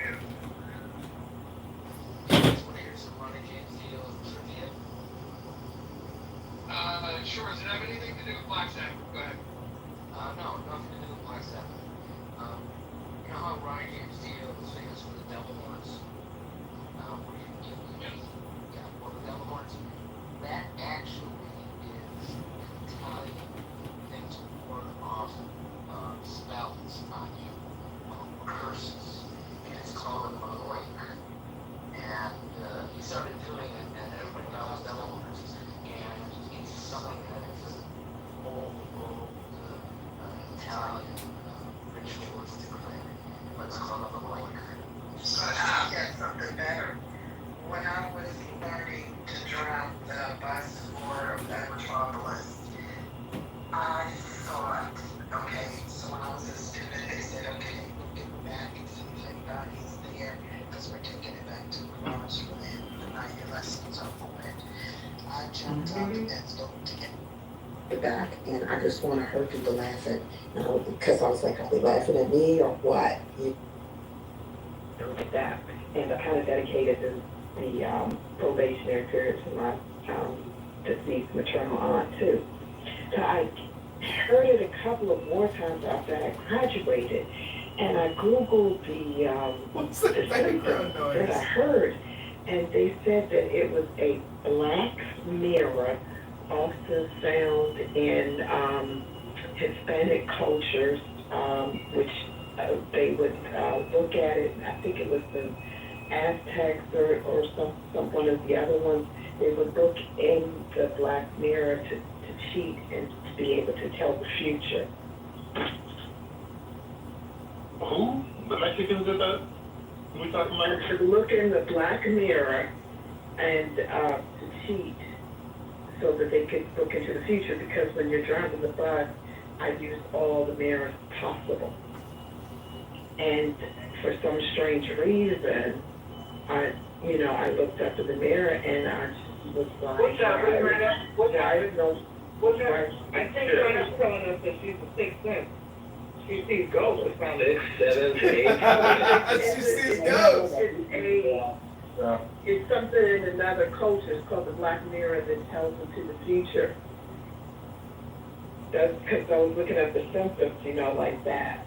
Because I swore I was... Mojo, she's talking about one of the Aztec gods. What's his name? Really? Tex or something? I don't know what's the name. You sure she's not talking about, like, Illa Botanica? I didn't know. I kind of Googled What god are you referring to? What's it called again? I don't know. She's talking about some Haitian shit. She's talking about Haitian shit. It's not Haitian. She's talking about some Haitian shit. We're gonna be sacrificing fucking animals in a minute. Yeah? They kill chicken. So real quick, right? So the Aztec people in Mexico did have like a god that sounds very similar to that, right? That was a reference to like obsidian and dark mirrors and stuff. They didn't believe in that. They essentially they would have used a specific god and he would show you like use the mirror to look into the souls of people and to guess the future. Like that is actually a thing. I'm just trying to see if we're talking about the same, if we're talking about the same guy or we're talking about different people. I don't know. I Googled some of the symptoms and it came up with what you said. We're gonna give them up. We're talking about kind of the experience with looking at research. I mean, time shut down for this. Yes, but it's actually interesting because it's different. I'm sure. Yeah, that's what I was saying. That's what I was just alluding to. Piggybacking off of someone else who just spoke before me. Girl, and I put that out there because I wanted more your feedback. braids are too tight. Girl, loosen up them braids. How many pieces of music can you play? 5? I actually appreciate your contribution. I don't think most people knew about this god. I know. I mean, first I played it off as I was hearing. I mean, first of all, when you really, I thought I was hearing things. I think we should really do a fun fact Thursday or like a trivia Thursday where everybody finds a fun fact and then we share it. But I love shit like this. Like I think it's fun. Yeah. All right, give me a fun fact about the gay Mexican community. Go ahead. But I'm not Mexican. How would I know that? What? I don't believe you by that. Don't be racist. How many seconds of music can we play? Because I want you guys to get this much long. How about 5 seconds? Alexa, play. I swear to God, like, what the fuck is this? He doesn't like the Arabs, but he's going to make speaking Arabic in his And then some of them are legit. You know what I mean? Like they're, you know. No, we don't know. Yeah. No, wait, what do you mean? What do you mean? Wait. Now that's it. That's exactly it. No, that's Holy Diver. That is Holy Diver. Do you guys want to run fun facts for today? Okay, so which country has more pyramids than any? Michigan. Colombia? Guatemala. No one ever guessed.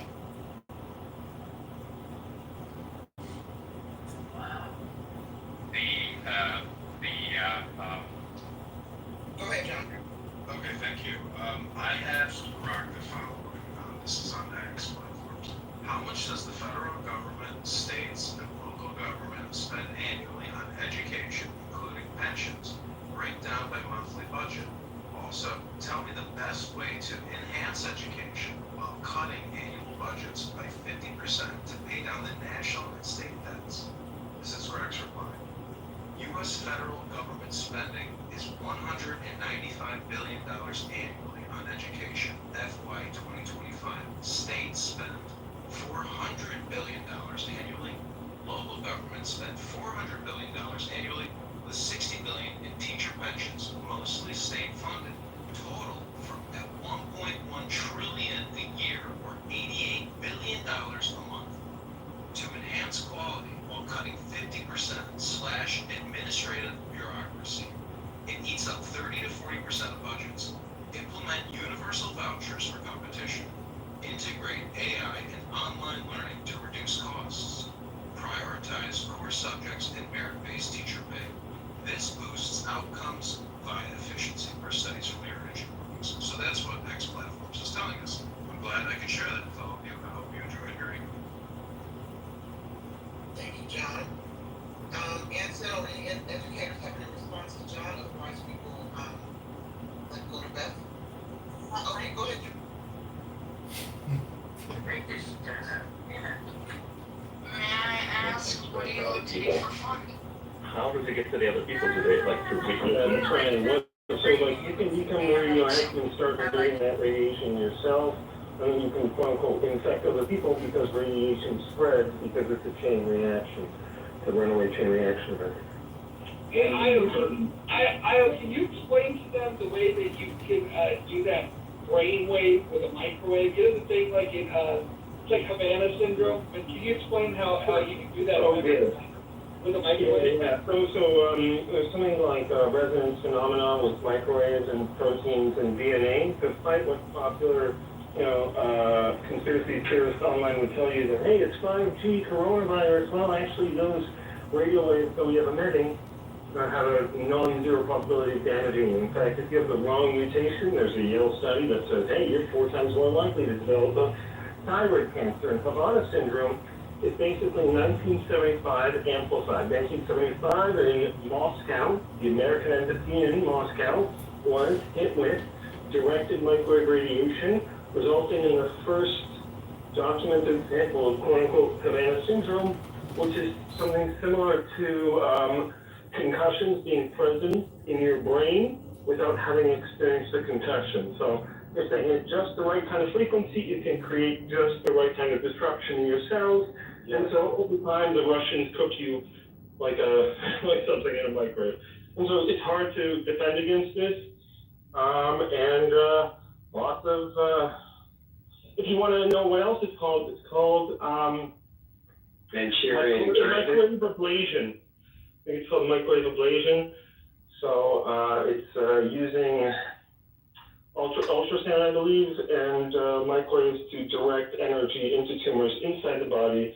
So if they can destroy tumors inside the body using this microwave ablation, then you bet your ass, the bigger you make the phenomena, the more damage you can do to more directed tissue, and you can focus it like a laser beam, half a mile, 2 feet, it really doesn't matter.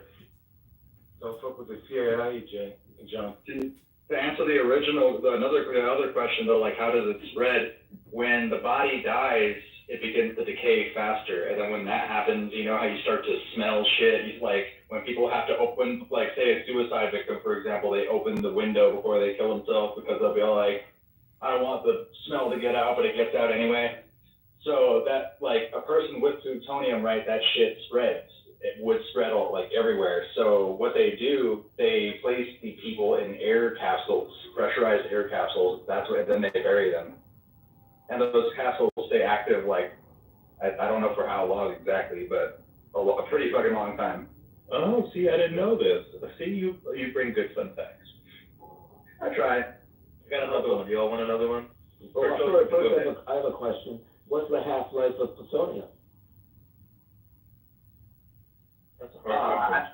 I heard when I read it lasts about a decade, I believe. It could go longer depending on what the material is of the plutonium. What I read read up on a guy. His name was Brian Simmons, and he had gotten caught with radioactivity working at this nuclear facility. It was a nonprofit nuclear energy facility.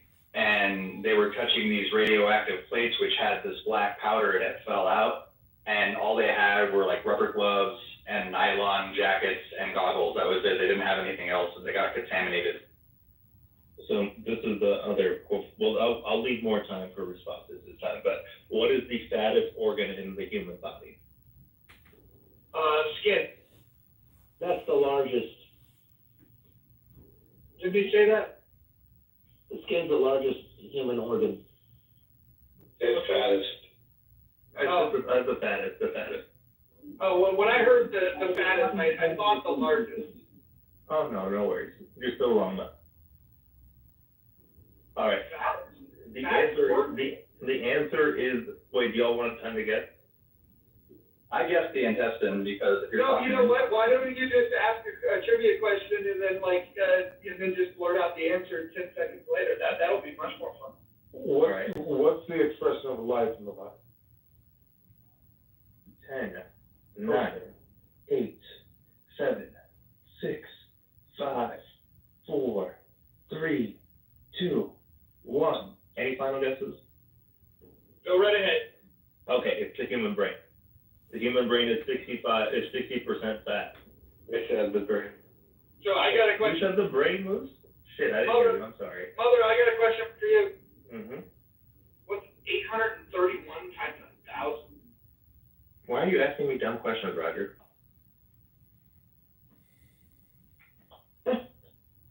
You only have to know that if you're running for Congress in the District of Illinois.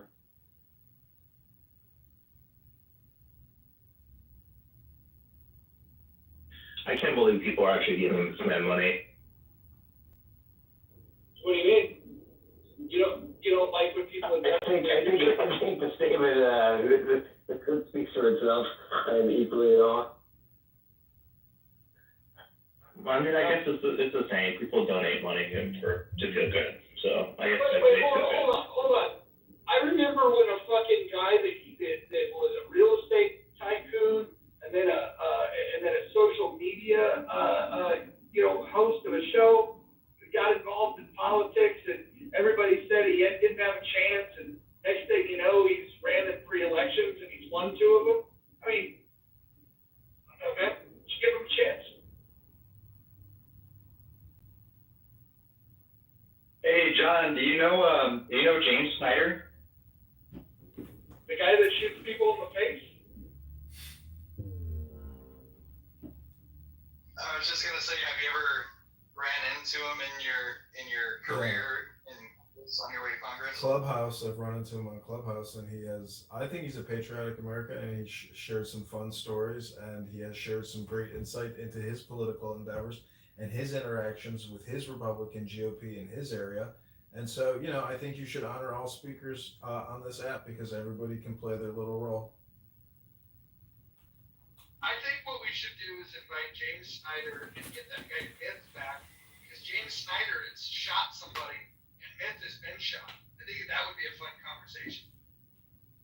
So any more fun facts today? Roger, can we do a trivia Thursday? No, you asked that before and I told you it's a bad idea. Why is it a bad idea? Because people have access to Google and they will cheat. Oh shit, you're right. We did talk about this. I forgot. It's been a long day. I'm sorry. Talk about this early. It's okay. Random trivia, nobody used Google. Who's the highest ranking official at a homicide crime scene? Sir, unless there is detective placed in jurisdiction. Chief detective. This is just a local homicide, not federal or kidnapping involved. Guess again. The lieutenant? The sergeant?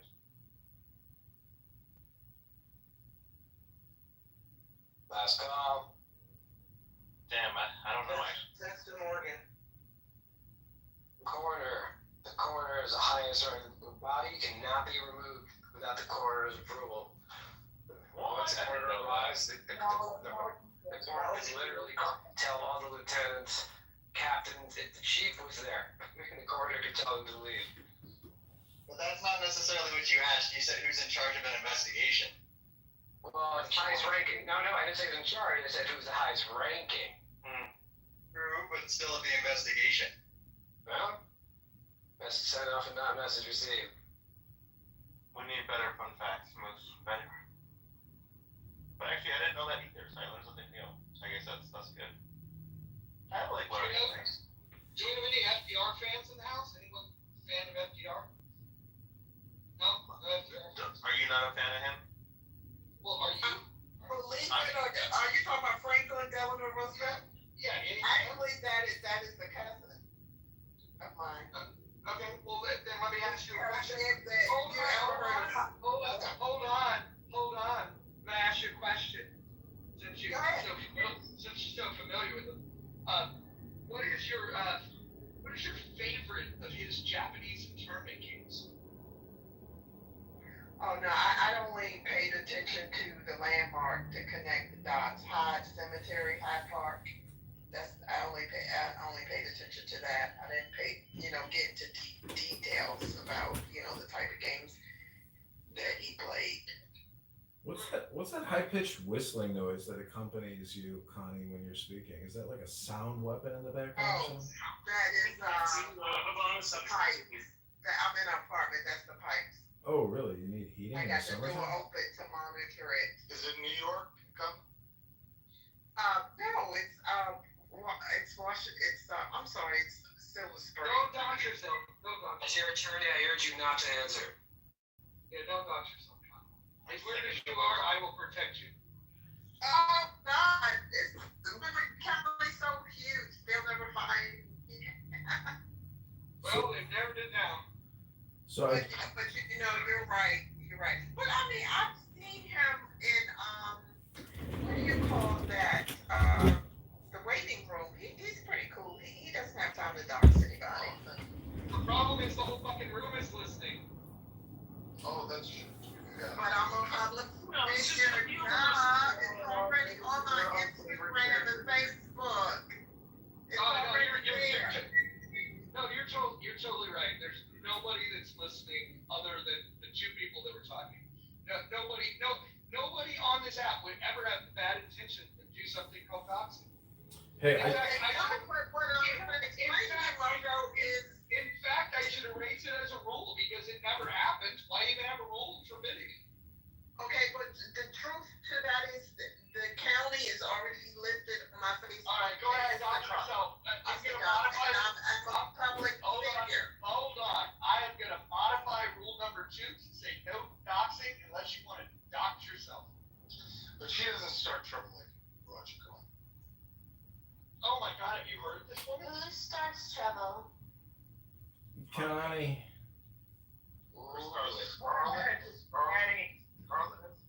Okay, who is the most problematic person in this space? Wait, on the stage right now? Yes. Ooh, boy, that's going to be a toss-up. I would definitely say the messiest person is Pockets, but... Oh. Yeah. Not expecting you to say Pockets. Sounds like But I'm curious on the time scale, because if you mean now or later. Well, however you want to interpret it. Hey, this is candidate Congressman John Kitover. I just want to read you a new Grok prompt I wrote. It says, what are the top 10 budget items of the U.S. government, and break down each into more detailed analyses. Determine the best way to optimize the federal spend to optimize the economy. This is what Grok writes back. Top 10 U.S. FY 2025 budget items in billions proposed. Number 1, Social Security, 1,543 billion or 1.5 trillion. Retirement disability benefits funded by payroll taxes, optimized by raising the retirement age and means testing. Number 2, other mandatory, 1 trillion for veterans income support, streamlined administration, reduce fraud. Number 3, net interest, 969 billion. Debt payments cut via deficit reduction. Number 4, Medicare, 936 billion. Senior health, negotiate drugs, promote preventative care like going to the gym. Number 5, non-defense discretionary, 995 billion. Education, health, prioritize high ROI investments. 6, defense at 850 billion. Military, enhance efficiency, cut waste. Number 7, Medicaid at 587 billion. Low income health, focus on outcomes, reduce overutilization. Number 8, VA, 163 billion. Veteran care, integrate with private sector. Number 9, HHS, 134 billion. Public health, invest in R&D for growth. Number 10, education, 82 billion. Schools aid, boost STEM for workforce. To optimize the economy, redirect to infrastructure. R&D, boost GDP by 1 to 2x return. Reform entitlements for sustainability, cut regulations, subsidize, promote high skill immigration, aiming for 2 to 3% annual growth while curbing deficits. I hope you enjoyed that information injection. I think it's interesting that on all of them, they're, got their hand out for R&D. I wonder if that's a self-serving thing to have R&D for AI.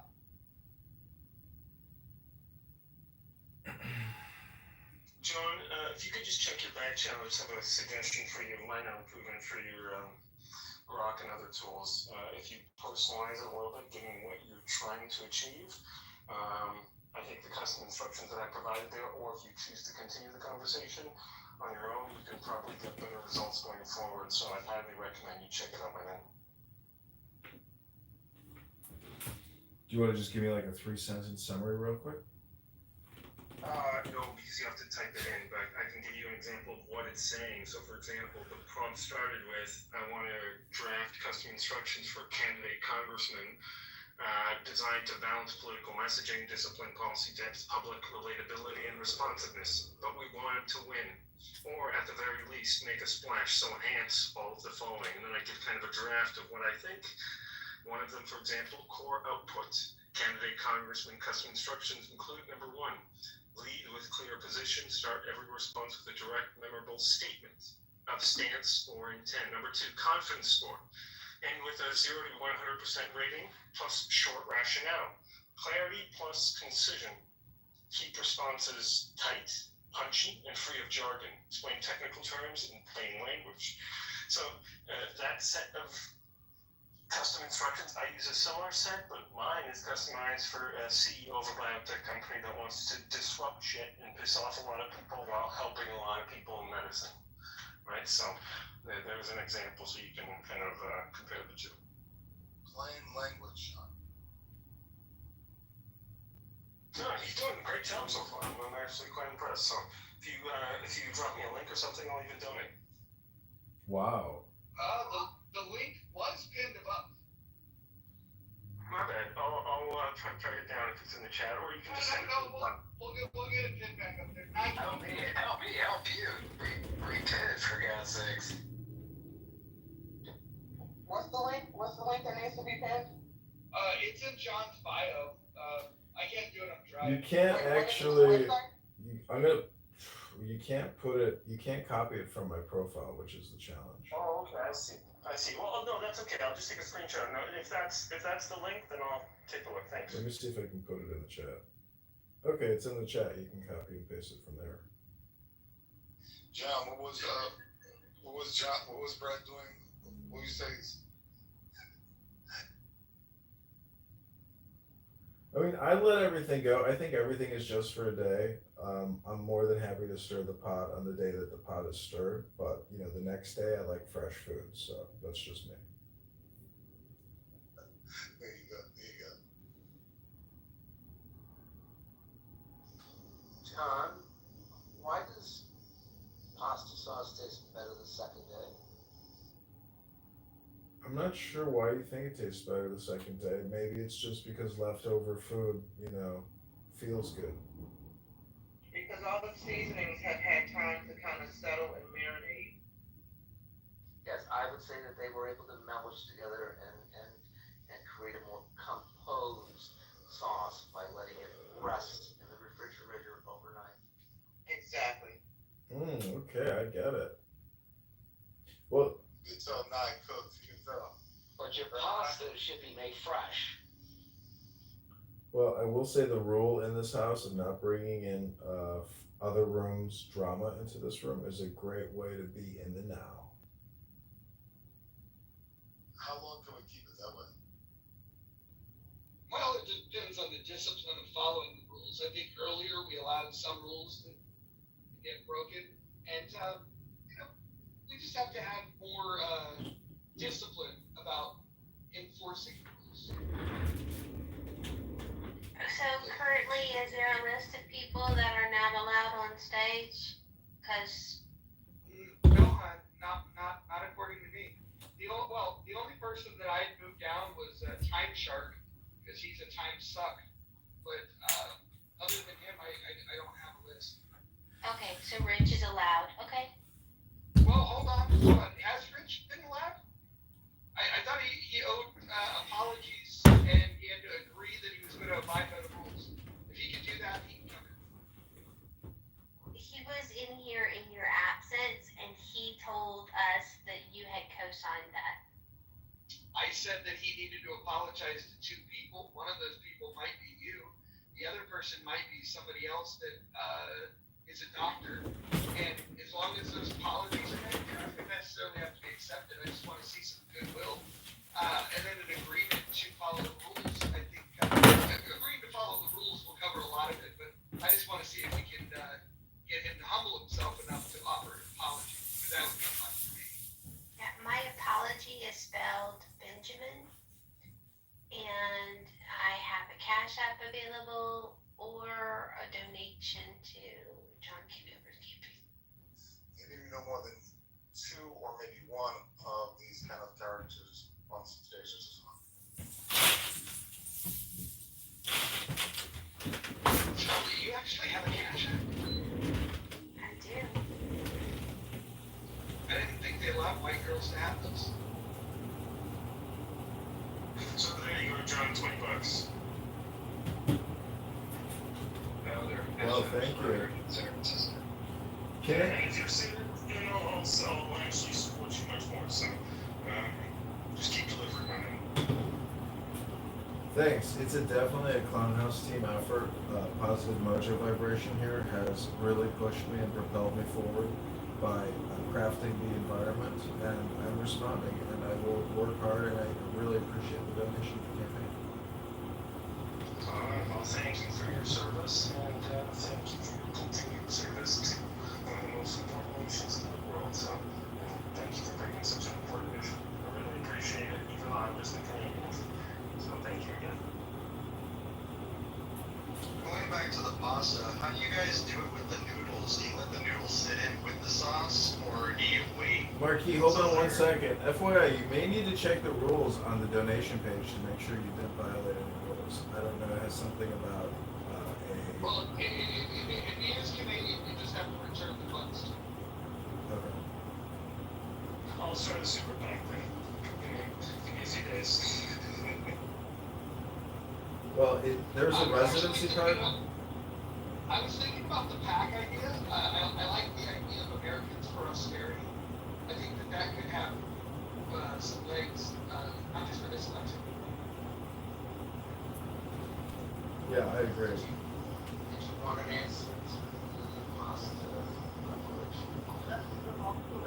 I mean, again, just like when you put the noodles in the sauce once they're al dente, or wait until the sauce is done. Because I don't like it when it's all watery. Okay, then you want to do the thing that it's called mantecado. And it's a process for finishing the noodles. So what you do is you have your sauce. Wait, why do you call it sauce? Is it gravy? No, that's a Jersey annoying thing that they do there. No, it's not gravy. Okay, well, tell me where you're going to stay. Yeah, well, I'm in Maryland, I'm from New York, but no, I'm not from New Jersey. And they have Sopranos and Italian related, I don't know what's that. But anyway, mantecare is a method for finishing your pasta. So you boil your pasta with salt only, never put olive oil in, and never rinse your pasta because you're rinsing off all of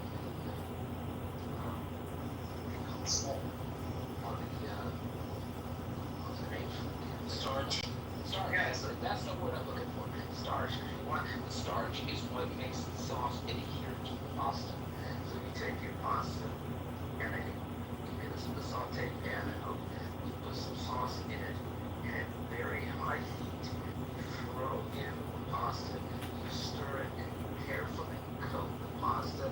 Then that's called finishing it mantecare, and then you plate it. And that will make all of your pasta taste better. That method.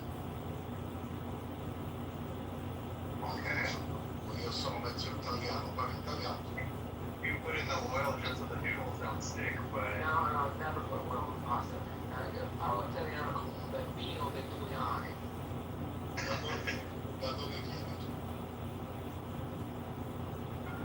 Rule number 11 in English. Oh, yeah. I broke a rule and I didn't realize. Sorry, guys. It's all set. They're not mansplaining something in Italy in Italian. It's Biace. Well, and to be fair, we are going to break the English only thing. European languages would be the first exception. Grazie molto. Time on speaking Italian. Time on. You're fluent in Italian? I love it.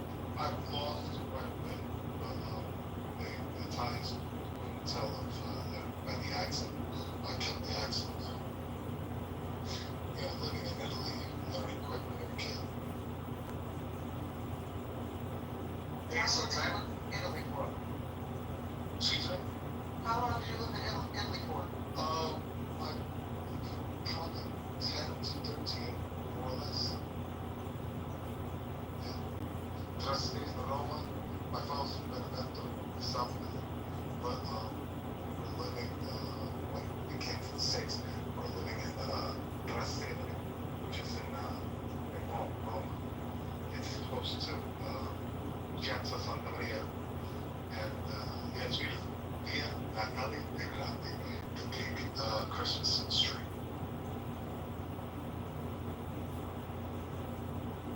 You have few black folks in the room. It's amazing to go outside of, especially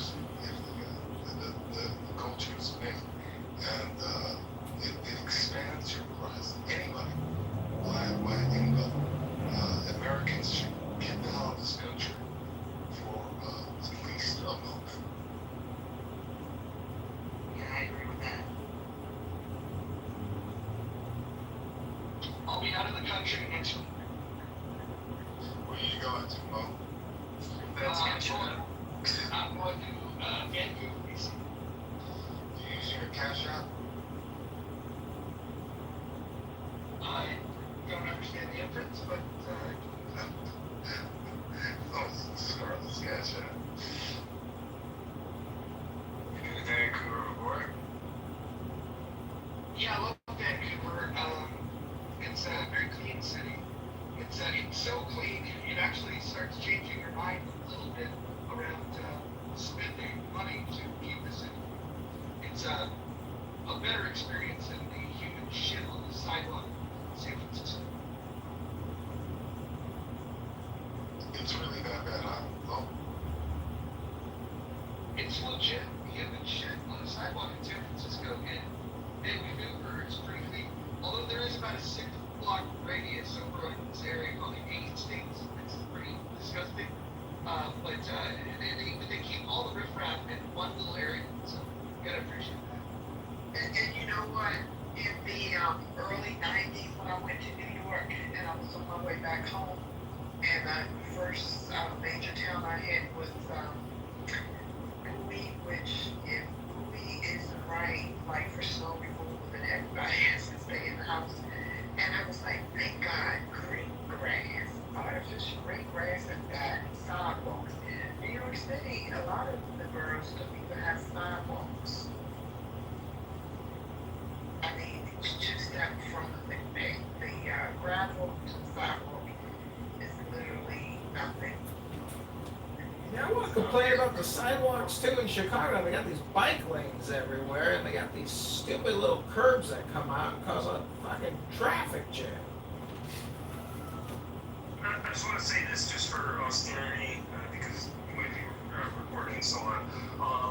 As Mojo said, send me the refund and I'll send the donation through my American corporation. No problem. I think that will be fine. So unless there's another problem that I was fucking up with at this point. Just want to say that he was so charismatic, I should have been more careful with the reading, so my apologies, but thank you, Mojo, for being on top of it. Yeah, that's okay. I'll log in shortly and I'll hit the refund for it.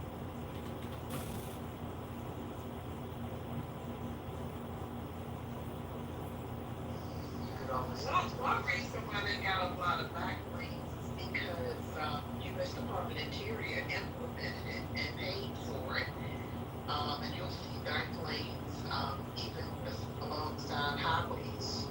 And Woodrow Wilson Bridge, you know, they even have a bike lane on it. So that's why they have it. Because I remember I did a temp assignment there. So I was just going over to see how many bike lanes have been completed and how many bike lanes I have already seen, you know, in the Washington D.C. area. But yeah, it's been implemented, so it's kind of like mandatory. But if you do not in D.C., if you do like rideshare, you better have a camera because those bikers are just atrocious. They're terrible. Well, these bike lanes have taken up a lot of parking. They're eliminating 40% of the parking in all these businesses that they're already charging for the parking. I mean, it's this Green New Deal is a waste of time, a waste of money. You can't snow plow the bike lanes in the winter, so they just sit there full of snow. It's, you know, these people that run cities, they do not know how to optimize or efficiently run cities. Honey's right about the sidewalks being a factor. Memphis is number one. I was surprised when I read this. Memphis, Tennessee ranks number one, having the highest rates of pedestrian fatalities. We had this discussion in a room recently. I've actually had somebody that lived there, and it's simply because there's no sidewalks. It's just that they don't like there. It's like, look, not happening. No sidewalks.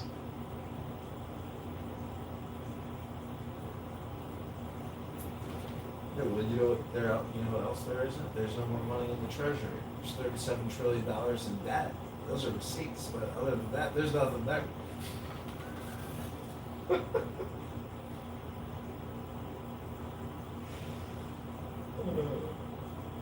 Right.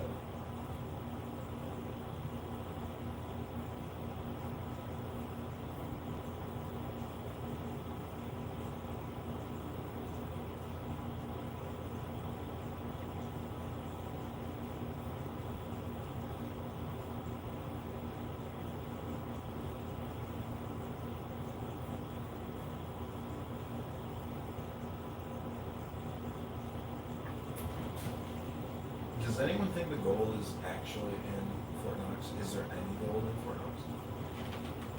Yeah, I think there's actually more gold than they report because all those governments that you overthrew in the Middle East, they are reporting their gold missing. So I suspect it's actually much more problematic than anyone wants to audit. So, but that's my suspicion. Yeah, there's that famous photo of Tom caught in the truckload full of gold from Sodom. Yeah, we three kings be stealing the gold.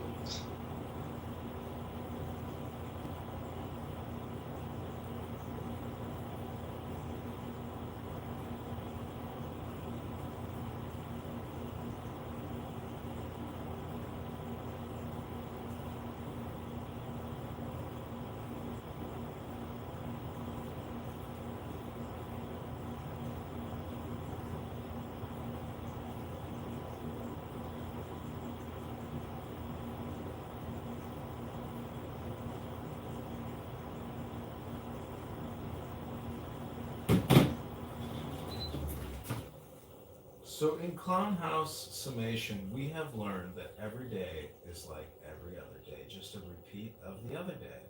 Welcome to Clown House.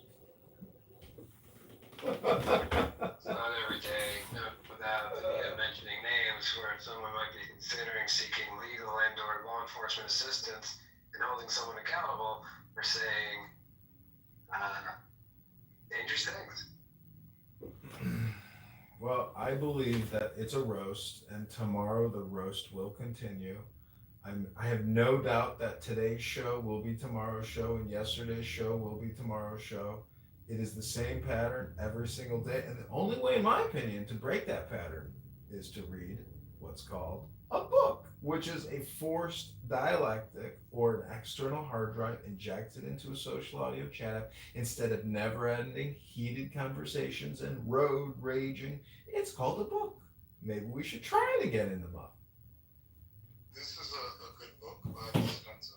It's called Breaking the Habit of Being Yourself.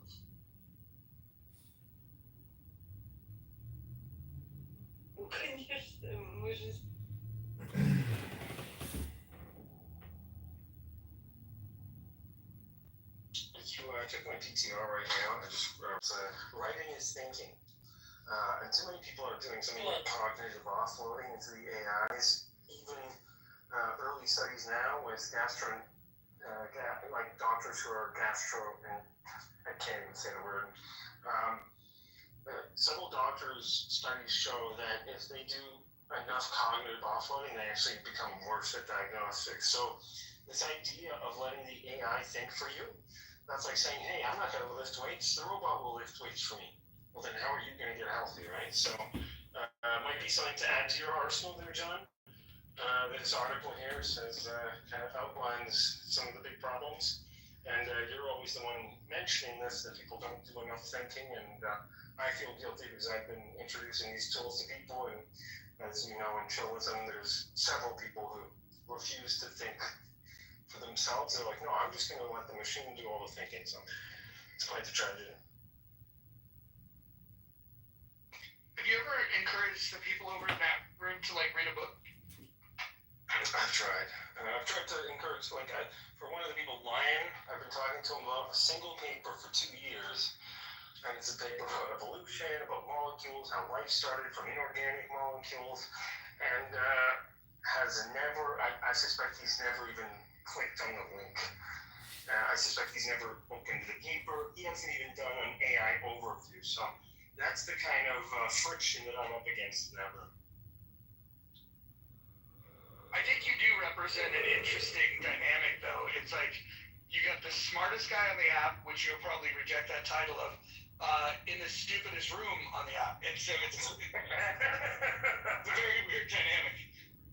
It is, actually, but I go there for the tongue twisters because I have to do speech therapy, and now that I work in a hospital with my technology, I have to tell doctors big words and stuff, and so whenever I mention anything in that room, it always falls on deaf ears because I'm saying something technical and perhaps tangent to what's being discussed, and most people don't appreciate it, but I'm there for a very selfish reason, although I do try to make what I say valuable to people. That's the kind of the nature of my attendance in that room.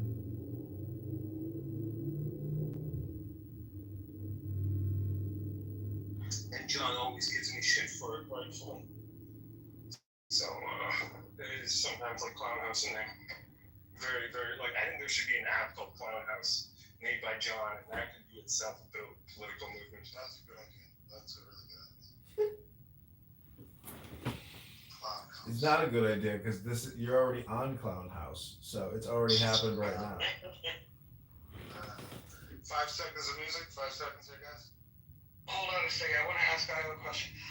If you were to play a real world version of Oregon Trail, but let's say you're just boldly going to some new place, and you had to fill your proverbial wagon with 4 people from Chillism to help you survive some mission where there's going to be unknown threats. Who's the 4 people you pick from Chillism to help you survive? Oh shit, Chillism? Okay, so Lion's wife is a nurse, so I'd probably take a nurse. There's some medical professionals, so Lady Lion, the better half of the 2. That would probably be one. And the 3 other, I believe, vacant. I don't know, but that's like, I'll have to think about the other 3, so give me a few minutes. Maybe just the 3 fattest people, so you'd have people you could eat as they die along the trip. Oh shit, okay, I didn't know it was that kind of trip. But that's a good point. I forgot that the Oregon Trail was treacherous. Donner party.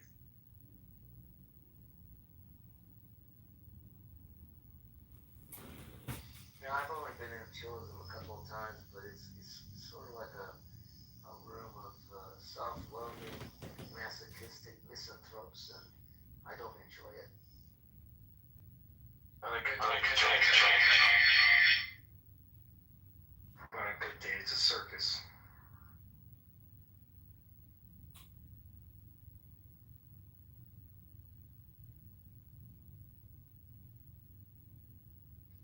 We have no shortage of weirdos over here, though. We're being honest.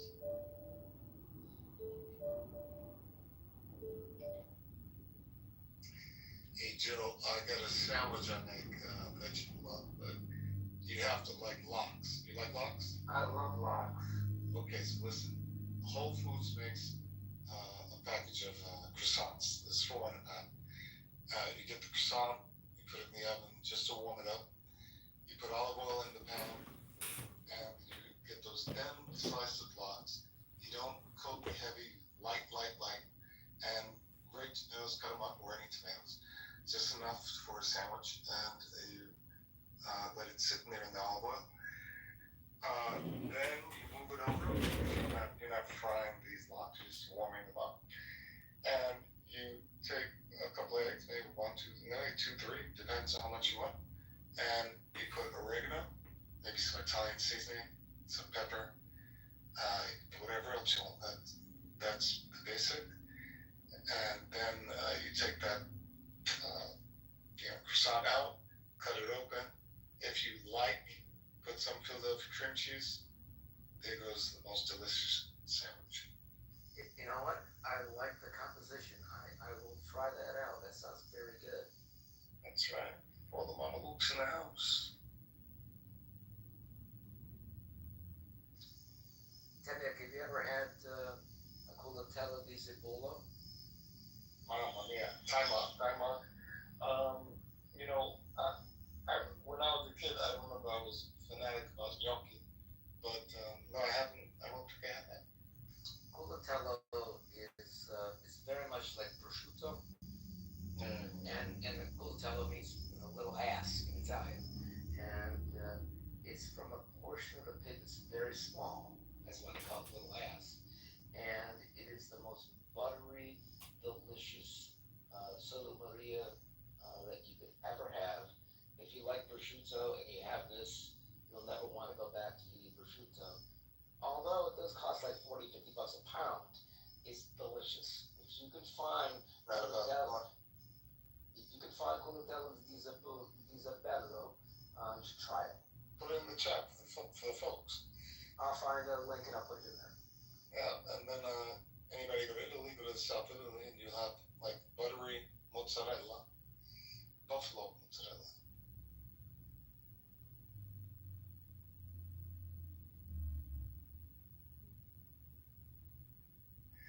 And most, if you like the sisters, Italian food, they like Italian food.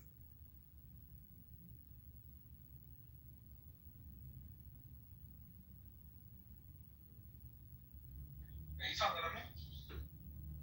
Yeah, Mojo. You like them sisters, right? You know, I used to. There's a white girl on this app that is Yeah. she's so cute. Where you don't have to give away, but what part of America or what area? Does she live? I would never say. Well, Wise man. shooting your shot in the skin.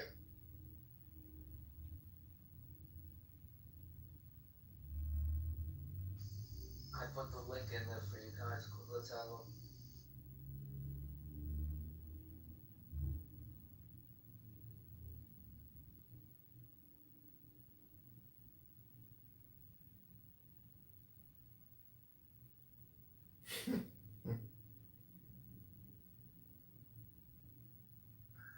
Yeah, Joe's for real, you can tell.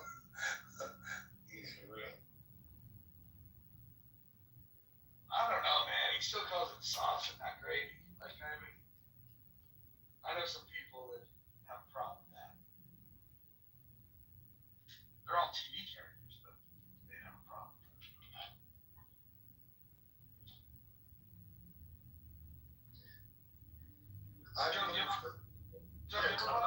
Junior would definitely have a problem with that. Joe, you ever bought a pound of gabagool? I mean, gabagola? Yeah, I have. And gabagool is a stupid thing to say when you can say gabagola.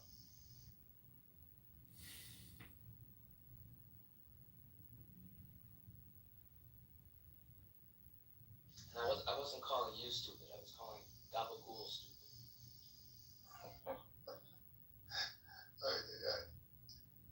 Tell him, teach Mojo how to say it the right way now.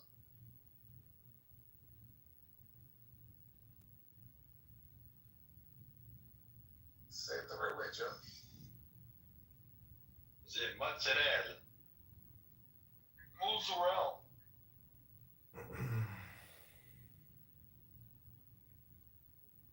Forget about.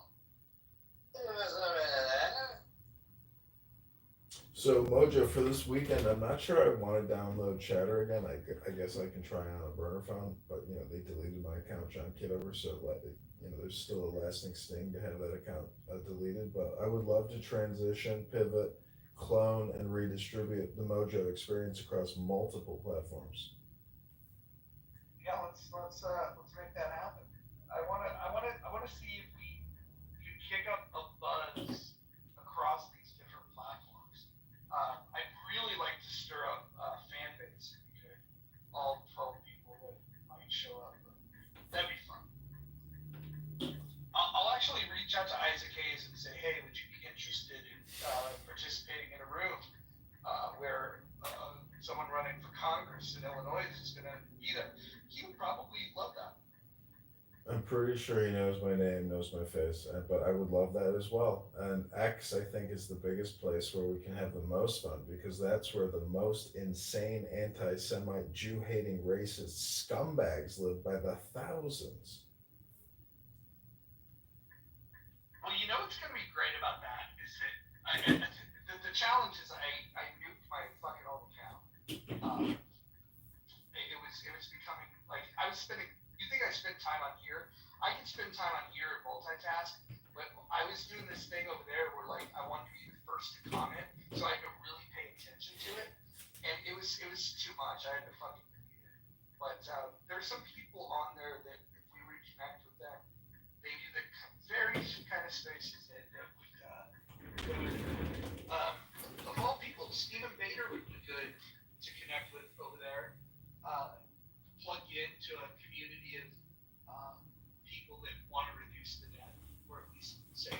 Well, you need to create a Mojo experience account, and I have many X accounts with many followers. So any content you create, I can retweet and vice versa. But we can rapidly grow your account to where we should be able to get seen in the open X spaces.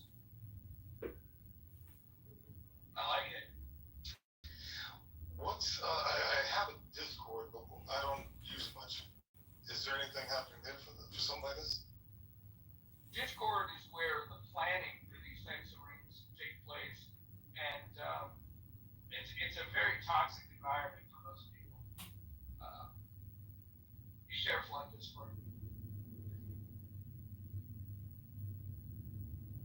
Yeah, I just go for a writing. It's a writing workshop that we do there. That's it. I don't jump around. I don't even know how to use it really. Yeah, Pepe likes to say he came out of the most racist rooms of Discord, and he was a neo-Nazi at the time. And his brother also has the stormtroopers insignia. So, every time Pepe gives a little lecture, just know that you may be communicating with somebody who you could consider an extremist. Yeah, so he has a brother too, huh? That was funny. Like a twin Pepe, like a PP. Say it isn't so. I call him Dr. PP. Pepe and Le Pew. Pepe and Le Pew. Mojo said once, he's like, John has all these recordings of Clubhouse users. If one of them does something awful, or, it's like we've got all this, digital signature communication. I don't think anybody. You got your own Epstein list. It's awesome. Yeah, I've created my own little hive of intelligence, but really it's not me. It's just Clownhouse. I'm just hitting live stream. Well, most people, there are some people who technically can record all the streams at once, so unfortunately, for whatever reason, Clubhouse leaves that door open to this day. So you could, in essence, just be streaming all the rooms and ripping them all. I agree, but since You have to be in the room. I'm running for Congress, I would like to set up more recording studios in my house to record even more Clubhouse. But the truth is, that's not what's going to win this campaign. And creating more targeted content, and I think using AI and Grok to create targeted content to read and then deploy, will go a long way. I mean, if we can give. Well, if you want some help, I'm down to help you pro bono. If you want some technical support, I got you. So, here's something that would be cool, is utilizing AI to go through all of the hours of content that he streamed, looking for particular either voice signatures where you're looking for the best of something, or just looking for a particular topic. Is that something that you would be able to help out with? Easy peasy. Yeah, it's easy peasy. That's easy peasy, huh? Yeah, if you got the recordings, it's a matter of just processing them, and then it's just a matter of tokens. One thing that you could do is make a specific section in your political campaign for funding AI tools. That would actually probably be the most transparent and open way of addressing this. You're like, look, here, I need money for these AI tools so I can give you the best bang for your buck, right? And then you could probably even apply for Grok to get limited access as a senator or senator candidate or Congress candidate, which is what Grok and ChatGPT offer to government workers, federal workers. So there's probably an email that you could write to get kind of $100,000 in monthly tokens, which is what they give to startups. So it's not the wrong possibility to just get $100,000 each from NVIDIA, ChatGPT, Google. Each of these companies can do that for you. So there's probably many creative ways of doing that, but it would just be a matter of getting those kind of processing. So I think for an hour processing audio, Roger, it's about 8 parts. So depending on how much the aspiring congressman has hours, you can just roughly calculate what you need And the costs are always going down, so there's probably many ways of reducing that as well. But if John can give me like an estimate of how many hours he has, I can probably give you an estimate of how much it would cost.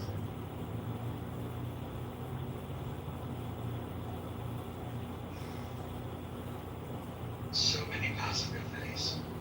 I like it. That was actually one of the smarter things I've ever heard in Clubhouse.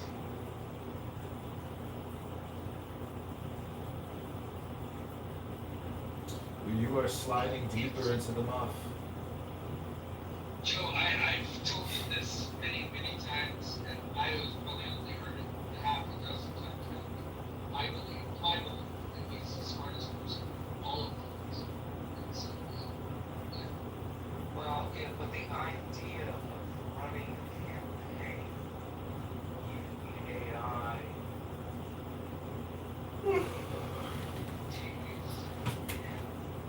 taking and creating a small language model, using RAG to narrow what GPT will give you.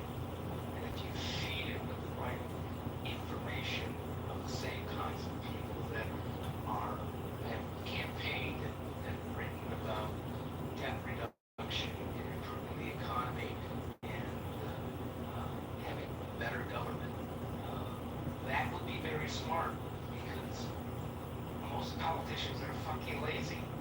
And if you had that and you started building your campaign platform based on real data of some really fucking smart people that are in agreement with what you want to do, that could make you unstoppable. And the way you talk about your campaign greatly. Speaking of making you unstoppable, John, let's hear your rehearsed answer for Mr. Kitover. There's been some talk of concern with the public of you recording those on an app without their knowledge and consent. What say you to their privacy? Yeah, privacy is a very important issue, and maintaining online anonymity, I would consider it almost a right, but many people are incapable of maintaining that anonymity because it's not easy to do. The Digital, Surveillance Act tied to the NDAA, which is $1 trillion a year, with their NSA facility in Utah, everything is recorded. Everything is put into these massive data storage centers to mine for future crime, potential terrorists, to look back and do research on crime or terrorism, hopefully. So I would just say that, if you have a complaint about me recording people on Clown House using vulgarity, racism, hate speech nonstop, well, I would just say the government's already doing it. So I'm just doing a duplicate or a duplication, and I don't cost anything, but the government is charging you $1 trillion a year to do this type of operation through the NDAA. So don't complain to me running for Congress. Go complain to your current congressperson or senator. Yeah, the name of the program is Echelon. It's intercept everything. There you go. So there is no privacy. Signals intelligence means anything you transmit, they intercept and record, decrypt later, and they have all of the encryption keys. That's why they call themselves the equation group, and then the opposing group is called the shadow brokers. So that's kind of the players involved in their job solution. Well, but as far as Clubhouse goes, you gave up your right in terms of service on Clubhouse to be recorded. So you got nothing to stand on. These people who put in their profile write-up that I don't want to be recorded, it's worthless. Doesn't mean anything.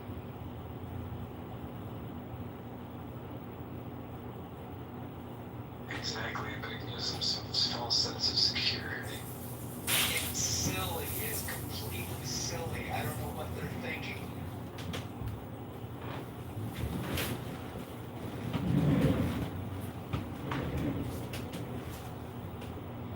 I mean, people want to be titillated, and part of this ridiculous game is anonymity. But then you develop friendships and relationships with people off of this app, And I just don't like to hang out with people who spend their day, doing homicidal ideation and making death threats for 30 minutes straight on the set. I don't know. That's just me. Those are the kinds of people I don't like hanging out with.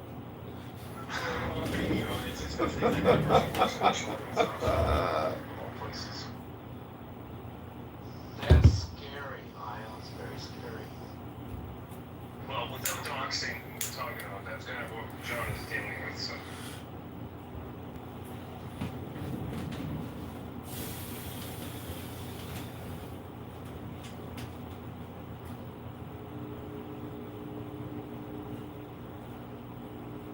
Rohan is not a fan of my recording activities on this app, and it gets him very triggered when we discuss or interact.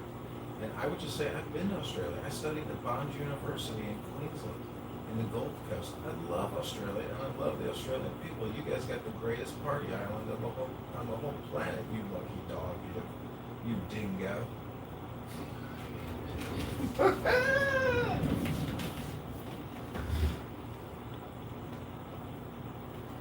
I'll find John. I problem with anybody who chooses to be able to record another person without their consent and then take it further to be able to want to try and commercialize another person's asset, which is their voice. I think it's pretty despicable. I think it's pretty low life. I think it's disturbing. It's one thing to be able to sign up to a service in itself. Where you actually are aware you have consent, you give consent, but people are coming into rooms and sharing information about themselves, unaware that you or other people for that matter are recording and also live streaming. By the way, I don't give you consent ever to be able to utilize my voice on any of your streams, FYI. You've got a restriction when you live on how people choose to be able to engage in rooms that you're involved with. So that restriction is on you. You're essentially hampered connection. I don't think you can get your jollies out of it. And that's what we're good. Great for you. And I know that Clubhouse is recording this, and that's what I've given consent towards. But I never gave you or anybody else the consent to be able to stream my voice, my thoughts and ideas for you to be able to commercialize on. And for that matter, I find it really disturbing that a person is really attempting to become a congressman, knowing that it's actually breaking the terms of the service and being disrespectful towards other people. I think it's disturbing. Do you think that the title of this room covers that whole idea of people not knowing that they're being streamed? In the title of the room, it says that it's being recorded. Yes, no. There's a function facility that's on the app itself, which can show whether a group's being recorded or not. The feature and function of that is not actually being displayed as being recorded, and the replays are off. But yeah, sure, I mean, something recording doesn't say it's not actually being streamed. Then, yeah. I mean, if it said streaming live to you, do you think that would be a good disclaimer? Look, I've been discussing this point to the nth degree, to the point where it's almost dead and mute.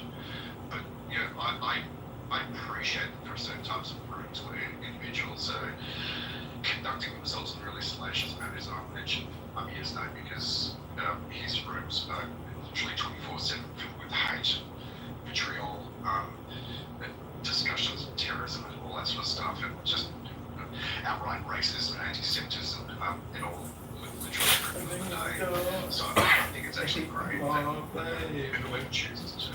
Dingo ate more baby. What the fuck? A dingo ate more baby. It's disturbing that any individual chooses to be able to expend so much time recording and live streaming with 50 plus mobile phones. A dingo ate more baby. A dingo ate more baby. Who does this? A dingo ate more baby. A dingo ate more baby. I appreciate the criticism. I think it's maybe warranted, and I think you're a great critic. But I was working on a song while you were criticizing me, and it goes a little something like this. A dingo ate my baby. A dingo ate my baby.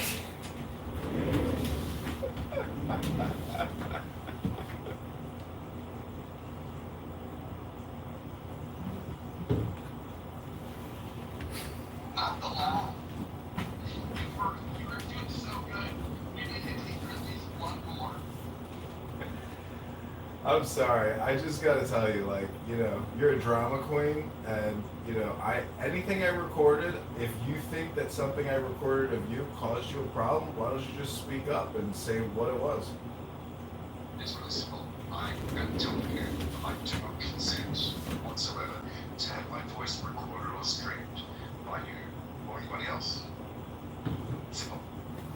If you break or request, then there may be consequences. And other people might have consequences for you if they choose to be able to say exactly the same thing. Yeah. All right. Well, it's duly noted. I'll put it in the complaint box.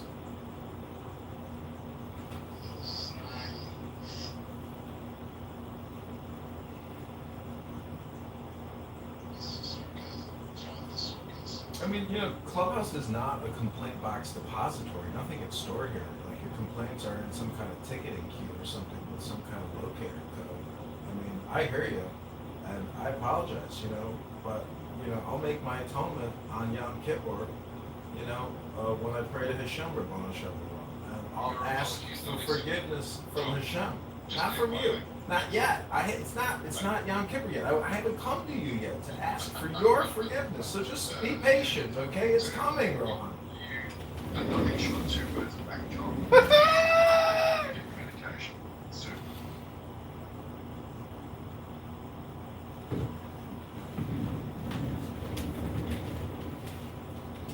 Well, I'll be looking for you on Yom Kippur. You'll be one of the first people I come try to find on Yom Kippur, okay? John, I'll tell you what. Okay. Some people find you funny. I find that you're a joke. Nothing personal, girls. No, I get it, but it takes a comedian to know a comedian, so you must have a great sense of humor. Thank you very little. Oh my god. Oh my god. Would you say that what John's doing is similar to like somebody photographing you? You know? Something like that, right? Without you. It's a matter of, a person taking a photo of you and putting it up on a website without your knowledge. Sure. And look, I mean, that's perfectly right to have to do. That's first. Well, in some countries and states, I'm sure that it's not as well, but yeah, this is an invasion of privacy. It's a lonely type of thing to do, really. Yeah, it kind of rubs me the wrong way, but don't worry about that. It kind of rubs me the wrong way a little bit.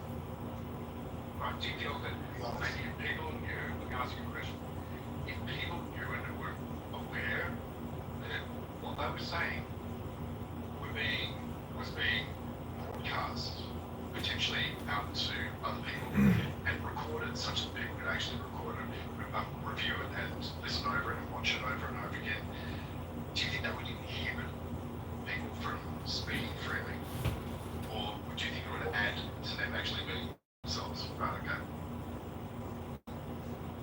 I don't know if it would inhibit people or not, because this room's been live streamed today, and we've had people coming here.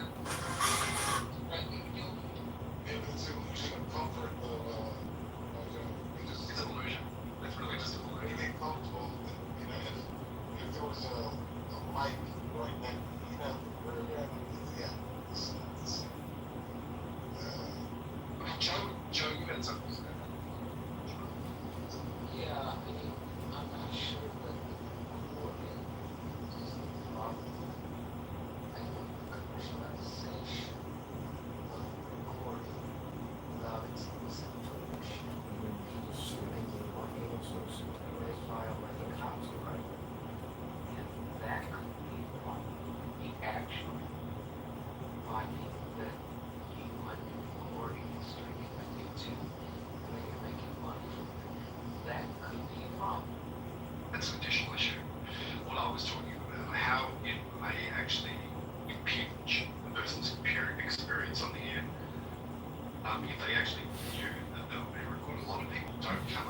clubhouse purist, this guy, bro. You're such a clubhouse purist. It's so Are you feeling triggered? so profound and so professional. What a purist, this guy.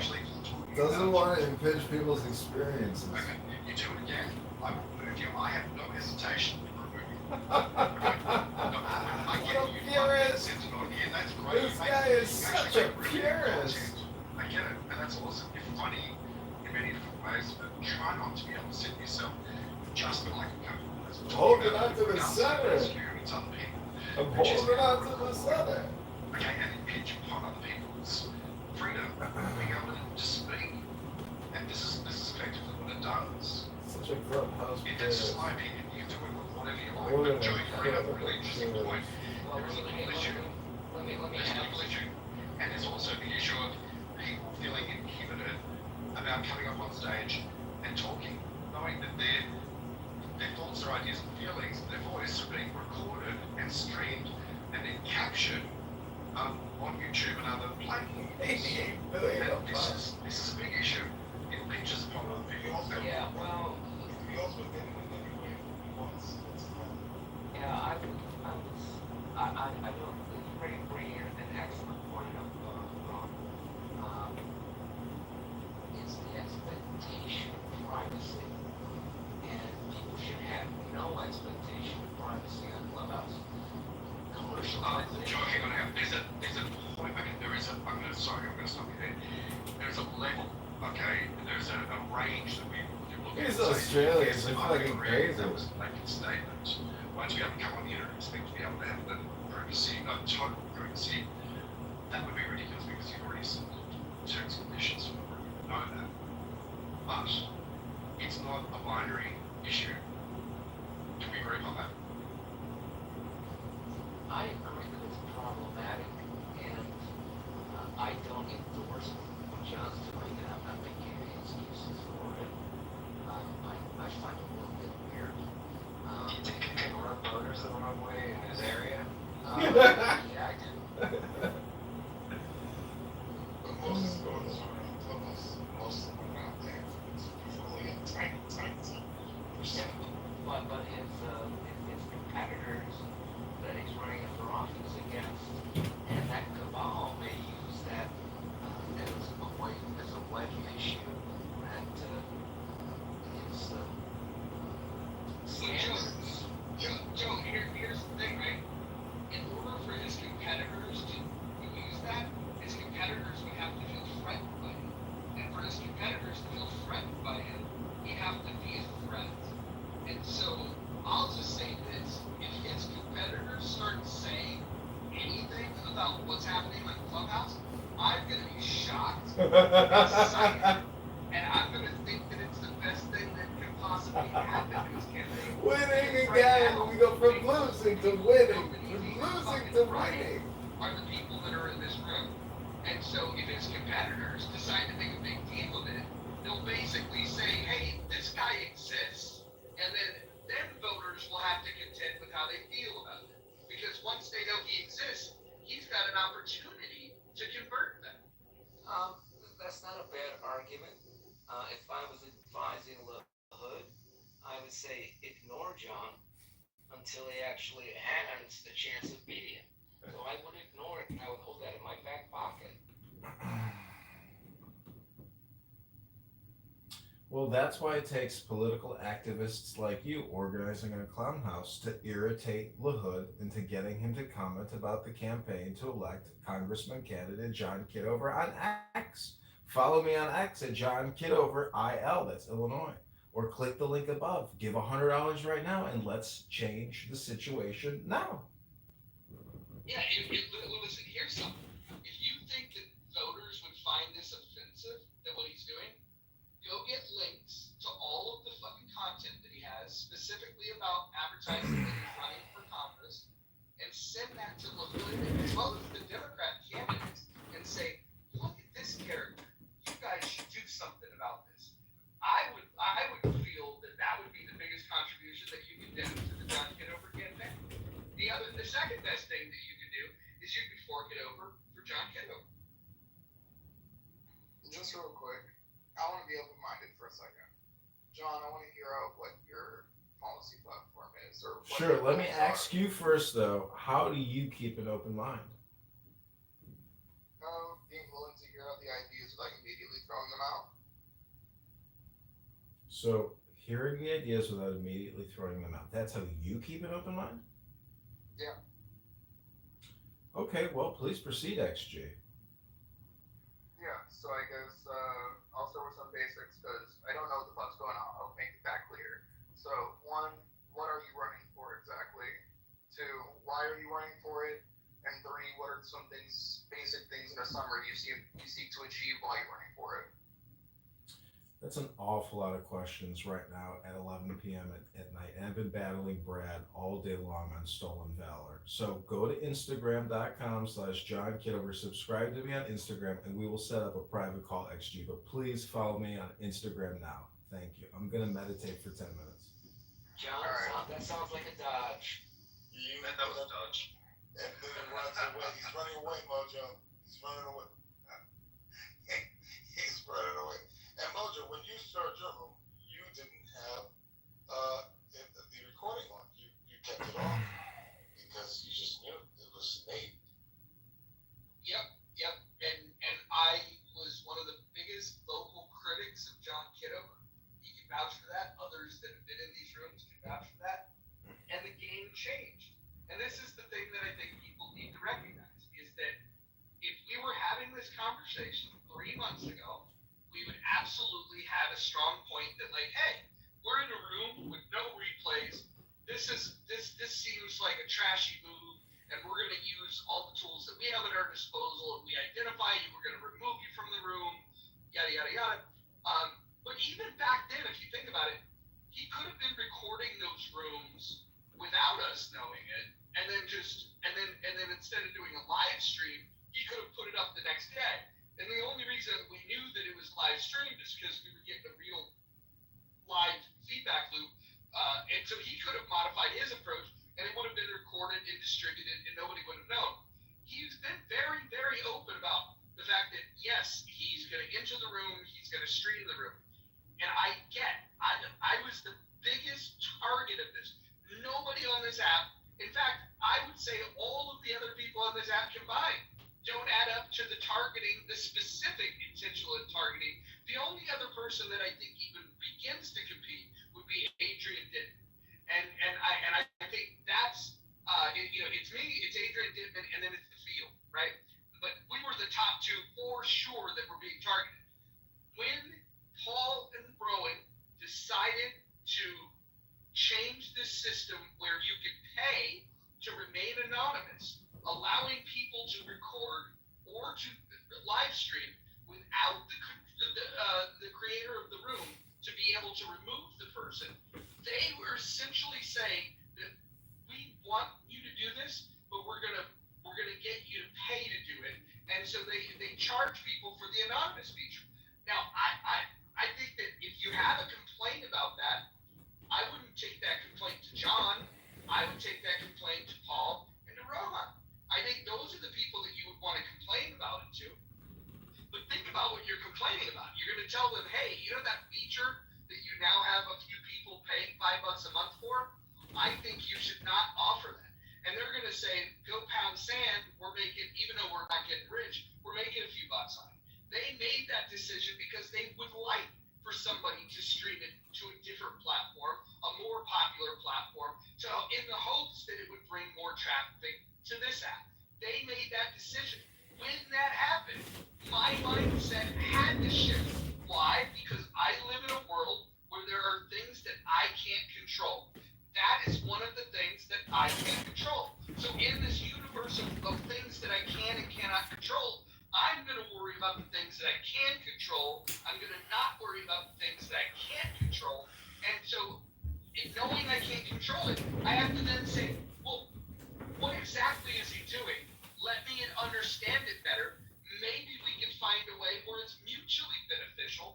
And that's what I've done. And by the way, the thing that won me over more than anything was the fact that, forget about the dumb shit we talk about. I mean, yes, you get a crash out here or there that, I've never gone back to listen to a replay of my bullshit. Ever in my life have I done that. What I have gone and listened to are the things that are happening in Amir's room. And what's amazing about this is we live stream terror plots and sexual trafficking that happens live on the Clubhouse app. I would argue that because Clubhouse records these rooms, they also know that terror plots and sex trafficking is happening in Amir's room, and they're allowing that to happen. I think they want it to happen. I think law enforcement agents love that it's happening. They're capturing so much evidence for people that are committing crimes. I mean, look, today we have people making threats. In other rooms, you have legitimate threats of terrorism, recruiting terrorists. The sex trafficking thing was beyond the pale. All of these things, super terrible. And John, who we once viewed as a villain, he's turned things around. I would say he's the Dark Knight. And until people, contend with this realistically, I don't know, what else you want to be said.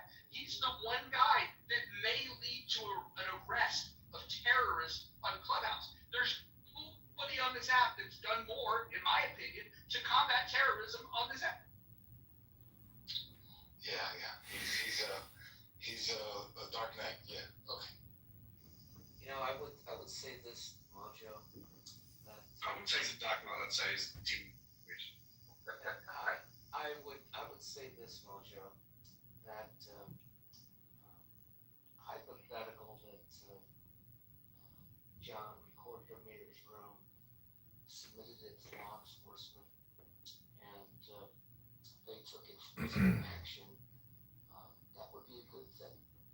At the same time, I could also see Amir taking civil action against John Kitover for surreptitiously recording the room, and he could win his civil case and still go to jail. I mean, I don't really see what dealing with quote-unquote terrorism on Clubhouse at least does, especially when Twitter still exists and you have rampant neo-Nazis on that platform 24/7 openly spewing bullshit, but nothing ever happens to them. So I mean, I don't understand what Clubhouse has to deal with it, especially when we have even bigger platforms that have even more crazy shit on there that's allowed. No, I agree. He can stream those as well. I agree. I have streamed a lot of these JQ radio rooms, which are Jewish question radio rooms, where they sit there and, I mean, to me, it's shocking, but I guess on the internet, I think people's brains are, wondering how they can create the most insane, psychotic, scary stuff you've ever heard. And, X is full of it. Clown House, I think it's a small enough community where people can identify the road ragers. But even the road ragers don't do what they do on X. X is a different level of insane, psychotic, just really annoying people who can't have conversations, and they are extremely obnoxious and petty and childish so it's annoying to listen, annoying to interact, but I love roasting them and going in there and just yelling at a bunch of these people, and then they see that I'm running for Congress, or they think I'm a congressman. It creates a pot stir and shakes the hornet's nest. So I don't know if it has any value, because most people aren't going to pick up a book, and there's no real education happening. It's like this dopamine word game of trolling and shocking. What Brad did on the app today, past couple days, to me, that's, I think it's extremely questionable, and but the way it impacts people and the Munchausen syndrome that it creates with people is also impressive to watch, because I think from an animalistic perspective, when somebody goes on this crazy psychotic road rage homicidal ideation rant, it's like a silverback in an enclosure with all these female gorillas, and you see how behavior and conditioning influences people. And I'm just saying, live streaming all this stuff and recording all these human interactions, to me, is almost like a psychological observational study, and I'm learning from it. I hope people who watch videos learn from it, and I want to complement it with books that I have, you know, I would really like to figure out a way, how can I get interested in the thousands of books I have surrounding me? And, you know, find the time or the desire to even want to read, because I got to say, human interaction is far more dopamine creating than the hard work of extracting information from reading a book. So, you know, Clownhouse is technologically innovating, but also in a way retarding. Just real quick, Judge Mojo, I would like to call for all the words spoken about my client Brad to be struck from the record, please, as he's not present at the moment.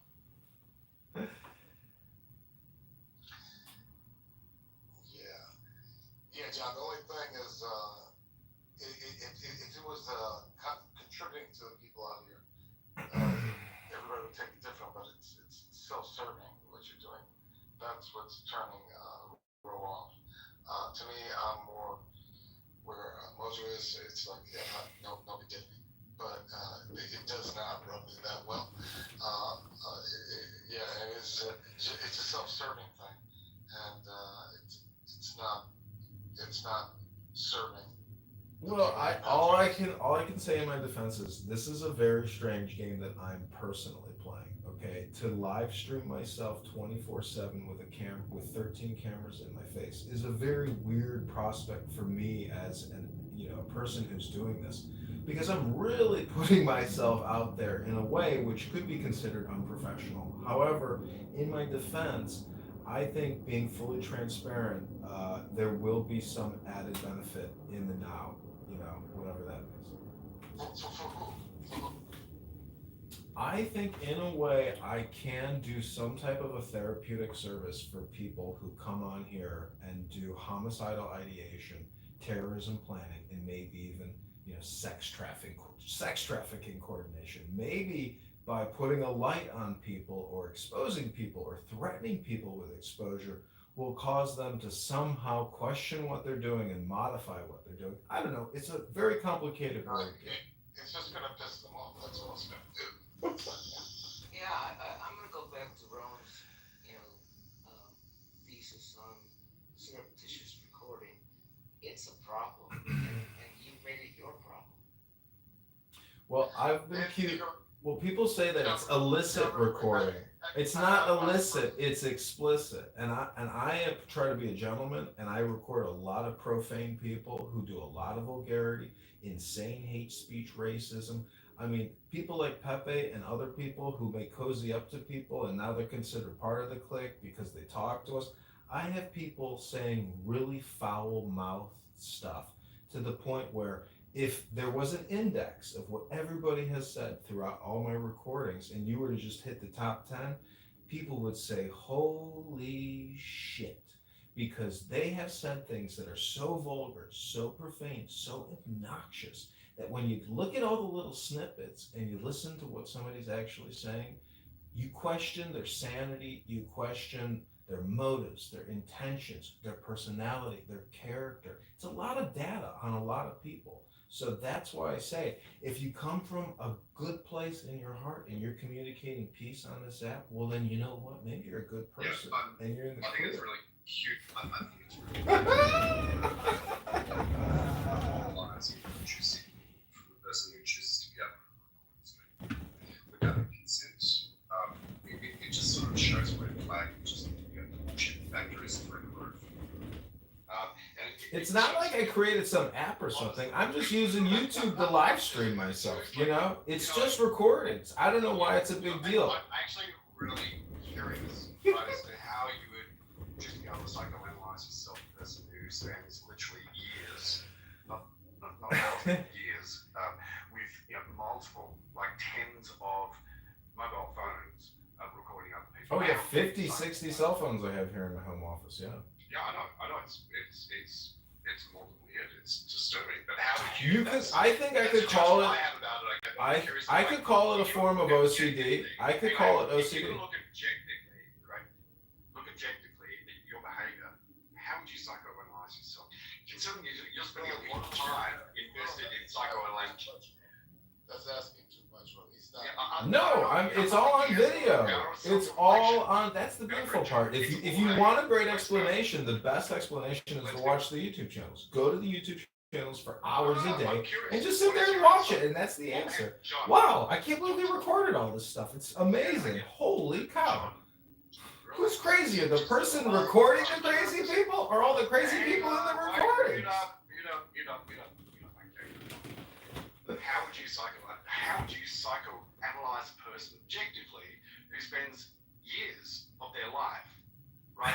Well, I can very easily look at it subjectively, not just objectively, John, right? I get it. Just hang on, John. Just chill out for a second. A person who sits in their room literally 24/7, is underpants doing yoga and streaming himself whilst recording other people without consent on tens of devices. How would you psychoanalyze and profile that particular type of person? Go for it, John. Mike's yours. Okay, so the way I think I can look at it is by self-deprecating myself and unfortunately submitting myself to play the fool. Try being objective about it, please. I am trying to answer your question genuinely. I put myself at a professional risk to record myself recording other people. So selflessness, kindness goes both ways. If you think I'm a selfless prick or an egocentric, narcissist, toxic, malignant person, you can't make that determination. That's an all or nothing position. As Mojo has stated in my defense, I have made recordings that are so devastating to some of these people because it is against the law what they're saying. So I have put myself at risk as a former military intelligence officer to bring light to a toxic problem on this earth. I ask you a direct question. I'd really appreciate it if you can give me a direct answer instead of just bullshitting off like go for it.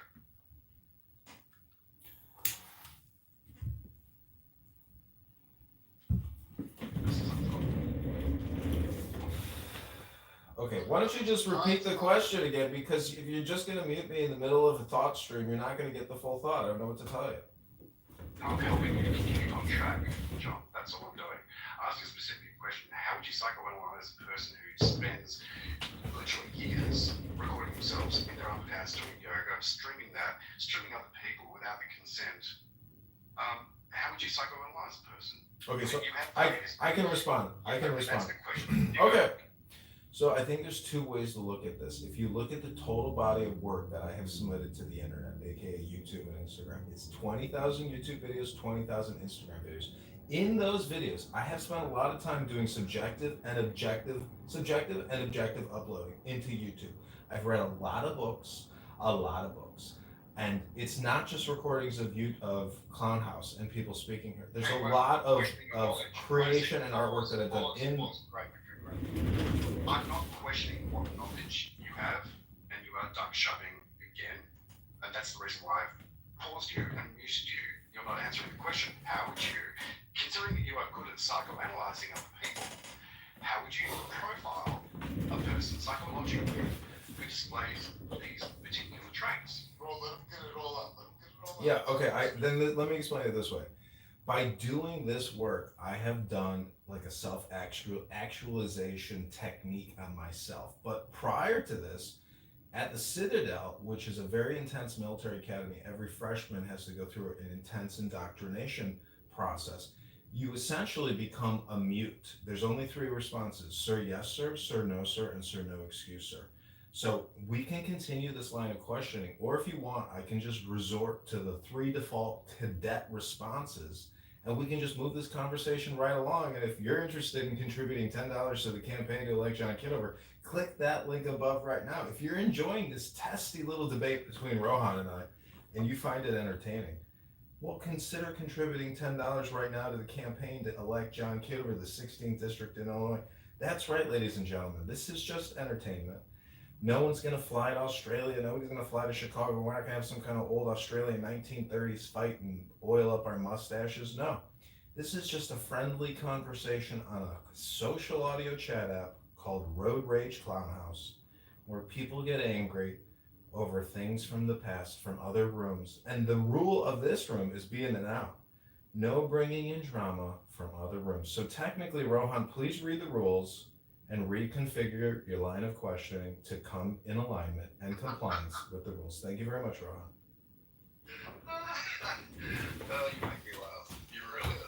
Ron, I'm sure that John understands the surreptitious nature of what he's doing and how that he has a chilling effect on other people. That's one thing, and I'm not sure he cares about that. I think he knows what it is. He doesn't care. But Hang on, hang on. Let Chuck go. the other thing is the lawfulness of what he's doing and the commercialization. That is a problem, and you are at risk for that.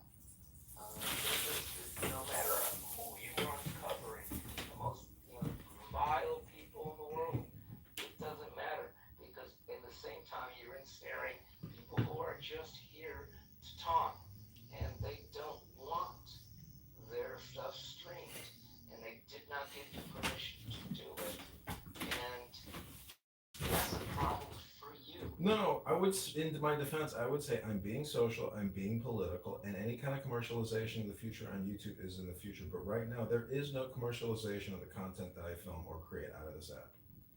Well, the fact that you're putting it on YouTube is commercialization, whether you get paid for it or not. Yeah, but every time you go on a social app, you're putting at risk something like this can happen too. Sure you are. Doesn't mean you're not being violated. Doesn't mean it doesn't mean you're giving permission for someone else to use your content that comes under copyright. How the key is consent is exactly what Joe is alluding to.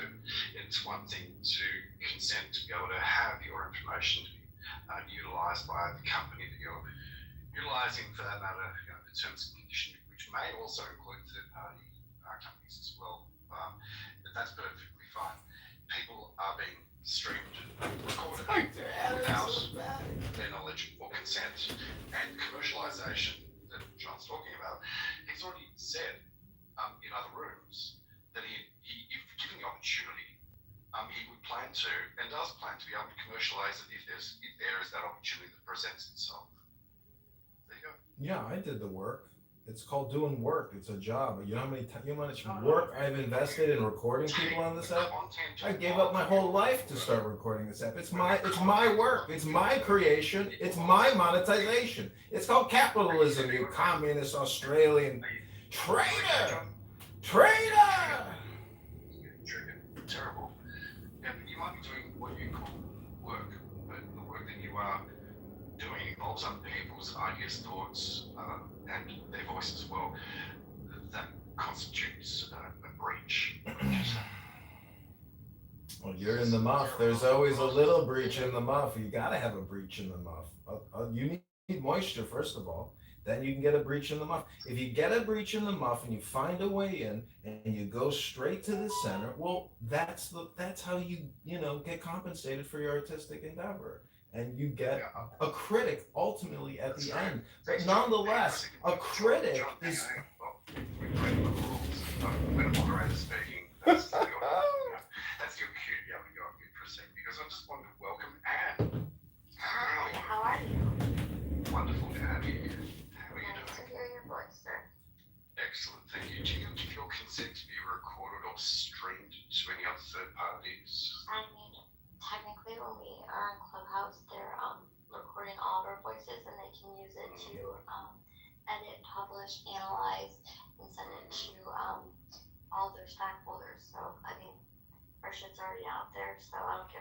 Or lawyers or law firms, they'll give up all the data, no problem. John, hang on, wait. I have to assume that by just being on the app that they're doing it.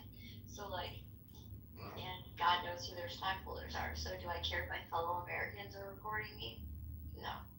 It's fine. Okay, just wanted to let you know. So John Kitover here is streaming this conversation, your voice, ideas and thoughts, and feelings, for that matter, over to another service, which is YouTube, and possibly other platforms as well. Yeah, X and Clubhouse as well. Ideas. Wow, geez, John, I don't know. X and Clubhouse, everybody. Follow me on X and follow my other Clubhouse accounts. Grateful So sorry.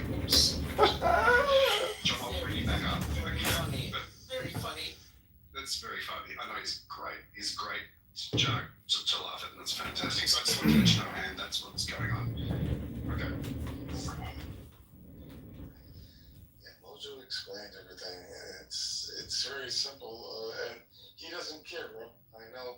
I'm trying to get him to see a blind spot. He does not care. Ooh, we're gonna have a debate. We got Darren LaHood on stage, or at least a representative. Oh no, that's Dr. Adams. I'm just, I'm just supporting Darren LaHood. I'm with the LaHood crew, so I'm definitely supporting Gary LaHood.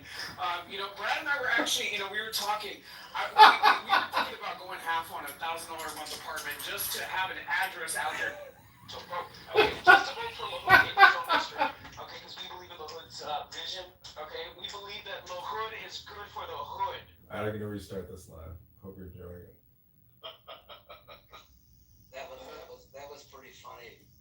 Just because you've given explicit consent to Clubhouse does not mean, and you have no expectation of privacy, does not mean somebody else can use your content any way they want.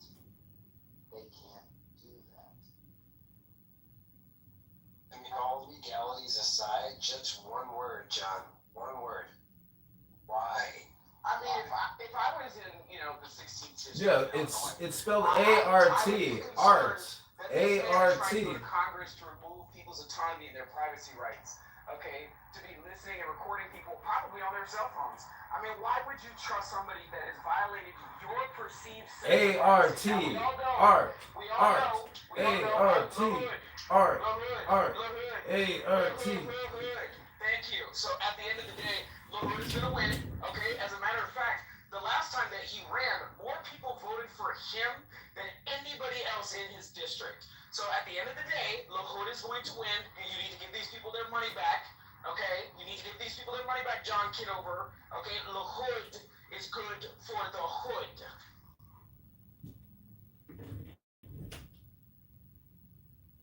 I just don't know how we expect to have privacy when we are on a public social audio app. We're not on a public, we're on a private social audio app. Hold on. Can I get a volunteer? Somebody volunteer.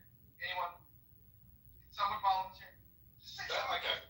I'll volunteer. What can I do for you? Okay, Moose, can you read the group title? We are Out loud, please. We are being live streamed to YouTube. Do you consent? Now, would presence in this room after that disclosure suggest that you do consent? Okay, just to let everybody know, I've restarted the YouTube live streams starting now.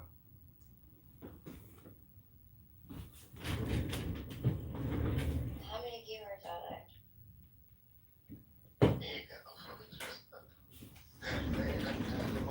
And that's another thing. It's not explicit consent. If you guys know that there's, if he has no viewers, like you guys just said, then why, do you know that they can use our voice on here? And they can use it for commercial use?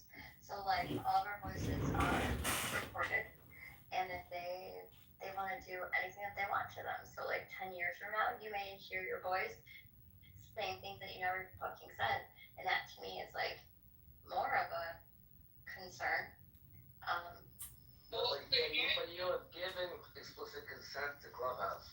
Yeah, You have not given any consent to Wait, John hold on. Kittle. Let's just have an honest conversation about this. What is the real concern that you have about the streaming? Is it because somebody might listen to what it is that you say? There's more people in this room listening to what you're saying than there are on the YouTube channel listening to what you're saying. So, explain yourself. What is your major challenge to this?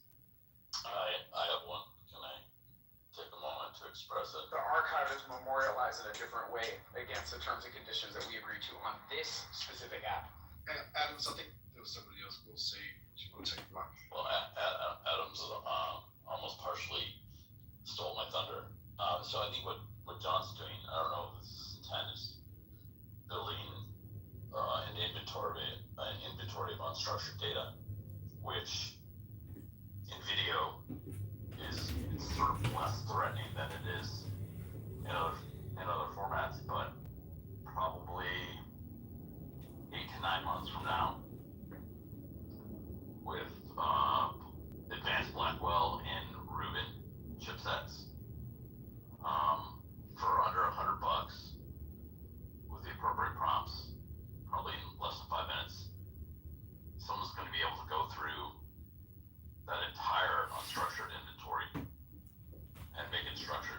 This is so So funny. much so tailored to This is so funny. who you are and everything you've said, building a profile,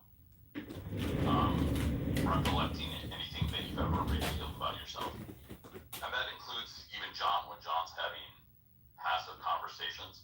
So as John's recording all these rooms,